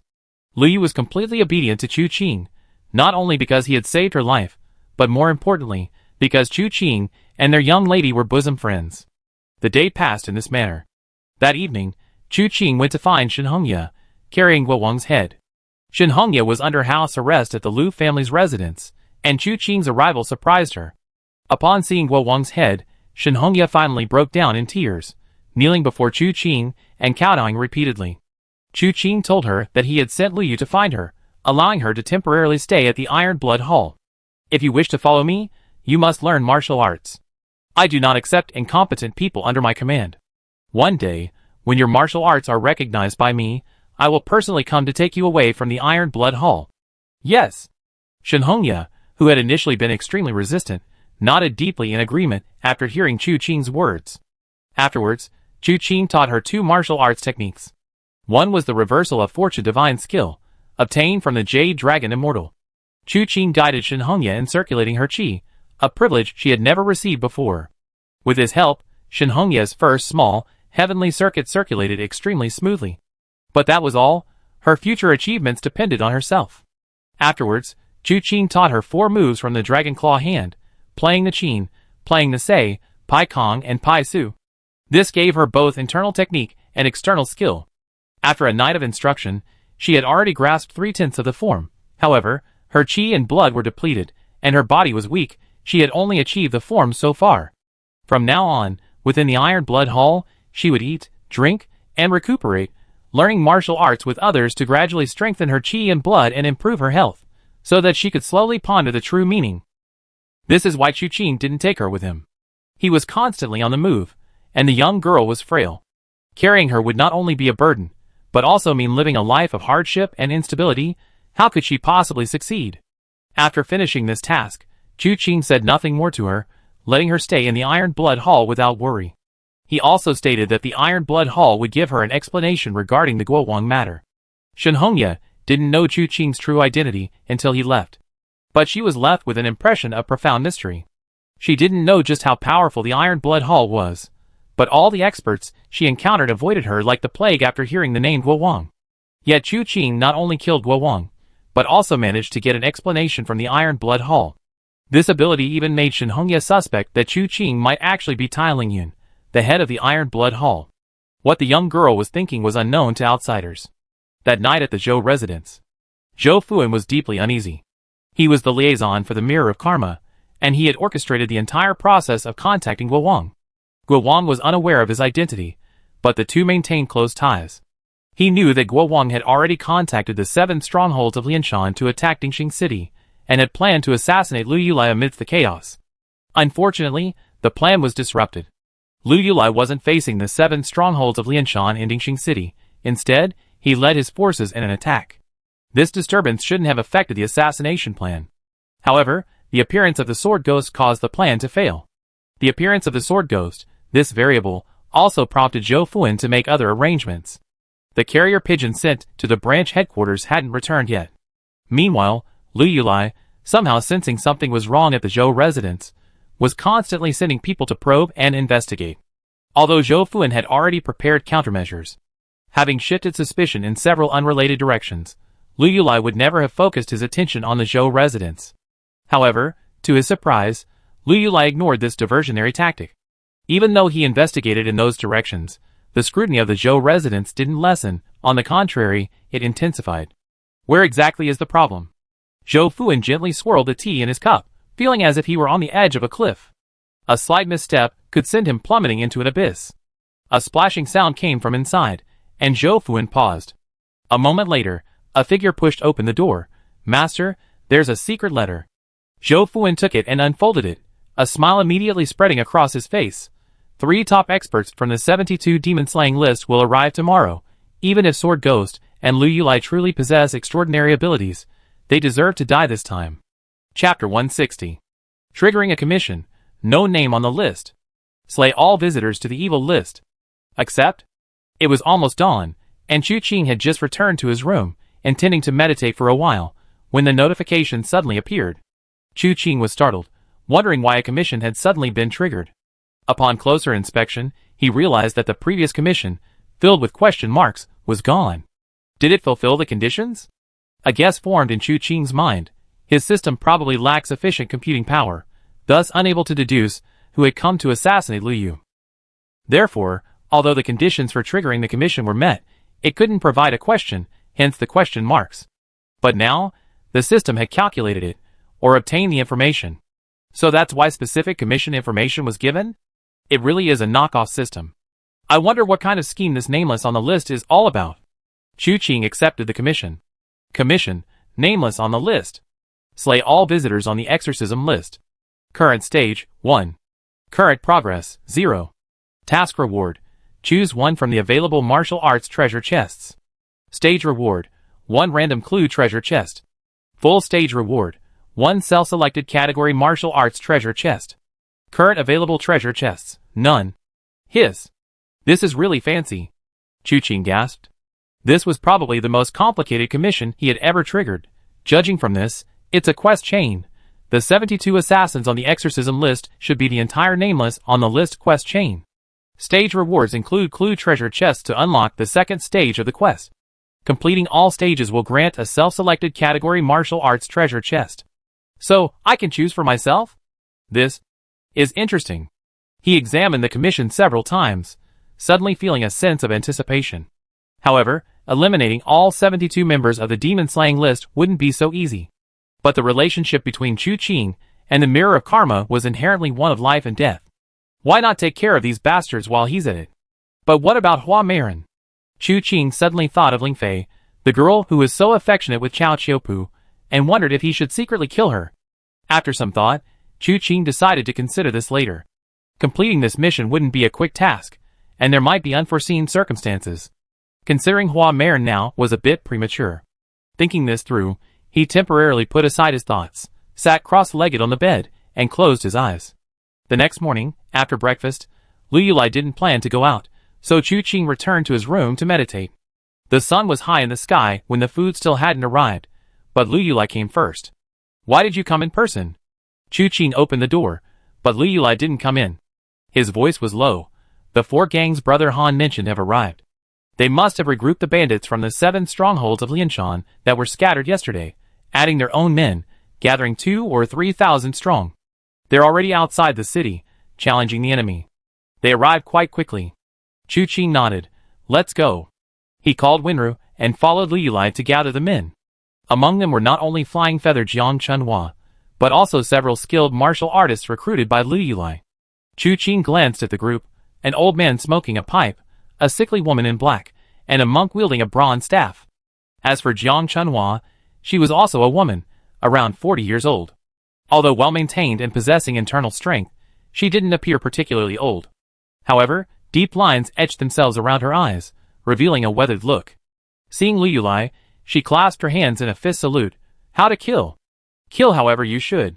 Jiang Chunhua's question, like Lu Yulai's answer, was straightforward. The 3 men Lu Yulai had recruited, however, their gazes seemed to fall subtly on Chu Qing. All 3 had heard that Lu Yulai had recruited 2 more experts, and trusted them greatly. As fellow practitioners, they naturally scrutinized each other, wondering what made these 2 different from themselves, and why Lu Yu trusted them so much. The men were assembled, while the Iron Blood Hall disciples had already been deployed elsewhere. The group then hurried towards the walls of Dingxing City. News of martial artists attacking Dingxing City had already spread throughout the city. The people had been persuaded to return home by the Iron Blood Hall disciples. The streets were now empty, littered with debris. The group stepped onto the long street, but almost simultaneously stopped. "Be careful," Jiang Chunhua warned. The rest of the group also sensed it, a silent killing intent, chilling and intimidating. Light footsteps approached at that moment. Looking up, they saw a swordsman who had just stopped. He possessed a lofty air, dressed in white, and wore a mask. Sword in hand, yet killing intent permeated the entire street. "Who dares block our way?" Jiang Chunhua frowned, his anger rising. The swordsman bowed slightly. "Greetings, members of the Iron Blood Hall. I have two purposes for this trip. One is Lu Yulai, and the other." "And the second?" Jiang Chunhua asked casually. "It's better you don't know," the swordsman said calmly. "Those who are not involved may leave. Only Lu Yulai remains." Jiang Chunhua laughed angrily. "Judging by your attire, you must be from the Mirror of Karma. But even if you are from the Mirror of Karma, daring to act so presumptuously in my Iron Blood Hall is courting death." Chu Qing's eyes flickered. He had already noticed that this swordsman was not alone on the street. There were 12 more people lurking in the shadows. However, these people's methods of concealment were extraordinary. Even with Jiang Chunhua and Lu Yulai's abilities, discovering them would be difficult. The swordsman sighed upon hearing this. Why bother? With that, he stepped forward, killing intent and sword energy swirling around him. As he walked, he slowly spoke. "The wind rises only when flowers bloom. The sword falls most sadly at parting." His voice was melancholic, his killing intent hidden beneath a somber tone. He moved forward, accompanied by sword energy, his sharpness intimidating. "Gentlemen, must you force me to make a move?" Not far from Chu Qing, the old man with a pipe at his waist suddenly broke out in a cold sweat. "You are the parting sword, one of the 72 masters on the demon-slaying list of the Mirror of Karma." Jiang Chunhua's face also darkened, and he couldn't help but glance at Lu Yulai. "Who exactly has their eye on you?" "Guo Wang." Lu Yulai's expression was also grave. The 72 assassins on the demon-slaying list were all masters of the martial world. If they weren't assassins, they could be powerful figures in their own right. Chu Qing had told Lu Yulai that he was being targeted by the people of the Mirror of Karma, but he hadn't mentioned that the one targeting him was a renowned master on the demon-slaying list. The parting sword. Lu Yulai had heard of this person. Even within the Mirror of Karma, he was an anomaly among assassins. He never killed in the shadows. He always stood openly before his target. With a single strike, he was dead. He had once killed the leader of an enemy force in front of 10,000 people, and then turned and left without a single person daring to stop him. Facing such a person, Lu Yulai had absolutely no confidence. Then the old man suddenly clasped his hands in a fist salute. "It seems the Iron Blood Hall is not meant for me. I shall take my leave." After saying this, he moved with the agility of a monkey, leaping away and disappearing from everyone's sight in an instant. The hidden experts didn't reveal themselves to stop them. Jiang Chunhua almost laughed in anger. "Deserting in the face of battle, coward. Old Lu, what do we do?" Lu Yulai also wanted to know what to do, and he couldn't help but glance back at Chu Qing. "What do we do?" Jiang Chunhua almost laughed in anger again. "What kind of time is this to ask your own retainer?" Chu Qing smiled and said, "You go do your own thing, leave this to me. After the people in front of the gate are dealt with, come back and do me a favor." Jiang Chunhua was dumbfounded. He actually wanted to face the parting sword alone. She had to admit, she admired his courage. So before Lu Yulai could speak, she stepped forward and asked, "What is it? To collect your corpse? Don't worry, you don't need him. I give you a grand funeral." Chu Qing glanced at Jiang Chunhua with a puzzled look. He felt that this man, having survived to this age without being killed, was one of the few gentle souls in the martial world. Just then, the parting sword arrived. He drew his sword and struck. In that instant, Lu Yulai felt as if there was only one sword in the world. This sword pierced through everything, leaving no place to retreat in any direction. Either he met it head-on, or he would die on the spot. But how could he possibly meet it? The sword technique he saw was unstoppable, as if there was no other choice but death. This was the parting sword. Lu Yulai finally understood why the parting sword could kill in front of 10,000 people, and then turn and leave without anyone daring to stop it. This person's swordsmanship was simply too high. Anyone who dared to stop him would die. Asterisk whoosh. Asterisk the whistling sound of the sword echoed in his ears, as if silently counting down to his own death. But at that very moment, a force came from behind him. His body was involuntarily propelled by this force, And then Liu Yulai watched helplessly as the sword, capable of piercing through from front to back and up and down, suddenly disappeared from his sight. Then he saw Chu Qing step forward, somehow avoiding the sword's edge. It seemed like a simple reach out, yet he had seized the wrist of the parting sword. The martial arts that could so easily seize the wrist of the parting sword couldn't possibly be just a simple reach out. But even after racking his brains, Liu Yulai couldn't figure out how this move was performed.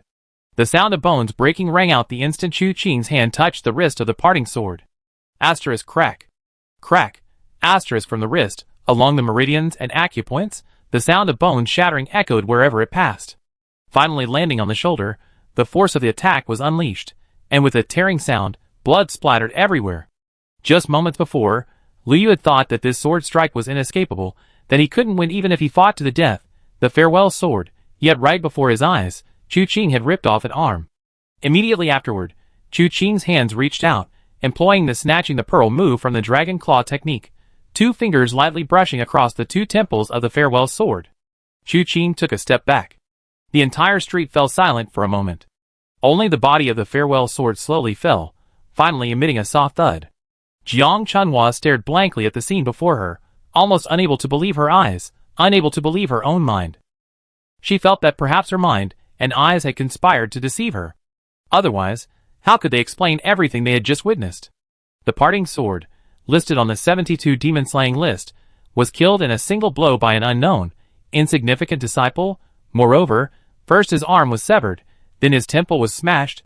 The method was cruel and ruthless to the extreme. This scene was simply too mythical.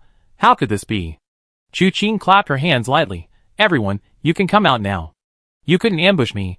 Hiding would be pointless. Everyone except Winru was horrified. The parting sword didn't come on its own. Whoosh whoosh whoosh. Figures appeared on the long street. Except for 2 in the middle, the remaining 10 were all dressed in black and wearing masks. The remaining 2 were dressed differently. One wore a black cloak, and the other a tight-fitting outfit. Upon closer inspection, their masks were also different from the others. The patterns were different, more intricate, and embellished.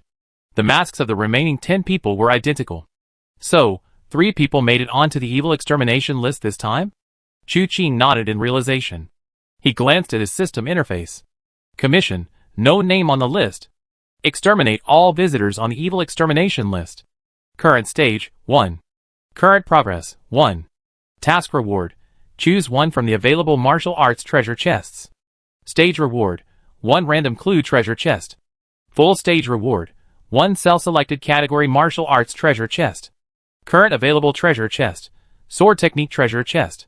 While checking his system, he hadn't realized the extent of the shock his words had caused Liu Yulai and Jiang Chunhua. The 72 demon-slaying list, every single one of them is a master. And this time, 3 actually came? Jiang Chunhua couldn't help but say to Liu Yulai, with your worth, the Mirror of Retribution sends 3 masters from the list to kill you, you deserve to die. Liu Yulai's face darkened. He wanted to retort, can't I just not die? But he knew he couldn't reason with Jiang Chunhua. This woman had a foul mouth. The more she said, the angrier he became. Aren't you leaving? Chu Qing glanced at the group. Liu Yulai knew he couldn't linger here any longer. A large group of people were waiting for him at the city gate. And this situation was far too advanced for him. He simply couldn't participate. Staying to help? That would only cause trouble. He immediately clasped his hands in a fist salute. In that case, I leave this to Brother Han. After saying this, he was about to leave. But then 2 black figures simultaneously leaped into the air, attacking Liu Yulai. One of the purposes of the Mirror of Retribution's mission was to kill Liu Yu. How could they possibly let him go? But just then, like a flash of green smoke, 2 more cracking sounds rang out. When the figure landed, everyone could see that the one who had made the move was Chu Qing. He was carrying a corpse in each hand. Its neck snapped, and casually tossed it to the ground. I told you, leave this place to me, you can all leave now. Chu Qing paused, then chuckled, anyone who dares to stop me will die. Chapter 161. So domineering. Jiang Chunhua clasped her hands in a fist salute to Chu Qing. By the way, you don't hold grudges, do you? What I said about collecting your corpse earlier was all a joke. What? Before she could finish, Liu Yulai covered her mouth. Just kidding, Chu Qing and the young lady are best friends. With such high martial arts skills, they shouldn't stoop to their level. However, letting Jiang Chunhua continue her incessant chatter might just annoy people, and make them truly hate her. Then, crushing this chatterbox would be as easy as crushing an ant. They blocked her path, ignoring her resistance, and dragged her away without looking back. In the blink of an eye, only Chu Qing and Winter remained on the long street, along with a group of assassins from the Nijingtai. Chu Qing looked around, then suddenly reached out, and the severed arm of the farewell sword flew into his palm. He took the sword from the severed arm, swung it lightly, and found it fairly easy to handle. Then one of the two ranked masters, who hadn't spoken yet, asked, "You can also use a sword?" Chu Qing smiled, a little. "Don't you two plan to introduce yourselves?" "No rush." The one who had spoken earlier waved his hand lightly. "We need to see your abilities first." As soon as the words fell, the remaining 8 masked assassins from the Mirror of Evil attacked simultaneously. 4 of them attacked Chu Qing, while the other 4 attacked Wenru. Chu Qing's expression remained unchanged. As he raised his eyes, the world seemed to freeze. The air, the cold wind, the dust, the breath, the heartbeat, the pulse. Everything seemed to stop in that instant. Only Chu Qing's sword never faltered. He flashed, his sword piercing an assassin's throat, killing him midair. Immediately following, the long sword spun, piercing the second assassin's neck diagonally, its sharp edge severing half his neck. With a light step, his body moved like a wisp of smoke, already piercing the heart of the third assassin. But this wasn't the end.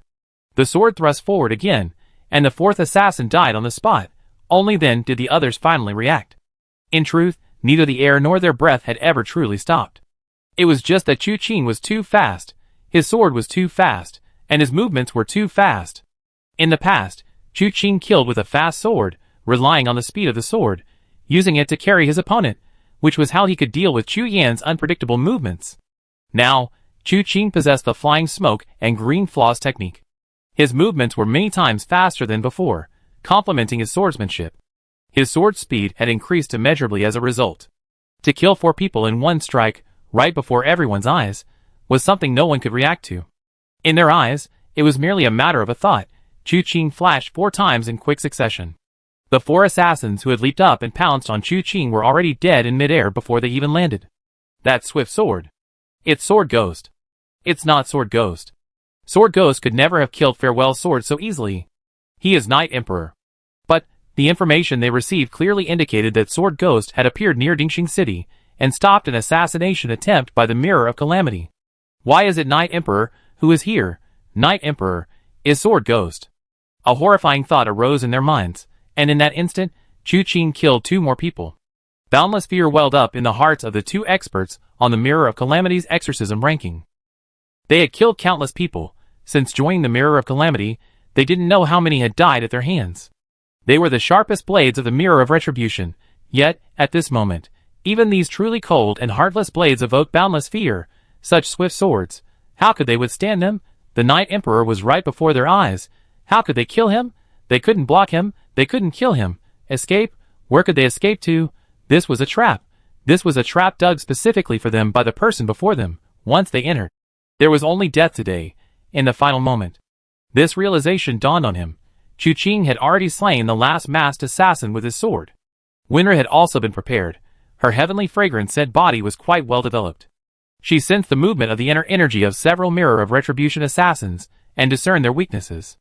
Even if she couldn't stop all 4 of their attacks in an instant, with her mastery of the 9 Heaven Star Finger combined with her heavenly fragrance-scent body, killing an assassin would be effortless. Unfortunately, Chu Qing didn't give her that opportunity. His sword was too fast.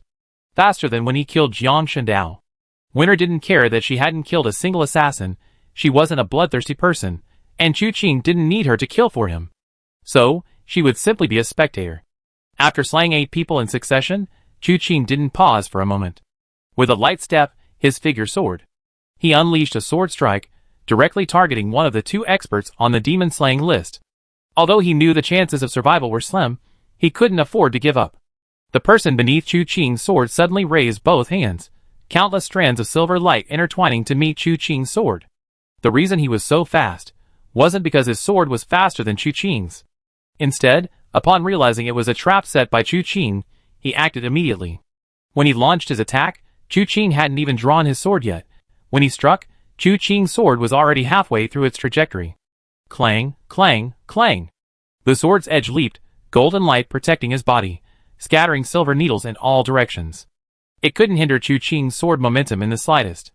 The expert's face turned deathly pale. This move was his signature technique, called 10,000 Threads Flowing Waterfall. He thus earned the name Flowing Rain Needles. The needles flowed like a fine rain waterfall, his palm blooming like 10,000 pear blossoms. However, Chu Qing's sword flowed against the current, carrying his indestructible golden body, forcefully carving a crack in the fine rain waterfall. No matter how dense the 10,000 threads of the waterfall were, they couldn't break through Chu Qing's protective aura. Drink! Lu Yuzhen suddenly shouted, his hands forming a fist, a silver needle hovering between them, its color turning crimson as he channeled his inner force. A sharp glint flashed within it as he thrust his palms forward. Whoosh! The crimson needle, propelled by his inner force, collided with Chu Qing's sword tip in an instant. Clang! A sharp sound rang out, and then the crimson needle pierced deep into the tip of Chu Qing's sword. Using the sword's body as a springboard, it flew from the hilt, aiming straight for Chu Qing's heart.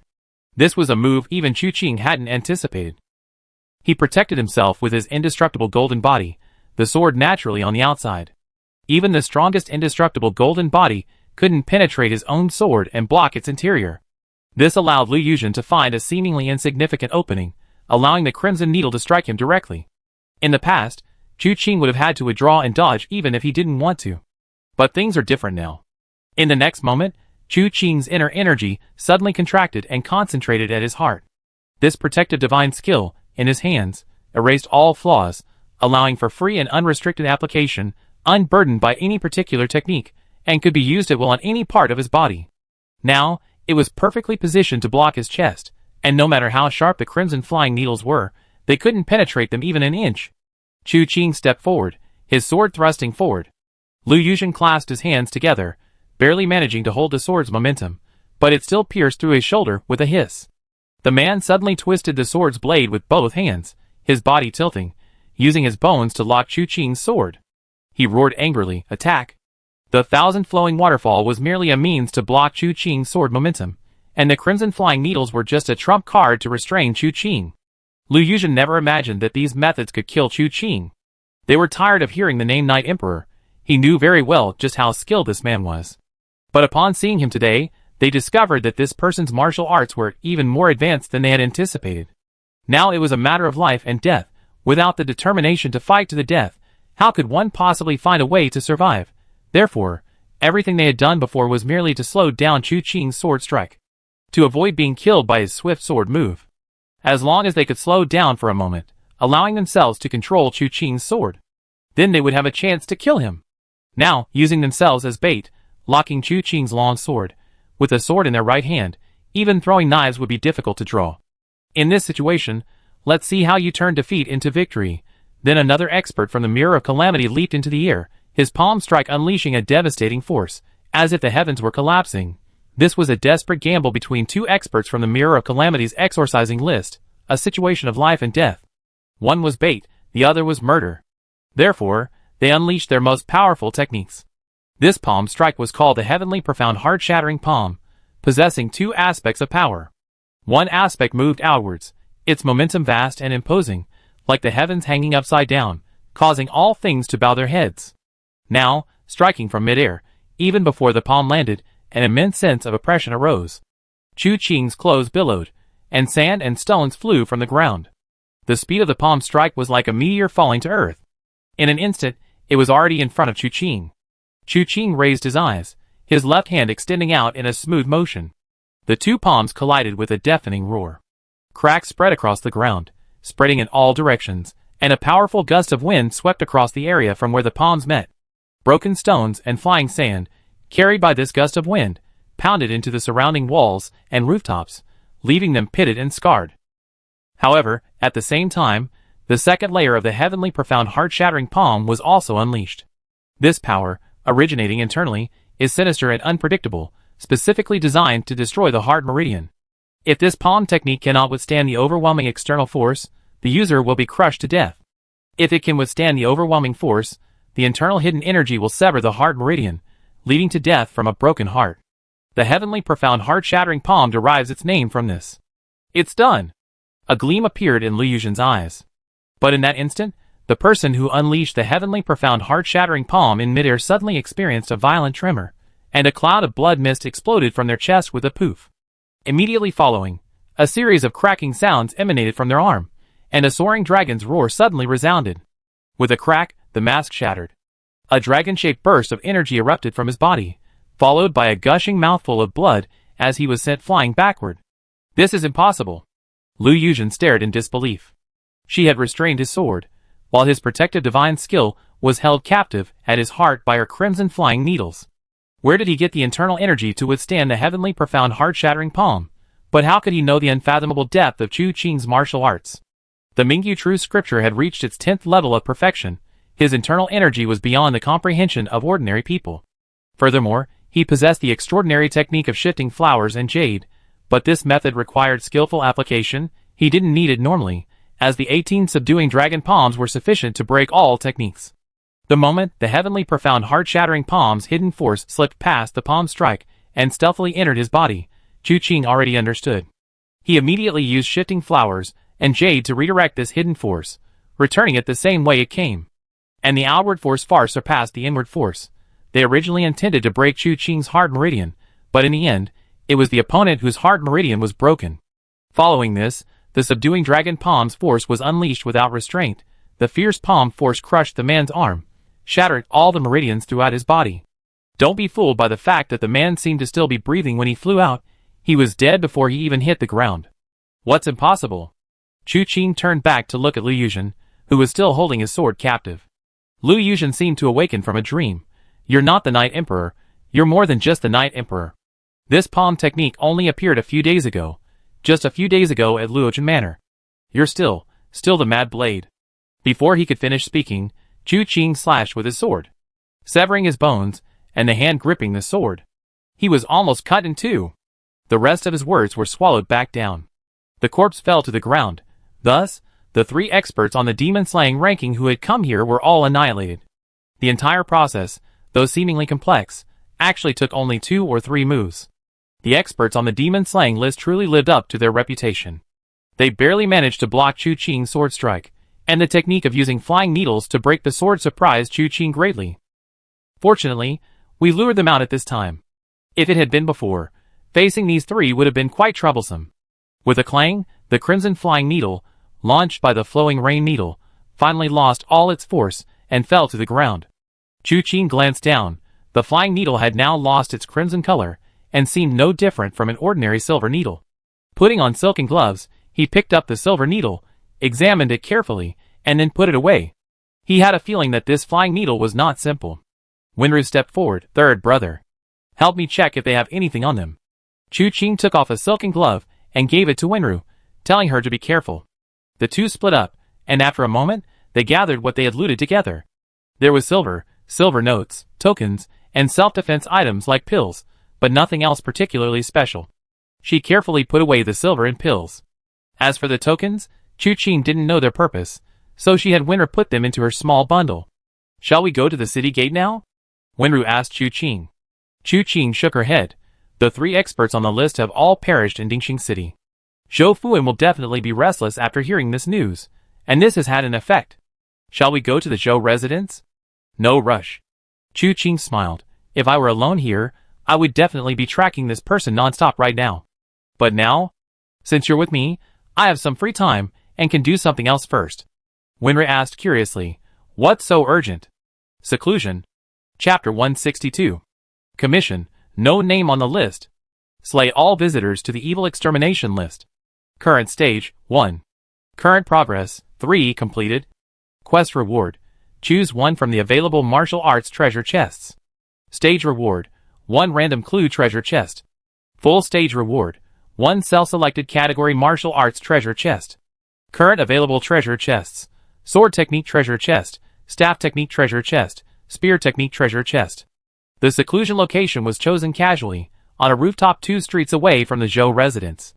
From this vantage point, one could see the entire Zhou residence. The reason for choosing such a casual location for seclusion was mainly because the rewards this time were too random. Besides the sword technique treasure chest from the farewell sword, where did the staff technique and spear technique treasure chests come from? The remaining 2 people, one skilled in killing with silver needles, and the other proficient in palm techniques.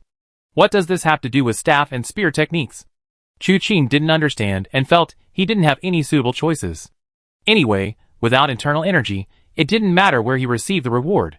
He asked Winru to keep watch for him while he sat on the roof, arms crossed, watching the Zhou residence in the distance. Chu Qing summoned the system and made a choice. Sword technique treasure chest. So far, Chu Qing's only sword technique was the Afei quick sword. It was time to enrich his repertoire. One unopened sword technique treasure chest open? Open! Open successfully, obtained sword technique. Tai Chi sword technique. Chu Qing was stunned. It wasn't that the Tai Chi sword technique was bad, it was just that he hadn't expected it. He had only obtained 2 sword techniques so far. One was the unparalleled quick sword Afei quick sword, and the second turned out to be the Tai Chi sword technique. This sword technique has absolutely nothing to do with speed, it's the complete opposite. With this thought, the profound mysteries of the sword technique had already entered his mind. He closed his eyes, focusing on the details. A moment later, he opened his eyes and gently exhaled. Winru turned to look at him. Are you done in seclusion? Yes. Chu Qing nodded. Really fast. Winru smiled. Chu Qing inexplicably felt as if he had been mocked by Winru. And the mockery was quite impolite.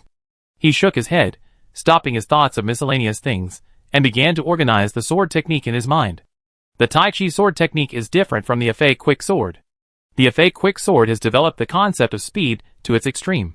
The Tai Chi sword technique emphasizes that the spirit precedes the sword, flowing continuously, focusing on intention rather than form.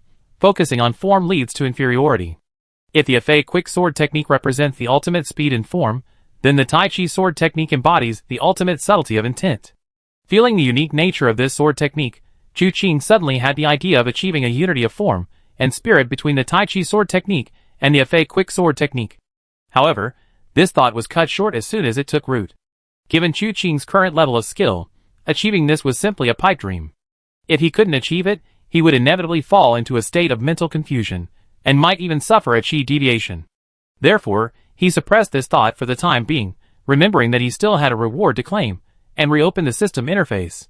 Sure enough, a notification appeared. One unopened clue treasure chest open? Open. Activation successful, clue obtained.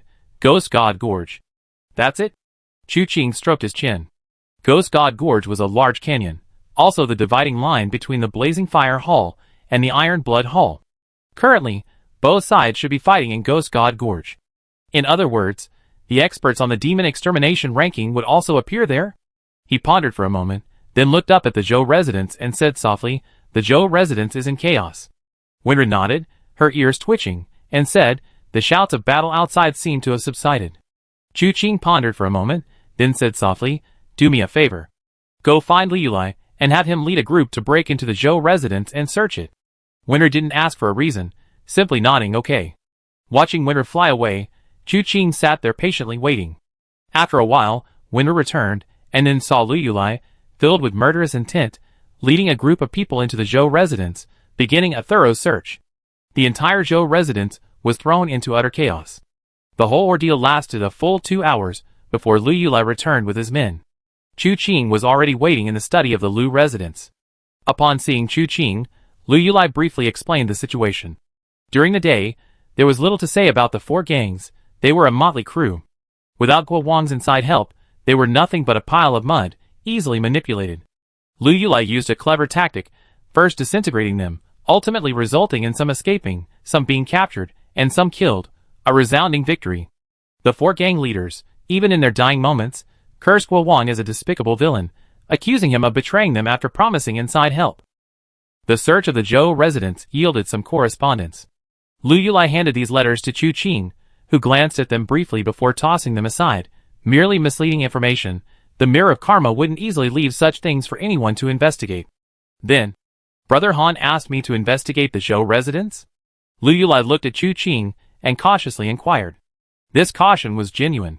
His initial respect stemmed partly from Chu Qing saving his life, and partly from his close friendship with the young lady. But watching Chu Qing kill Li Bi with ease, and then the remaining 2 experts on the Mirror of Karma's extermination list, all dying at his hands, Chu Qing acted as if nothing had happened, as if it were a trivial matter. He even felt that the now famous Mad Saber third young master was nothing compared to this Brother Han. But why do both of these people have the character 3 in their names? If Liu Yu hadn't already heard that the third young master of the Mad Blade was a handsome young man, he would have suspected that this Han San was the Mad Blade himself. It's just stirring up trouble. The more you make a scene, the safer the person I'm looking for will feel. Only in this way can you take me where I want to go. Chu Qing took out another letter and token from his pocket and handed them to Lu Yu. This was also obtained from Guo Wang. The situation in Dingxing City is temporarily stable. You can try to get this into Tai Lingyun's hands. Whether Zhong Beitang is loyal or treacherous is still unclear. Let him decide for himself. Consider these 2 items as payment for leaving Shenhongya in the Iron Blood Hall to take care of her. This child has a rather tragic past. Please take good care of her for me. Yes. Even without Chu Qing's words, Lu Yulai would have treated Shenhongya like a little princess. Gaining the favor of this person meant that if the child could prove herself, her future would be limitless. Building a good relationship now would be very beneficial for the future. After agreeing, he finally read the letter, and his expression changed drastically upon reading it.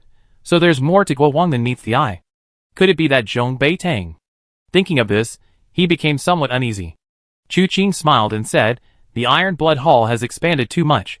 It's inevitable that some members are of questionable character. Don't worry, there's definitely more than just Guo Wang as a traitor.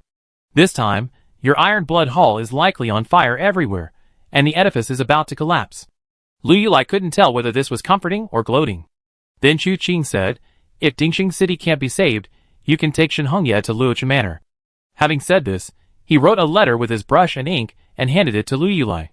"When the time comes, you only need to give this letter to Wen Fusheng, and he will definitely give you a place to settle down." Chu Qing stood up. "All right, I said what I needed to say. I should go now. Farewell." Lu Yulai hurriedly saw him off, but Chu Qing waved for him to sit still and strolled away. Watching Chu Qing leave, Lu Yulai finally breathed a sigh of relief. He hadn't felt anything before, but now, being with Chu Qing, he only felt immense pressure. However, he quickly rallied his spirits, picked up his brush, and prepared to write a letter to Lu Jiwei, but before he could even write a single word, he saw Chu Qing return. Startled for a moment, Lu Yulai stammered, "Brother Han Yu. I forgot something." Chu Qing held out his hand, fidgeting with his fingers. 1,000 taels of silver. I only accept silver notes from Wanbao Money Shop. Oh. Lu Yulai seemed to snap out of a daze, quickly nodding. He then rummaged through his drawers and cabinets for a while, before finally producing several silver notes. Although he was one of Lu Jiwei's 3 top generals, producing 1,000 taels of silver wasn't easy. He patched things up and added a lot of loose silver to just barely scrape together the money. Chu Qing felt a pang of pity seeing this. However, one thing at a time, he accepted the silver, clapped his hands, and turned to leave. As the old saying goes, money gone, life is peaceful. But Lu Yulai couldn't find peace for a moment. He felt that with the silver gone, his heart had drifted away too. He racked his brains for a long time, unable to figure out what to do next, until he noticed the letter and token on the table, and then it dawned on him. He quickly resumed his unfinished business. 2 days had passed since he left Dingxing City, yet Zhou Fuan still felt uneasy. He was currently in a village 12 miles from Dingxing City, disguising himself as a beggar at the village entrance every day. In reality, he was also keeping an eye on his surroundings. After all, he was the liaison for the Nijingtai, a powerful organization, seemingly ordinary, but in reality, possessing great power. That day, 3 top-ranked experts died violently in the street. Although he didn't know immediately, he received the news quite quickly. And the moment he received the news, he left the Zhou residence. Sure enough, not long after he left, Lu Yulai led a raid. If he had been a step later, he would likely have been captured by Lu Yulai. 2 days after leaving Dingxing City, news from there informed Zhou Fuan that Lu Yulai had been deceived by the methods he had left behind, and the investigation had strayed far off course. Yet, for some reason, he still felt uneasy. The unease stemmed from the inexplicable deaths of the 3 top-ranked experts. The Sword Ghost definitely didn't possess such abilities. According to intelligence, the perpetrators were Han San and Han Si, but the question was, who were these 2? With the methods of the Mirror of Karma, they could have examined the corpses, but Lu Yulai had already burned them all. With no way to trace the source, the whole matter became increasingly perplexing. The only thing known was that Han San, with an extremely skillful grappling technique, had taken the life of Farewell Sword in a single move. I can't delay any longer. The longer I delay, the more dangerous it becomes. This matter needs to be reported personally. Wait 2 more days. If the surroundings remain peaceful for these 2 days, then I will set off for the branch headquarters. Zhou Fuan forcibly suppressed his unease and lingered at the village entrance for 2 more days. Nothing changed in the surroundings. Everything remained calm and undisturbed. Thus, Zhou Fuan could no longer heed his sense of danger and hurriedly set off. He walked with great unease, constantly concealing his tracks, carefully dealing with any traces he left behind, occasionally creating illusions, and sometimes employing elaborate escape techniques. He used every method imaginable for concealment, luring the enemy, and deception. But his unease not only didn't subside, but grew stronger. Gradually, Zhou Fuan realized that this unease probably didn't originate from behind him. Rather, it stemmed from the underlying reasons for this matter. If this message wasn't relayed back quickly, the mirror of karma might face immense trouble. With this conviction, the unease subsided considerably. This further convinced Zhou Fuan that his suspicions were correct. So he stopped thinking about it, and continued on his way. However, he retraced his steps. This branch headquarters wasn't far from Ningxing City. Otherwise, the carrier pigeon wouldn't have made the round trip in such a short time. The 3 experts on the Mirror of Karma's extermination ranking wouldn't have arrived in Ningxing City so quickly. Zhou Fuan had deliberately taken a circuitous route, creating a false impression, fearing some hidden monster was behind him. Now, with a firm resolve, he hurried towards the branch headquarters, taking another 2 days before finally arriving at a village. This village was very secluded. Surrounded by mountains, and adorned with waterfalls, the buildings nestled amidst the landscape. From afar, the village appeared peaceful, with wisps of smoke rising from its chimneys. But upon closer inspection, one would find the village eerily tranquil. The absence of children's laughter made the apparent presence of human life merely an illusion. There was no trace of human presence here. 2 farmers leaned against the village entrance, their eyes fixed on Zhou Fuan as if he were already dead. Only when Zhou Fuan produced a token from his robes did they withdraw their gaze, allowing him to enter the village. Meanwhile, on a slightly higher ground in the distance, 2 figures concealed themselves, watching Zhou Fuan enter the village. This should be it, Chu Qing said calmly, but the light in his eyes was intense.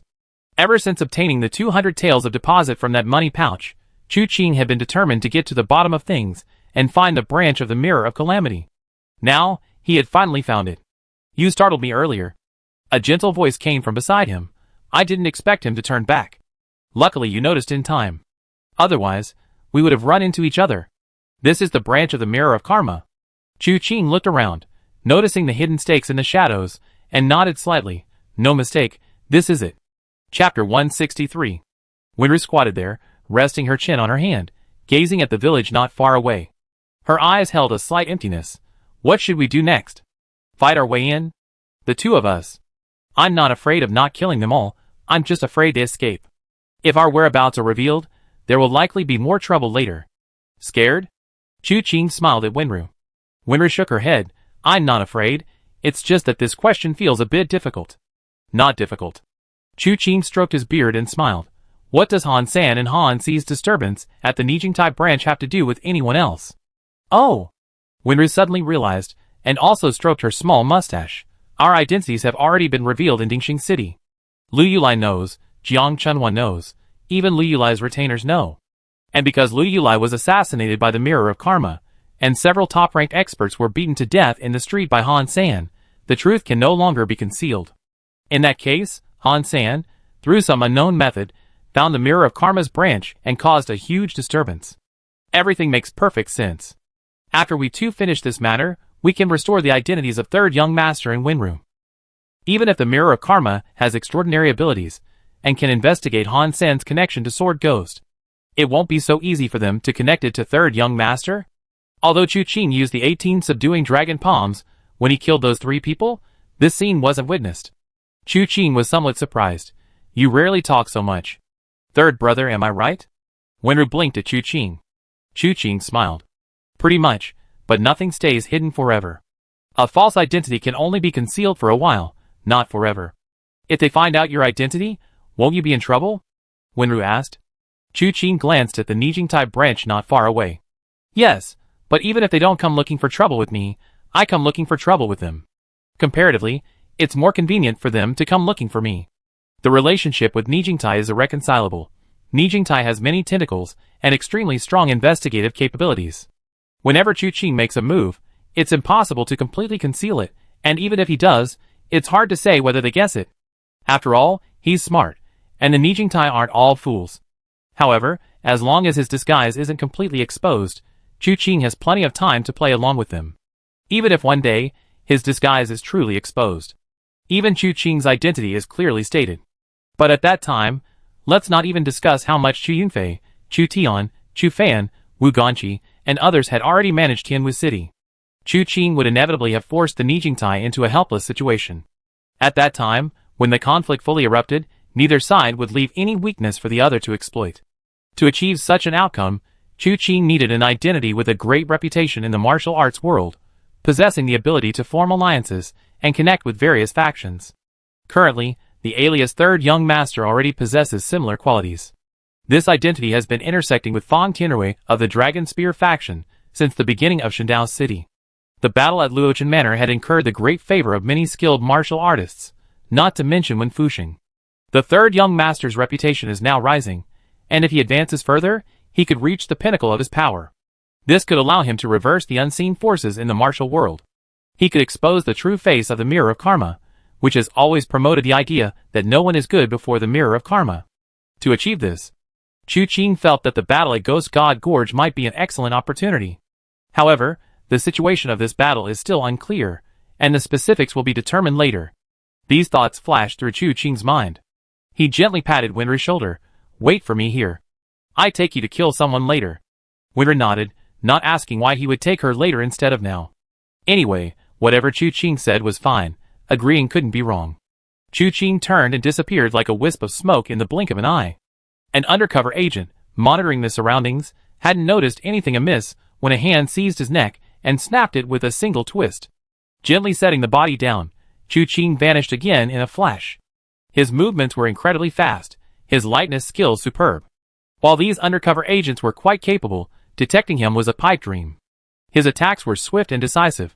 His dragon claw hand technique killed instantly, without hesitation. Thus, he moved like a ghost, repeatedly striking, easily eliminating one undercover agent after another. When he finished off the last undercover agent and returned to Winru's side, the girl was secretly yawning out of boredom. Seeing Chu Qing return, she perked up. "Third brother, you're back. Tired?" "Not really, just not sure what to do." "Oh, right." Winru took a pigeon with a single red feather on its head from her bosom and handed it to Chu Qing. Chu Qing was taken aback. "What's this?" "You went to do something earlier, so I waited here." This pigeon somehow fell from midair and landed right in front of me. "I was thinking of making a roast pigeon tonight. It's plump and ready, just enough for us, so I picked it up." Winru's voice was calm, as if she were simply stating a perfectly normal fact. Chu Qing's lips twitched. He really didn't know what to say. If he wasn't mistaken, this was clearly a red-feathered carrier pigeon from the Mirror of Karma. He had previously heard by Chu Qing's contact at the Mirror of Karma, mentioned that these carrier pigeons were specially bred by the Mirror of Karma. They were not only fast but also flew very high, making them difficult to spot. The only drawback was their short lifespan, so they needed frequent observation to ensure their condition. Chu Qing looked at the pigeon before him. It had clearly died of old age. During its mission, it died just as it reached Winru's head, landing right in front of her. It seemed the people at the branch who kept the carrier pigeons hadn't noticed its condition, leading to this coincidence. But Chu Qing had a feeling that Winru's innate ability to pick things up must have played a significant role. After some speculation, he casually opened the bamboo tube on the pigeon's leg and took out the letter inside. A quick glance at it left him speechless. The contents were Zhou Fuan's suspicion of the Sword Ghost's identity, requesting the Southern Region headquarters to conduct a targeted investigation. This also included Zhou Fuan's speculations about the identities of Sword Ghost and Han San. Chu Qing was momentarily speechless. He reached out and ruffled Winru's hair. "Well done. Extra meal tonight?" A hint of craving shone in Winru's clear eyes. Chu Qing nodded. "Okay, I take you to kill someone first, then we have a good meal tonight." Winru immediately nodded. "Let's go." Without hesitation, Chu Qing hid the single-edged sword and the Azure Knight's sword, then led Winru towards the branch headquarters. This place was secluded, rarely visited by outsiders. Seeing two martial artists suddenly arrive, and the hidden agents showing no reaction, the two farmers at the village entrance suddenly changed their expressions. They exchanged a glance, then stood up, shouldered their hoes, and walked out to meet Chu Qing and Winru. In the instant they passed each other, the man on the left suddenly raised his hand, drawing a long sword from the handle of a hoe, aiming straight for Chu Qing's ribs. The other man, meanwhile, swung his sickle, slashing at Chu Qing's neck. Chu Qing had anticipated this. He raised one hand and grabbed. A subtle, enveloping force covered the swordsman's wrist, and with a swift, fluid movement, the longsword shifted from Chu Qing's ribs to the neck of the other assassin. Thud, the blade pierced the throat, blood gushing forth. The assassin who had drawn the sword remained expressionless, drawing a short knife from his waist with his other hand, aimlessly thrusting it towards Chu Qing's chest and abdomen. This move was purely for killing, not for fancy moves. But before he could draw the short knife, the longsword that had been piercing the other assassin's neck suddenly flashed like lightning, decapitating him. The short knife fell to the ground, and the headless corpse lay down beside it. This scene unfolded in the blink of an eye. Winra watched quietly as this life-or-death struggle escalated without a word, and even she, with her usually detached nature, felt a strange stirring within her. Chu Qing casually took the assassin's sword. It wasn't a good sword. The blade was embedded in a hoe handle, making it feel round and uncomfortable to hold. However, it was usable all right. He chuckled softly and said to Winru, "These two fools, don't they even know what season it is? They're still pretending to be going out to farm. The autumn harvest is over. Even if they pretended to be cleaning the granary, it would be easier to gain their trust. The mirror of karma has become lax." Winru hadn't expected Chu Qing to say this first. But upon reflection, it made perfect sense. Spring brings life, summer brings growth, autumn brings harvest, and winter brings storage. Holding a hoe and sickle, they were clearly planning to weed the fields. But the problem was, at this time of year, let alone weeds, the ground was covered in withered yellow leaves. What was the point of weeding? It seemed even an assassin who wanted to disguise himself needed to use his brain. Otherwise, not only would he fail to kill, but he would also be killed. Not only would he die, but he would also be ridiculed. "Let's go!" Chu Qing led Winru inside. These two were merely gatekeepers. This was just the beginning. Stepping through the village gate, an old woman approached, crying, "My son." She lunged at Chu Qing and Winru, shouting, "You two wicked people, you must pay." Before she could utter the last word, the broken iron sword Chu Qing had taken from the assassin had already drawn a circle, its sharp edge flashing, and the old woman's head fell to the ground. Once the body fell, the weapon hidden in her hand could no longer be concealed. Chu Qing shook his head. An old woman should look like an old woman. Having a man disguise himself as one. Aren't you afraid he frighten the children if he goes out at night? By the way, there are no children in this village. He looked up and saw figures emerging from various houses. Since Chu Qing arrived, without asking for directions or speaking, he had already killed 3 people, clearly intending to kill. Therefore, disguise was pointless. He could simply swarm and kill them. Suddenly, a figure leaped into the air, like a shooting star, appearing before Chu Qing in the blink of an eye. His hands were empty when he rose, but as he flew, he seemed to be gathering palm energy. When he reached Chu Qing, he flipped his palms, revealing 2 short knives. Palm techniques and knife techniques share common principles. The palm energy this man had gathered was actually knife energy. This was the hidden knife style. This variation was a common tactic used by the assassins trained by the mirror of karma itself. When the opponent thought it was a palm strike and treated it accordingly, they were already caught off guard.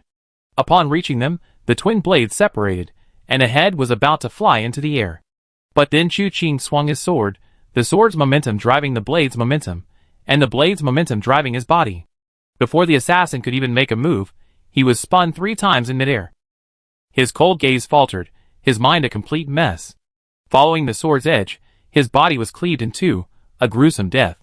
Tai Chi swordplay wasn't inherently a fear sword technique, but Chu Qing's murderous intent made its brutal side unmistakable. And just as the corpse was split in 2, several figures attacked simultaneously. The group's weapons were a bizarre mix: knives, daggers, hidden weapons, chain darts. A diverse array of techniques were on display. Chu Qing slowly raised his sword. His movements were slow, but his swordplay seemed to possess a sticky force, causing their attacks, however varied in direction, to all obediently fall into the circles Chu Qing drew with his sword. Tai Chi swordsmanship emphasizes intent over form. The spirit precedes the sword, flowing continuously. Circles of swordplay followed one after another. No matter how many strange moves they had, he could simply finish them off with a single circle. The scene was quite spectacular. These men's weapons were stuck to Chu Qing's sword, their bodies involuntarily following his circular movements. After one circle, they could no longer maintain their balance.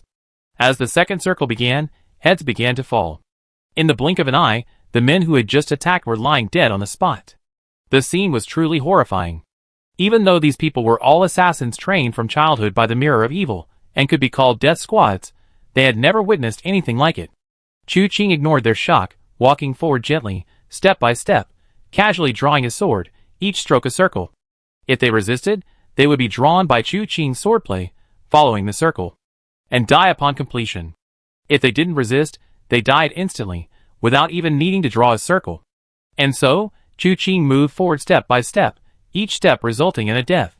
It is said that 10 steps kill one person. Chu Qing killed one person with each step. Throughout the entire process, no one cried out, no one questioned, not even uttered a sound. Only the assassins pressed forward, one after another, each displaying their killing moves. Only Chu Qing, his sword flashing in the air, heads raining down. Inside the village, in a room, beside an open window was a square table placed on a tatami mat. An incense burner sat by the window, wisps of smoke curling and dissipating in the breeze. Zhou Fuan sat to one side, his face etched with worry. Across from him sat a man in his 30s, dressed in black. His mask was removed, revealing a rather sinister face. 3 renowned masters on the demon-slaying list, all killed by one man? Zhou Fuan, what joke are you telling me? Chapter 164. Zhou Fuan looked up at the man opposite him, his brows furrowed with worry, but without fear. The liaison's identity was unique. Although the man sitting opposite him was the branch leader, their statuses were, in a sense, not significantly different. The functions of the branch leaders of the Nijingtai were largely similar. Core responsibilities included information transmission, target reconnaissance, and coordination among liaisons. In addition, some branch leaders might also be responsible for training assassins. However, generally speaking, the relationship between the liaison and the branch leader was one of communication and coordination, not one of subordination. This was because some liaisons, like Zhou Fuan, did not remain confined to one place. Like Bai Qi, they roamed far and wide. Wherever they went, they could communicate with the branch leader on an equal footing. Although Zhou Fuan's family had lived in Dingxing City for 3 generations, as a liaison, he was no different in rank from the current branch leader. Therefore, listening to the branch leader's clearly disbelieving words, he could only nod heavily. It's not a joke, but the truth. Farewell sword, flowing rain needle, sky-shattering palm. These 3 were all top-tier assassins, capable of handling things independently. The reason they joined forces this time was to send them to Ghost God Gorge to assassinate Tai Lingyun. The sword ghost matter was just a side job, and yet these 3 were defeated in Dingxing City? The branch leader almost laughed in anger. Could this sword ghost have become a disciple of the 3 sovereigns and 5 emperors? A legend in the martial world. Otherwise, how could he possess such extraordinary abilities? Don't waste your breath on me. Zhou Fu felt a headache coming on. Those on the evil extermination list. Plotting assassinations isn't my responsibility. Such expert actions, they didn't even let me observe closely. After the 3 of them arrived, they merely greeted me, obtained the target's portrait, and then went straight to kill. They left with overwhelming force, yet none of them returned.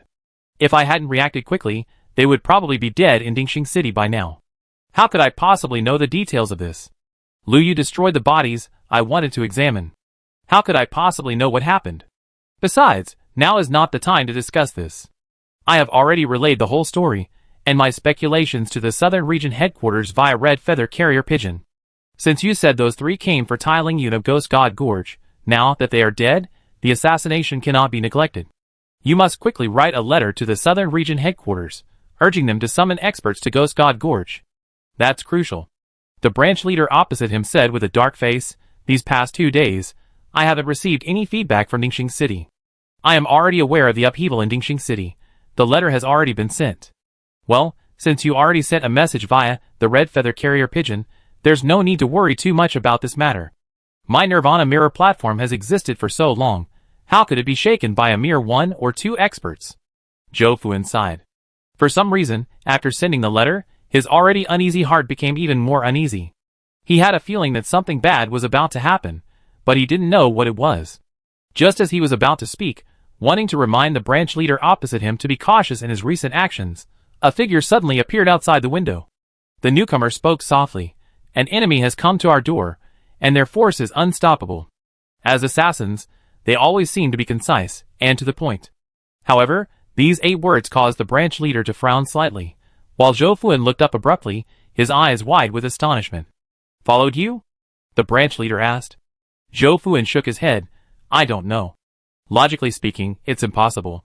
He had been extremely cautious along the way, practically using every trick in the book. Zhou Fuan, as the contact, possessed exceptional tracking and counter-tracking abilities. He had erased all traces and created several deceptive scenarios. There was absolutely no normal person who could follow him all the way here using tracking methods. Unless the other party truly possessed extraordinary abilities. The branch leader trusted Zhou Fuan's abilities and nodded slightly, instructing, "Where are they?" When I arrived, they were still at the village entrance. Now, they probably already reached the village square. This man's martial arts are extremely high. The newcomer explained the situation as thoroughly as possible, awaiting the branch leader's orders. The branch leader pondered for a moment before speaking, gather men to intercept him. Set up the 72 fixed in wind formation. We must kill this man. Having said this, he stood up. Since they had reached the branch, he, as the branch leader, naturally couldn't ignore them. However, before that, he had another matter to attend to. With a gentle wave of his hand, the assassin outside had already obeyed and left. Zhou Fuan followed behind the branch leader. What are you going to do? Destroy everything inside the general building. This man, who had earned the reputation of having extremely high martial arts skills, had fought his way from the village entrance to the small square without a single hidden spy sending a warning. Clearly, these spies had already been eliminated. He didn't come by chance, he had a clear objective. Whatever his objective. The most crucial items in this branch are all inside the ordinary building. We absolutely cannot let him succeed. Are you afraid the 72 in wind formation won't be enough to stop him? Better safe than sorry. As one of the branch leaders of the Mirror of Sin branch, he wasn't worried about the number of casualties among his men. Even if they all died, it wouldn't matter. But the information couldn't be exposed. These things were far more valuable than the assassins in the village. Zhou Fuan nodded knowingly, and immediately went with the branch leader. Ordinary building. The name sounds quite ordinary. It was personally named by the founder of the Mirror of Calamity, intended as a place to gather information. However, the recorder mistakenly wrote ordinary instead of a spotted spectrum. Only after the ordinary building was built, and its plaque hung high, did the original master of the Mirror of Calamity realize his mistake. The recorder wanted to commit suicide to atone for his mistake. But he was stopped. The master of the Mirror of Calamity laughed and said, "Ordinary is better than a spotted spectrum. A tree that stands out in the forest will be felled by the wind. An assassin should blend into the crowd, appearing ordinary on the outside but extraordinary on the inside. The word ordinary is just right." Thus, the ordinary building was preserved. There is one at the main headquarters of the Mirror of Calamity, and branches in various places. The branch leaders led Zhou Fuan to the ordinary building, where the busy disciples of the Mirror of Calamity stopped their work. They looked up at their branch leaders. The branch leader frowned slightly, a pang of reluctance lingering in his heart at the thought of reducing the place to ashes. After all, it had been built up over many years. Had he not guessed that the newcomer's martial arts were far too advanced, and that he feared he might be unable to withstand them, he would never have taken this action. After a moment's hesitation, he dismissed the disciples working inside and retrieved an oil lamp. If the person hasn't broken free of the 72 in wind formation before the fire spreads, put out the fire immediately. Otherwise, it should be burned. He poured oil, and flames ignited. The branch leader and Zhou Fuan stepped out of the ordinary building, stopping to await the message. As the flames spread behind them, finally, figures appeared before them. However, it wasn't an assassin from the branch, but Chu Qing and Wenru. The sword Chu Qing wielded was no longer the one he had snatched from the man disguised as a farmer. It was from the assassins of the Mirror of Karma. It was stolen. This sword was much more presentable than the previous one. The blade pointed diagonally at the ground, and with each step forward, drops of blood fell to the ground, soaking the soil. Wenru followed behind him, her gaze sweeping around, then over the disciples emerging from the Yibin building. Finally, she looked at the branch leader, and Zhou Fuan standing in front of the building. Zhou Fuan's pupils contracted slightly. It was you. Chu Qing ignored Zhou Fuan, instead looking at the Yibin building behind the branch leader, where the flames were spreading. She spoke softly. "Yibin building. You were quick to react. If I had known, I wouldn't have rushed to break the 72 in wind formation. I should have come here first." This formation sounded mysterious, but it relied on sheer numbers. There might be some method within. But it was of little use to Chu Qing. Relying on his undying golden body and Tai Chi sword technique, he charged through the formation in just a few moves, completely destroying it. "Who are you?" The branch leader, of course, wouldn't talk to ordinary assassins from the Nijingtai who only knew how to fight without saying a word. He had questions in his mind, so he naturally had to ask. Chu Qing's gaze turned to Zhou Fuan. Master Zhou, you must know the identities of my brother and me. I know. Zhou Fuan coldly replied, Han San, Han Si, these don't sound like real names. Their origins are unknown, but their martial arts are highly skilled. The three, Farewell Sword, Flowing Rain Needle, and Sky-Breaking Palm, are suspected to have died at your hands. So you really did come with me? Chu Qing clasped his hands in a fist salute. Thanks to Master Zhou for leading the way, otherwise, in such a secluded place, it would have been quite troublesome for my brother and me to find it. What has our Nijingtai done to offend you too? The three experts on the exorcising evil ranking came to Dingxing City to kill Lu Yu. What does this have to do with you? You killed them, fine, but you even chased me all the way to the branch headquarters? Why are you so relentless? Zhou Fuan's face turned ashen. Chu Qing smiled. I'm a righteous person, and I can't stand places like yours that harbor filth. What no good people before the mirror of retribution. It sounds nicer than it sounds. You specifically prey on naive young martial artists, making their hands bloodied, so you can make that dirty money. You really do know Sword Ghost. The incident in Dingxing City, was it a conspiracy between you and Sword Ghost? Zhou Fuan had initially suspected that Han San was Sword Ghost. But now, looking at the man before him, he couldn't believe that Sword Ghost could have transformed so much in just a few months. The 72-in Wind formation, which had utterly destroyed the branch of the Mirror of Calamity, held him off for less than the time it takes to brew a cup of tea. It should be noted that the 72-in Wind formation requires at least 72 people to function, and with the addition of other Mirror of Calamity assassins, even if they knelt on the ground waiting to be killed, they wouldn't be finished in the time it takes to brew a cup of tea. If Sword Ghost possessed such abilities, he would already be on the demon extermination list. Even if it's deception and trickery, such a person shouldn't be allowed to become disloyal to the Mirror of Calamity. Therefore, the most reasonable explanation is that Sword Ghost, at some point, met Han San, recounted his experiences, and then conspired to cause trouble for the Mirror of Calamity. And the more he thought about it, the more convinced he became of this idea. He immediately gritted his teeth and said, for a mere scapegoat of the Mirror of Calamity, you actually killed so many of my Mirror of Calamity's people. You're going to make an enemy of the Mirror of Calamity.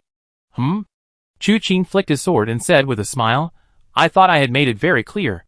None of you present today will escape this place. He said no more, drawing his sword and killing. These people were different from the group that had attacked earlier. They had always worked in ordinary buildings and rarely experienced combat. Although they had all undergone rigorous training and sworn allegiance to the Mirror of Evil, their combat experience was too shallow. Chu Qing killed them as easily as slaughtering chickens and ducks. In no time, corpses lay on the ground, blood flowing like a river. Seeing this, the branch leader's sinister face lowered slightly, and with a flick of his body, he vanished like a ghost. As the branch leader, he naturally possessed superior martial arts skills. Although not as powerful as the masters on the demon-slaying ranking, his ghost shadow wind step alone was already unpredictable. Now, once unleashed, it vanished from everyone's sight. Zhou Fuan, however, dared not harbor any illusions. He remained not to die, but to uncover the truth. Now, believing he had seen through everything, he disregarded everything else and leaped onto the upper floor.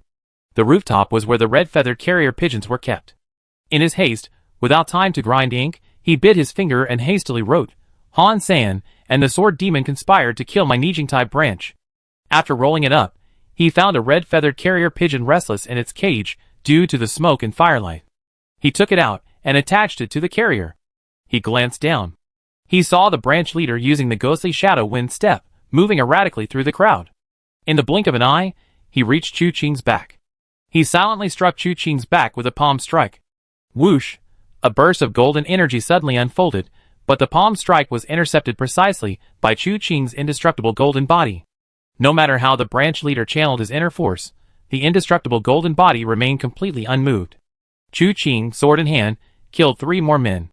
His left hand reached out and seized the branch leader by the neck. You think you can kill me with such sneaky tricks? With that, a snap echoed as he broke the branch leader's neck. If he had obtained the soul-piercing finger technique from Wen Fuxing, he might have had a chance to extract information from this man. But in the current situation, it was better to kill him outright. Seeing this, Zhou Fuan disregarded everything else and quickly released the red-feathered carrier pigeon. Wenru, who had been following behind Chu Qing, watched the plump red-feathered carrier pigeon fly away. Suddenly, she reached out and secretly flicked a finger. The carrier pigeon shuddered in midair and plummeted to the ground.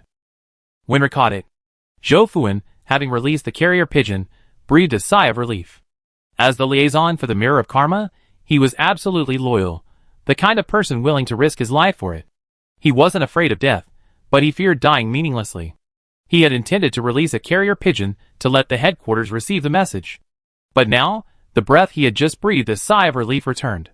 Chu Qing was stunned for a moment, unable to resist glancing at Wenru. Her finger strength was exquisite. The carrier pigeon, like a frightened bird, landed but wasn't dead. In her hand, it began to flutter. She handed the pigeon to Chu Qing. "Can you eat it?" Chu Qing chuckled dryly. Let me see first." As soon as he finished speaking, Chu Qing simultaneously unleashed both palms. A dragon's roar resounded throughout the surrounding area. It was a move from the 18 subduing dragon palms, shocking the surrounding area. Chapter 165. A powerful, dragon-shaped aura, carrying boundless chill, spread in all directions in an instant. The azure dragon roared, followed by a series of explosions. Boom! Boom! Boom! Those struck by this force were either instantly killed by the palm strike or first frozen by the frost-like aura before being shattered into pieces by the palm strike. The white dragon-shaped aura surged forward, crashing into a building. The entire building was instantly covered in frost, the flames died down, and the building collapsed with a deafening roar. Zhou Fuan, on the rooftop, had not yet recovered from the shock of the red-feathered carrier pigeon being gently brought down by a single finger, when he screamed as he plummeted from midair. His body was injured by the frost-like aura. Even with his considerable martial arts skills, he could hardly maneuver. Then, he was struck by the palm strike, resulting in severe injuries. By the time he landed, he was already dead. After that palm strike, all the chaos subsided. Chu Qing withdrew his palm and stood up, looking around again. Making sure there were no survivors, he took the carrier pigeon from Winra's hand. He opened the letter container, glanced at the blood-written letter by Zhou Fuan, raised an eyebrow, put it back, and said to Wenru, "How about I buy you a few roasted pigeons later? Let this one fly. Won't the contents be harmful to you?" Wenru asked. Chu Qing smiled. Zhou Fuan truly is a master of diverting attention. This letter is enough to make the Mirror of Karma work for nothing for a long time. In comparison, the first letter Wenru received was more crucial. This second one was purely for disruption. The crucial one was left, and this disruptive one can be sent flying. And the special nature of the Mirror of Karma meant that none of the assassins in the branch chose to flee, instead rushing forward to their deaths. If he wasn't mistaken, the message on this red-feathered carrier pigeon was the only letter this branch had sent out. It ensured they focused all their attention on Han San's identity, and temporarily prevented them from associating Han San with the sword ghost. For this, Chu Qing had to thank Zhou Fuan for his help. Winra nodded upon hearing this. "That's good." With the little girl's approval, Chu Qing flicked his wrist and released the red-feathered carrier pigeon. The pigeon soared into the sky and disappeared in the blink of an eye. However, Chu Qing and Wenru only then began to get busy. First, they checked if there were any survivors in the village. If so, they needed to deal with them. Second, although the main building was destroyed, the fire was later extinguished by the frost. There should still be some items inside that could be salvaged. These were the two most important tasks. Besides that, they also needed to gather the corpses and burn the entire village to the ground. They wanted to leave no trace whatsoever. These tasks sound simple, but most are physically demanding. It was quite tiring to do. However, the rewards were good. Chu Qing had killed everyone cleanly. Not a single survivor was left in the entire branch. However, during the search for survivors, they unexpectedly discovered a cave inside the waterfall. This cave was naturally formed and was used as a storage room by the people of the Nijingtai branch. Inside, there was a considerable amount of gold, silver, and jewels, as well as silver notes from Wanbao Money House. A rough estimate puts it at least tens of thousands of taels of silver. This certainly wasn't accumulated by the branch over many years. It's likely that this wealth was transferred out periodically. The amount accumulated now seems to have been accumulated over an unknown period of time. Murder has always been a lucrative business. Gold and jewels were difficult to carry, so Chu Qing and Wen removed them out of the village and buried them in a secluded spot. But they left an empty box. They dug a pit in the cave, placed the box inside, and evenly sprinkled the potent poison they had previously plundered from the disciples of the 100 Bones Demon Lord onto it. Then they buried it again. The Mirror of Calamity would surely discover the branch's destruction quickly. Someone would definitely come to investigate, find the suspicious traces here, and dig it up. Then, they see how many they could poison. Of course, every death counts. 1 is never too few, 10 is never too many. What Chu Qing obtained from the ordinary building, however, was somewhat unexpected. Half a roster, recording the true identities of many Mirror of Calamity assassins. Unfortunately, half of it was burned, and that was the half containing the true identities, rendering the roster useless. But another item was perfectly preserved. This was a roll of parchment, with the words map of the Southern Ridge branches written on it in large characters. This item was kept extremely secret, and thanks to this, it wasn't destroyed in the fire. Although some parts were blackened, it didn't affect its visibility. With this, we can follow the map and find them one by one. Winra's expression was calm, and her tone was also calm, but Chu Qing could already hear the excitement beneath her calm words. Chu Qing shook his head. That would be too troublesome. A rough estimate suggested that there were no fewer than 100 branches of the Nijingtai sect in the entire Southern Ridge. Chu Qing, with a gentle demeanor, thought that picking 1 or 2 wouldn't matter, picking 5 or 6 wouldn't be too many. But even more would ultimately limit their manpower. Other branches would inevitably notice something was amiss, and if they moved branches, finding them again would be much more difficult. Moreover, at that point, the main focus of the Mirror of Karma would inevitably be on him and Winru. Then, things would become much more complicated. So what do we do? Chu Qing stroked his chin. Ghost God Gorge, the Blazing Fire Hall, and the Iron Blood Hall will clash here. If he wasn't mistaken, the Mirror of Karma's next target should be Tai Lingyun. If we can rescue Tai Lingyun from the Mirror of Karma, using the power of the Iron Blood Hall and the Fallen Dust Manor, we can bring the Mirror of Karma down from its pedestal of acting on behalf of heaven, using killing as punishment. Turn it into an ordinary assassin organization that kills for personal gain and money. Then, those who have been falsely accused and murdered over the years, their friends and family will surely be outraged. Then, what do you think about handing this blueprint to Tai Lingyun? Winra thought for a moment. Then Tai Lingyun must win this battle. Chu Qing nodded slightly. Yes, he must win, otherwise, nothing can be discussed. He carefully put the scroll away. No matter what, this thing would be of great use. He absolutely couldn't handle all these branch strongholds by himself, and even if the Iron Blood Hall truly lost this battle, and was wiped out of the martial world, Chu Qing could still cultivate his own persona into a figure of considerable influence in the martial world. Then, by leveraging that influence, he might be able to achieve his goals. And the first step to achieving this was to completely destroy this branch stronghold. Given the importance of such a valuable item in the building, the Nijingtai, a powerful organization, would likely be concerned about a leak from their branch headquarters, and would likely observe the situation after their investigation. Chu Qing's current inaction is the best option. After compiling all the spoils, he set the entire branch headquarters ablaze. The fire continued until the entire village was completely engulfed. Only then did Chu Qing pick up a large stone. With powerful palm strikes, he smoothed one side of the stone, making it flat. Chu Qing used his finger as a brush and wrote a line of text on it. Han San and Han Si annihilated the Nijingtai branch headquarters here. Winra looked at the text, thought about it carefully, and realized she hadn't done anything, only shot down a carrier pigeon, without actually killing it. But it didn't matter. By the way, is my handwriting ugly? Chu Qing suddenly remembered what Chu Fan had told him at Luochen Manor, when he left the inscription Knight Emperor, and Winra had jokingly commented that his handwriting was too ugly. Now he wanted to set the record straight. Winra looked up at Chu Qing, and said softly, practice more. Isn't this girl a little too upright? What's wrong with being a little insincere in front of him? Chu Qing sighed, that's fine. Seeing him turn and leave, Winra followed with small steps, a strange smile playing on her lips. Then she touched the tiny curve of her smile with a hint of surprise. She felt she had made further progress in her ability to smile.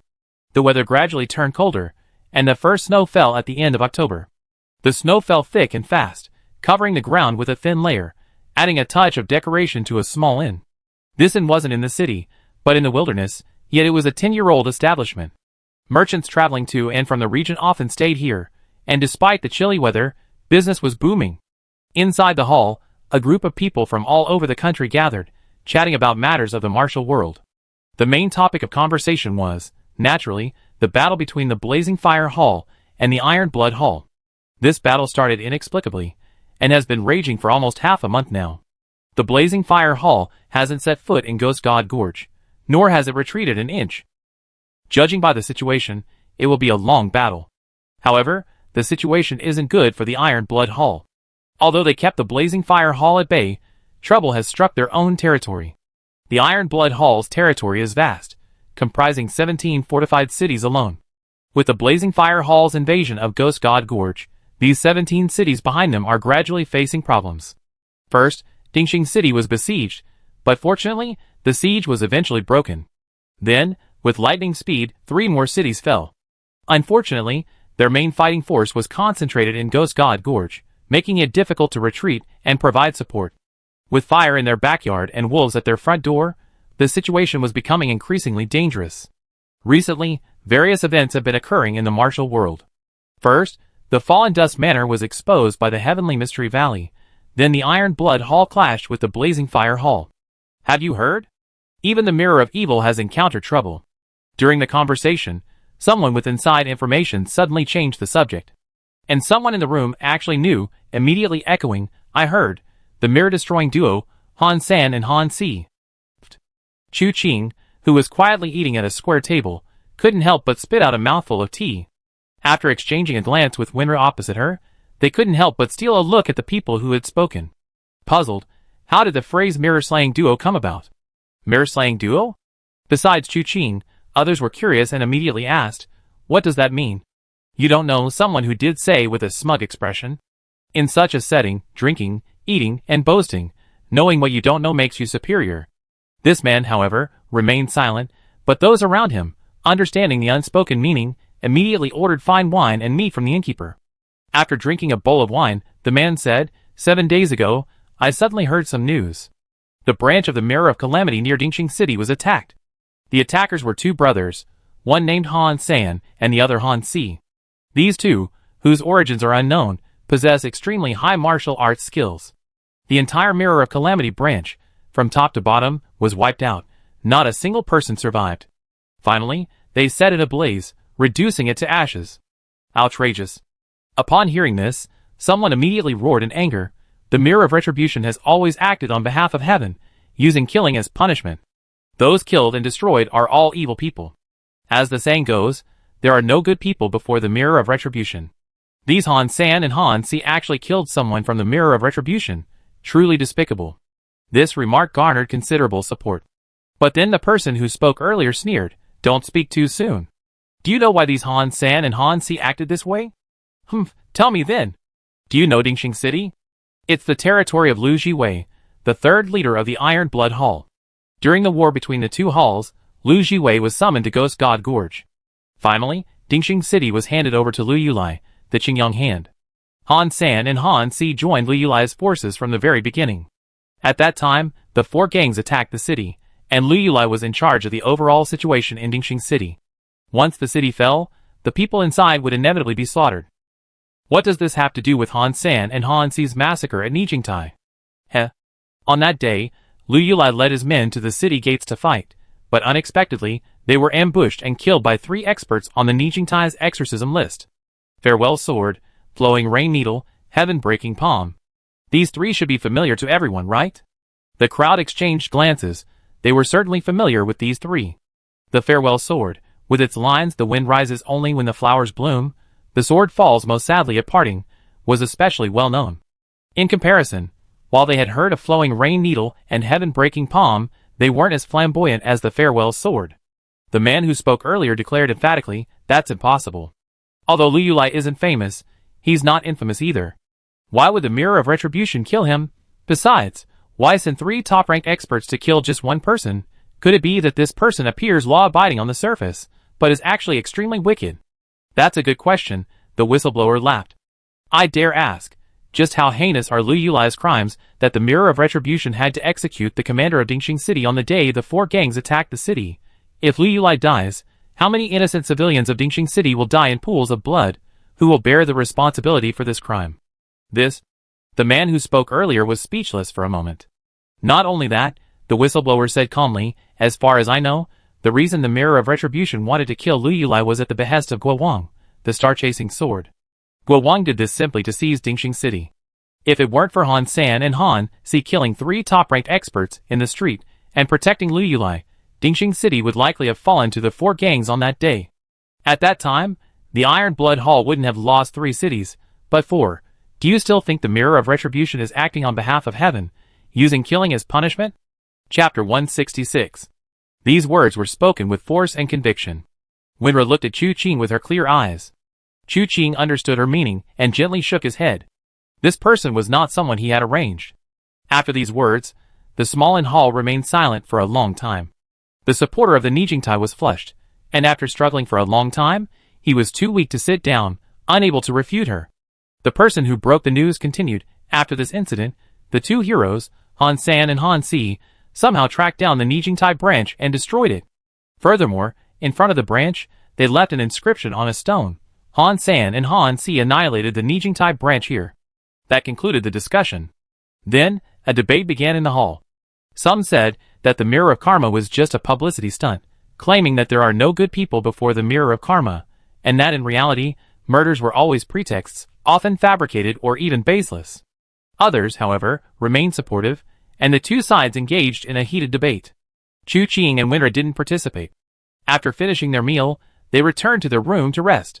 This inn wasn't like the ones in town. Business was booming today, and there weren't many rooms available, so the 2 of them had to squeeze into one. 10 days had passed since the day they wiped out the Mirror of Karma branch. The person who had said the news came 7 days ago actually had a 3-day gap. After leaving the Mirror of Karma branch that day, Chu Qing and Winru headed straight for Ghost God Gorge. Along the way, they made sure to leave no trace. Chu Qing resumed his 3rd young master's attire, while Winru felt that men's clothing was more suitable for traveling the world, so Chu Qing altered her disguise. Stripped of their former boldness, they possessed a refined elegance, resembling the young masters of a wealthy family.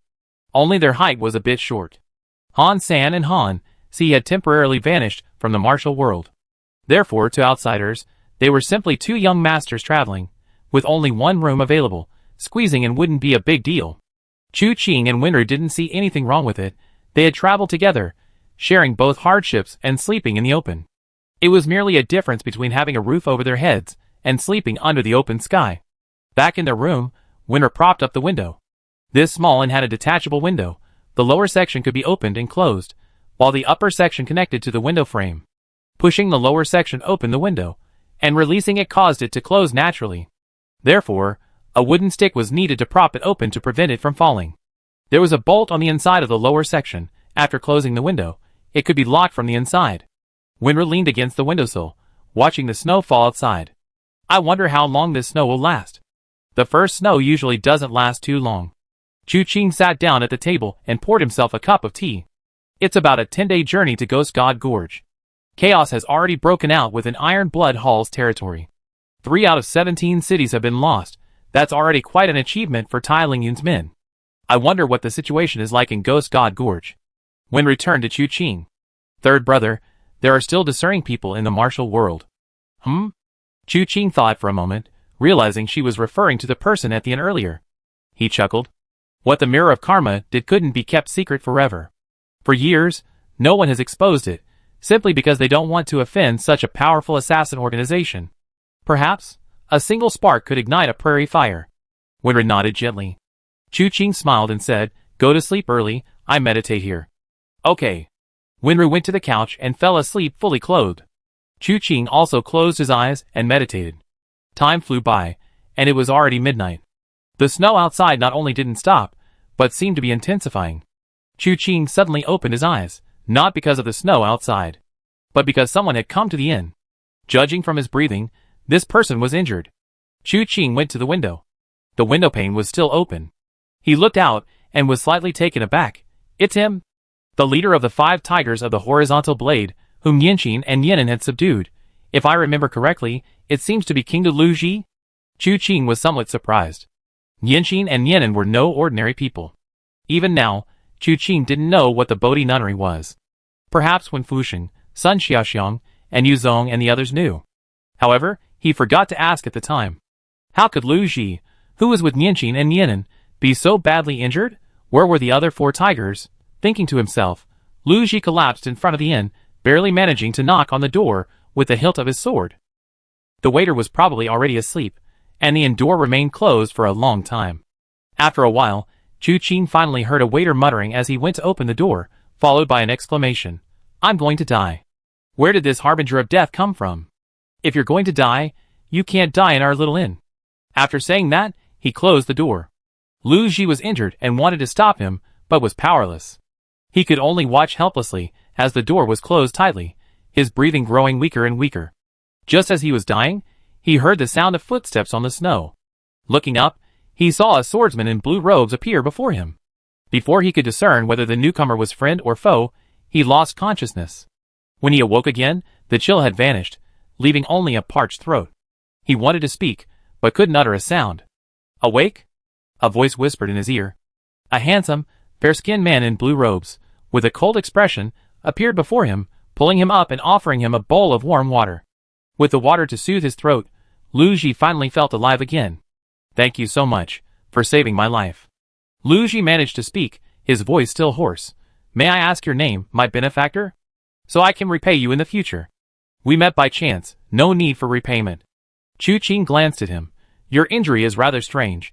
How did you get it? Last night, he had cried out to heaven and earth in vain. Chu Qing had witnessed his unwavering loyalty in Shindao City, and since then, he had always stayed by Nian Xian and Nian An's side, a true man of principle. He couldn't bear to let him die like that, so he rescued him. Upon examining the wound, he discovered something strange. It was unclear what weapon had inflicted it, but the wound resembled a flower petal, and contained a chilling internal force. The wound itself was one thing, but the internal force was the most vicious. Chu Qing expended considerable effort to remove it.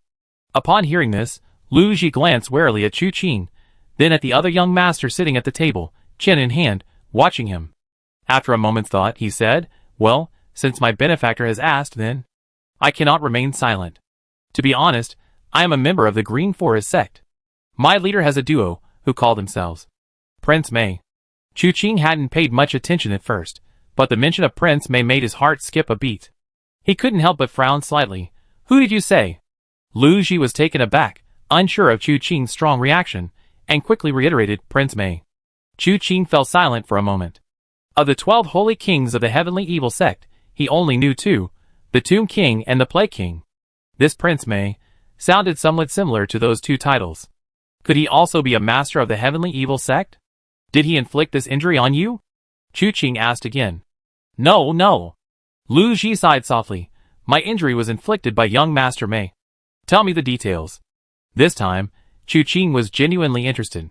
Was this Prince Mei that Lu Ji spoke of an enemy of Nian Xian and Nianen? He remembered Pei Wuji's reaction upon hearing the words Bodhi Nunnery at the Divine Blade City Inn. Ordinary people don't know about the Bodhi Temple, but members of the heavenly evil cult do. Could there be some deep-seated grudge between the two? And now, the Iron Blood Hall is locked in a fierce battle with the Blazing Fire Hall, while figures resembling the 12 holy kings have appeared within the territory, causing trouble. It feels like these things aren't unrelated. Yes. Although Lu Ji didn't know why his benefactor was interested in this, he still honestly recounted the situation. Chu Qing added what he knew and, combining it with Lu Ji's words, roughly summarized the situation. Since the last time Nianqin and Nianen attempted to subdue the 7 strongholds of Lianshan, but were thwarted by Lu Yu's sudden attack. Nianqin and Nianen, along with the woman in black and the 5 tigers of the horizontal blade, fled. Once it was safe, they continued their efforts to unify the bandit world. However, Nianqin and Nianen somehow obtained a clue and discovered the whereabouts of Prince Mei. Lu Ji didn't know who Prince Mei was, but this man persuaded Nianqin and Nianen to temporarily set aside their grand plan of unifying the bandits and lead them to investigate. The journey itself was uneventful, but the unexpected event occurred the previous night. Nianqin and Nianen suddenly disappeared, leaving only the 5 tigers of the horizontal blade and the unnamed woman in black to wait quietly. Instead of Nianqin and Nianen appearing, they were greeted by a young man with a face as beautiful as a peach blossom. This young man introduced himself as surnamed Mei, and could be addressed as young Master Mei. He immediately demanded that the 5 tigers of the horizontal blade take the woman in black with him. The 5 tigers of the horizontal blade naturally refused, and a conflict ensued. Young Master Mei was thin and small. Lu Ji initially thought that even if he was powerful, he might not be able to defeat the 5 of them. But unexpectedly, young Master Mei easily defeated them all. When questioned about the martial arts technique, Lu Ji was completely bewildered. He only knew that he had been struck in the chest by a finger, And that's how he ended up like this. Afterwards, young Master Mei was about to take them all away, even preparing a prison carriage. Unexpectedly, at that moment, another man in black suddenly appeared and started fighting with young Master Mei. During the fight, Lu Ji found an opportunity and, with the cover of the others, escaped. He had intended to seek help from powerful allies, but alas, he didn't know any powerful allies, and his injuries were too severe. Not only did he fail to find any help, but he also nearly died in front of the inn. If it weren't for my benefactor saving my life would have ended last night. Chu Qing listened silently to the story, his expression somewhat strange. So you never actually saw Prince Mei? Lu Ji nodded. Chu Qing stroked his chin. Where were you originally planning to go? We only knew the general direction, and we were just following the first and second leaders. Our two leaders are a bit special, Lu Ji said, somewhat embarrassed. Chu Qing understood, those two were indeed special. He immediately asked, your brothers were kidnapped, but not killed? Yes. Lu Ji nodded, looking at Chu Qing, wondering why he was asking such detailed questions. Chu Qing stroked his chin, pondering, and said, you're seriously injured now. It's probably impossible for you to save them. Do you know any other powerful allies? Don't say I don't. Even if I did, I couldn't find them anytime soon. And by the time I did, I don't know what will become of my brothers.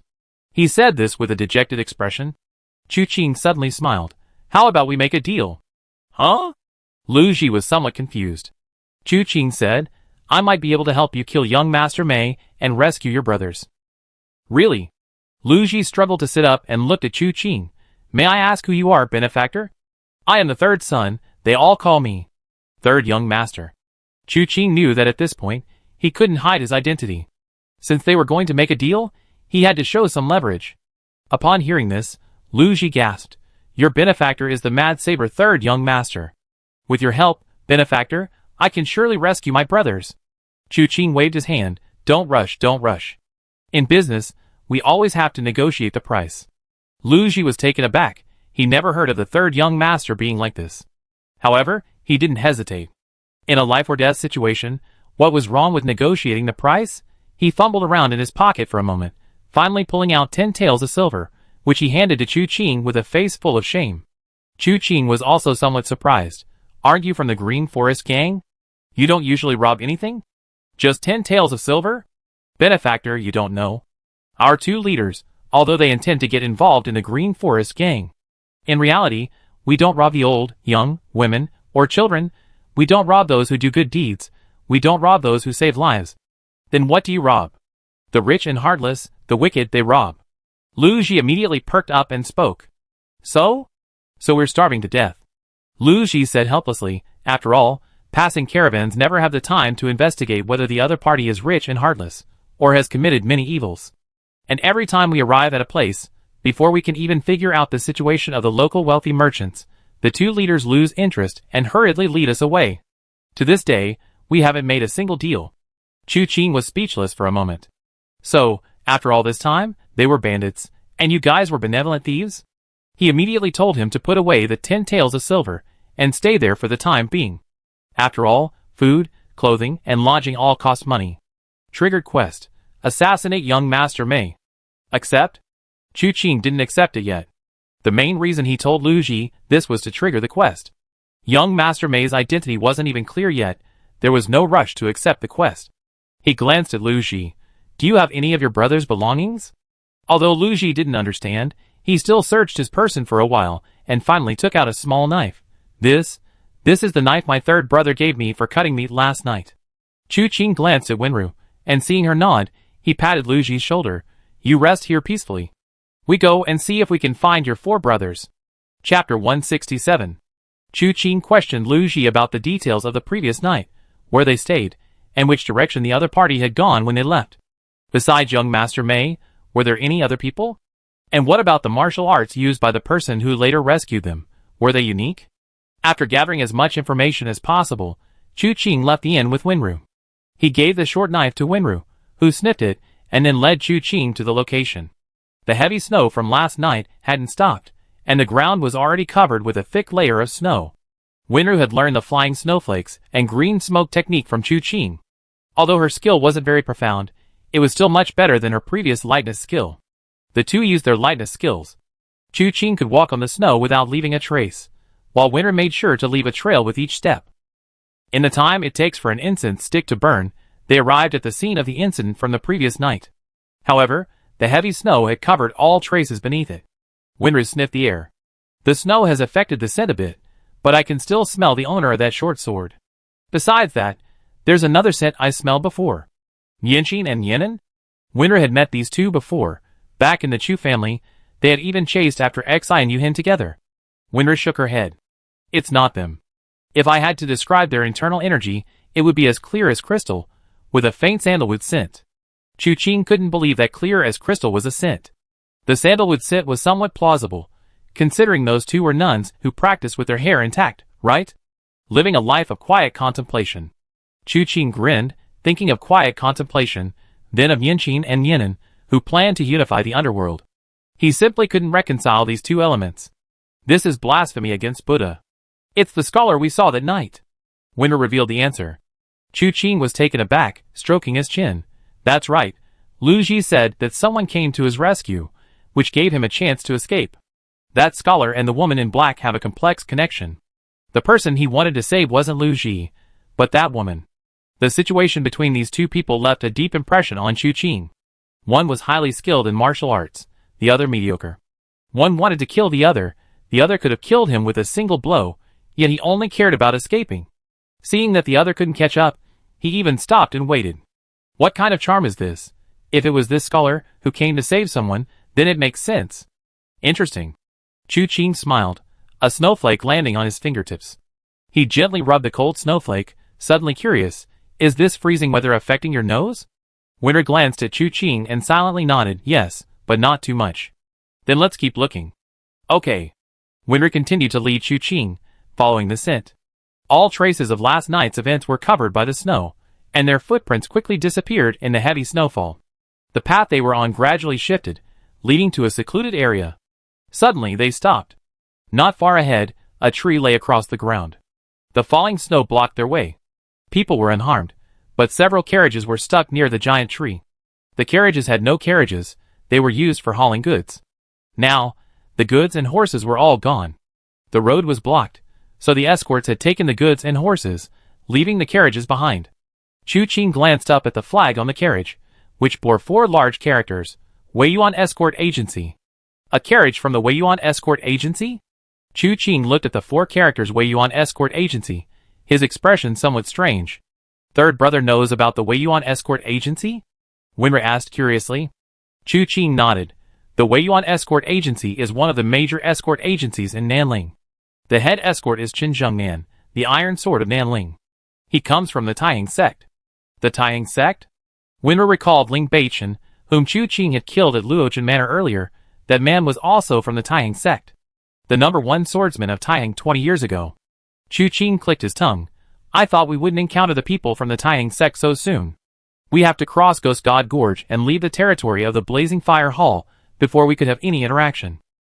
I almost forgot, many of the disciples who graduate from the Taiying sect also travel the martial world. Qin Zhengnan and Ling Beichen seem to be fellow disciples. Back then, during the struggle for the Taiying sect leadership, he sided with Ling Beichen. It's said that this incident spurred him to establish his own sect, the Weiyuan Escort Agency. Let's go! The escort agency wouldn't just abandon their carriage by the roadside. They shouldn't be too far away. I guess they're just looking for shelter from the snowstorm after their carriage got stuck. If fate allows, meeting this chief escort Chen wouldn't be a problem. If not, so be it. After all, he carries Ling Beichen's ashes. It's best to settle this entanglement with Ling Beichen and the Taiying sect once we reach the Taiying sect. Winra followed the scent deeper into the forest. Although covered in snow, a narrow path led through the woods. Crossing this path, the view suddenly opened up. A mountain villa nestled deep in the woods came into view before the two. Hidden among the trees, the villa was quite difficult to spot until it was right in front of them. Above the villa's main gate hung a plaque with 4 large characters, 7 Plum Villa. Plum. Chu Qing and Winru exchanged a glance. Winru said softly, the scents all point here. Let's investigate. Chu Qing led Winru directly to the villa's gate. They reached for the door knocker and gently knocked a few times.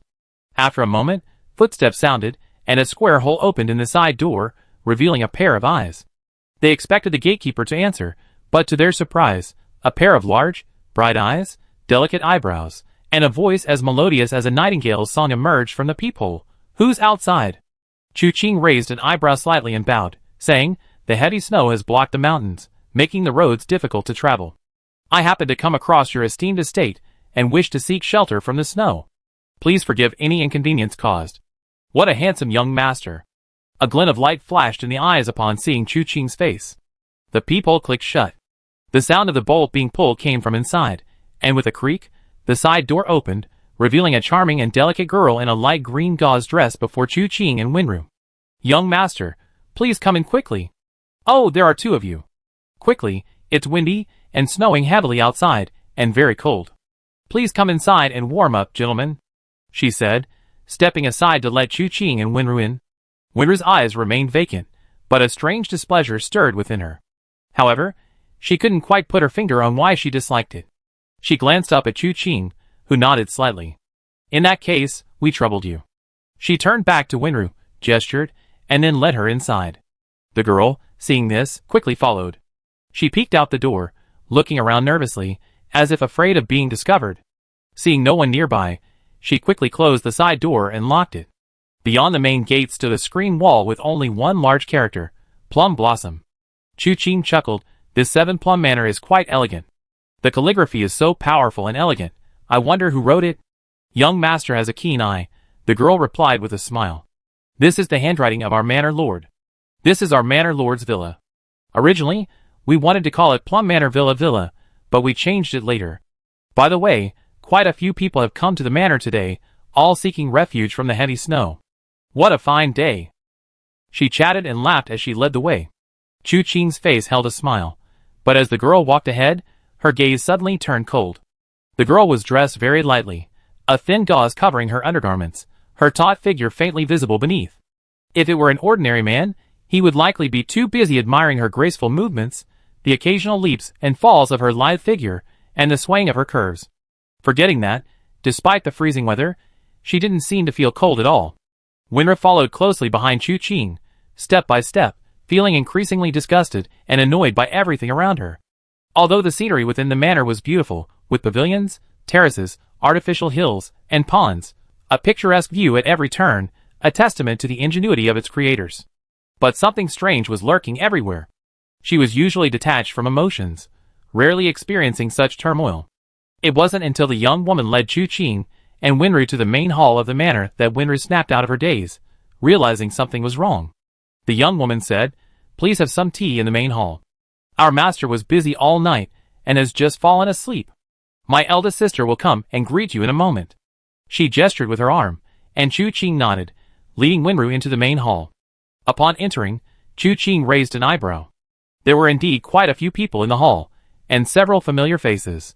Seated at the head of the table on the left was a middle-aged man in brocade robes, with a square face and a serious, unsmiling expression.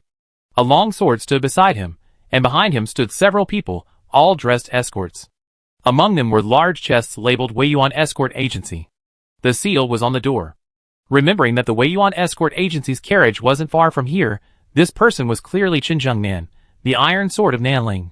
Below him sat a small old man curled up in a chair, fiddling with his pipe. Not long ago, in Dingxing City, the parting sword appeared to kill Lu Yulai. This small old man, a skilled martial artist recruited by Lu Yulai, fled the moment he recognized the parting sword. Unexpectedly, he ended up here. The person sitting below the small old man was someone Chu Qing didn't recognize. This man was dressed in black, his face gloomy, head bowed, fiddling with his fingernails, his expression extremely focused. It was as if his 10 fingers were the entire world. Sitting opposite Qinzheng Nan were, to be precise, 2 people. Seated in the chair was Chao Qiupu, the white horse and golden sword. Standing behind him was Hua Marin, Lingfei, one of the 72 masters on the demon-slaying list. Upon seeing these two, Chu Qing truly couldn't believe his eyes. Weren't these two supposed to be living in seclusion? Could it be that they set their sights on 7-Plum Manor, intending to seize it? When the quest chain activated earlier, Chu Qing had considered secretly killing Hua Marin, but then felt it was too early. Now that he encountered her, was she secretly giving him an opportunity? Sitting below Chao Qiupu was also a familiar face. Little flower boy, Hua Jinyan. However, Hua Jinyan looked listless, as if he wasn't feeling well, and he didn't know what was wrong. The last one was the scholar he met in Iron Ring Town. He was indeed here. Chu Qing took in everyone present at a glance, speechless for a moment. Were these people holding a meeting here? The crowd also turned their gazes to Chu Qing, their expressions varying. Chao Qiupu's face lit up with joy, but then, as if remembering something, he instinctively shielded the beautiful woman behind him. Hua Jinyan stood up abruptly and strode to Chu Qing. "Third young master, we meet again." He looked at Wenru, but seemed somewhat confused, clearly not recognizing her at first. Chu Qing clasped his hands in greeting. "Brother Hua, it's only been a few days, but you seem..." He wanted to say something like, "You seem completely drained," but since they were in public, it wouldn't sound good. Besides, if anyone should be described as drained, shouldn't it be Chao Qiupu who's been drained? Surely Hua Jinyan couldn't have encountered a male lecher first, then a female hooligan, could he? That would be too tragic. Hua Jinyan's lips moved, as if he wanted to say something, but he couldn't. Chao Qiupu stood up. "Third brother, long time no see." Chu Qing glanced at him, then at the girl Lingfei behind him, and chuckled. "How have you two been?" Lingfei frowned slightly, remembering how she almost got killed by Chu Qing at the stargazing platform. She had intended to put on a show to trick him, but her plan backfired, and Chao Qiupu saw through her disguise. Now, seeing him again, she just didn't feel comfortable. Chao Qiupu smiled. "Thanks to third brother, things are not bad." The scholar, watching the group reminiscing, seemed lost in thought, nodded to Chu Qing, and said nothing more. The two had only met once in Iron Ring Town, and had no prior acquaintance. Their height difference was acceptable. The three opposite them were somewhat taken aback. How did these people all know each other? Then Qin Zhengnan spoke up. "Third young master. Could it be that, the one who slaughtered countless people in Divine Blade City, and fought Ling Beichen in front of Fallen Dust Manor, the Mad Blade third young master?" As he spoke, his gaze fell on Chu Qing. A sharp glint flashed in his eyes. Hua Jinyan's expression changed. "So what if it is? Chief Escort Chen should know. Ling Beichen has committed numerous evils. Everyone has the right to kill him." "Ha ha!" Qin Zhengnan burst into laughter, the sound carrying his inner force, causing the entire hall to tremble slightly. Snow fell from the eaves, scattering into fluttering petals. After laughing, Qin Jingnan's face suddenly darkened. What a desperately deserving of death man. What a chivalrous young hero who speaks out for justice. "I Qin toast you." With that, he slammed his hand on the table.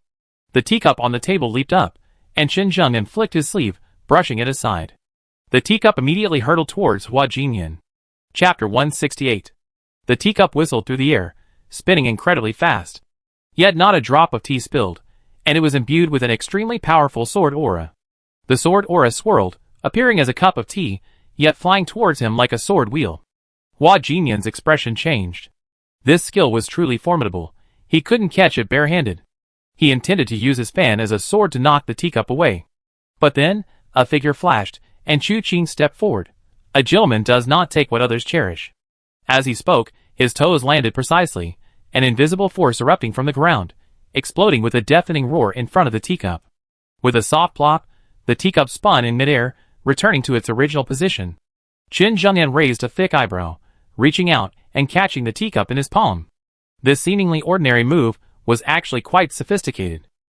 When Qin Zhengnan made his move, sword energy imbued the teacup with its own. Chu Qing's use of the ground to transfer power was already unexpected. But after this change, the sword energy contained within the teacup not only didn't weaken in the slightest, but instead became even more intense. Although the sword energy was Qin Jingnan's initial attack, it had long since slipped from his control. Yet he could still reach for the teacup with his hand, unharmed by the sword energy.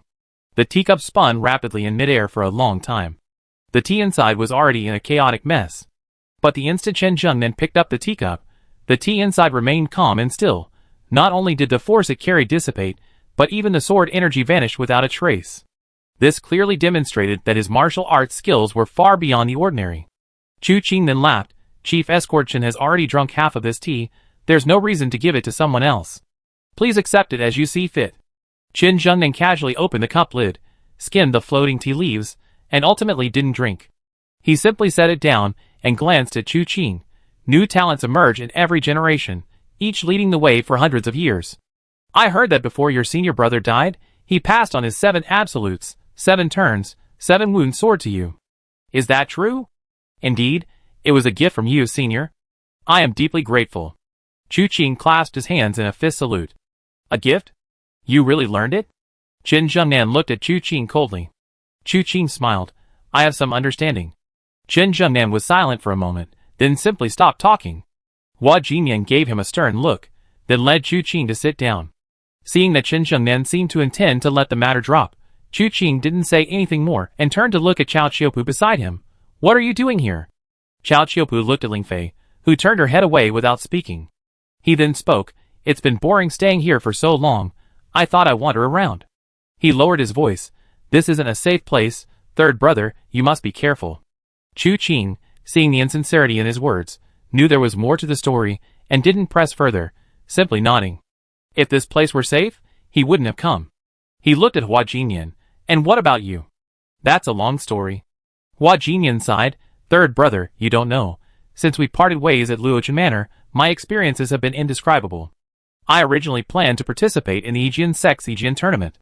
This tournament is held every 3 years, sending invitations to young masters throughout the Southern Ridge. Regardless of which sect or school a disciple belongs to, if they can win the championship, they will receive a unique skill. Traveling north, I unexpectedly met a disciple of the Su family and was invited to visit them. The Su family? Chu Qing pondered slightly. You mean the Golden Hook Su family? That's right. Hua Jinyan nodded. Chu Qing thought about the Su family's information. This family was quite unique. They were known throughout the martial arts world for their mechanical skills and martial arts. While not a particularly powerful family, they were still a force to be reckoned with. Most famously, their patriarch had to have his left hand severed upon assuming the position. His left hand was adorned with the family heirloom, the Golden Hook. This thing looked like an ordinary hook, but it was a weapon left behind by the Su family patriarch. It contained hidden mechanisms, allowing it to be used at close and long range, and its length could be adjusted. Combined with the 13 forms of the Golden Hook, a technique created by the Su family patriarch, its power was considerable. This was the foundation of the Su family's strength. However, to use this item, one had to have their left hand severed. This is the price every head of the Su family must pay. However, Chu Qing remembered that the Su family had a reputation for chivalry. But why did Hua Jinyan look so grief-stricken? Then he heard Hua Jinyan say, at the time, I thought that since the sword competition was still a long way off, it wouldn't be bad to broaden my horizons and make some acquaintances with heroes of the martial world. So he went along. But unexpectedly, that day at the banquet, he witnessed a good show. The current matriarch of the Su family was secretly meeting with her own brother-in-law in the backyard. I was just going to pee when I heard my brother-in-law knocking on my sister-in-law's door, shouting, Sister-in-law, open the door. It's my brother.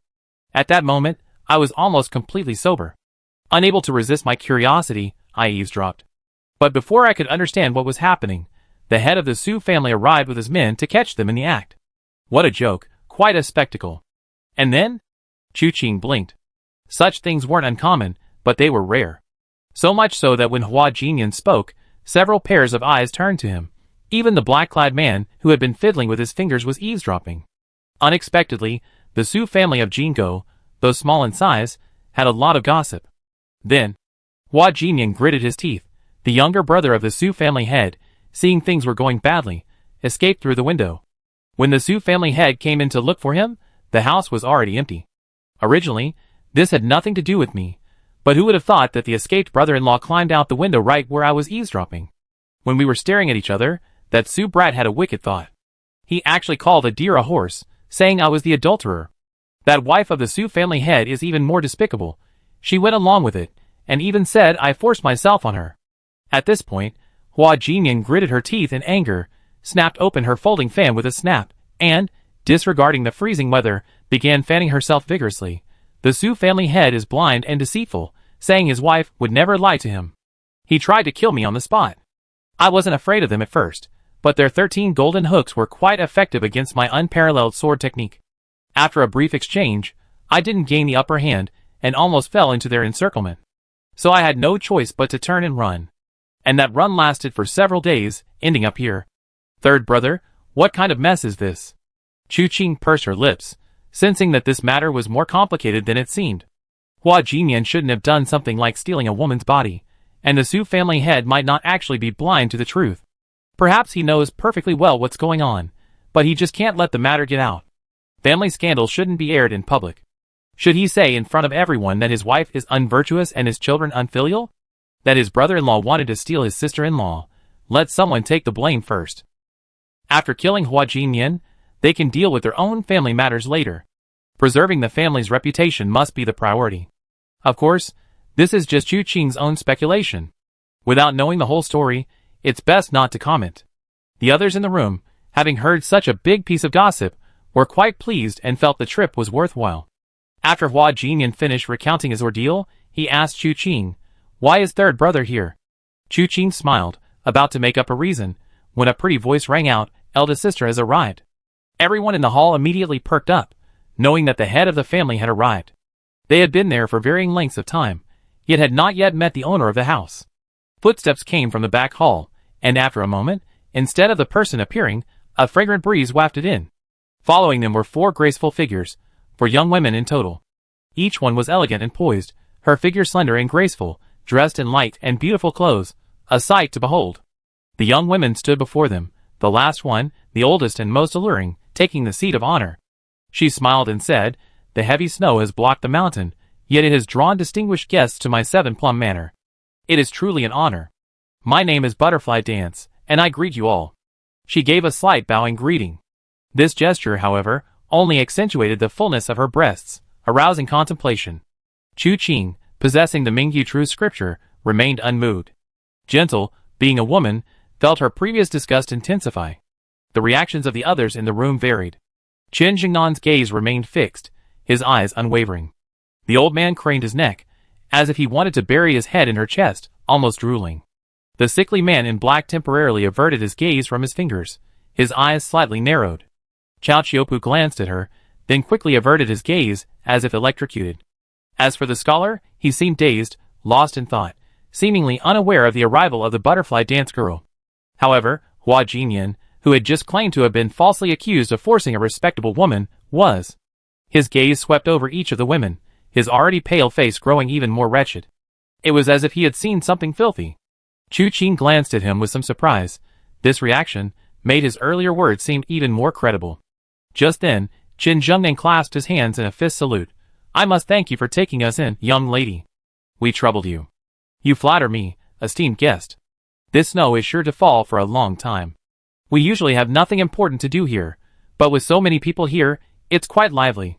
The woman who called herself Butterfly Dance chuckled. The little old man curled up in the chair smiled upon hearing this. "Oh, beautiful lady, you're beautiful inside and out, saving us from danger.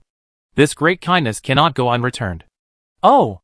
The butterfly dance girl glanced at the old man, showing no disrespect for his age, and said with a smile, "If you wish to repay us, how does Senior intend to do so? How about offering yourself in marriage?" The old man, shameless as ever, burst into laughter after saying this. However, upon hearing this, the girls present were not offended, but instead laughed adoringly. The butterfly dance girl was also laughing, her laughter shaking with delight.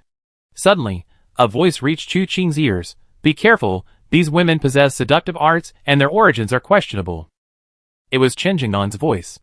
Looking up at him, she found him expressionless, his gaze unwavering. A voice came again in his ear. "Humph, if it weren't for the slight ties you have with my senior brother, I would never have warned you. This place is dangerous. If anything goes wrong, I will strike first, and you can use that opportunity to escape." Chu Qing was momentarily speechless.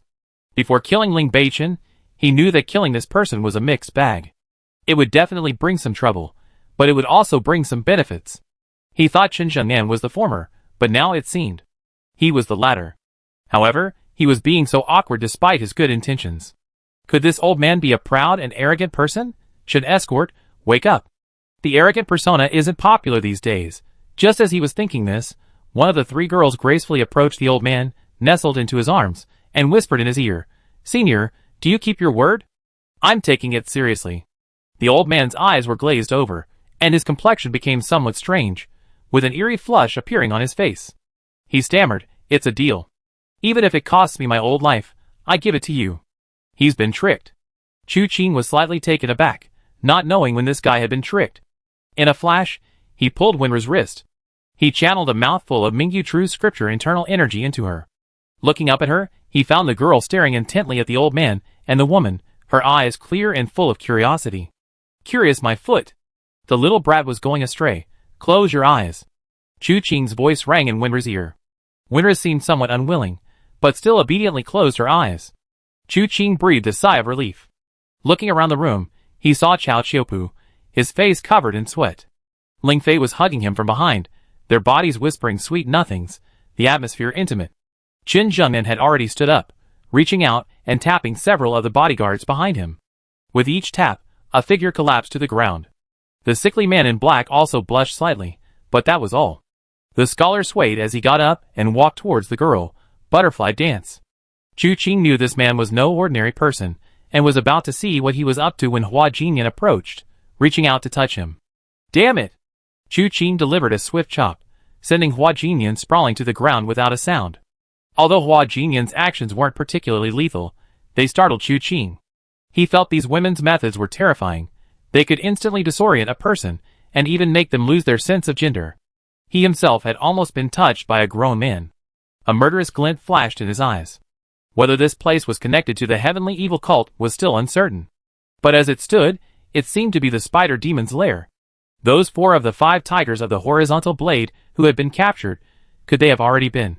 Just as he was thinking this, the scholar approached Butterfly Dance. Butterfly Dance threw herself into his arms, smiling as she said to Qin Zhengnan, "Why struggle? Life is short, enjoy it while you can."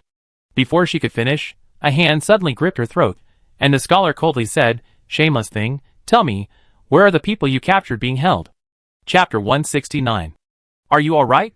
The Butterfly Dance girl, her throat gripped by the scholar, showed no fear, only looking at him with interest. "It seems you are no ordinary person, young master. May I ask your name?" The scholar's face darkened, and he exerted force through his fingers. The Butterfly Dance girl's face turned pale visibly, but the other 3 girls didn't seem worried at all. One was holding the old man, laughing uncontrollably. The other 2 also showed no hesitation, simply watching the Butterfly Dance girl and giggling. Seeing this, Qin Zhengnan, though unsure of the situation, immediately spoke up. "Something's wrong. Let her go." But it was too late. A blush crept up the scholar's fingers, and his eyes changed visibly. Clear eyes turned hazy, a pinkish allure spreading across their black and white depths. Veins throbbed on his forehead, large gushes of blood flowing from them, his entire body radiating a peculiar aura of bloodlust. Mist swirled above his head, as if he were in a steamer. The Butterfly Dance girl's fingers traced across the scholar's cheek, the hand on his neck already released. Such a powerful physique.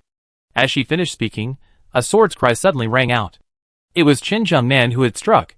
He was a master of the Taiheng sect, his martial arts based on the 7 swords of Taiheng, imbued with the intent of Taiheng swords.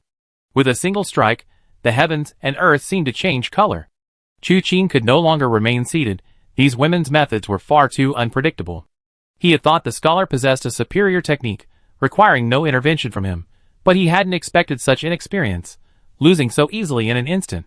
Just as Chu Qing rose, ribbons of red silk unfurled, arriving from all directions. Chu Qing pulled Winru aside to let them pass.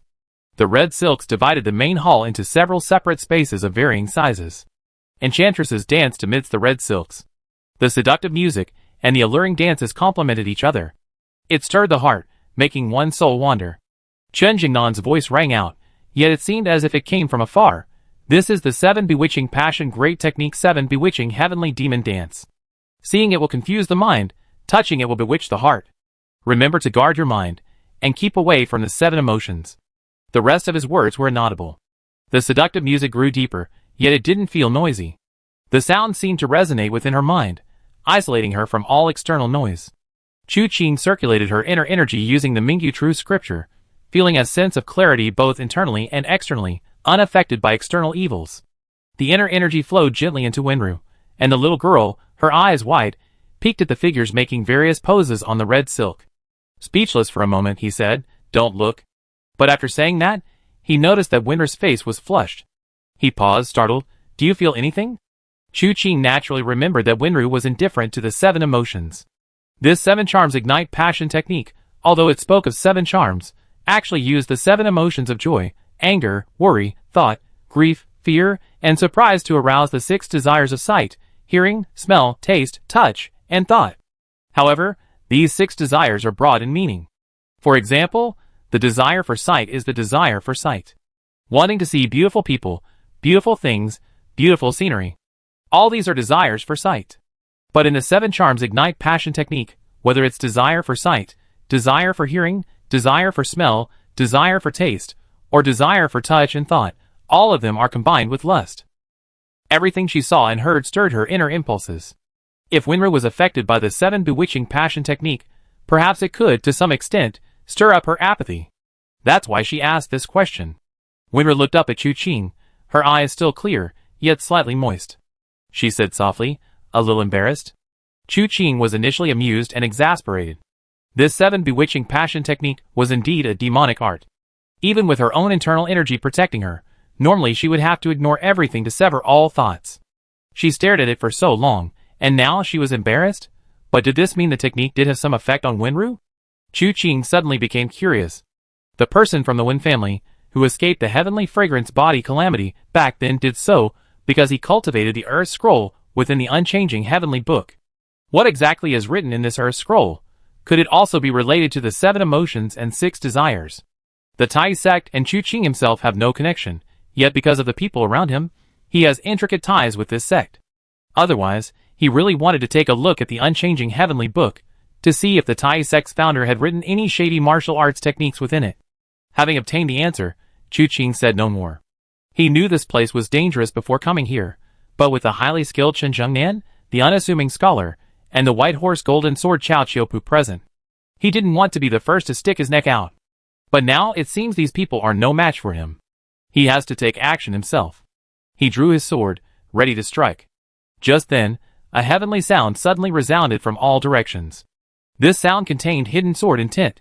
As soon as it appeared, the surrounding strange and illusory sound seemed to be cleaved in two by the sword. It's the 7-tone heavenly sound sword technique, Chu Qing immediately realized. Chao Qiupu had finally made his move. His martial arts had a certain restraining effect on the 7 bewitching heavenly demon dance, making his move perfectly timed. With a thought, the sound of tearing silk rang out. The red silk that stretched across the entire main hall was torn inch by the sword energy. Following this, 2 enormous forces collided with a deafening roar. It was the scholar and Chen Zhengnan locked in combat. And the old man, at some point, had somehow found his way to Chao Qiupu.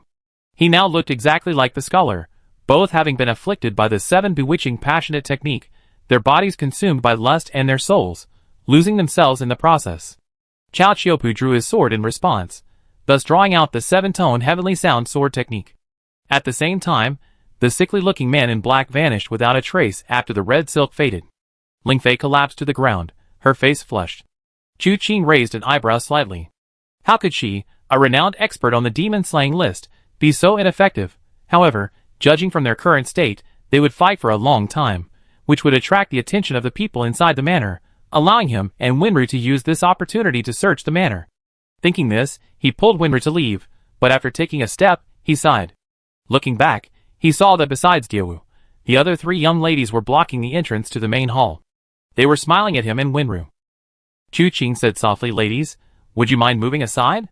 The 3 girls exchanged a glance, a dazed smile playing on their lips. One of them was about to speak when a sudden, sharp splatter of blood filled the air. Her words trailed off, her eyes widening in shock as she turned to see a girl's head cleanly severed, half her shoulder falling to the ground. The gruesome scene and the carnage were almost unbearable. The one who struck was none other than Chu Qing.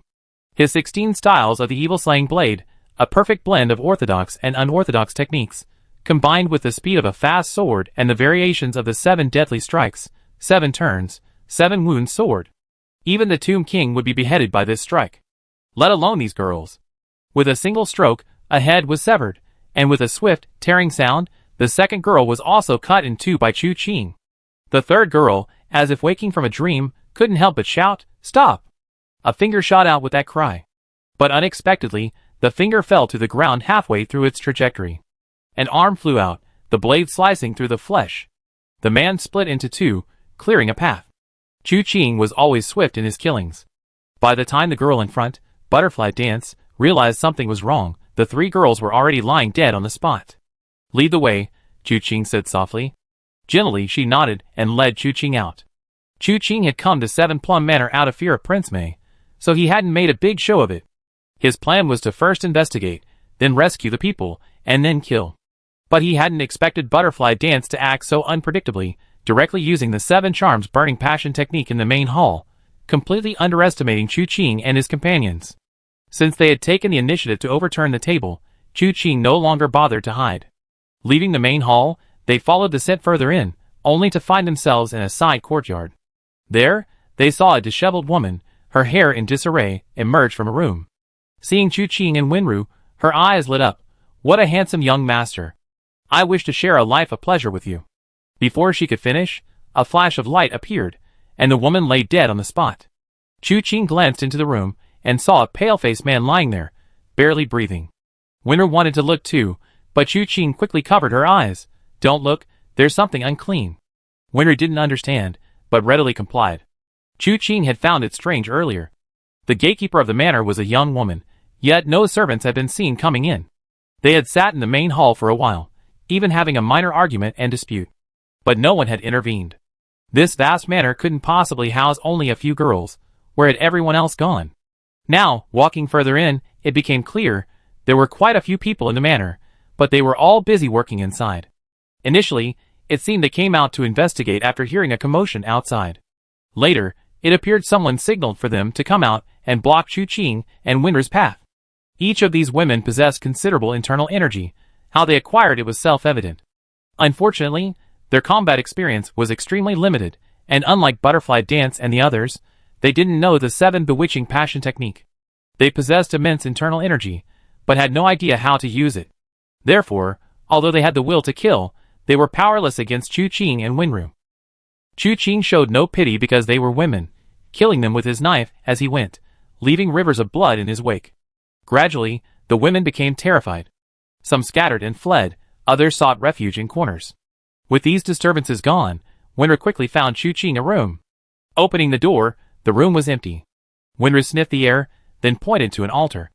On the altar was not a Buddhist or Taoist image, but a disheveled woman. This woman was tall, with several male figures climbing on her body. What kind of deity is this? Wenru asked curiously. Chu Qing shook his head. Evil gods and lewd worship, all demons and monsters, no need to pay attention. With that, he struck out with a palm. A dragon's roar resounded, and the entire altar, along with the statue, shattered into pieces. At this point, Chu Qing didn't care about the traps or mechanisms. If they had sneaked in, they might have caused too much trouble. Now that they openly stormed in, wouldn't it be a waste of time to obediently search for traps? A downward passage appeared. Chu Qing and Wenru descended the steps, and a dungeon came into view. Almost all those imprisoned in the dungeon were men.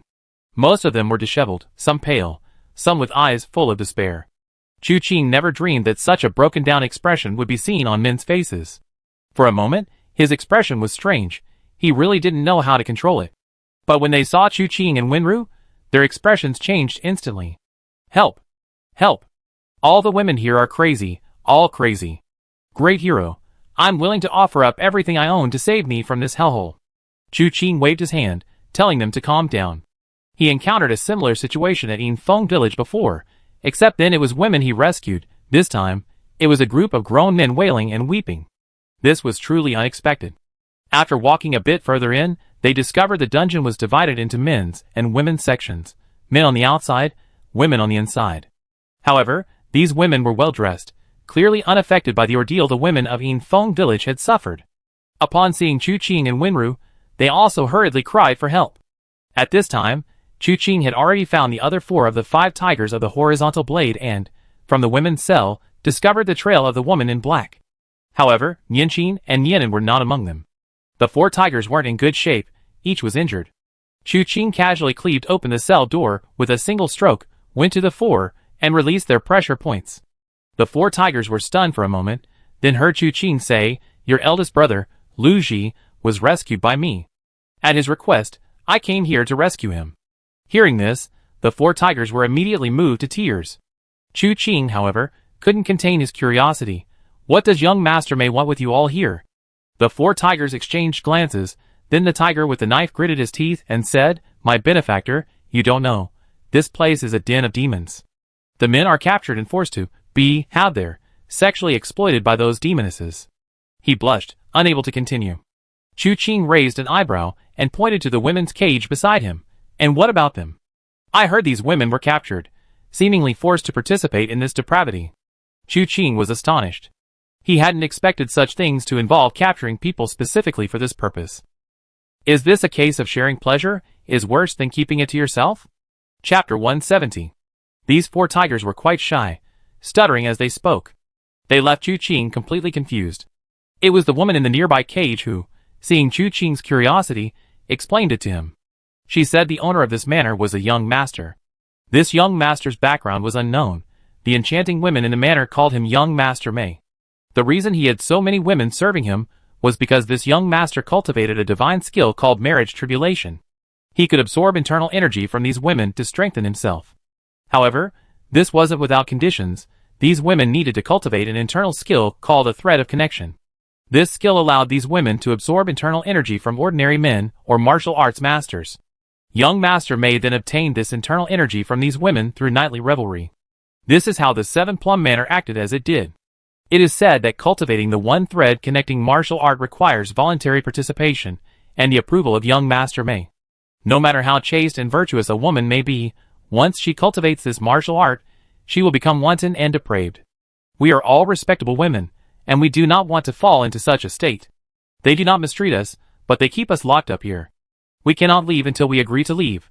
The woman in the nearby cage pleaded with Chu Qing. This great hero's presence here shows his extraordinary skill. Please, great hero, help us and rescue us all.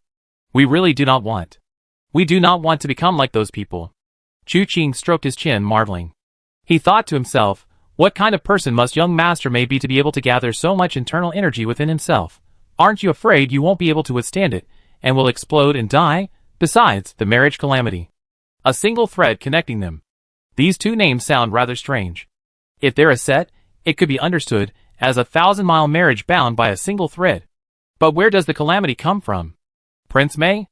Chu Qing hadn't forgotten that Nianqin and Nianan had come to investigate this area because they discovered Prince Mei's whereabouts. These 2 had disappeared without a trace, which led to the 5 tigers of the horizontal blade and the woman in black being captured here. If the marriage calamity originates from Prince Mei, then what kind of relationship exists between Young Master Mei and Prince Mei? Chu Qing pondered for a moment, then stopped thinking about it, and prepared to leave with his men. Winry tugged at Chu Qing's sleeve at this moment. Third brother. What is it? Chu Qing looked at her. Winter pointed gently into the depths of the dungeon. Tai Chu Qing is inside. Chu Qing thought he misheard. Who? Tai Chu Qing, the eldest daughter of the Iron Blood Hall. Winter's voice remained calm. Chu Qing was also quite calm. It was no surprise. If Prince Mei was truly one of the 12 holy kings of the heavenly evil sect, coming to the Iron Blood Hall's territory without doing something would be unbecoming of someone of his status. Capturing Tai Chu Qing was only natural, wasn't it? He immediately stood up and said, You wait here. We'll be right back and take you all out in a bit. Although some were reluctant and eager to escape, they obediently nodded in agreement. Chu Qing and Winra continued deeper into the dungeon. Not far in, they came to a doorway. The door was locked, but it couldn't stop Chu Qing. He gripped it tightly, tearing the iron chain and brass lock to shreds.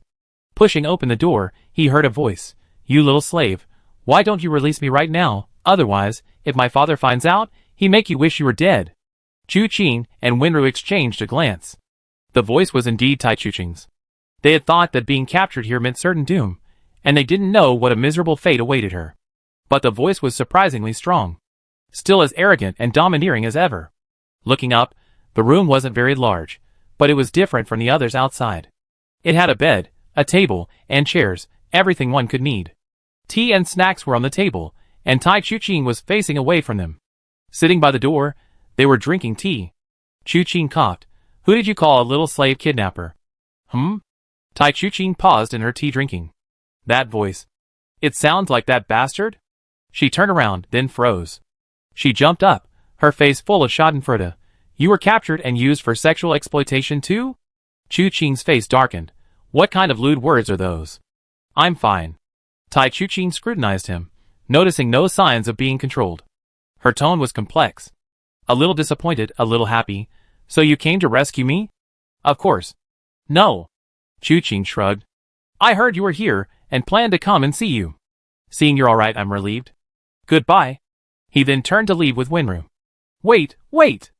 Tai Chuching hurriedly called out. Which eye of yours saw me safe and sound? I trusted you so much, not only leaving you a written agreement and my personal seal, but also giving you my personal token. Now you see me trapped in this hellish place, imprisoned, and you just stand by and watch me die. Chuching turned around. Then tell me, how did you end up here? It's a long story. Tai Chuching said helplessly. Since you're here, you should know the current situation of the Iron Blood Hall, right? The Blazing Fire Hall is despicable and shameless.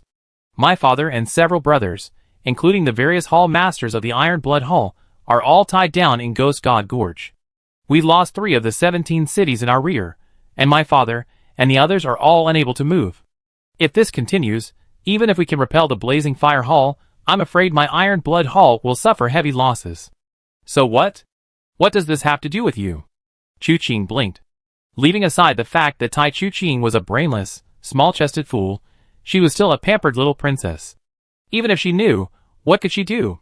What does it have to do with me? Tai Chuching slammed her hand on the table, furious. I am the eldest daughter of the Iron Blood Hall. How can I stand idly by when my family is in trouble? Father ordered me to leave Ghost God Gorge, lead the troops to support the 14 cities, and reclaim lost territory. Oh! Chuching suddenly realized. Tai Lingyun has finally gone mad. Winra nodded repeatedly. Tai Chuching was so angry she almost ground her teeth to powder. That's not it. It's just that I've grown up and can share father's burdens now. Chuching smiled, not wanting to discourage her. However, she guessed that things were probably not as simple as Tai Chuching thought. Tai Lingyun must have known that the Iron Blood Hall was too large a business, and the loss of 3 cities in the rear was just the beginning. This situation, with fires burning everywhere, was something that Tai Chuching could not possibly handle. At this juncture, sending Tai Chuching away from Ghost God Gorge would be utterly pointless. The real reason was likely that he didn't want Tai Chuching to die in Ghost God Gorge, and he deliberately used this excuse to send her away. Tai Chuching said she was leading a group. It seems that when Tai Chuching left Ghost God Gorge, Tai Lingyun arranged sufficient manpower to protect the young lady's safety. In other words, Ghost God Gorge is probably extremely dangerous right now.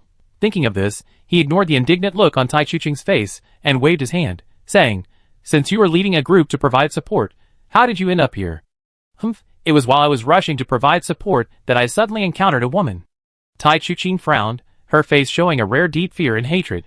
This woman is tall and slender, far beyond ordinary people. Even a 7-foot-tall man would be shorter than her. I couldn't see her face clearly, but she wore a mask with the character May written on it. This person's martial arts were extremely high. She single-handedly blocked all our path. And she brutally killed and scattered the men my father gave me. Finally, she captured me and brought me here. This statement wasn't long, but it revealed a lot. Wearing a mask with inscriptions, this was probably standard equipment for the 12 Holy Kings. And Princess May was actually a woman. As for her tall stature, it reminded Chuching of the statue she saw before entering the secret passage. Could someone have created a statue in their own likeness, forcing their subordinates to worship it day and night? Her sudden appearance and capture of Tai Chuching was no accident. Tai Lingyun had made a terrible mistake. Thinking of this, Chuching asked again, what about that kidnapped slave? Tai Chuching's expression was somewhat strange as she spoke. That's what that woman called him. That young master is even more handsome than you. But that woman called him slave. When I asked her why she called him that, she told me he was her kidnapped slave. She also told me not to have any designs on him. Her slaves were only for her to use. If she touched a slave who hadn't cultivated the one thread of bonds, he would die instantly. Chuching glanced at Tai Chuching. She's quite confident in you. Tai Chuching pouted. I've been traveling with her all this way, and she saw I had good aptitude and wanted to take me as her disciple. But she killed so many of my Iron Blood Hall members, so naturally I can't become her disciple. Besides, this woman's martial arts are filthy and disgusting. How could I, Tai Chuching, the dignified young lady of the Iron Blood Hall, learn such vile martial arts? She even revealed the martial arts she learned to you? Chuching was somewhat surprised. She didn't say the method of cultivation, but she did say some things. Tai Chuching shook her head. After all, if she wanted to take me as her disciple, she naturally had to offer some benefits. She said her sect is something. One of the 7 secrets, 3 treasures, and 6 profound sects.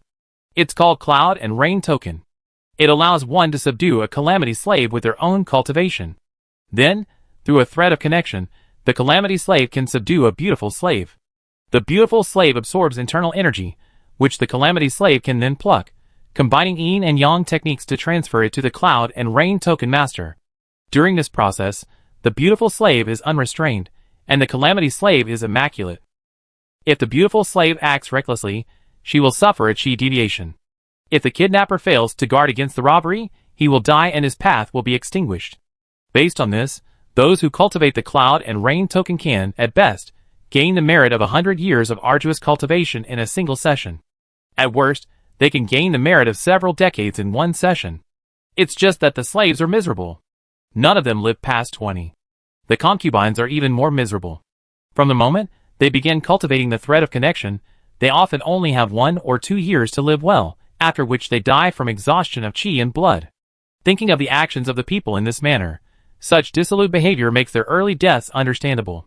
Demonic martial arts have always been so selfish and harmful to others.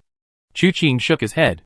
Whether it was Prince Mei's Cloud and Rain Token, Prince Shi's thread-pulling play, Prince Mu's burial song, including the myriad annihilation in thunder great technique, the blood transformation divine palm, and the hatred heaven demon art they learned, they were all martial arts that required the sacrifice of others to accumulate merit.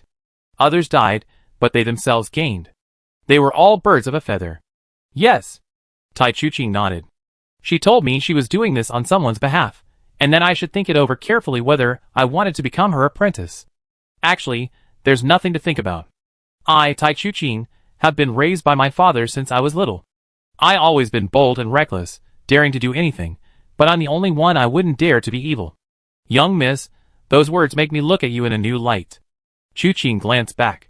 Let's go, it's almost over outside. Outside? Tai Chuqing was taken aback. What else is outside? It's quite lively outside today, Chu Qing said. Let's get them out first, then we see what's going on outside. Although Tai Chuqing didn't understand, she nodded and followed. She looked at Wenru, paused, looked again, somewhat surprised, and finally clapped her hands. Oh dear, no Adam's apple. You're a woman. This was how Chu Qing discovered Tai Chuqing's disguise last time. The girl had certainly learned her lesson. After saying this, she turned to Chu Qing, her face full of smug satisfaction. Wenru glanced at Tai Chuqing expressionlessly. Miss Tai, you seem to have a bad memory. Hearing Wenru's voice, and seeing that familiar look, Tai Chuqing's mind went blank. It's you. Back at Luochen Manor, she had been frightened by Wenru's expressionless face. Although she had a good chat with Wenru afterward, the impression was deep. Now, realizing Wenru's identity, her expression towards Chu Qing was complicated.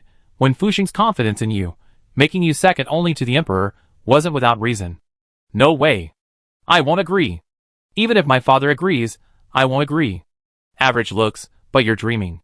Chu Qing glanced at her, knowing what she was thinking, and couldn't help but roll her eyes.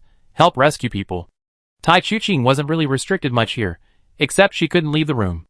Although she had some reservations about Chu Qing's average looks, she didn't neglect him. Together with Chu Qing and Wenru, they opened the cages one by one. A moment later, a large group of men and women, led by Chu Qing and Wenru, emerged from the dungeon. However, most of the men were weak, either injured or pale, and unsteady on their feet, supporting each other as they walked out. Seeing the light of day again, everyone breathed a huge sigh of relief. But before they could even properly assess their surroundings, a muffled thud was heard. A figure crashed heavily to the ground, followed by... He sprang to his feet, his body sliding backward. It was the scholar. But his eyes were now clear, no longer bound by the 7 bewitching passion technique. Looking up, he saw several figures crisscrossing. One was Chao Qiupu, another was Chen Zhengnan, and the third was Miss Lingfei.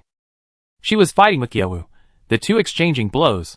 The remaining 2 were besieging a young man in a long robe, his face languid, as if he hadn't fully woken up.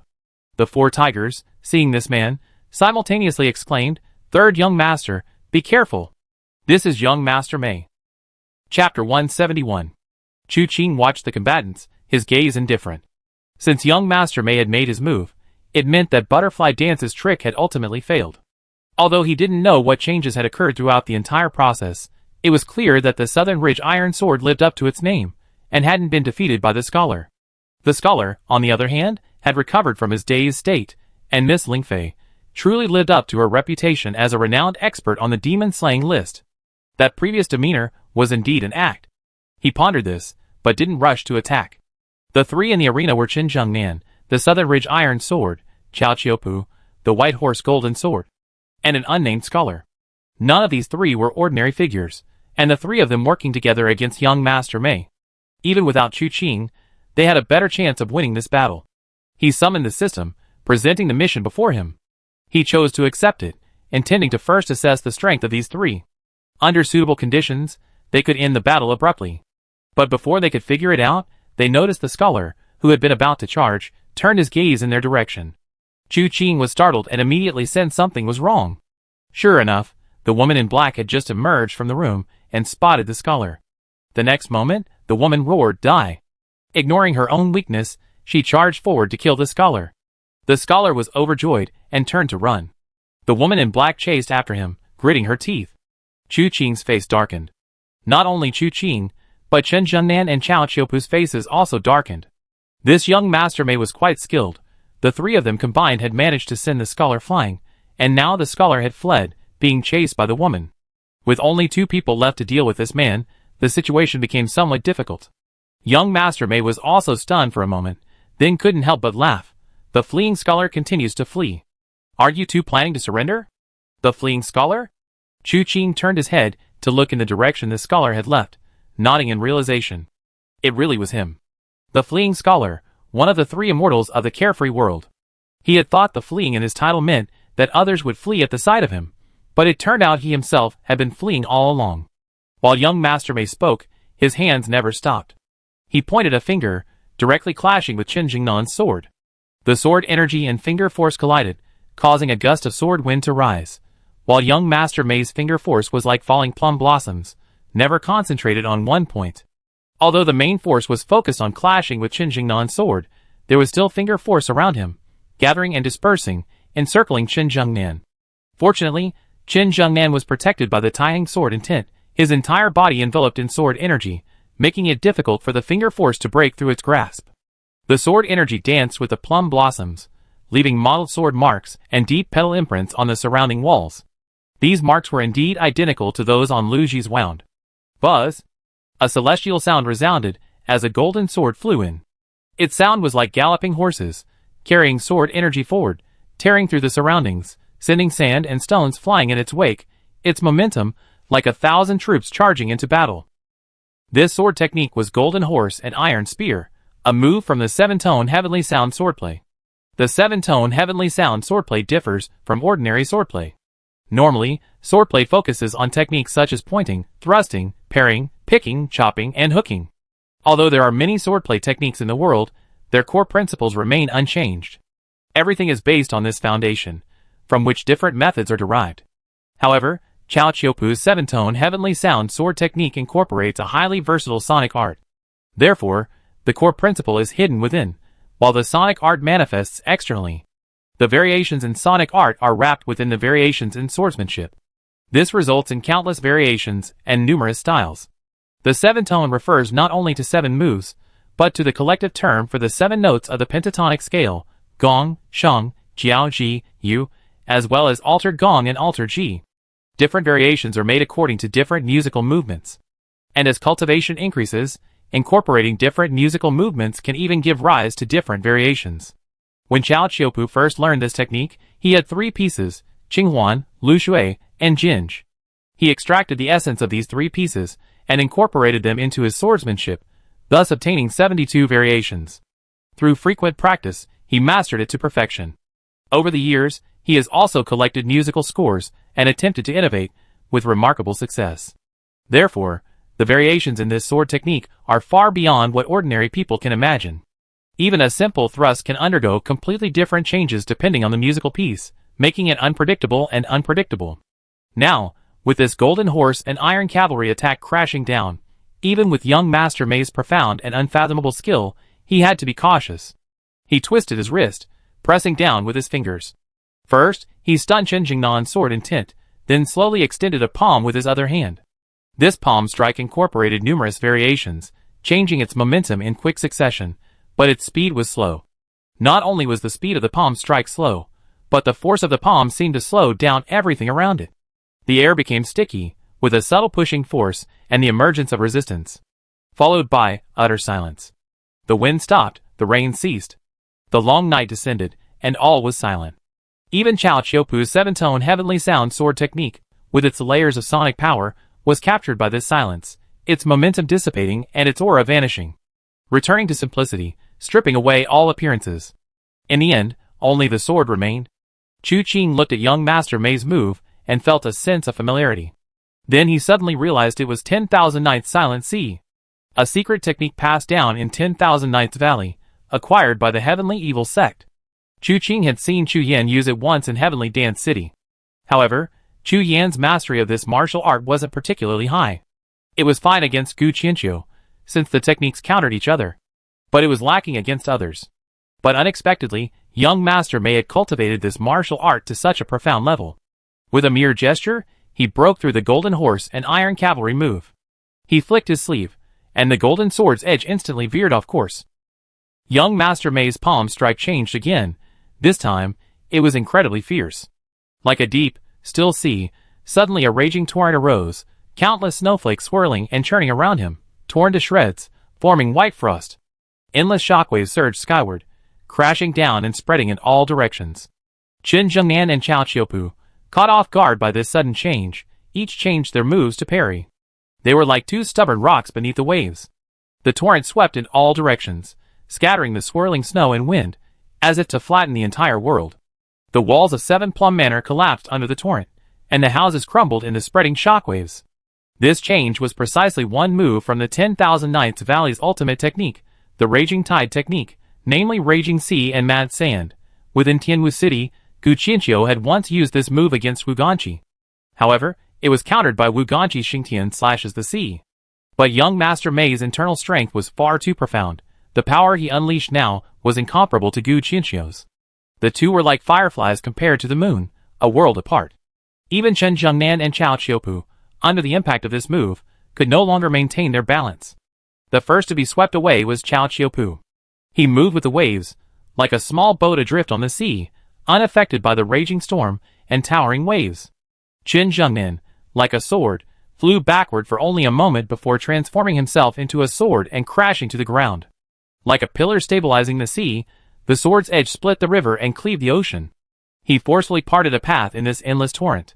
This was also the weakness of the Raging Tide technique. His aura was as powerful as a raging torrent, but his force was scattered, making him vulnerable to being targeted and exploited. As Qin Zhengnan and Chao Qiupu were repelled by young Master Mei, he suddenly spun around and rose into the air. With a flick of his finger, he aimed directly at Qin Zhengnan.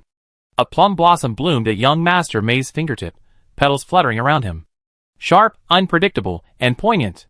His speed seemed slow, but was actually fast. In the blink of an eye, he was already in front of Qin Zhengnan. Qin Zhengnan had just poured all his inner energy into that sword strike. While not completely exhausted, he was now at a point where his old strength was depleted and new strength had not yet arisen. Faced with this finger strike, he was momentarily powerless. He gritted his teeth, about to forcefully gather his energy, when a dragon's roar resounded. A dragon-shaped aura, carrying heavy frost, roared towards them. The one who made the move was naturally Chu Qing. Although he wanted to check on Qin Zhengnan and the others, he couldn't possibly let them die in front of him. While everything that just happened seemed complex, it was essentially just a matter of changing moves. After Wan Yi Ji Hai shattered the Golden Horse and Iron Horse formation, young Master Mei immediately followed up with the Raging Sea and Mad Sands, repelling the two, and then aimed a finger at Qin Zhengnan. Chu Qing's attack occurred only a few breaths after the Golden Horse and Iron Horse strike. However, in those few breaths, Chu Qing discovered a problem.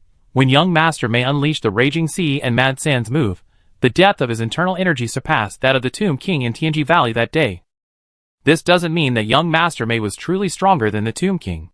The Tomb King's burial song and young Master Mei's cloud and rain order were fundamentally two different martial arts.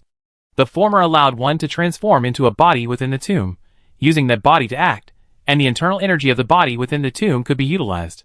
As for the Tomb King's own martial arts cultivation and attainment, it was impossible to know without seeing him in person. Cloud and rain order is inherently an evil technique that steals internal energy. Young Master Mei, as a slave, absorbed the internal energy from the maid and gathered it into himself. This immense internal energy came from countless people, dozens, even hundreds. When Prince Mei visited Seven Plum Manor earlier, he probably didn't take the slave's internal energy, otherwise, young Master Mei wouldn't be so formidable. However, when he finished Raging Sea and Sandstorm and unleashed that plum blossom-like finger strike, the internal energy he used suddenly decreased. Although it was an attack aimed at the enemy's weak point, a killing move condensed into a single point, judging from young Master Mei's previous performance, this move should have been even more ruthless. But Chu Qing couldn't concern himself with figuring out the mystery at the moment. He couldn't let that arrogant old man Xinjiang die at the hands of his slave. The 18 subduing dragon palms unleashed its first move, Regretful Dragon Soaring, a powerful palm strike carrying chilling energy that stirred the swirling snow. Young Master Mei's expression changed. He spun around and leaped into the air. His fingers transformed into a palm, his hand resembling 1,000 plum blossoms. The palm force spread, seeping into the ground like ink spreading across a pool of water. Bang! The two forces collided, and Chu Qing was immediately taken aback. Judging from young Master Mei's previous performance, Chu Qing dared not underestimate him, and had therefore attacked without holding back. Unexpectedly, upon colliding with these forces, young Master Mei was utterly vulnerable. His body shuddered, and he was sent flying backward. Chu Qing was stunned for a moment, then a realization dawned on him. In normal combat, relying on internal energy from the Dantian, even when unleashing extremely powerful techniques that consume vast amounts of internal energy, will deplete one's internal reserves. But when the internal energy is channeled into the body, it's like a spring, naturally flowing from the Dantian. However, the internal energy that young Master Mei absorbed was only temporarily incorporated into his body. Tai Chu Qing said he was a slave to the Cloud and Rain Order, and the Master needed him to combine Yin and Yang techniques to absorb the internal energy into his body. In other words, the owner of this internal energy wasn't young Master Mei, but Prince Mei. Only Prince Mei, through the demonic art of the Cloud and Rain Order, could truly control this internal energy. Young Master Mei was like a box holding internal energy. Although he could draw upon it, he was like a rootless duckweed, diminishing as he took out a little. Just now, facing Chen Xiangnan and Chao Qiupu's combined attack, he used Raging Sea and Sandstorm, releasing most of his internal energy. Even though some internal energy was generated within his Dantian, it was a drop in the ocean compared to what he used, insignificant.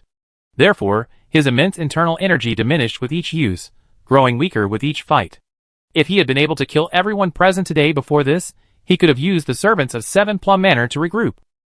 But once his accumulated internal energy was exhausted, he would be utterly reduced to a third-rate fighter, powerless to do anything more. That's why he wanted to kill the man as quickly as possible. However, he hadn't expected that besides Chen Xiangnan and Chao Qiupu, Chu Qing was also standing nearby. Having realized this, Chu Qing didn't want to waste any more time. With a clang, his single sword was drawn. The 16 styles of the evil slaying blade was suddenly unleashed. His figure moved like a wisp of green smoke, the blade flashing with countless variations. The sharp edges swept through the air, creating illusory shadows that suddenly settled. It was because young Master Mei had clasped his hands together, using the move child-worshipping Guanyin to seize him. Young Master Mei grinned, his mouth stained with blood, a ferocious smile spreading across his face. Amidst the laughter, a hint of bewilderment lingered. And who are you? He had diligently cultivated his inner strength last night, and slept soundly this morning, never expecting so many people to arrive at the manor. The butterfly dance girl, unaware of their strength, assumed the visitors were mere prey. Little did she know, these weren't ordinary prey, but ferocious sharks and beasts. Once the matter in the main hall was resolved, they reluctantly awakened the young Master Mei, who had just fallen asleep. Young Master Mei, with his characteristic morning grumpiness, attacked. And so it went. Initially, the 3 experts working together made him feel overwhelmed.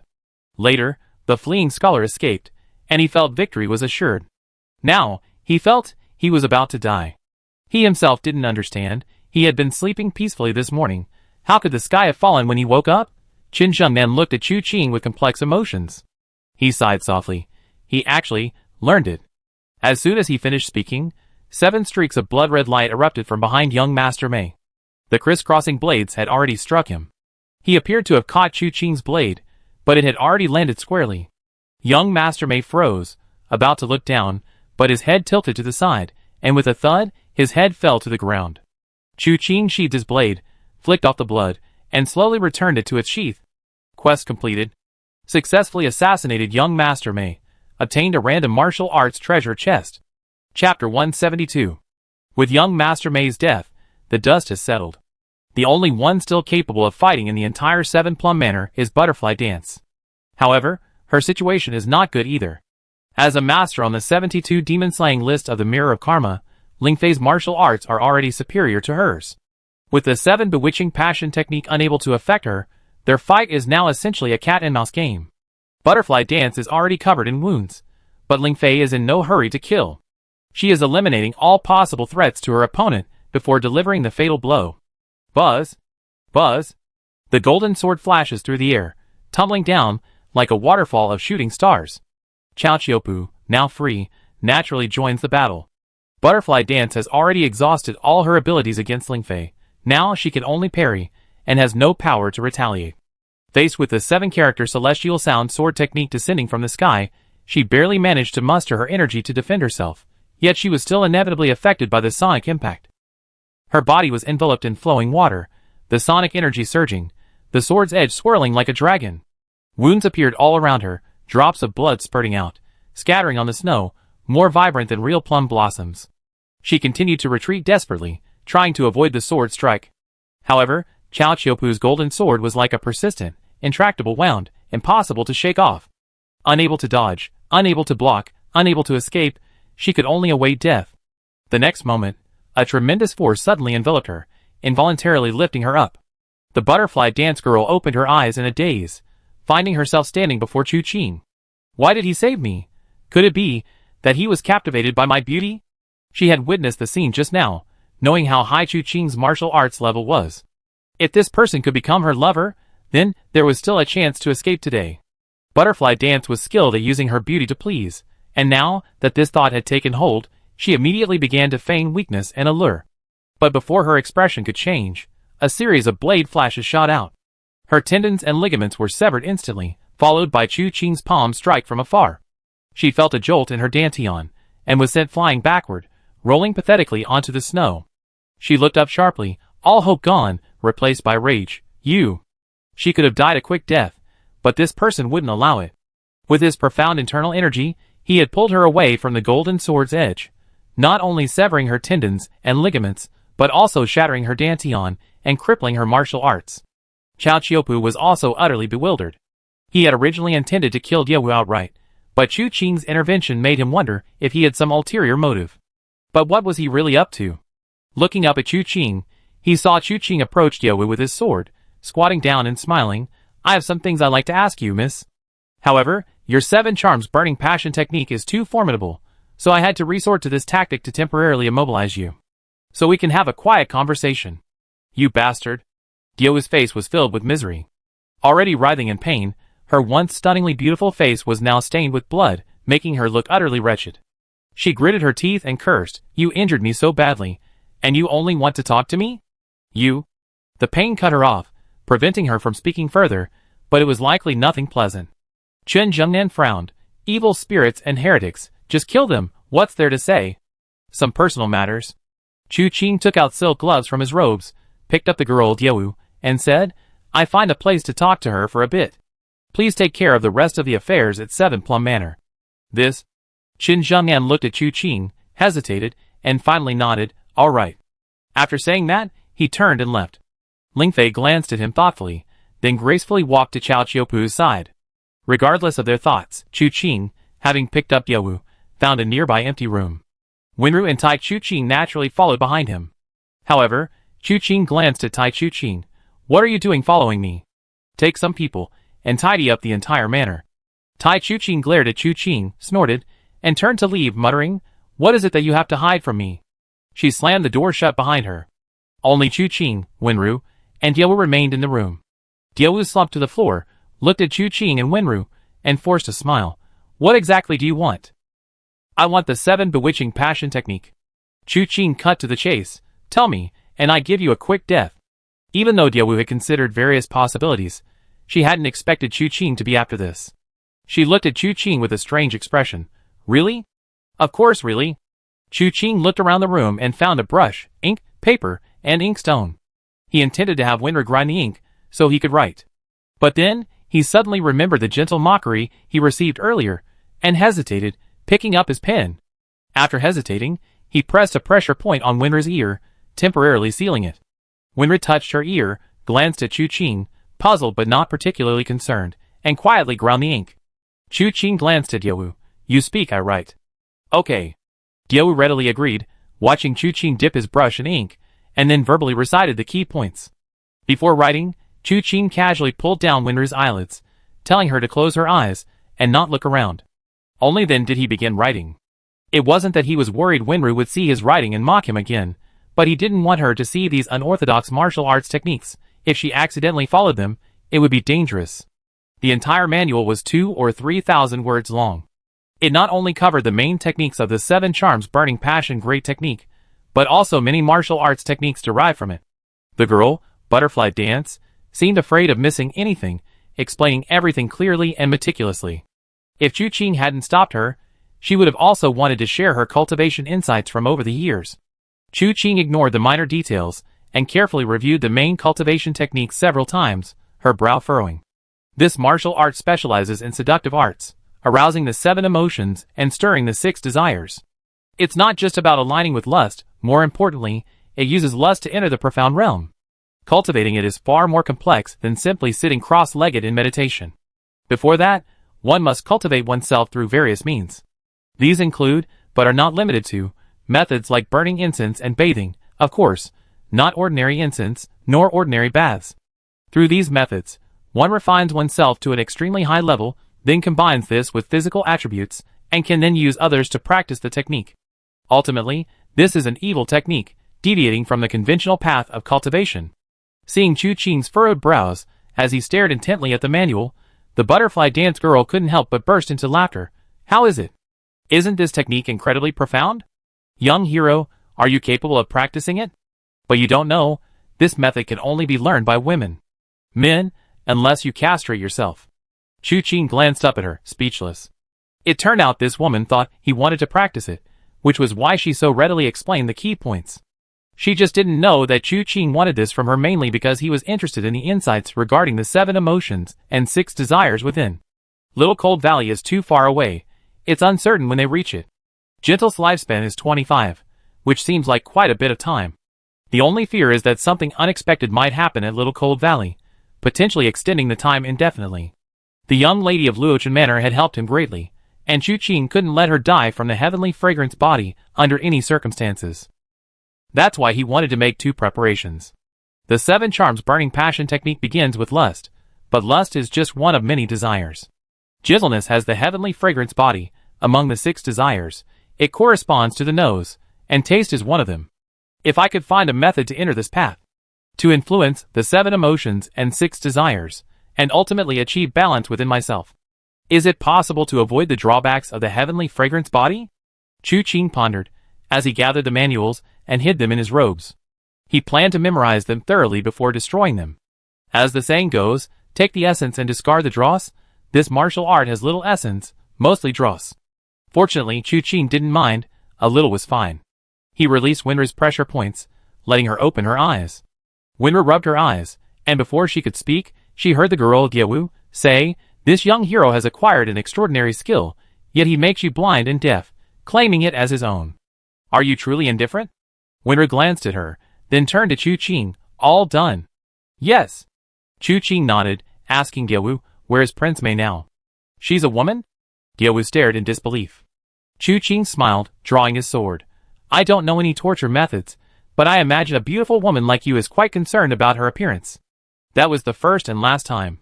If you answer irrelevantly again, I will slowly slice off your face, making you hideously ugly even in death." Diawu's pupils contracted sharply, genuine fear gripped her heart. She was an exceptionally beautiful woman, and the more beautiful a person is, the less they can accept becoming ugly. Even in death, she wanted to die beautifully. She gritted her teeth and said, "I don't know. How could we possibly inquire about the prince's whereabouts? Does she come here often?" "No. We've been here for 3 years, and the prince has come 3 times. Chu Qing nodded and asked a few more questions. Unfortunately, while Butterfly Dance was a prominent figure in 7 Plum Manor, she knew very little about Prince Mei. She also knew little about the Heavenly Evil Sect. They were all Prince Mei's tools. As tools, being useful was enough. There was no need for them to know too much. However, she did have some understanding of the threat of fate and the tribulation of marriage. From her words, Chu Qing learned that the one-line Tai technique wasn't a fatal martial art. If one possessed a martial art that could preserve one's vital energy, death could be avoided. For example, she herself cultivated the 7 charms burning passion technique precisely to avoid the fatal consequences of the one-line Tai. However, this martial art wasn't for everyone. Young Master Mei needed several trusted subordinates, which was why Prince Mei had taught them this technique. As for others, Prince Mei didn't care, and neither did young Master Mei. Even young Master Mei was sometimes replaced. The one Diawu had served was already the second young Master Mei. Besides 7 Plum Manor, there were likely other young Master Meis elsewhere, but she had never seen them. It was merely a guess. Having said what she should and shouldn't have said, Chu Qing didn't continue to torment her. She took her life with a single stroke, giving her a swift end. Leading Wenru to her feet, Chu Qing opened the door and found Chen Zhengnan and the others. They were currently sorting through the corpses and searching the manor. 7 Plum Manor didn't have much money, but it possessed a considerable amount of various strange and ingenious techniques. However, most of these were things that couldn't be discussed with outsiders, and Chu Qing and the others weren't interested. Behind 7 Plum Manor, they discovered a mass grave. It was filled with desiccated corpses, all of them men. The corpses from the manor were thrown into this large pit and buried together, making the manor somewhat cleaner. Besides this, they also found some secret manuals in the manor. However, without exception, they were all the key points of the one thread connecting martial art. Chu Qing opened one and glanced at it, discovering that this martial art was purely harmful to both the user and others. It absorbs the internal energy of others, but is difficult to use oneself. Over time, it will damage the meridians and harm the dantian. It needs to be channeled out as soon as possible. If there is any benefit, it might be that it makes one more beautiful. However, when true energy circulates, it stimulates several acupoints, causing one to become unrestrained and lose self-control. After glancing at them a few times, Chu Qing burned all the manuals. This stuff is pure harm. It involves matters of the 7 emotions and 6 desires, and is nothing more than deliberately stimulating oneself with internal energy. The method is extremely crude. Moreover, ordinary people cannot practice it.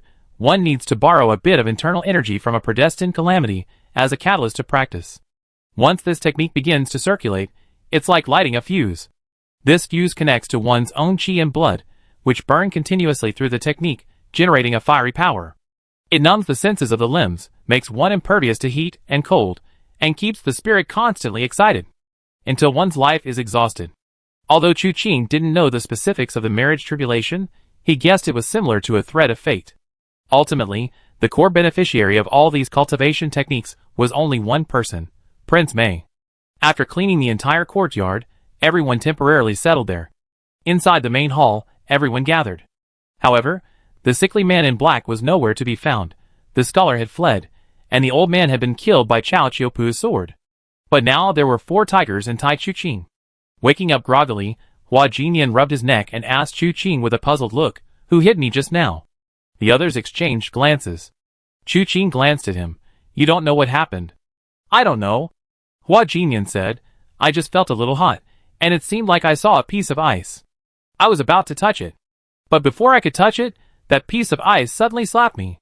That description is quite apt. Chu Qing grinned, about to speak, when suddenly a powerful voice boomed from outside the manor. "The Su family of Jingo, passing through your esteemed land. Heavy snow has blocked the mountain passes. We humbly request that the master open the gates and allow us to take shelter from the snowstorm." "All right." Upon hearing this, Hua Jinyan jumped up. "They dare to come after us. Third brother, you have to stand up for me." Chapter 173. The people in the hall exchanged bewildered glances, except for the 4 tigers and Tai Chu Qing, who seemed completely bewildered. The expressions on everyone else's faces were complicated. They had just heard such a big piece of gossip about the Su family from Hua Jinyan not long ago. And now the main culprit had arrived? Seeing Hua Jinyan's indignant expression, Tai Chu Qing couldn't help but ask, "What's going on? Why do you all look like that?" She gently whispered in her ear, recounting Hua Jinyan's previous experience. As Tai Chu Qing listened, her mouth formed an O. Chu Qing glanced at the jumping Hua Jinyan, then looked at Chen Zhengnan. "What does Chief Escort Chen think? The truth will eventually come to light. Why don't we invite them in for a face-to-face confrontation?" Chen Zhengnan glanced at Hua Jinyan. The previous events were all Hua Jinyan's side of the story. Now that the Su family from Jingo had arrived, it would be a good opportunity to clarify things. Chu Qing nodded. That makes sense. Chen Zhengnan then ordered his men to open the door. The two bodyguards hurriedly left, and a moment later, a group of 7 or 8 martial artists, covered in snow, entered the main hall. The leader appeared to be in his 40s, his left hand concealed in a black cloth bag, his face slightly gloomy. Upon entering the hall, he saw Hua Jinyan. His face immediately contorted with rage. "It's you, you lecherous thief." With that, he leaped forward, charging straight at Hua Jinyan. The 6 or 7 men behind him instantly sprang into action. This scene, though abrupt, was not unexpected. After all, the Jin Go Su family's purpose in coming here was to hunt down Hua Jinyan, this lecherous thief. It was only natural that enemies would be filled with hatred upon meeting. But as these people unfolded their forms, Chu Qing suddenly sensed something was amiss.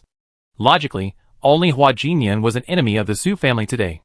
These people should only be targeting Hua Jinyan. But judging from their moves, although they seemed to be all focused on Hua Jinyan, each of them had hidden attacks, guarding against everyone around them. The attacks aimed at Hua Jinyan seemed to be mere feints. This didn't make sense. The Su family hated Hua Jinyan to the core, so there was nothing wrong with them attacking him. Even if they suspected Hua Jinyan of being involved with the others in the hall, they should have concentrated their efforts on killing Hua Jinyan first. Only after being stopped could they discuss the key points. But at this moment, it seemed they had already considered everyone present as Hua Jinyan's accomplices.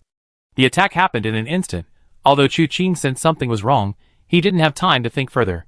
He slammed his hand on the table. "Stop!" A chill ran through him. Solving this matter didn't require killing. The truth was unclear. If the Su family were wiped out rashly, Hua Jinyan's reputation as a lecherous villain would be firmly established. Even if Chu Qing didn't care, Chen Zhengnan, as the chief escort of the Weiyuan escort agency, couldn't allow Chu Qing to actually kill them all. Those who escort goods on the martial world valued their connections most. While the Su family of Jin Go wasn't surprising, if the Weiyuan escort agency were branded with a reputation for indiscriminate killing, who would dare entrust them with transporting goods in the future? Therefore, Chu Qing acted with great restraint this time, merely using his internal energy to prevent the Su family from attacking Hua Jinyan. He wanted to allow Hua Jinyan to escape, intervene personally, and then confront him face to face to explain the details. This way, right and wrong would be clear, and a conclusion could be reached regarding whether to kill or punish. As expected, the Lu family members paused, involuntarily tumbling down from midair and scattering throughout the hall.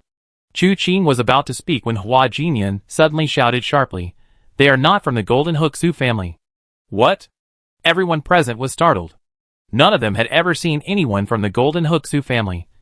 After all, the family's reputation was obscure, and their knowledge was based on hearsay. The martial world was vast. Who could possibly know everyone? The man with the cloth bag in his left hand, who killed Hua Jinyan on sight, had given everyone this initial impression. Now that Hua Jinyan had spoken, the feeling that something was amiss earlier resurfaced in Chu Qing's mind. He glanced around the hall, and saw that the scattered group was subtly surrounding Cao Qiupu and Ling Fei. He immediately called out a warning, "Brother Cao, be careful." But it was too late. The other side had planned this all along. Before Chu Qing could speak, a streak of light flashed past. Cao Qiupu and Ling Fei had assumed the commotion was directed at Hua Jinyan, never expecting it to be aimed at them. Seeing the sharp edge, Cao Qiupu, unable to draw his sword, leaped in front of Ling Fei, only to be struck in the shoulder by a flying needle. The remaining group also unleashed their own methods, trying to kill Cao Qiupu and Ling Fei in one fell swoop. Chu Qing's face was grim. With a single palm strike, a soaring dragon's roar resounded. Bang! Bang! Bang! Several palm strikes followed, sending several figures flying. Cao Qiupu and Ling Fei also freed their hands, and a voice as beautiful as heavenly music rang out as their golden swords were drawn, their sword energy sweeping across the sky. Several figures sent flying by Chu Qing's 18 subduing dragon palms were pierced through by the golden swords before they even hit the ground. Ling Fei's eyes were bloodshot with rage, and plum blossoms rose around her, bursting forth like a sea of flowers. The Su family head, who was about to pounce, was immediately pierced through by the sea of flowers, each petal stained with blood. He was sent flying backward, crashing directly in front of the main hall. At this point, this group was completely defeated. The remaining few, seeing their plan exposed, didn't hesitate for a moment and turned to flee. Unfortunately, besides Chu Qing, there was also Chen Zhengnan present. With a flick of his sword, 2 figures were pierced through by the sword energy. 2 others were stopped by Hua Jinyan with a folding fan. They should have exchanged blows, but 2 plum blossom petals flew and struck their foreheads, instantly killing them. Tai Chuqing's pupils contracted sharply upon seeing this. She had sensed a familiar pattern when Ling Fei dealt with Yewu earlier. However, her attention had been focused on Chu Qing and young Master Mei at that time. Seeing Ling Fei using plum blossom petals as weapons now, she immediately recalled the near-death experience outside Luochen Manor. She couldn't help but exclaim, "It's you?" Ling Fei, ignoring Tai Chuqing, quickly looked at Cao Qiupu, only to see him swaying, several dark lines creeping up his neck. Knowing the problem must lie with the flying needles, she hurriedly pressed several acupoints on Cao Qiupu. But the spreading black energy was impossible to stop. She couldn't help but look at Chu Qing. "Third young master, please save him." Even without her saying so, Chu Qing wouldn't stand idly by. He moved swiftly to Cao Qiupu's side, using the true energy of the Mingyu True Scripture to press several acupoints on Cao Qiupu, temporarily protecting his heart meridian. Then he turned Cao Qiupu around and gently placed a palm on his back. A moment later, Chu Qing opened his eyes, withdrew his palm, and frowned. "This poison is extremely vicious. I can only temporarily protect his heart meridian. I want to expel it, but I can't. How could this be?" Ling Fei's face was full of fear and anxiety. Suddenly, she looked at the person impersonating the Su family head in front of the main hall, and with a light step, she appeared in front of him, grabbing him, hand over the antidote. The man was severely injured, and was already on the verge of death. He barely opened his eyes, and glanced at Ling Fei, then sneered, "The poison of the strange poison. There's no antidote. He's doomed. Next, it be you. No one can betray the mirror of karma, no one." After saying this, the man breathed his last. Strange poison. Ling Fei's expression changed drastically. Chu Qing also frowned slightly. "It's him." Back at the mirror of karma, Chu Qing had heard of the name strange poison. His skill with poison was extremely formidable. He could kill without a trace. Those targeted by him would die from his deadly poison before even seeing him. Some said he had been nominated for the 72 demon-slaying list, but because the list was full, he couldn't be included yet. Others said it was because he hadn't been with the mirror of karma long enough. He wasn't yet qualified for the list. Regarding this person's origins, the most common speculation is that he is one of the 7 disciples of the 100 Bones Demon Lord. But which one exactly remains unknown. Although he is not currently listed on the rankings, he already possesses the strength and qualifications to be included. His current appearance here, chasing Ling Fei, is highly likely precisely for the purpose of joining the rankings. However, the 3 experts previously listed died at Chu Qing's hands. The demon-slaying ranking has long had 3 spots vacant. Why this person hasn't joined yet is unknown. This person must have been lurking nearby for a long time, knowing the connection between the Golden Hook Su family and this young hero Hua, which is why he set up this scheme. Chen Jingnan's face was grim, feeling that this situation was truly dangerous. The other party had planned this all along, and knew that Chu Qing and Chen Jingnan would mainly focus on resolving the conflict and wouldn't immediately kill. That's why they found an opportunity, and upon arriving here, used Hua Jinyan as a pretext to launch a fierce attack. They didn't give anyone present a chance to speak. Hua Jinyan revealed the other party's identity only after Chu Qing stopped them, a mere blink of an eye, yet the conspiracy had already succeeded. Throughout the entire process, the poison didn't even need to reveal itself. Chu Qing instantly thought of the black-clad man, with a sickly face from before. Hua Jinyan's ordeal would never be casually discussed with others. Of those who had heard about this in the main hall earlier, the old man was dead, and the rest were still present. Only the black-clad man was nowhere to be found. But none of that mattered now. Chu Qing saw Cao Qiupu's face turn black. The poison was acting extremely quickly, and he was almost unconscious. Qiupu. Ling Fei abandoned the man and returned to Cao Qiupu's side. "It's my fault. It's all my fault. If it weren't for me, you wouldn't be in this situation. And you wouldn't be being chased by the mirror of retribution." Tai Chuqing was puzzled. She had learned Ling Fei's identity from Chu Qing earlier. She knew that the other party was a master on the 72 demon-slaying list. But why was she being chased by the mirror of retribution? Did they have a falling out? However, recalling their previous experiences, she still felt that this woman was too dangerous and couldn't help but hide behind Chu Qing. Chu Qing then looked at Chen Jingnan. "Chief Escort Chen, you traveled all over the country and seen a lot. Do you have a way to cure the poison?" Chen Jingnan shook his head. Chu Qing felt disappointed. Although she hadn't known Cao Qiupu for long, he was a man of deep loyalty and a true knight-errant. Although the two of them almost fought at the star-gazing platform of Luochen Manor because of Ling Fei's matter, But he had listened to everything she said at the time, and hadn't been swayed by a woman's opinions. Therefore, Chu Qing hadn't taken these minor conflicts to heart. Now, watching him die before her eyes, she felt a pang of pity.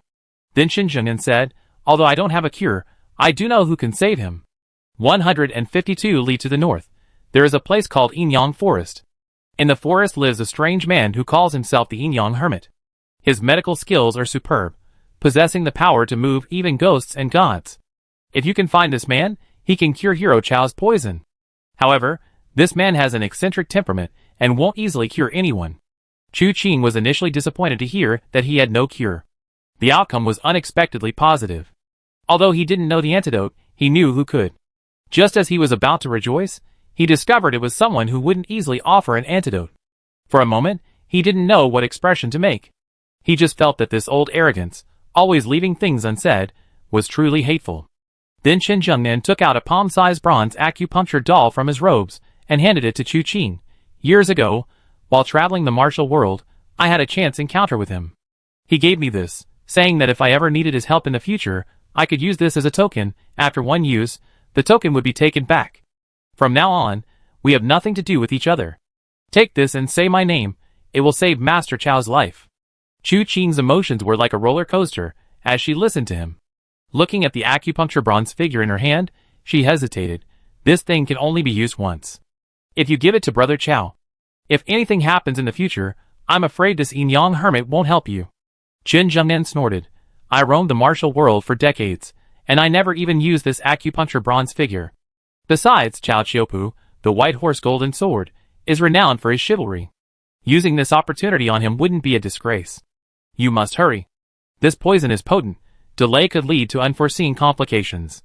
Ling Fei, tears welling in her eyes, knelt on the ground with a thud, kowtowing repeatedly. Thank you so much, Chief Escort Qin. Your kindness will be etched in my memory. Qin Zhengnan stepped aside, his gaze falling on Ling Fei. He sneered. I gave it to him because he possesses the white horse and golden sword, not because of you, beautiful lady. Ling Fei nodded repeatedly, unperturbed. Her appearance made Qin Zhengnan swallow his next words. He glanced at Chu Qing. I don't trust this woman, but I have goods to escort and can't leave. I can only ask you to make the trip. Chu Qing nodded and said to Wenru, let's go. After a slight pause, he said to Tai Chu Qing, you come too. Me? Tai Chu Qing shook her head repeatedly. Chu Qing was taking Chao Qiupu away, judging by the situation. The beautiful lady would definitely come along. What if this woman suddenly kills someone? Chapter 174. Chu Qing didn't give Tai Chu Qing a chance to refuse. He directly knocked her down with a single finger, leaving Qin Zhengnan speechless. What are you doing? I plan to go to Ghost God Gorge later. I need to ask her some questions, Chu Qing explained simply. Qin Zhengnan nodded. In that case, we'd probably meet again at Ghost God Gorge. I'm here at someone's request, delivering this shipment to Ghost God Gorge and handing it over to Tai Lingyun. Chu Qing hoisted Chao Qiupu onto his shoulder and lifted Tai Chu Qing by the waist. Hearing this, he glanced back at Qin Zhengnan, lost in thought. He wanted to ask what Qin Zhengnan was transporting this time. But as an outsider, it wouldn't be appropriate to pry into Qin Zhengnan's shipment. Therefore, he simply nodded, glanced at the four tigers. Lu Ji is resting at the Wang family inn. Once the snow stops, you can go find him directly. Okay. The four tigers clasped their fists in thanks. Thank you for your righteous help, third young master. We brothers will remember this kindness. Chu Qing didn't say anything more. Saving lives was urgent, and there was no time to waste. He immediately leaped out the door like a wisp of smoke. Wenru followed closely behind. Ling Fei, dumbfounded, quickly caught up, managing to keep up with the two. She had initially felt uneasy about Chu Qing taking Chao Qiupu away, while also bringing Wenru and Tai Chu Qing along. Wenru's martial arts were decent, but she, a top-ranked martial artist, didn't take her seriously. Tai Chu Qing was simply a burden. But she hadn't expected Chu Qing to be so fast with the two of them, leaving her far behind. Even Wenru, whom she disregarded, possessed a superior level of lightness skill. Fortunately, Wenru wasn't just a name without substance, otherwise, she might not have been able to keep up. However, Chu Qing was focused on rescuing people, and once he started running, it seemed endless. His inner energy was abundant, and with the Mingyu True Scripture at his disposal, he paid no heed to the depletion of his internal strength. Wenru could still manage the first 20 li. After another 20 li, not only Wenru couldn't keep up, But even Hua Marin gradually became exhausted. Seeing their condition, Chu Qing considered suggesting they follow, but glancing at Wenru, he worried that something might happen if she traveled with Hua Marin. He had previously considered killing Ling Fei unexpectedly, but now that she was right before him, the system hadn't displayed any information about the quest chain. It was difficult to feel at ease letting Wenru travel with her. Just as he was agonizing over this, he saw Ling Fei whistle loudly with her finger. A moment later, the clatter of hooves approached, and a white horse burst into view. However, upon seeing Chu Qing, the white horse instinctively shrank its neck. It seemed to recall its less than pleasant encounter with Chu Qing last time, and remembered that this man wanted to make horse meat dumplings. After hesitating for a moment, especially seeing the hostage on Chu Qing's shoulder, it finally resigned itself to its fate and stepped forward. Mount up. Ling Fei, unaware of the situation, leaped onto the horse's back as soon as Bai Gu arrived. She then reached out to Wenro. Wenro glanced at Chu Qing, and seeing him nod, she grabbed Ling Fei's hand and followed her onto the white horse. Chu Qing then tossed Tai Chu Qing into Wenro's arms. Bai Gu, who had been moving with lightning speed, suddenly slowed down. Unable to resist, it snorted at Chu Qing, expressing its displeasure. It was just a horse, not pulling a carriage. So many people were putting it on the horse, it was truly outrageous. Chu Qing grinned, "Keep up." With that, he moved with lightning speed, even faster than before. Brother Bai was naturally a skilled runner, a fine steed, and had also acquired internal energy by chance. How could he be outpaced in speed? He immediately strode off, like a whirlwind. This snow couldn't possibly cover the entire world. While it was still snowing heavily at 7 Plum Manor, after traveling 40 miles north, there was no snow accumulation here. The snowflakes on the ground had already melted. After all, it was only the first snow, and the temperature wasn't high enough to prevent the snow from melting. However, this made the roads muddy. Pedestrians hurried along the roadside, occasionally rubbing their hands to warm them in the freezing cold. A sudden gust of cold wind swept by, nearly knocking people into a nearby ditch. This sparked shouts of curses. Where did this evil wind come from? Looking up, they saw 2 figures, one in green and one in white, galloping across the road, disappearing almost instantly. Passers-by rubbed their eyes, incredulous. "I just saw a white horse. It ran like it could fly. I saw a person next to the white horse, running even faster than the horse. Could this be the legendary land immortals?" Someone immediately knelt and kowtowed to the immortals. "May the immortals protect us on our journey north to escape the chaos of the martial world, ensuring our safety and smooth sailing." Chaos erupted within the Iron Blood Hall, and the loss of 3 cities caused widespread panic. Many, anticipating a future crisis, planned to head north to find safety, and this group of passers-by were among them. Chu Qing and Brother Bai were unaware of the misunderstanding they were causing others. The two, one human and one horse, took off running, but Brother Bai ultimately prevailed. This was its natural talent.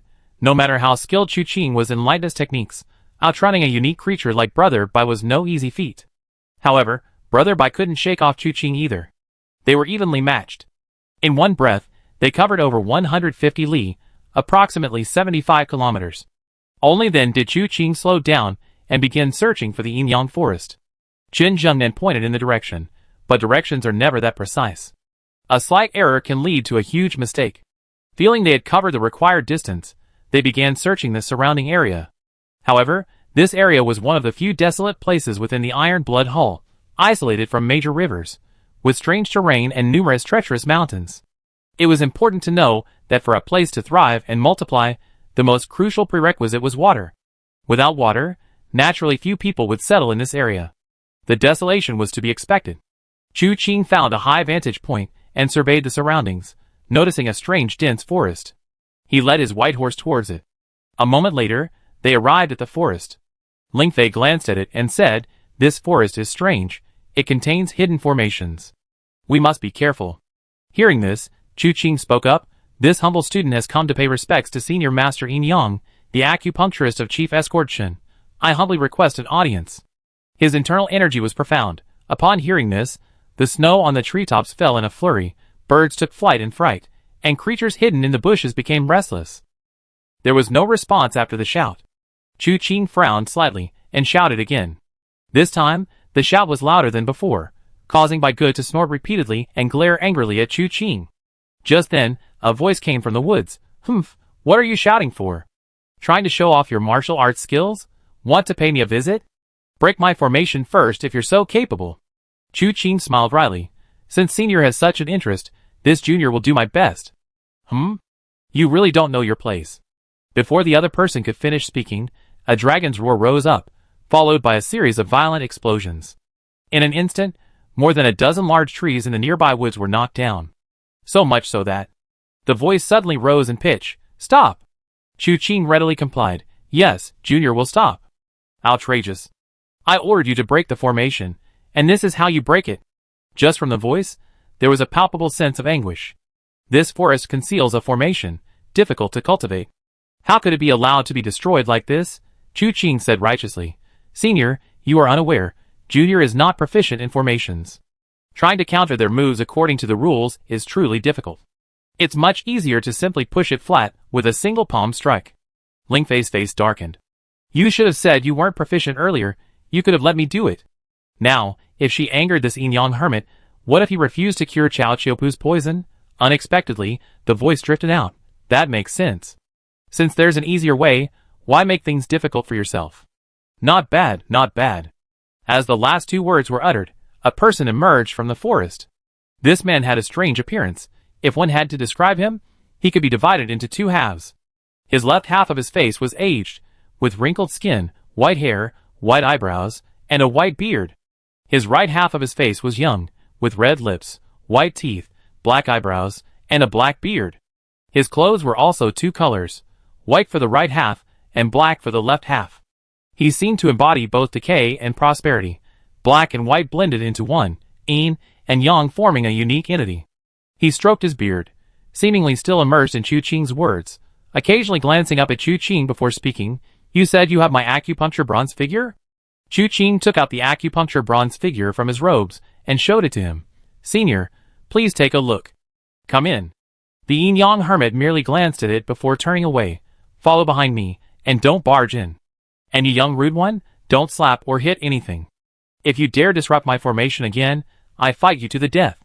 Chu Qing nodded, gave Bai Gu a look, and Bai Gu snorted before following behind Chu Qing. And so, following the Yin Yang hermit, the group entered the forest. The further they went, the more alarmed Ling Fei became, secretly transmitting her voice to Chu Qing. The formations in this forest are incredibly profound. This person is definitely not simple. We must be careful. Chu Qing nodded, quite envious of this method of secretly transmitting sound. Although he was highly skilled in martial arts, he didn't know this kind of method of transmitting sound in a controlled manner. Now it seemed that not only Chen Zhengnan had this ability, but even Ling Fei knew it. If he really wanted to kill Ling Fei later, he would have to force her to reveal this method while she was still alive. Ling Fei was unaware of Chu Qing's thoughts, otherwise, she didn't know if she would still dare to follow him. After walking for about the time it takes to brew a cup of tea, the group passed through the woods. Ahead lay a thatched hut. There were 2 or 3 thatched houses and a large courtyard. Although it was winter, there was still vegetation in the courtyard. After a casual glance, Chu Qing raised an eyebrow. The courtyard contained both common medicinal herbs, like ginseng and lingji, and legendary items, like vermilion fruits, said to enhance one's inner strength. Each one was bright red, clearly having been cultivated for many years. Even in this freezing season, they showed no signs of withering. A small child stood at the foot of the courtyard. Upon seeing the Yin Yang hermit, the boy, though only 7 or 8 years old, clasped his hands in a respectful bow, his demeanor befitting an old man. Disciple greets master, and hellos all fellow martial artists. Chu Qing and the others marveled at this sight. The Yin Yang hermit waved his hand. Go prepare, we're here for a job. Yes. The boy turned to Chu Qing and the others, saying, fellow martial artists, please follow me. Chu Qing carried Chao Qiupu and followed behind the boy. Wenru and the others dismounted, also carrying Tai Chu Qing down with them. They entered a thatched hut and placed Chao Qiupu on a wooden bed. Chu Qing then explained, my friend was poisoned by a strange toxin. It was only after being guided by Chief Escort Chen that he learned. Enough nonsense. The Yin Yang hermit waved his hand, looking at Chao Qiupu. Is he the one? If you save him, return the acupuncture bronze figure to me. That will settle the favor you owe that brat Chen Zhengnan. Exactly. Chu Qing nodded. Then why aren't you moving aside? The Yin Yang hermit waved his sleeve to shoo him away. Chu Qing quickly made way, and then the Yin Yang hermit sat down with an air of superiority, pressing 3 fingers on Chao Qiupu's wrist to probe. A moment later, his expression changed drastically. I'm afraid I can't repay this favor. Miss Lingfei's face paled instantly. Even the recluse can't cure this poison? It could be cured in the past, but not now. The yin-yang recluse seemed somewhat embarrassed. This poison is stubbornly ingrained, and its effects are extremely rapid. Someone used their extraordinary internal energy to seal this person's acupuncture, which is why they were able to make it this far. But, to force this poison out, I need to use a unique technique to make it effective. In that case, please use it, Senior. Miss Lingfei immediately said. That's the problem. My unique technique is called 13 blood spirit needles, he said, taking out a needle pouch from his robes, and with a flick of his wrist opened it, revealing only 12 needles. These 13 needles are forged from extremely special materials, unique in the world. Unfortunately, years ago I saved a thief with a sly hand, who, taking advantage of my inattention, stole one of the most important needles. So much so that this method can no longer be used. To save him, we must find the needle I lost. Upon hearing this, everyone felt Chao Qiupu was beyond saving. Regardless of when the needle was lost, or who stole it, Chao Qiupu's life was hanging by a thread. Even if they found out everything and demanded its return, the person would genuinely be willing to return it without hesitation. But by the time they returned with the needle, Chao Qiupu would have been dead for some time. Lingfei collapsed to the ground, as if all her energy had vanished. Chu Qing blinked, carefully examined the silver needles, then took one from his robes and inserted it into his needle pouch. Senior, look, is this it? The old and young yin-yang hermits both widened their eyes. How could this be? Where did you find it? A stroke of luck. Chu Qing didn't know what to say. Someone used this needle to kill me, and it actually pierced through a long sword. I saw its extraordinary nature and kept it. I never expected it to belong to you, Senior. This. The yin-yang hermit's expression was strange. Is every act of kindness preordained? It seems this lad's life wasn't meant to end. You all go outside and wait for me. I begin the acupuncture now. Don't disturb me during this time, or else I die, and he die too. Hearing this, Chu Qing and the others dared not say another word and quickly left the room. Miss Lingfei thanked Chu Qing profusely. Chu Qing waved his hand, telling her to wait there, and asked the boy for a room, saying he needed to rest. The boy, unsuspecting, led Chu Qing, Wenru, and tied Chu Qing to another thatched hut. With Wenru protecting him, Chu Qing sat on the edge of the bed, and with a thought, summoned the system. Chapter 175. In the martial world, one is truly not in control of one's own destiny. Looking at the system interface before him, Chu Qing sighed softly. After killing young Master Mei, he interrogated Butterfly Dance, then the mirror of karma came knocking, Chao Qiupu was poisoned, and so he traveled to this yin-yang forest. One thing after another, giving him no time to breathe. Only now did he have the chance to open the chest. I wonder what kind of martial art I get after killing young Master Mei. Thinking this, he chose to open it. However, the next moment, Chu Qing regretted it. Oh no! I forgot to wash my hands. Opened successfully, obtained a rare skill. Heaven and earth lose color. Chu Qing was stunned for a moment. A rare skill? Heaven and earth lose color? He remembered that earlier in Tianji Valley, when completing the kill order mission, he had had the opportunity to choose a rare skill chest. At that time, he had hesitated, wondering what the rare skill chest would contain. But he never expected to obtain a rare skill from young Master Mei. Just as he was pondering which extraordinary technique this paradise loses color was, a thin wisp of information flooded his mind. This information, though brief, encompassed a method of projecting inner energy outwards. This was the paradise loses color technique. Qi flows internally, power manifests externally. One can use internal energy to influence the surrounding environment. It's it! After comprehending this extraordinary technique, Chu Qing was suddenly struck by a flash of inspiration. He abruptly opened his eyes. What Daoist technique is this? Once this technique is activated, the surrounding world loses its original color, and people within its range experience numbness, weakness, and sluggish thinking. Everything around him slows down considerably, almost coming to a standstill. For an assassin, this is absolutely a divine skill. While it might not be able to trap a top-tier expert, if the target is heavily guarded, it's not difficult to take their head from a crowd of thousands. Even if you escape unscathed, those people will have little chance to make a move. Chu Qing's expression turned somewhat strange. This martial art wasn't exactly a lifesaver for him, but it was certainly a welcome addition. Perhaps, I could use this to create another disguise? Chu Qing blinked. The Night Emperor's standard attire was black clothes and a white mask. Quick! Swords and throwing knives. The third young master's standard equipment includes swordsmanship, agility, the 18 subduing dragon palms, and the heavenly thrust fist. Han San, on the other hand, uses the dragon claw hand, Tai Chi swordplay, and the undying golden body. Although Chu Qing inevitably used some martial arts techniques that weren't originally intended for these different identities during these transformations. For example, when he used Han San's identity, he used the 18 subduing dragon palms in Dingxing City and the Nijingtai branch. But no one witnessed it. Even the corpses were destroyed afterward, making it impossible to investigate, so there was no need to worry about being exposed. Now, he has acquired a very interesting strange skill. Should I just use this to create another identity? Or should I add something to an existing identity? Chu Qing stroked his chin, somewhat hesitant, but this wasn't a crucial matter. His system would eventually allow him to use a variety of methods, so there was no need to worry about running out of new techniques. The only thing he found somewhat regrettable was that this world-shattering colors technique only had the method of internal mastery manifesting externally, and didn't include the cultivation secrets or the original internal energy. Otherwise, his internal strength would have taken a significant leap forward. To improve my internal strength, I need to take on new missions. Whether it's a kill order or a mission that doesn't make the list, the probability of obtaining one is much higher than with ordinary missions. Relying on these random martial arts chests to get internal energy cultivation techniques is really unreliable. Chu Qing stood up, feeling that his bootleg system was a vast treasure trove containing all sorts of martial arts techniques. Each time a random martial arts chest was opened, he could only choose one from this treasure. The sheer volume of these treasures made the probability of getting the martial art he wanted extremely low. Only those commissions that allowed multiple choices offered him the highest probability of obtaining the martial art he desired.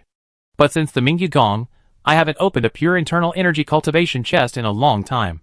These things are just too rare. Thinking of this, Chu Qing glanced at Tai Chu Qing lying beside him. With a flick of his finger, he released her pressure points. Tai Chu Qing groggily opened her eyes and looked around. Where am I? In this remote mountain place, there was a farmer who wasn't good-looking and nobody wanted him. He spent 10 taels of silver to sell you to him as his wife. Get ready and go see your in-laws. Chu Qing blurted out. Tai Chu Qing's eyes widened. She almost believed him. But looking around carefully, she saw the pervasive aroma of medicine and bookshelves filled with books and bamboo slips. Clearly, this was no ordinary farmer's dwelling. She immediately snapped, "You lied to me again." "What do you mean again?" Chu Qing shook his head and pushed open the door. Wen returned to look at him. "All done." Chu Qing nodded. "How's it going over there?" "No movement." Winter said, "The people inside are performing acupuncture. The smell is very complex. It might take a while to finish." Chu Qing nodded, glanced at the sky. It was still early before nightfall, and sat down beside Wenru. This fenced courtyard within the Yinyang forest also had a name. It was called Yinyang Hut. It sounded a bit strange. If you replaced hut with Lu, road, it would be rather frightening. Tai Chu Qing also came out, and the three of them sat side by side on the steps in front of the door. The young lady looked bewildered until she saw Ling Fei anxiously waiting in the distance. Startled, she whispered to Chu Qing, "How did you get involved with this woman? Have you betrayed us? What are you talking about?" Chu Qing rolled her eyes. "Can't you tell? That's Chao Qiupu's mistress." "Mistress?" Tai Chu Qing's eyes lit up. Chao Qiupu, the white horse and golden sword. Such a famous name, and he's got a female assassin as his mistress. Is it that exciting? These words immediately drew Ling Fei's attention. Tai Chu Qing shrank back. If this girl had any trauma, the near-death experience outside Luochen Manor was definitely one of them. Then she watched helplessly as Ling Fei walked towards them. She immediately jumped up and hid behind Chu Qing. "She's here, she's here." Ling Fei stood 3 meters away from Chu Qing, slightly cupping her fists. "I haven't yet thanked the third young master for saving my life. It's not a life-saving favor." Chu Qing waved his hand. "It was just a coincidence, and I have a past with him, so I wouldn't just stand by and watch him die. If we can truly turn this crisis into safety, it's also due to Chao Qiupu's fate." The Yin-Yang hermit needed to use the 13 blood spirit needles to save someone, but one of the 13 matching silver needles was missing, which Chu Qing happened to obtain. This coincidence is something even novels wouldn't dare to write. However, reality is often far more bizarre than fiction, but that's nothing new. Ling Fei's expression was complex as she softly said, "Whether he lives or dies, the third young master has been incredibly kind to us. From now on, we will do our utmost to fulfill any orders." That's a bit of a tangent. Chu Qing glanced at her. When did you start being hunted by the Nijingtai? Not long after leaving Luoch Manor. We originally wanted to find a place to live in seclusion, and never get involved in the affairs of the martial world again. But the Nijingtai doesn't intend to let me go. Ling Fei's gaze was quite calm as she said this, clearly having expected it. After all, the Nijingtai wouldn't easily let a ranked expert slip away. That was perfectly reasonable. Her gaze towards Chu Qing was sometimes quite complicated. Mainly because the Nijingtai had made a promise to her back then. After investigating the person behind the fake Mirror of Retribution, he promised her she could leave the Mirror of Retribution. However, this plan was thwarted by Chu Qing. Complex as it was, there was no reason for resentment. After all, how much could the Mirror of Retribution's words be trusted? Chu Qing nodded. The Mirror of Retribution is a powerful and extraordinary force. You too, are you just going to keep running like this?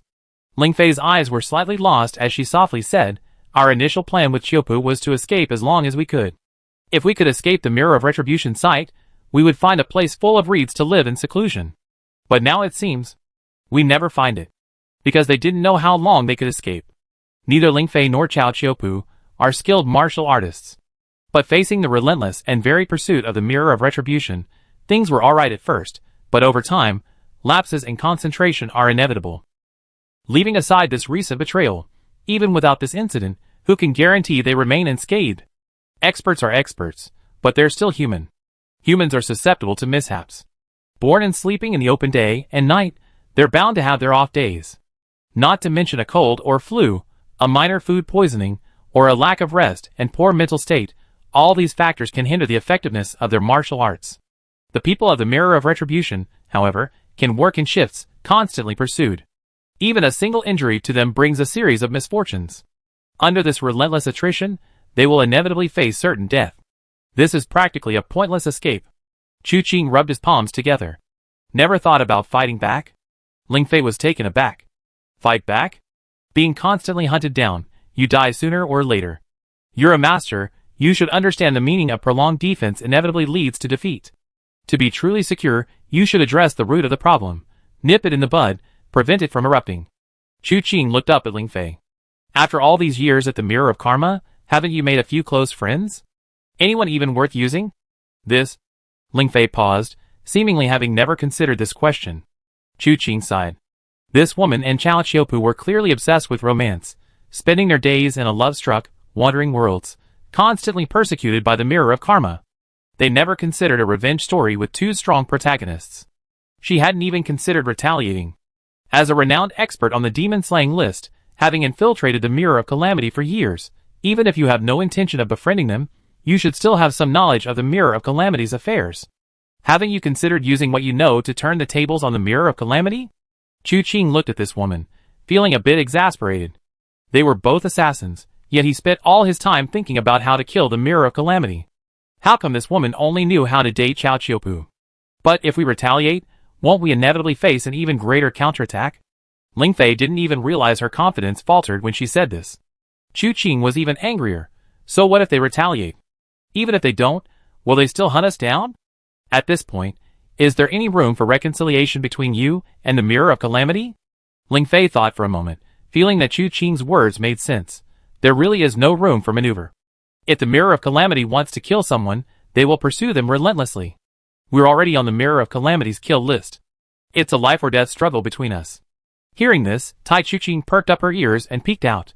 So you're not an assassin anymore? Ling Fei looked at the girl who had almost died at her hands, her expression somewhat complicated. I'm not doing it anymore. Then you won't kill me? Tai Chu Qing asked again. Chu Qing waved her hand. Go away, I'm lecturing someone, don't cause trouble. Tai Chu Qing shrank back dejectedly, muttering under her breath. What's so great about her? I'm still the young lady of the Iron Blood Hall. Speak to me politely. What did you say? Chu Qing turned to look at her. The weather is really nice today. Tai Chu Qing looked up at the dark clouds, changing the subject. Chu Qing didn't bother arguing with her, and continued, You know yourself. The conflict between you and the Mirror of Calamity is a life or death struggle. Peaceful coexistence is impossible. In this situation, if you don't use the information you have to counter the Mirror of Calamity as soon as possible, you cause them some losses, and then what you have won't be enough to harm them. But Cao Qiupu and I are alone and outnumbered. Ling Fei hesitated. Use their influence. Chu Qing clapped his hands. Leaving aside your reputation as a top expert, after all, the title of assassin doesn't sound very good. Just the 4 characters White Horse Golden Sword alone are a resounding name. Joining a faction would allow you to use that faction to fight against the Mirror of Calamity. Although the Mirror of Karma is powerful, covering the entire world, they can't possibly launch a full-scale invasion of any one region. If you have a powerful force protecting you, one day you can strengthen yourself and even launch a counterattack against the Mirror of Karma. Ling Fei felt her mind was a bit confused. This information was gradually pushing aside her romantic thoughts, forcibly cramming a revenge plot into her head. She frowned, but can this work? Why not? Chu Qing sneered. The Mirror of Karma is just an assassin organization. Do you really think they can act with impunity? There are countless people in this world who wish day and night that everyone on the Mirror of Karma would die. If you can find these people, they can all join you to fight against the Mirror of Karma. That seems very reasonable. Chu Qing's words completely opened a new door for Ling Fei. But she was also troubled. But which powerful force should we turn to?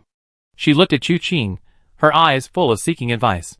Chu Qing pondered for a moment, then suddenly looked at Tai Chu Qing, who was squatting in the corner drawing circles. Ling Fei followed his gaze, seemingly lost in thought. Tai Chu Qing felt the intense gaze, and looked up in puzzlement. Why are you all staring at me like that? Chapter 176. Under Tai Chu Qing's questioning gaze, Chu Qing shifted his attention to Ling Fei. The situation for the Iron Blood Hall is probably dire. Otherwise, Tai Lingyun wouldn't have so easily sent his precious daughter out of Ghost God Gorge. In this battle with the Blazing Fire Hall, not only was the Heavenly Evil Sect involved, but even the Mirror of Sin was involved. What are you talking about? Tai Chu Qing's eyes widened. What Heavenly Evil Sect, the Mirror of Sin? Ling Fei frowned slightly, ignoring Tai Chu Qing. In that case, the Iron Blood Hall is probably in dire straits. Adding flowers to brocade is not as good as providing charcoal in the snow. Chu Qing said softly. At this time, the Iron Blood Hall needs experts to join. Wait, don't ignore me. What do you mean by the Heavenly Evil Sect and the Mirror of Sin? There's only one Blazing Fire Hall. What does it have to do with those two?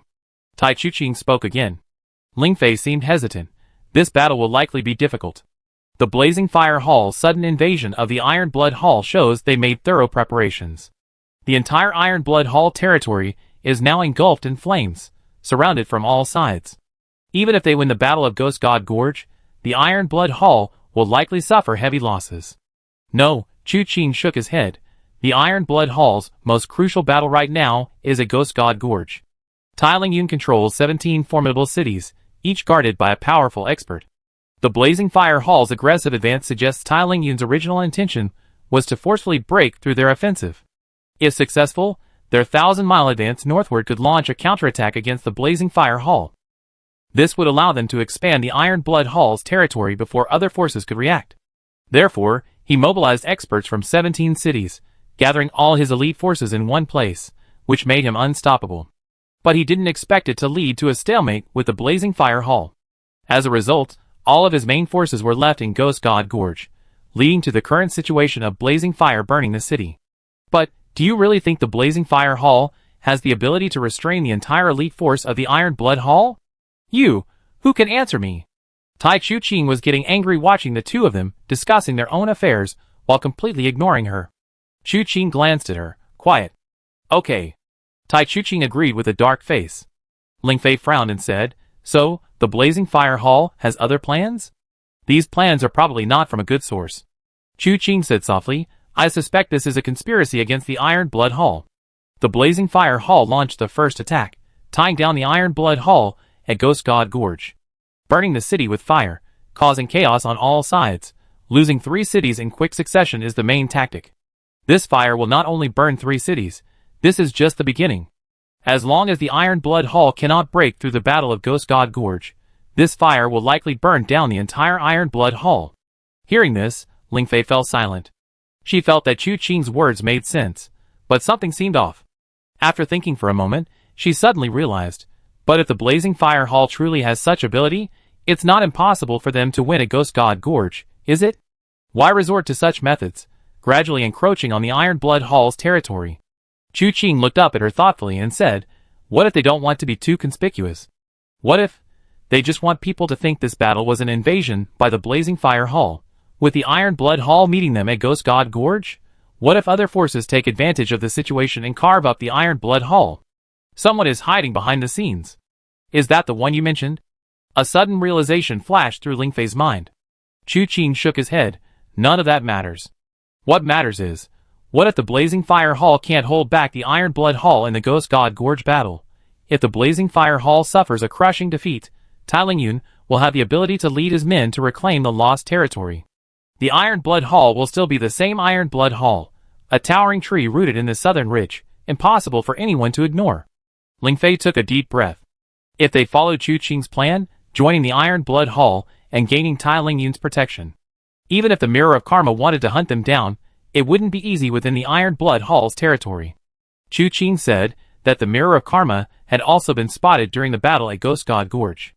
If they truly dared to assassinate Tai Lingyun at Ghost God Gorge, the Mirror of Karma would be unable to move an inch within the Iron Blood Hall's territory. This was an opportunity. But she looked at Chu Qing. Is what you're saying true, third young master? Just a guess, Chu Qing said. However, in the martial world, one is bound to gamble. It depends on whether Miss Ling Fei and Brother Chao dare to take this gamble. Miss Ling Fei closed her eyes. Thinking carefully, if they won, it would buy her and Chao Qiupu a lot of time to develop and strengthen themselves. If they lost, it didn't seem like the situation would be any worse. But if we rashly come to surrender, I'm afraid Hall Master Tai might not trust the two of us. Ling Fei gave a wry smile. Especially me. Chu Qing smiled. That depends on our Miss Tai. Chu Qing, who had been listening intently for a while, was completely confused.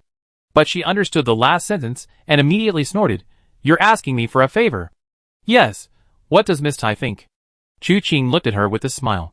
Chu Qing felt a chill run down her spine from his smile. Don't smile like that. I feel like if I don't agree, something terrible will happen. No, we have to ask Miss Tai to put in a good word for us. Ling Fei said softly. Also, I must apologize to Miss Tai for what happened outside Luochen Manor earlier. We hope Miss Tai can forgive and forget. Chu Qing suddenly felt a surge of smugness. The fierce woman who could have killed her with a mere flick of her wrist was now apologizing. She pursed her lips, still hoping to negotiate further. But remembering Chu Qing's earlier words, she couldn't help but ask, is my father and the others in great danger? Very dangerous, Chu Qing said. I have accurate information. The Mirror of Karma will definitely go to Ghost God Gorge to assassinate your father. Whether the Blazing Fire Hall is backed by the Heavenly Evil Sect, I'm not sure, but judging from your capture by Prince May at Seven Plum Manor, it's probably pretty much true. The Heavenly Evil Sect shadow will definitely be lurking in the shadows.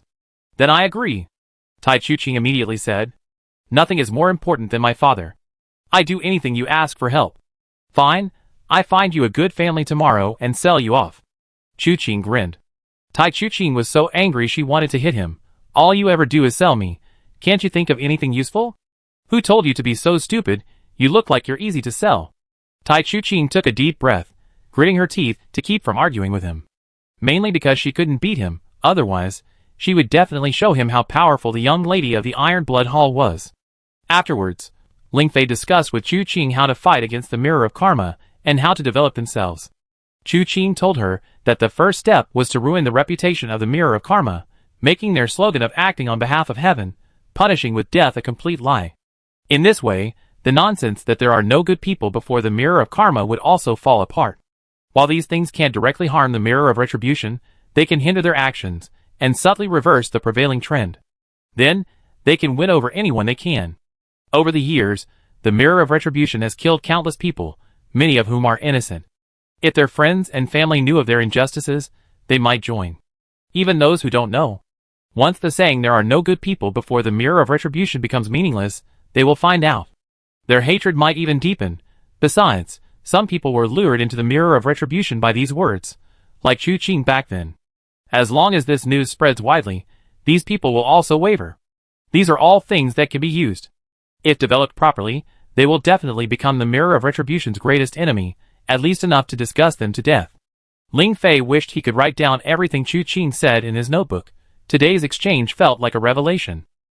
Previously, he had only thought about how to survive longer under the pursuit of the Mirror of Karma.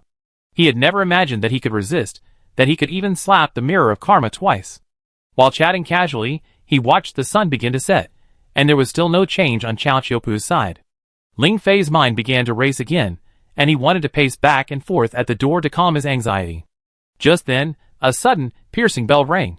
A young boy emerged from a thatched hut, his brow furrowed as he looked towards the Inyang forest, then glanced at the Inyang hermit and Chao Chiopu's room, his expression anxious. "What is it?" Chu Qing asked. The boy bowed to Chu Qing before saying, "Senior, you may not know, but this bell rings through the Inyang forest. It's a warning signal after the formation has been triggered. Someone has now trespassed into the Inyang forest. If Master were still here, it wouldn't be a problem. But Master is currently treating that senior's poison, and we absolutely cannot disturb him.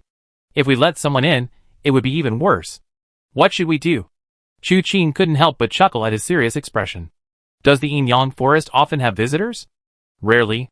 Master prefers quiet to activity, and deliberately spreads rumors that the Inyang forest is haunted. Therefore, no one has dared to trespass here for years. The boy said, moreover, if there were visitors, they would naturally use their internal energy to transmit their voices, just as the senior did, to let us know. Those who trespass so rashly are probably up to no good. Ling Fei's face darkened. Could it be a strange poison? Chu Qing stood up. In that case, please lead me into the forest to explore, young brother. My martial arts are meager, the boy hesitated. Chu Qing smiled. With me here, you can rest assured. He turned and walked to the boy's side, picking him up and carrying him on his shoulder. The 7- or 8-year-old child was naturally as light as a feather in his hands. The boy was startled, unusually behaving like a child, hurriedly clinging to Chu Qing's neck. Once he felt secure, he relaxed. Tai Chu Qing and Winru also stood up. Waiting here was useless, and they both wanted to go with Chu Qing to see the excitement. Ling Fei said, "You go ahead, I stay here and keep watch." Chu Qing nodded and strode towards the Inyang forest. The boy was also familiar with the formation, leading Chu Qing and the others deeper into the trees.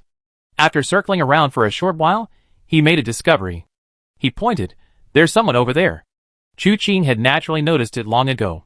However, due to the barrier of the formation, even being so close felt like being worlds apart.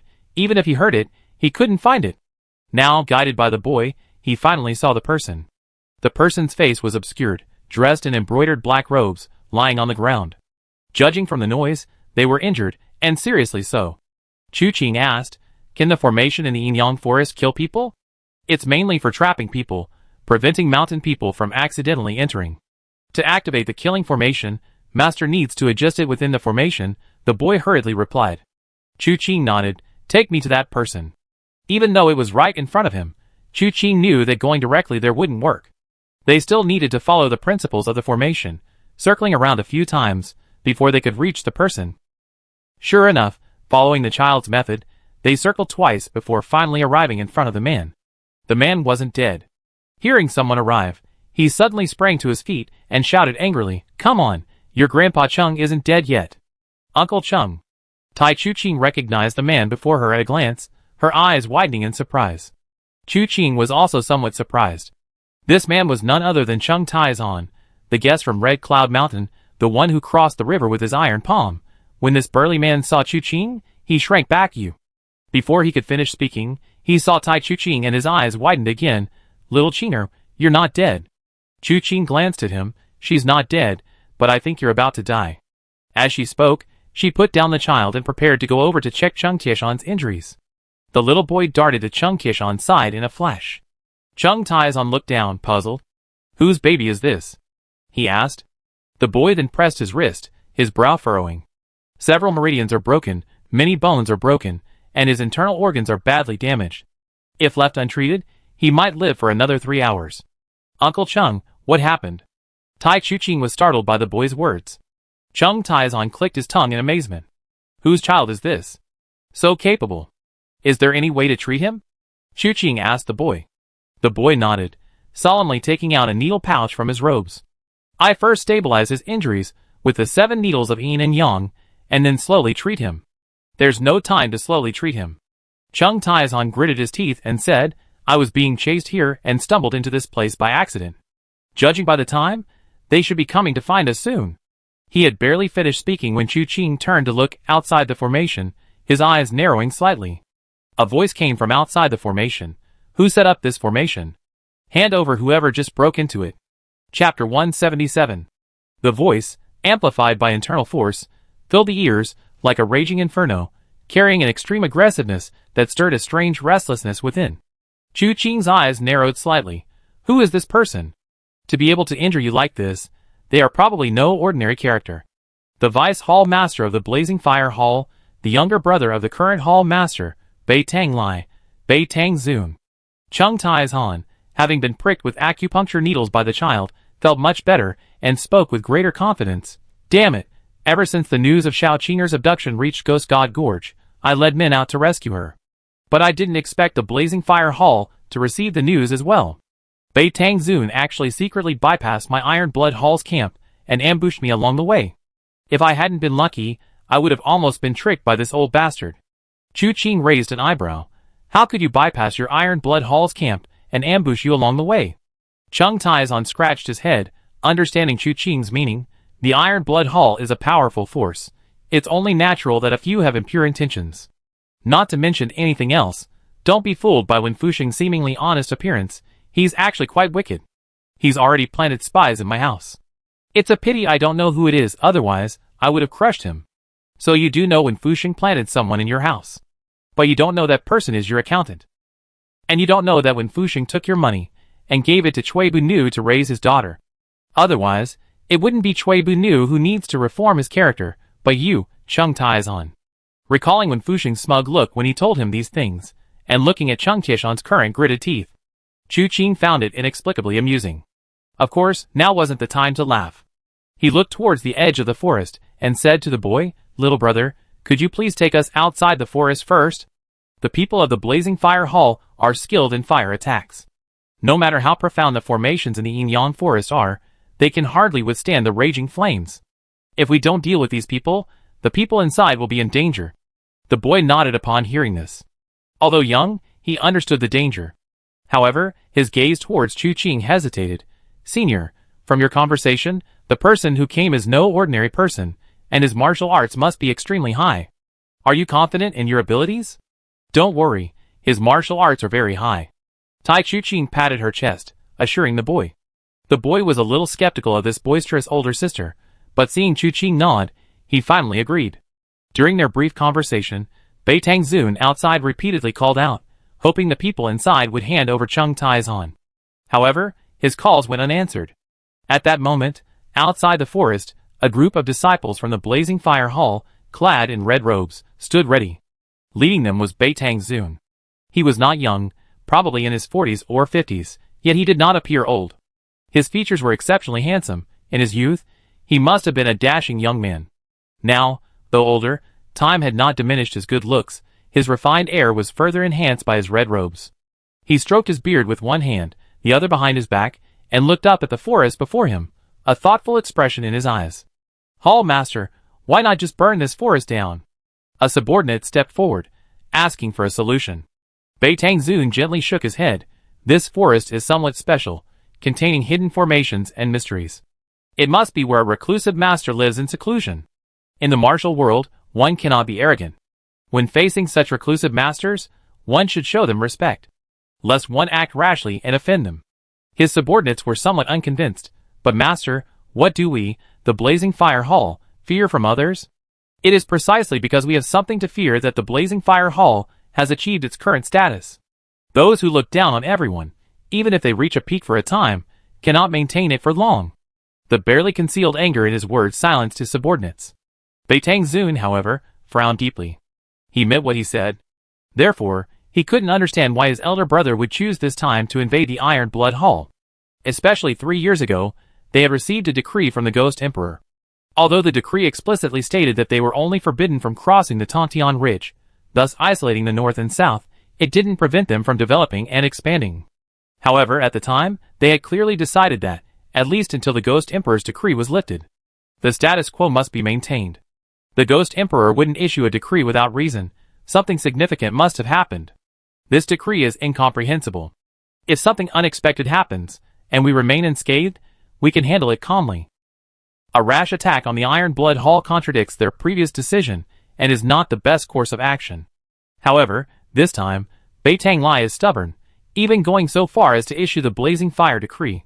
There's something strange about this. Even if Bei Tang Zun is unwilling, he can only obey.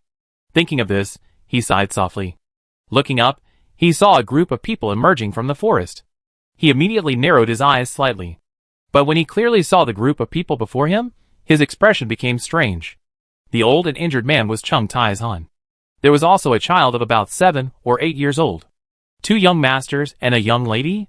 What kind of setup is this? However, he recognized Tai Chu-ching at a glance. After all, she was the young lady of the Iron Blood Hall. How could he not recognize her? He immediately clasped his hands in greeting. So, Miss Tai is here too. His gaze lingered on Chung Tai's Han for a moment, slightly surprised. Your injuries have actually been suppressed? Chung Tai's Han snorted. Disappointed, aren't you? Your grandfather's life isn't meant to end here. Bei Tangzun chuckled. Don't be so quick to judge, words can't kill. He then glanced at the others. He then clasped his hands in greeting. I haven't yet had the pleasure of learning your esteemed names. I come here solely for the Iron Blood Hall, and have no intention of harming the innocent. While Bei Tangzun was scrutinizing Chu-ching and her group, Chu-ching was also scrutinizing Bei Tangzun. Hearing his polite tone, he smiled and said, Are you the venerable Bei Tangzun? Indeed, it is I. Bei Tangzun nodded. Young brother, are you perhaps the master of this place? May I ask your name? I am the 3rd young master, not the master of this place. Chu-ching said softly, Friends of the martial world are too kind. I only call you the 3rd young master, not by your given name. Bei Tangzun's pupils suddenly contracted. A person's reputation precedes them. In the battle at Luochen Manor, Chu-ching, under the name of the 3rd young master, first beheaded Ling Beichen, then killed the Tomb Prince. His fame soared instantly, and his martial arts skills seemed to be on par with the #1 among the younger generation of Nanling. How could this person be here? Bei Tangzun slowly exhaled. So it is Quandao before me. I was rude. However, I heard that the 3rd young master seems to have some grudge against this Chung Tai's Han. He once severely injured him with a single punch. Now, could it be that I'm going to set up this feud? Many rumors in the martial arts world are untrue.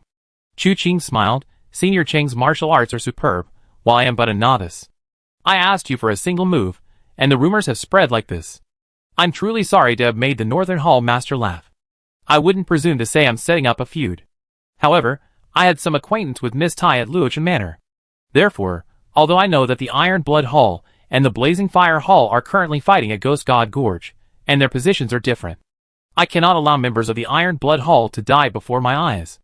If the master of the Northern Hall insists on taking action, I will have no choice but to stop him. I see. Bei Tangzun laughed heartily. Good, such youthful spirit is to be seen. Since the 3rd young master has spoken so plainly, I will give him face, and let this matter rest. Chu-ching was taken aback. The Blazing Fire Hall and the Iron Blood Hall had been fighting for so long that they were irreconcilable. Bei Tangzun had led his men in pursuit of Chung Tai's Han, penetrating deep into the heart of the Iron Blood Hall's territory. How could he so easily back down like this? He thought that in the end, the battle would be decided by their fighting skills, but this man was actually going to let it go. Just as he was feeling bewildered, he saw Bei Tangzun wave his hand. Let's go! After saying that, he turned and left. Wait! Chu-ching suddenly called out to stop him. Bei Tangzun tapped his foot, then turned back, his face full of confusion. Does the 3rd young master have something else to say? He had yielded to this extent, because he didn't want to offend the young man before him. This isn't just for the present, but also for the future. After all, things are still tense on the other side of Ghost Gorge. If a master like Chu-ching were to completely side with the Iron Blood Hall because of today's events, his assistance would undoubtedly add further complications to the battle at Ghost God Gorge. North Hall Master naturally could not allow something so detrimental to the Blazing Fire Hall to happen. Therefore, as the Vice Hall Master of the Blazing Fire Hall, he had already shown the utmost respect by yielding, yet he hadn't expected Chu-ching to prevent him from leaving. Chu-ching stepped forward and said softly, I have some questions, and wish to take this opportunity to consult with Hall Master Bei Tang. Oh! Bei Tangzun narrowed his eyes, looking at Chu-ching.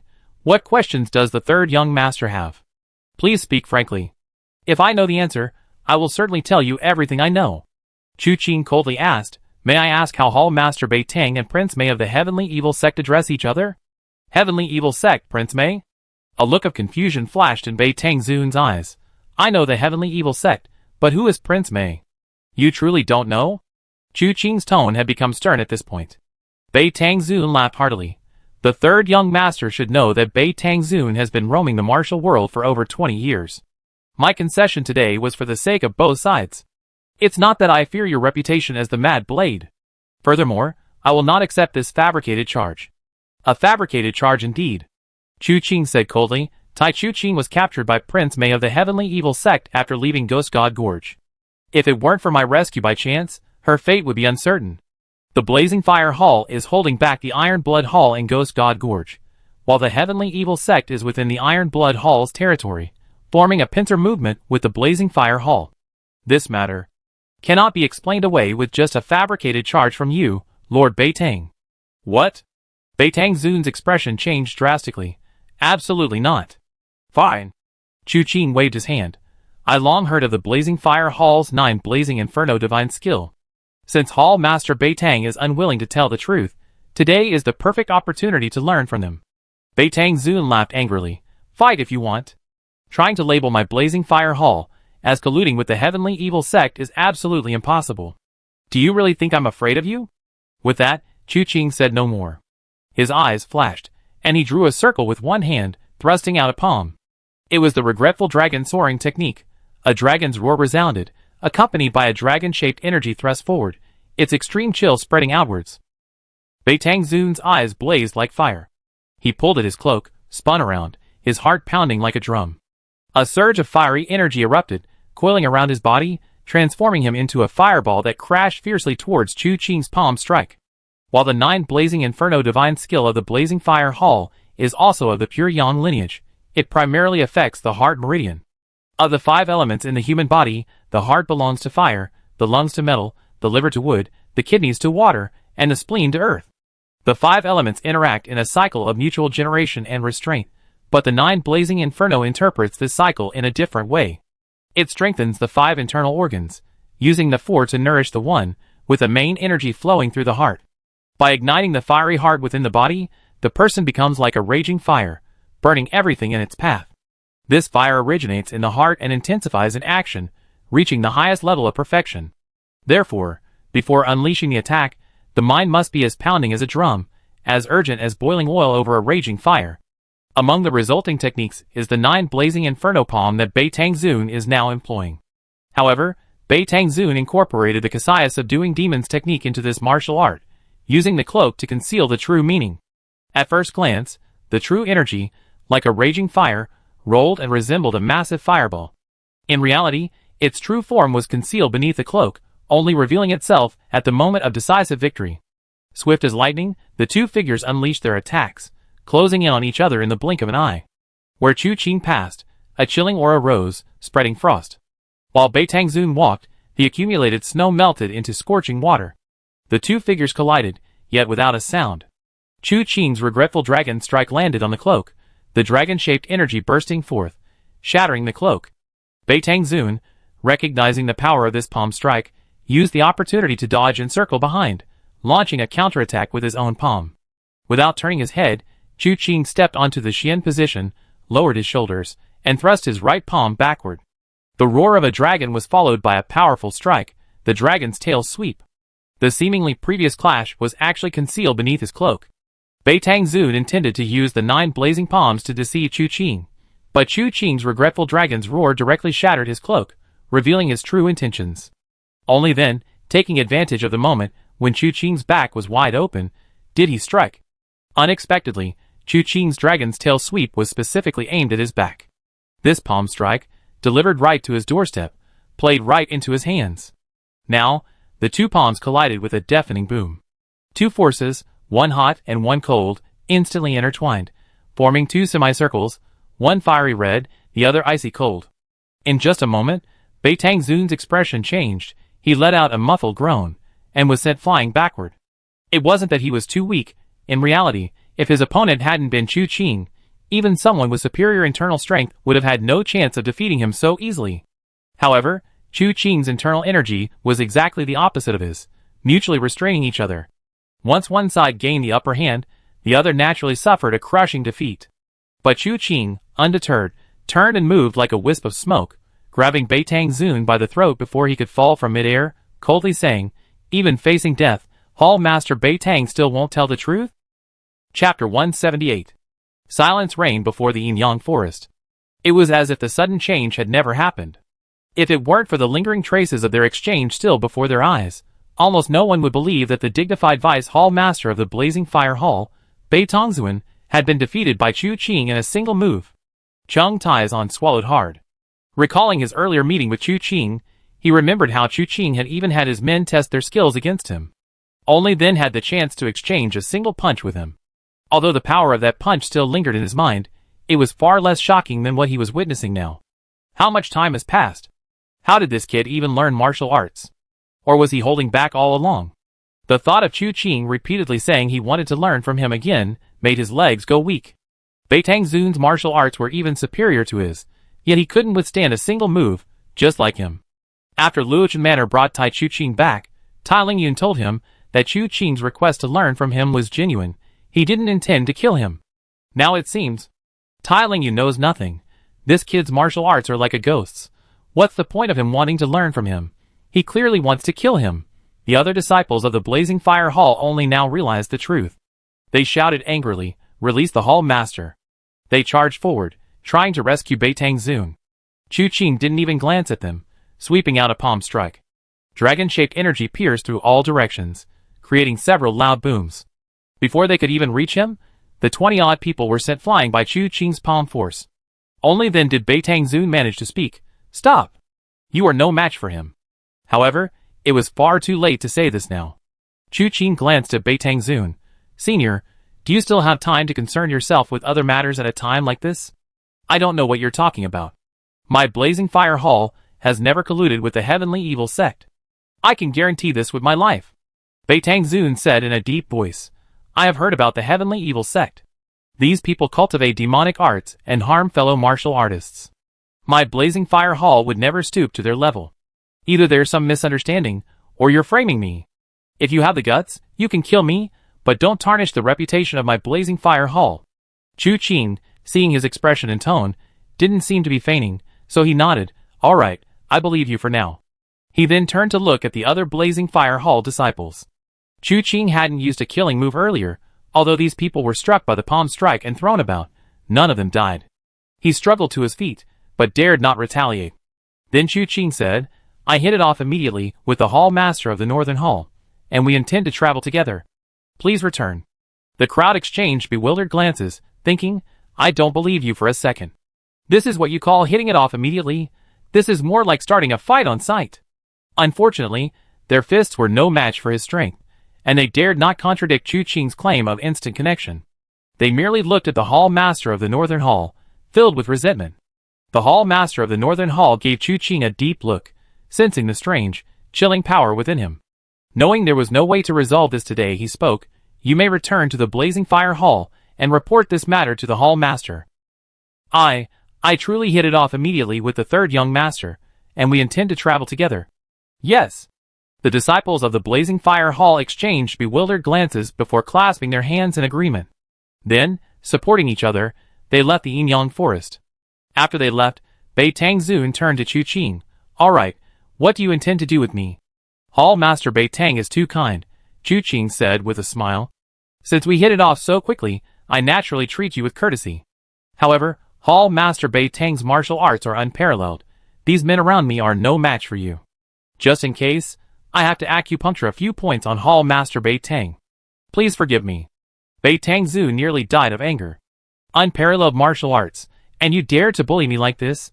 Since we hit it off so quickly, why would I worry about anything going wrong?"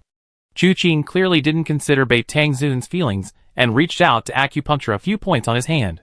Using the internal energy of the bright jade true scripture, the chilling force of the acupuncture points completely suppressed the internal energy of the 9 blazing inferno divine art. Bei Tangzun instinctively shivered. Since mastering his divine skill, he had never felt the cold before, and once again experienced the cruelty of winter.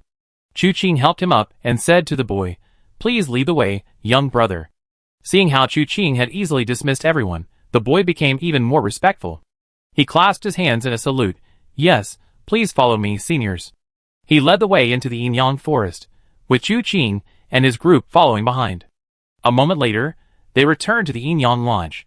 Everything was peaceful inside. Ling Fei was surprised to see 2 more people with Chu Qing's group when they returned. Upon closer inspection, she was even more astonished. Chung Taizan and Beitang Zun? Why were these two here too? However, while Miss Lingfei recognized them, they didn't recognize her. They were also surprised to see another woman there. The boy looked at this one, then at that one, and finally said to Chung Taizan, "Senior, please come with me, I will heal your injuries." Chung Taizan immediately felt awkward. "Senior is fine, why add old? I'm not old enough to be called a senior, am I?" "Yes, senior, this junior was wrong." The boy nodded repeatedly. It was unclear whether he agreed or disagreed. Chung Taizan, with a dark face, could only follow the boy. Beitang Zun, on the other hand, curiously surveyed his surroundings. Chu Qing had struck his pressure points but hadn't killed him, indicating that he was still safe for the time being. After glancing around, he asked, "What kind of place is this? And who is the master of this place?" "The master of this place is named Yin Yang Hermit, a reclusive master who never appears in the world." Chu Qing said softly. Master Beitang still has the mood to be curious. "It seems you are not worried about your fate at all? Since you're here, make the best of it. I can't stop you from doing whatever you want. Rather than worrying, it's better to face it calmly." Beitang Zun casually found a place to sit down. This guy was quite handsome, and he sat down rather elegantly. Chu Qing glanced at him and asked softly, "Is the Blazing Fire Hall truly not colluding with the Heavenly Evil Sect?" "What makes you say that?" Beitang Zun frowned. "At least, I have never seen anyone from the Heavenly Evil Sect." Chu Qing let out a soft breath. The Blazing Fire Hall launched a large-scale invasion of the Iron Blood Hall. The Iron Blood Hall was engulfed in flames. Everyone could see that Ghost God Gorge was a deliberate attempt by the Blazing Fire Hall to restrain the Iron Blood Hall. It's all to make this fire within the Iron Blood Hall burn even brighter. Whatever the reason Tai Lingyun sent Tai Chu Qing away, at least on the surface, it was to stop the chaos within the Iron Blood Hall. But she was kidnapped by the Heavenly Evil Cult. Chung Taizan came to find Tai Chu Qing, but you plotted to kill him. You keep saying you never colluded with the Heavenly Evil Cult, but your actions are clearly those of an inside-outside operation. How can I trust you? Most importantly, the Blazing Fire Hall's power is entirely inferior to the Iron Blood Hall's. Why would they rashly provoke war if they didn't have something to rely on? This, leaving aside the others, Chu Qing's last point truly struck a chord with Beitang Zun. Although he was unwilling to admit that the Blazing Fire Hall was inferior to the Iron Blood Hall, he had to acknowledge this. This large-scale invasion was indeed a foolish move. He couldn't refute it for a moment. Moreover, thinking of his elder brother Beitang Lai's uncharacteristic behavior, a sense of foreboding suddenly arose in his heart. But he dared not think about it, nor dared he mention it. He simply closed his eyes, and said nothing more. Chu Qing could tell that he must have thought of something, but she had no intention of explaining it to him here. Seeing that the Yin Yang Hermit wouldn't finish anytime soon, she went to ask the boy where the kitchen was. Man is iron, food is steel. No matter the situation, one still needs to eat. She summoned everyone to the kitchen to cook, and after nearly an hour of fussing, she finally brought the food out of the kitchen. Just as she placed the food on the table, she heard a creak, and the Yin Yang Hermit emerged from the room. He followed the aroma to the dining table. Everyone was momentarily stunned. The hustle and bustle of cooking had completely forgotten about him. Only Lingfei, still thinking of him, hadn't left his side. Seeing him emerge, she quickly went back inside to watch over Cao Qiupu. Chu Qing asked, puzzled, "You didn't wait until the food was ready before coming out, did you?" "What are you talking about?" The Yin Yang Hermit, without a word, picked up his chopsticks and started eating. "I'm the kind of person, oh dear, too salty. Doesn't this fine salt cost money? Who is wasting it like this?" This is all right." After shoveling several mouthfuls of food, the Yin Yang Hermit finally looked at Chu Qing. "The person has been rescued, the rest is minor. After he wakes up tomorrow morning, you can leave, but boy, we need to discuss something." Upon hearing this, everyone was stunned. Beitang Zun was initially surprised by the appearance of this Yin Yang Hermit, thinking to himself, truly a reclusive master. Upon hearing that he wanted to discuss matters with Chu Qing, he perked up his ears, wondering if this young man had also offended the master of this place. But what was the outcome of their confrontation? Then the Yin Yang Hermit said, "I always keep things separate. You brought Chen Jingnan's acupuncture bronze figure to me for help, and I did. That favor is repaid. However, you helped me retrieve the blood spirit needle, so I owe you another favor. I have 2 ways to repay you. Choose whichever you prefer." "Oh! Senior, please tell me." "First, I will teach you a martial art, allowing you to rise to the top and become invincible." Everyone stared at the Yin Yang Hermit in shock. Thinking to himself, this was incredibly arrogant. With Chu Qing's martial arts skills, who, aside from the legendary 3 sovereigns and 5 emperors, would dare speak to him like that? The young boy tugged at his sleeve, not wanting his master to embarrass himself. The yin-yang hermit shook off the boy's hand and looked at Chu Qing. Secondly, you don't need to return the acupuncture bronze figure. If you ever suffer from a serious illness or even a fatal ailment, bring this acupuncture bronze figure to me, and I will cure you instantly. However, as always, I only recognize the token, not the person. If anyone else comes looking for this, just state your name. By the way, what's your name? I am Xing San. They all call me Third Young Master. Alright, then Third Young Master. The yin-yang hermit said, from now on, whoever brings this acupuncture bronze figure and states your name, Third Young Master, I will treat them once without any conditions. What do you choose? This junior chooses the latter. Chu Qing answered without hesitation. Rather than choosing a martial art that requires starting from scratch, the latter is obviously more practical. The yin-yang hermit pursed his lips, seemingly a little disappointed. Alright, it's settled then. It's too late tonight. After dinner, you can rest here for the night, and leave early tomorrow morning. Don't disturb the peace and quiet of this place any further. Chu Qing had originally wanted the yin-yang hermit to take a look at Chung Tai's Han, but the little boy kept winking at him. So he simply kept quiet until after dinner, when the little boy told Chu Qing. Although Chung Tishan's injuries were severe, there was no need for the yin-yang hermit to intervene. He could heal himself. But if the yin-yang hermit were to intervene, the newly acquired acupuncture bronze figure would be lost. Chu Qing chuckled upon hearing this, and thanked him for the reminder. The yin-yang hermitage had limited rooms, so everyone except the injured and sick rested in their rooms that night, all crammed into the thatched hut. The next morning, Chao Qiupu indeed woke up. Ling Fei talked to him for a long time, but Chu Qing didn't disturb him, guessing that what Ling Fei was saying to him was what he had taught her earlier. When Chao Qiupu reappeared before Chu Qing, his expression was somewhat strange. Finally, he clasped his hands and said, "Thank you for saving my life, third brother. That's unorthodox. Next time, don't draw your sword against me because of a woman," Chu Qing said calmly. Chao Qiupu immediately blushed deeply. As for Chung Tai's Han, despite being injured so badly yesterday, he woke up this morning as if nothing had happened. However, the boy gave him a lot of medicine, urging him to take it on time, otherwise his injuries were very likely to relapse. The yin-yang hermit disliked crowds, and seeing their commotion, he began to chase them away. In the end, it was the boy who led everyone out of the forest. After bidding him farewell, they continued northward. However, what was originally just Chu Qing and Winter now had the air of a larger group. Chao Qiupu and Miss Ling Fei, heeding Chu Qing's advice, planned to go to Ghost God Gorge to seek refuge with Tai Lingyun. Tai Chu Qing and Chung Tai's Han, needless to say, would definitely return to Ghost God Gorge.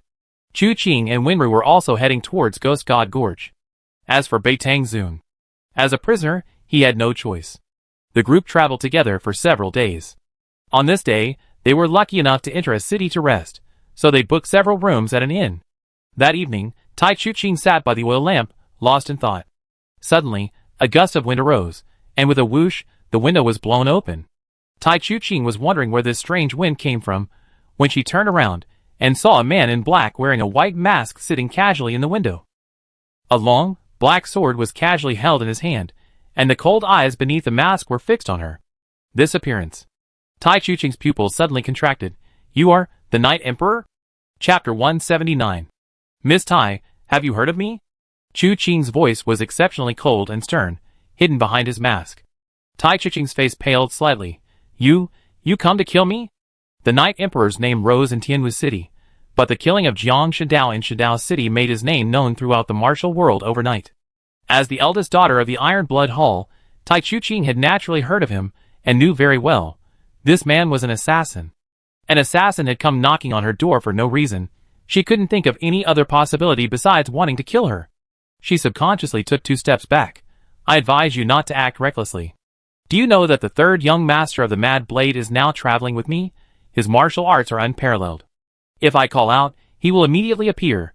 No matter how high your martial arts are, you are no match for him." Chu Qing was speechless. What did he mean by "you shout and I appear"? How rude, but as he raised his eyes, his killing intent intensified. "I wonder, is your shout faster, or my sword?" Tai Chu Qing's face paled even more. The Night Emperor's swift sword and throwing knives were both fleeting moments. Even if the third young master arrived quickly, he would only have time to collect her corpse. What exactly do you want? Tai Chuqing looked at the person before her, truly feeling a sense of unease. The immense, invisible pressure made it difficult for her to breathe. It was as if the other party exerted just a little more force, she would suffocate without even lifting a finger. But just as this pressure reached its peak, all sensation suddenly vanished. Tai Chuqing abruptly collapsed to the ground, a fine layer of cold sweat beating on her forehead. Chuqing spoke calmly, Miss Tai, there's no need to panic. If I wanted to kill you, you would already be dead. Then what do you want with me? Tai Chuqing wasn't reassured by these words. Instead, she felt this jinx couldn't be good. I come to discuss a deal with Miss Tai. A deal? Tai Chuqing was taken aback. What kind of deal? Chuqing felt somewhat powerless. Talking to smart people was easy, but talking to idiots was exhausting. She should have gone to Chung Tai-zhan instead of Tai Chuqing. However, someone like Chung Tai-zhan, all muscle and no brains, might not be that smart either. She could only helplessly say, I only do murder deals. Tai Chuqing's eyes lit up. You want to help me kill someone? Who? You're asking me? Chuqing really wanted to leave now. The conversation was about to break down. But Ghost God Gorge was right before them. At their fastest pace, they could arrive in another day. Before that, he needed to finalize this commission with Tai Chuqing in his capacity as the Night Emperor. Tai Chuqing suddenly seemed to wake from a dream, immediately nodding repeatedly. Then can you help me kill the people from the Mirror of Karma? Chuqing raised an eyebrow. How could it be the Mirror of Karma? Shouldn't they be asking him to help kill Beitang Lai, the leader of the Blazing Fire Hall? He immediately frowned slightly. The Mirror of Karma will also appear in Ghost God Gorge. Yes. Tai Chuqing said. The third young master said that the people from the Mirror of Karma will assassinate my father. If you were here, my father could rest easy. How about you help me kill all the people from the Mirror of Karma who come to assassinate my father? Triggering a request, nameless on the list, exterminate all visitors to the evil list. Accept? This is unexpected. Chuqing's lips twitched beneath his mask. He came here for Beitang Lai, for the Blazing Fire Hall. Who would have thought that the second installment of the nameless on the list would be triggered by Tai Chuqing? He thought he only had the chance to trigger this request after obtaining Ghost God Gorge. After a slight hesitation, Chuqing held up one finger. 1 life, 1,000 taels. Okay. Tai Chuqing immediately agreed. That's quite cheap. Rich bastard, you got money, huh? Besides the Mirror of Karma, don't you have anyone else you want to kill? Chuqing wanted to maximize his profit. No, that's all. Tai Chuqing shook her head. As for the others, there's still the third young master. Chuqing blinked. What do you mean? You mean, the third young master and his group, aren't they also coming to Ghost God Gorge? Whether they're just here for a casual visit or planning to travel north, they're bound to run into the Blazing Fire Hall. The third young master has already captured Beitang Zun, and he suspects the Blazing Fire Hall is colluding with the Heavenly Evil Sect. Under these circumstances, he definitely won't let Beitang Lai go, and will investigate this matter thoroughly. With him around, Beitang Lai is no match for him. Why should I waste my money here? Fine, you gotta screw loose. Chuqing realized she had underestimated her. However, what she said wasn't wrong. But trying to trick her into working for free was impossible. After squinting at Tai Chuqing for a couple of seconds, Chuqing said softly, Alright, I come back for my reward after it's done. If it's less than a tael of silver, you better think about it. He wanted to say, if it's less than a tael of silver, I sell you to pay off the debt. But that sounded a bit like the third young master's tone. Although this Miss Tai might not be able to see through it, given Xiao Wenchuan's lesson, Chuqing didn't want to reveal such a weakness in front of these women. Therefore, he only uttered a harsh threat before disappearing through the window. Only after Chuqing disappeared did Tai Chuqing muster her courage and go to the window to check, looking left and right, but finding no trace of him. She finally breathed a sigh of relief. Feeling like Night Emperor. Communicating with her was like facing the King of Hell. It was incredibly dangerous. There was always a feeling that this person might take your life at the slightest provocation. In contrast, although the third young master always thought of selling himself out, he wasn't as ruthless. What's so great about that? Just because you're good at martial arts? Tai Chuqing bit her lip. One day, when I mastered my martial arts, I beat you all to a pulp, making you all bow down before me. She then slapped the window with great force, bolstering her confidence. The next morning, everyone gathered in the inn's lobby. They noticed that Tai Chuqing seemed unusually cheerful, and when asked why she was still so secretive, they couldn't say. Chu Qing looked at her and was speechless. Anyone who didn't know better would think she was hiding some huge secret. We're not far from Ghost God Gorge now, Beitang Zun. I advise you to speak your mind now. If you fall into the hands of the Grandmaster, you won't get any benefits. Chung Taizan was essentially asking questions every day. Throughout his journey, he had been trying to extract some information from Beitang Zun. After all, this man had managed to bypass the Iron Blood Hall's ranks and silently ambush those he was following. It would be strange if someone within the Iron Blood Hall wasn't working on him from the inside. But Beitang Zun remained tight-lipped, uttering not a word. He wanted to interrogate him, but Chu Qing stopped him. So he simply asked him every day, hoping that one day Beitang Zun would get annoyed and perhaps tell him. Unfortunately, they were almost at Ghost God Gorge, and Beitang Zun showed no annoyance, nor any reaction, simply continuing to eat. Chung Taizan, already known for his volatile temper, found this even more unsettling. Wanting to get up and lash out, he glanced at Chu Qing sitting there and forcefully suppressed his anger. I said, "You already arrested this old bastard.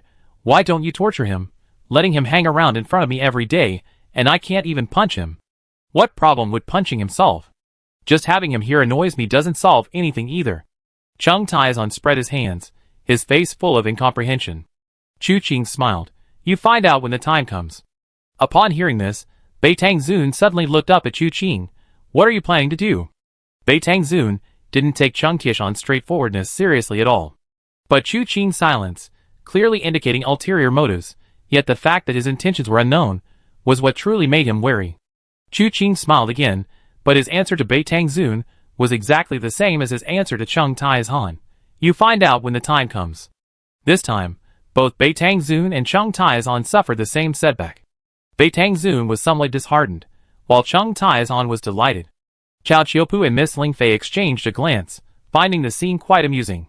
Since traveling with Chu Qing, the pursuit from the Mirror of Karma seemed to have subsided. They hadn't encountered them even once in recent days. This made Chao Qiupu somewhat worried. "Third brother, why don't we split up?" This wasn't the first time he said this. He truly didn't want his own affairs to implicate others.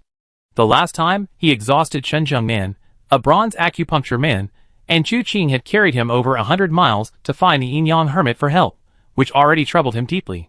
Therefore, even knowing Chu Qing's high martial arts skills, he worried that the Mirror of Karma's affairs might implicate him. That would be unforgivable. Chu Qing, however, remained unperturbed. "We known each other for a while. How could I stand idly by when you're in trouble? While I can't protect you forever, I can certainly accompany you on this journey. Besides, now that we come this far, saying such things is just being too long-winded." Since his conversation with Ling Fei at the Yin-Yang Pavilion, Chu Qing had suddenly developed a different opinion of the two. The Mirror of Karma was ruthless and powerful. While he wasn't afraid, he was inevitably outnumbered and isolated. If he could make Chao Qiupu and Ling Fei a visible target, drawing the Mirror of Karma's attention, wouldn't it be much smoother for him to act covertly? Moreover, if this matter was handled well, the benefits would go far beyond this. Therefore, at this critical juncture, nothing could go wrong with these two. They had to be delivered safely to Tai Lingyun. Chao Qiupu had no idea what Chu Qing was thinking. He was filled with boundless gratitude. After breakfast, the group continued their journey. Chung Taizan's injuries, thanks to the child's medicine, had long since stabilized. Although not completely healed, he moved with unbridled freedom. The closer they got to Ghost God Gorge, the more familiar Chung Taizan became with the path. Suddenly, Chung Taizan pointed to a wooded area ahead and said, "Once we pass through this dense forest, we can get a high vantage point to view Ghost God Gorge." Chu Qing was about to nod, when Winru suddenly grabbed his wrist. "There's a familiar smell. Do you remember whose it is?" "The man in black," Winru said softly, "the one I saw at 7 Plum Manor. His smell had a medicinal bitterness." Chu Qing nodded slightly, and looked at everyone present. "Everyone be careful. There's probably something strange about this forest." Back then, Nie Jingtai impersonated someone from the Jin Gosu family to assassinate Chao Qiupu and Miss Ling Fei. Their information came too quickly, making people suspicious of the man in black's identity. If this person is truly cunning and ruthless, then what methods did he use in this forest? Everyone was stunned upon hearing this. Although they didn't know how Chu Qing judged that there was something wrong with the forest, they knew he wouldn't speak without reason. Miss Ling Fei, however, glanced at Winru thoughtfully. Ling Fei was somewhat concerned about the quiet young girl who had been following Chu Qing closely. Although Winru was dressed as a man, it couldn't fool Ling Fei. She had been secretly speculating about Winter's identity, and now that Chu Qing had given her a sudden and unexpected warning, she had some idea of what was going on. As for a rough and uncouth man like Cheng Tai-han, he didn't have such a keen eye. Scratching his head, he said, "Is there something strange?" "I can't see it." Chu Qing asked, "Is this forest the only way through? Are there other paths?" Since they knew something was amiss, it was best not to go there. Avoiding it was the best course of action. Cheng Tai-han shook his head. The terrain here is complex, surrounded by cliffs. To bypass it from either side would take several more days. The current situation at Ghost God Gorge was still unknown. Chu Qing had accepted Tai Chuqing's commission, who was unranked, and who knew when the Mirror of Karma would act. Under these circumstances, it was best to go as soon as possible. Thinking of this, he took out a small bottle from his pocket. This was something he had taken from the Yin-Yang hermit before leaving the Yin-Yang forest. It was an antidote he had personally concocted. While he couldn't claim it could cure all poisons, it was certainly effective against common poisons. He distributed the pills to everyone, one for each person. Hide it under your tongue. If anything feels wrong, swallow it immediately. Okay. Everyone nodded. After everyone was prepared, Chu Qing took the lead and stepped into the forest. The forest and the outside world seemed like two different worlds. Outside the forest, there was wind, snow, and traces of life on the ground. However, inside the forest, it was like a silent world. The wind stopped, the animal tracks disappeared, and apart from the bare, jagged trees, there was only pure white snow. A strange smell even lingered in the air. Chu Qing decisively had everyone swallow the pills. Just then, Chu Qing suddenly felt a burning gaze upon him. Looking up, the next moment, Chu Qing could hardly believe his eyes. Even after wandering the world for so long and witnessing countless strange and bizarre events, he never dreamed that one day he would see a giant, multicolored mushroom, hidden behind a tree in the snow-covered forest, peeking at him. Chapter 180. Following Chu Qing's gaze, everyone was stunned. Tai Chu Qing couldn't help but exclaim, "A mushroom! It's become a spirit!" What kind of ancient wonder was this? Chu Qing shook his head, blinked several times, and then looked again. It was indeed a large mushroom. A multicolored cap, beneath which were a pair of bright red eyes, baring its teeth, looking quite ferocious. No! Chu Qing saw clearly this time. That's not a mushroom becoming a spirit, it's that this person's head has grown a large mushroom. But saying it like that was not only bizarre, but also terrifying. What kind of good person would have a mushroom growing on their head? Whatever it is, let me deal with it. Cheng Tai-han roared, his body leaping into the air. He was tall and imposing, yet his lightness skill was extremely remarkable, otherwise, he wouldn't have the title Iron Palm crossing the river. Now, suspended in midair, his right palm changed color the instant it struck. From its normal flesh color, it was covered with a layer of profound mystery. The palm strike tore through the air, accompanied by a hissing sound, heading towards the Mushroom Man. The Mushroom Man merely grinned, not even glancing at the incredibly powerful palm strike. Cheng Tai-han showed no mercy. This guy has mushrooms growing on his head. What's the point of showing mercy? Who knows what kind of demon or monster it is? Kill it first. A muffled thud. The palm struck the Mushroom Man's head squarely, sending it flying backward. But as the palm landed on the umbrella-like canopy, multicolored powder scattered from it. Cheng Tai-han realized something was wrong and hurriedly tried to retreat. But as he took a step back, a hand suddenly emerged from the ground, gripping his ankle tightly. Fortunately, Cheng Tai-han had a stable stance, otherwise, he would have surely fallen. But when he looked down, even with his years of fighting experience, he couldn't help but feel a chill run down his spine. He saw several colorful umbrellas growing vigorously on the snow-covered ground. The hand was reaching out from beside one of these umbrellas. Could it be mushroom people growing all over here? A chill ran down Cheng Tai-han's spine. But what truly drove him to despair was about to happen. Before he could break free of the hand on the ground, he felt an unbearable tingling and itching in the hand he had just used to strike. Looking down, he saw countless small, colorful mushrooms spreading and growing on his hand. In just a short while, they had almost completely covered the back of his hand. What the hell is this? Cheng Tai-han roared, his internal energy surging, instantly blasting the small mushrooms away. These things weren't rooted beneath his skin, but rather attached to it. With a burst of internal energy, they detached themselves. But this wasn't the end, because the mushrooms weren't just growing on the back of his hand. Climbing upwards from the back of his hand, mushrooms spread all over his body. Red, green, white, yellow, you name it, they had it. A tingling, itchy sensation spread from all over, not only uncomfortable but also causing immense pressure. He couldn't even imagine what would happen if he were completely covered by these mushrooms. Would he become one of those mushroom people? Just then, he felt a tremendous force strike him from behind, pulling him away involuntarily. Turning around, he saw Chu Qing reaching out. He immediately cried out, "Don't come near me. I've been tricked. I'm covered in mushrooms." Chu Qing had also seen it. He circulated the Mingyu True Scripture and delivered a palm strike. A muffled thud was heard, and the mushrooms covering Cheng Tieshan's body vanished instantly. He landed smoothly, looking down to find his hands covered in small red dots, seemingly from where mushroom roots had grown. "There seems to be a monster in this forest," Cheng Tiezhan said, still shaken. "Let's get out of here quickly." Chu Qing shook his head. "Rather than believing it's a monster, let's believe it's poison." "Poison?" Cheng Tiezhan was stunned. Suddenly, the sound of earth breaking apart arose from all directions, and figures emerged from the ground among the jagged, strange trees. They were people with mushrooms growing on their heads. Chu Qing now understood why the forest was so quiet. The ground was covered with these strange things. How could it not be quiet? He had previously guessed that the man in black was a venomous monster, but he had no concrete evidence. But now it seemed that the man was indeed a venomous monster. This was the method of a venomous monster. Chu Qing suddenly felt that this person was quite capable. Not only did he possess unparalleled poison skills, but he was also quite intelligent. He was able to use the Su family of Golden Hook to assassinate Chao Qiupu, and he was also able to remain patient and orchestrate such a grand surprise here. Thinking of this, Chu Qing said softly, "These things are highly poisonous. Contact with them will cause poisoning. Approaching rashly might not even save us with the antidote. Then what should we do?" Tai Chu Qing racked her brains, trying to recall everything she knew, but felt she had no good solution in this situation. Chu Qing said softly, "It's all right, leave it to me." In this predicament, the 18 subduing dragon palms wasn't the best option. This palm technique was too powerful, its moves capable of shocking 100 miles away. While it could kill these mushroom-like men from a distance, the dust and poison scattered by the wind would also travel with his inner energy, potentially backflowing into his own body. Therefore, he stepped outwards. Wisps of cold air emanated from his body, an invisible gale sweeping out, swirling in an arc.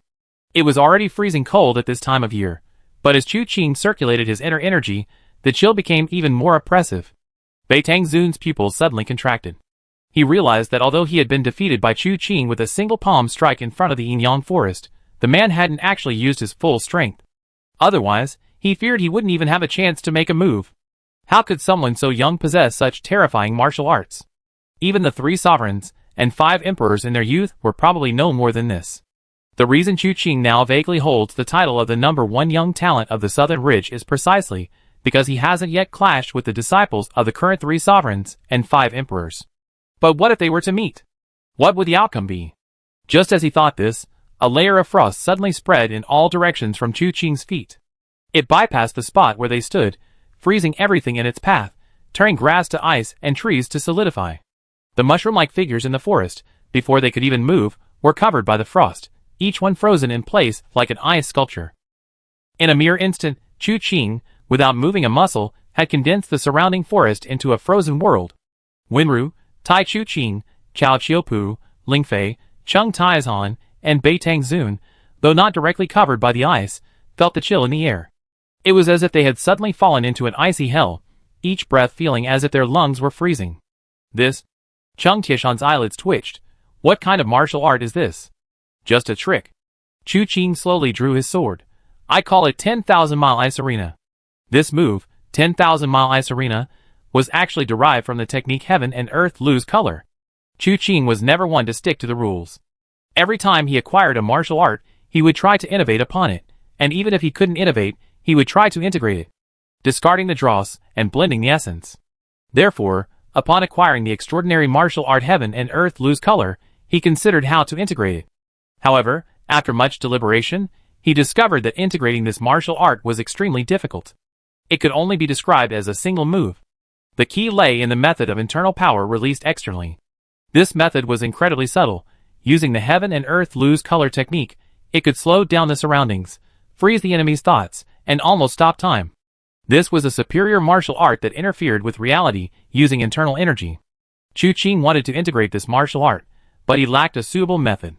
He wondered, What if he could transfer the 4 characters' internal power released externally to another place? Therefore, he took the frost energy of the heavenly frost fist and the chilling aura of the bright jade true scripture, fused the two together, and then used the method of internal power released externally to manifest it. Thus, the 10,000-mile ice arena was born. However, this martial art's strengths and weaknesses are equally obvious. Just like the world losing its color, the higher the opponent's martial arts skill, the higher their resistance. Especially against the 9 blazing inferno divine art of the blazing fire hall, which is its counter, freezing it is extremely difficult. But today, the insidious poison has planted so many mushroom men here. Although they are covered in deadly poison, making them untouchable, their skills are truly negligible. This 10,000-mile ice arena is perfectly suited to deal with them. But it didn't end there. Chu Qing, wielding a single blade, moved like smoke, his figure splitting apart, his blade intent crisscrossing, slicing through everything in his path. Some who weren't completely frozen, after being cut open, would ooze a foul, dark green liquid from their bodies. Chao Chiopu, as if waking from a dream, also helped Chu Qing deal with these mushroom men. Others wanted to intervene, but Chu Qing stopped them. These mushroom-like beings were still tainted with potent poison. Ice could conceal their poison temporarily, but any mishap would still pose a danger. The others heeded his advice and obediently remained where they were, watching Chu Qing and Chao Chiopu, one wielding a sword, the other a blade flashing. After some effort, the two finally returned to the group. Chu Qing sheathed his sword and slowly exhaled. How did these things come about? Chao Chiopu said softly, I examined them carefully just now. Judging from their clothing, they are all ordinary people. The large mushrooms on their heads penetrate deep into their skulls, but the roots are not as simple as they appear. They travel up their heads, down their necks, and into their internal organs. It should draw nutrients from the internal organs to sustain the giant mushroom on top.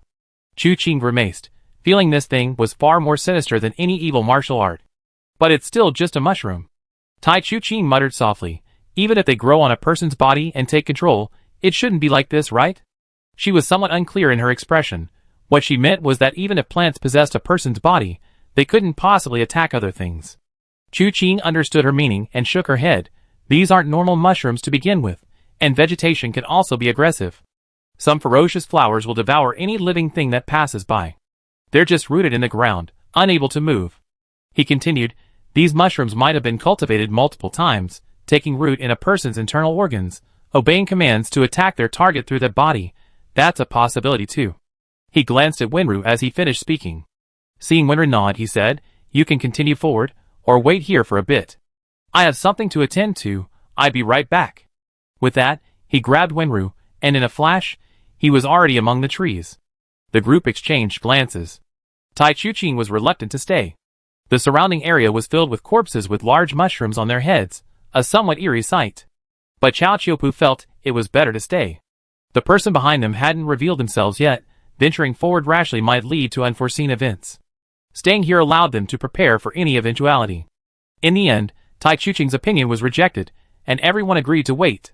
Although Chung Tai's on was poisoned, aside from the initial mushroom growth all over his body, he seemed unchanged. It was likely that the antidote he had taken earlier was effective. However, the effect was internal, not external, so the mushrooms growing on his body couldn't take root inside. Meanwhile, Chu Qing and Wenru had already ventured deeper into the forest. Wenru looked up and sniffed, then pointed in a direction for Chu Qing. It's over there.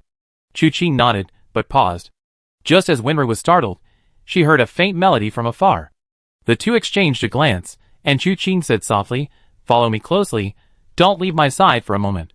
The melody seemed like an invitation, and the other party was clearly confident. Wenru nodded and followed Chu Qing. The two then searched for the source of the melody, and after a short while, they emerged from the forest. Looking ahead, the view suddenly opened up before them.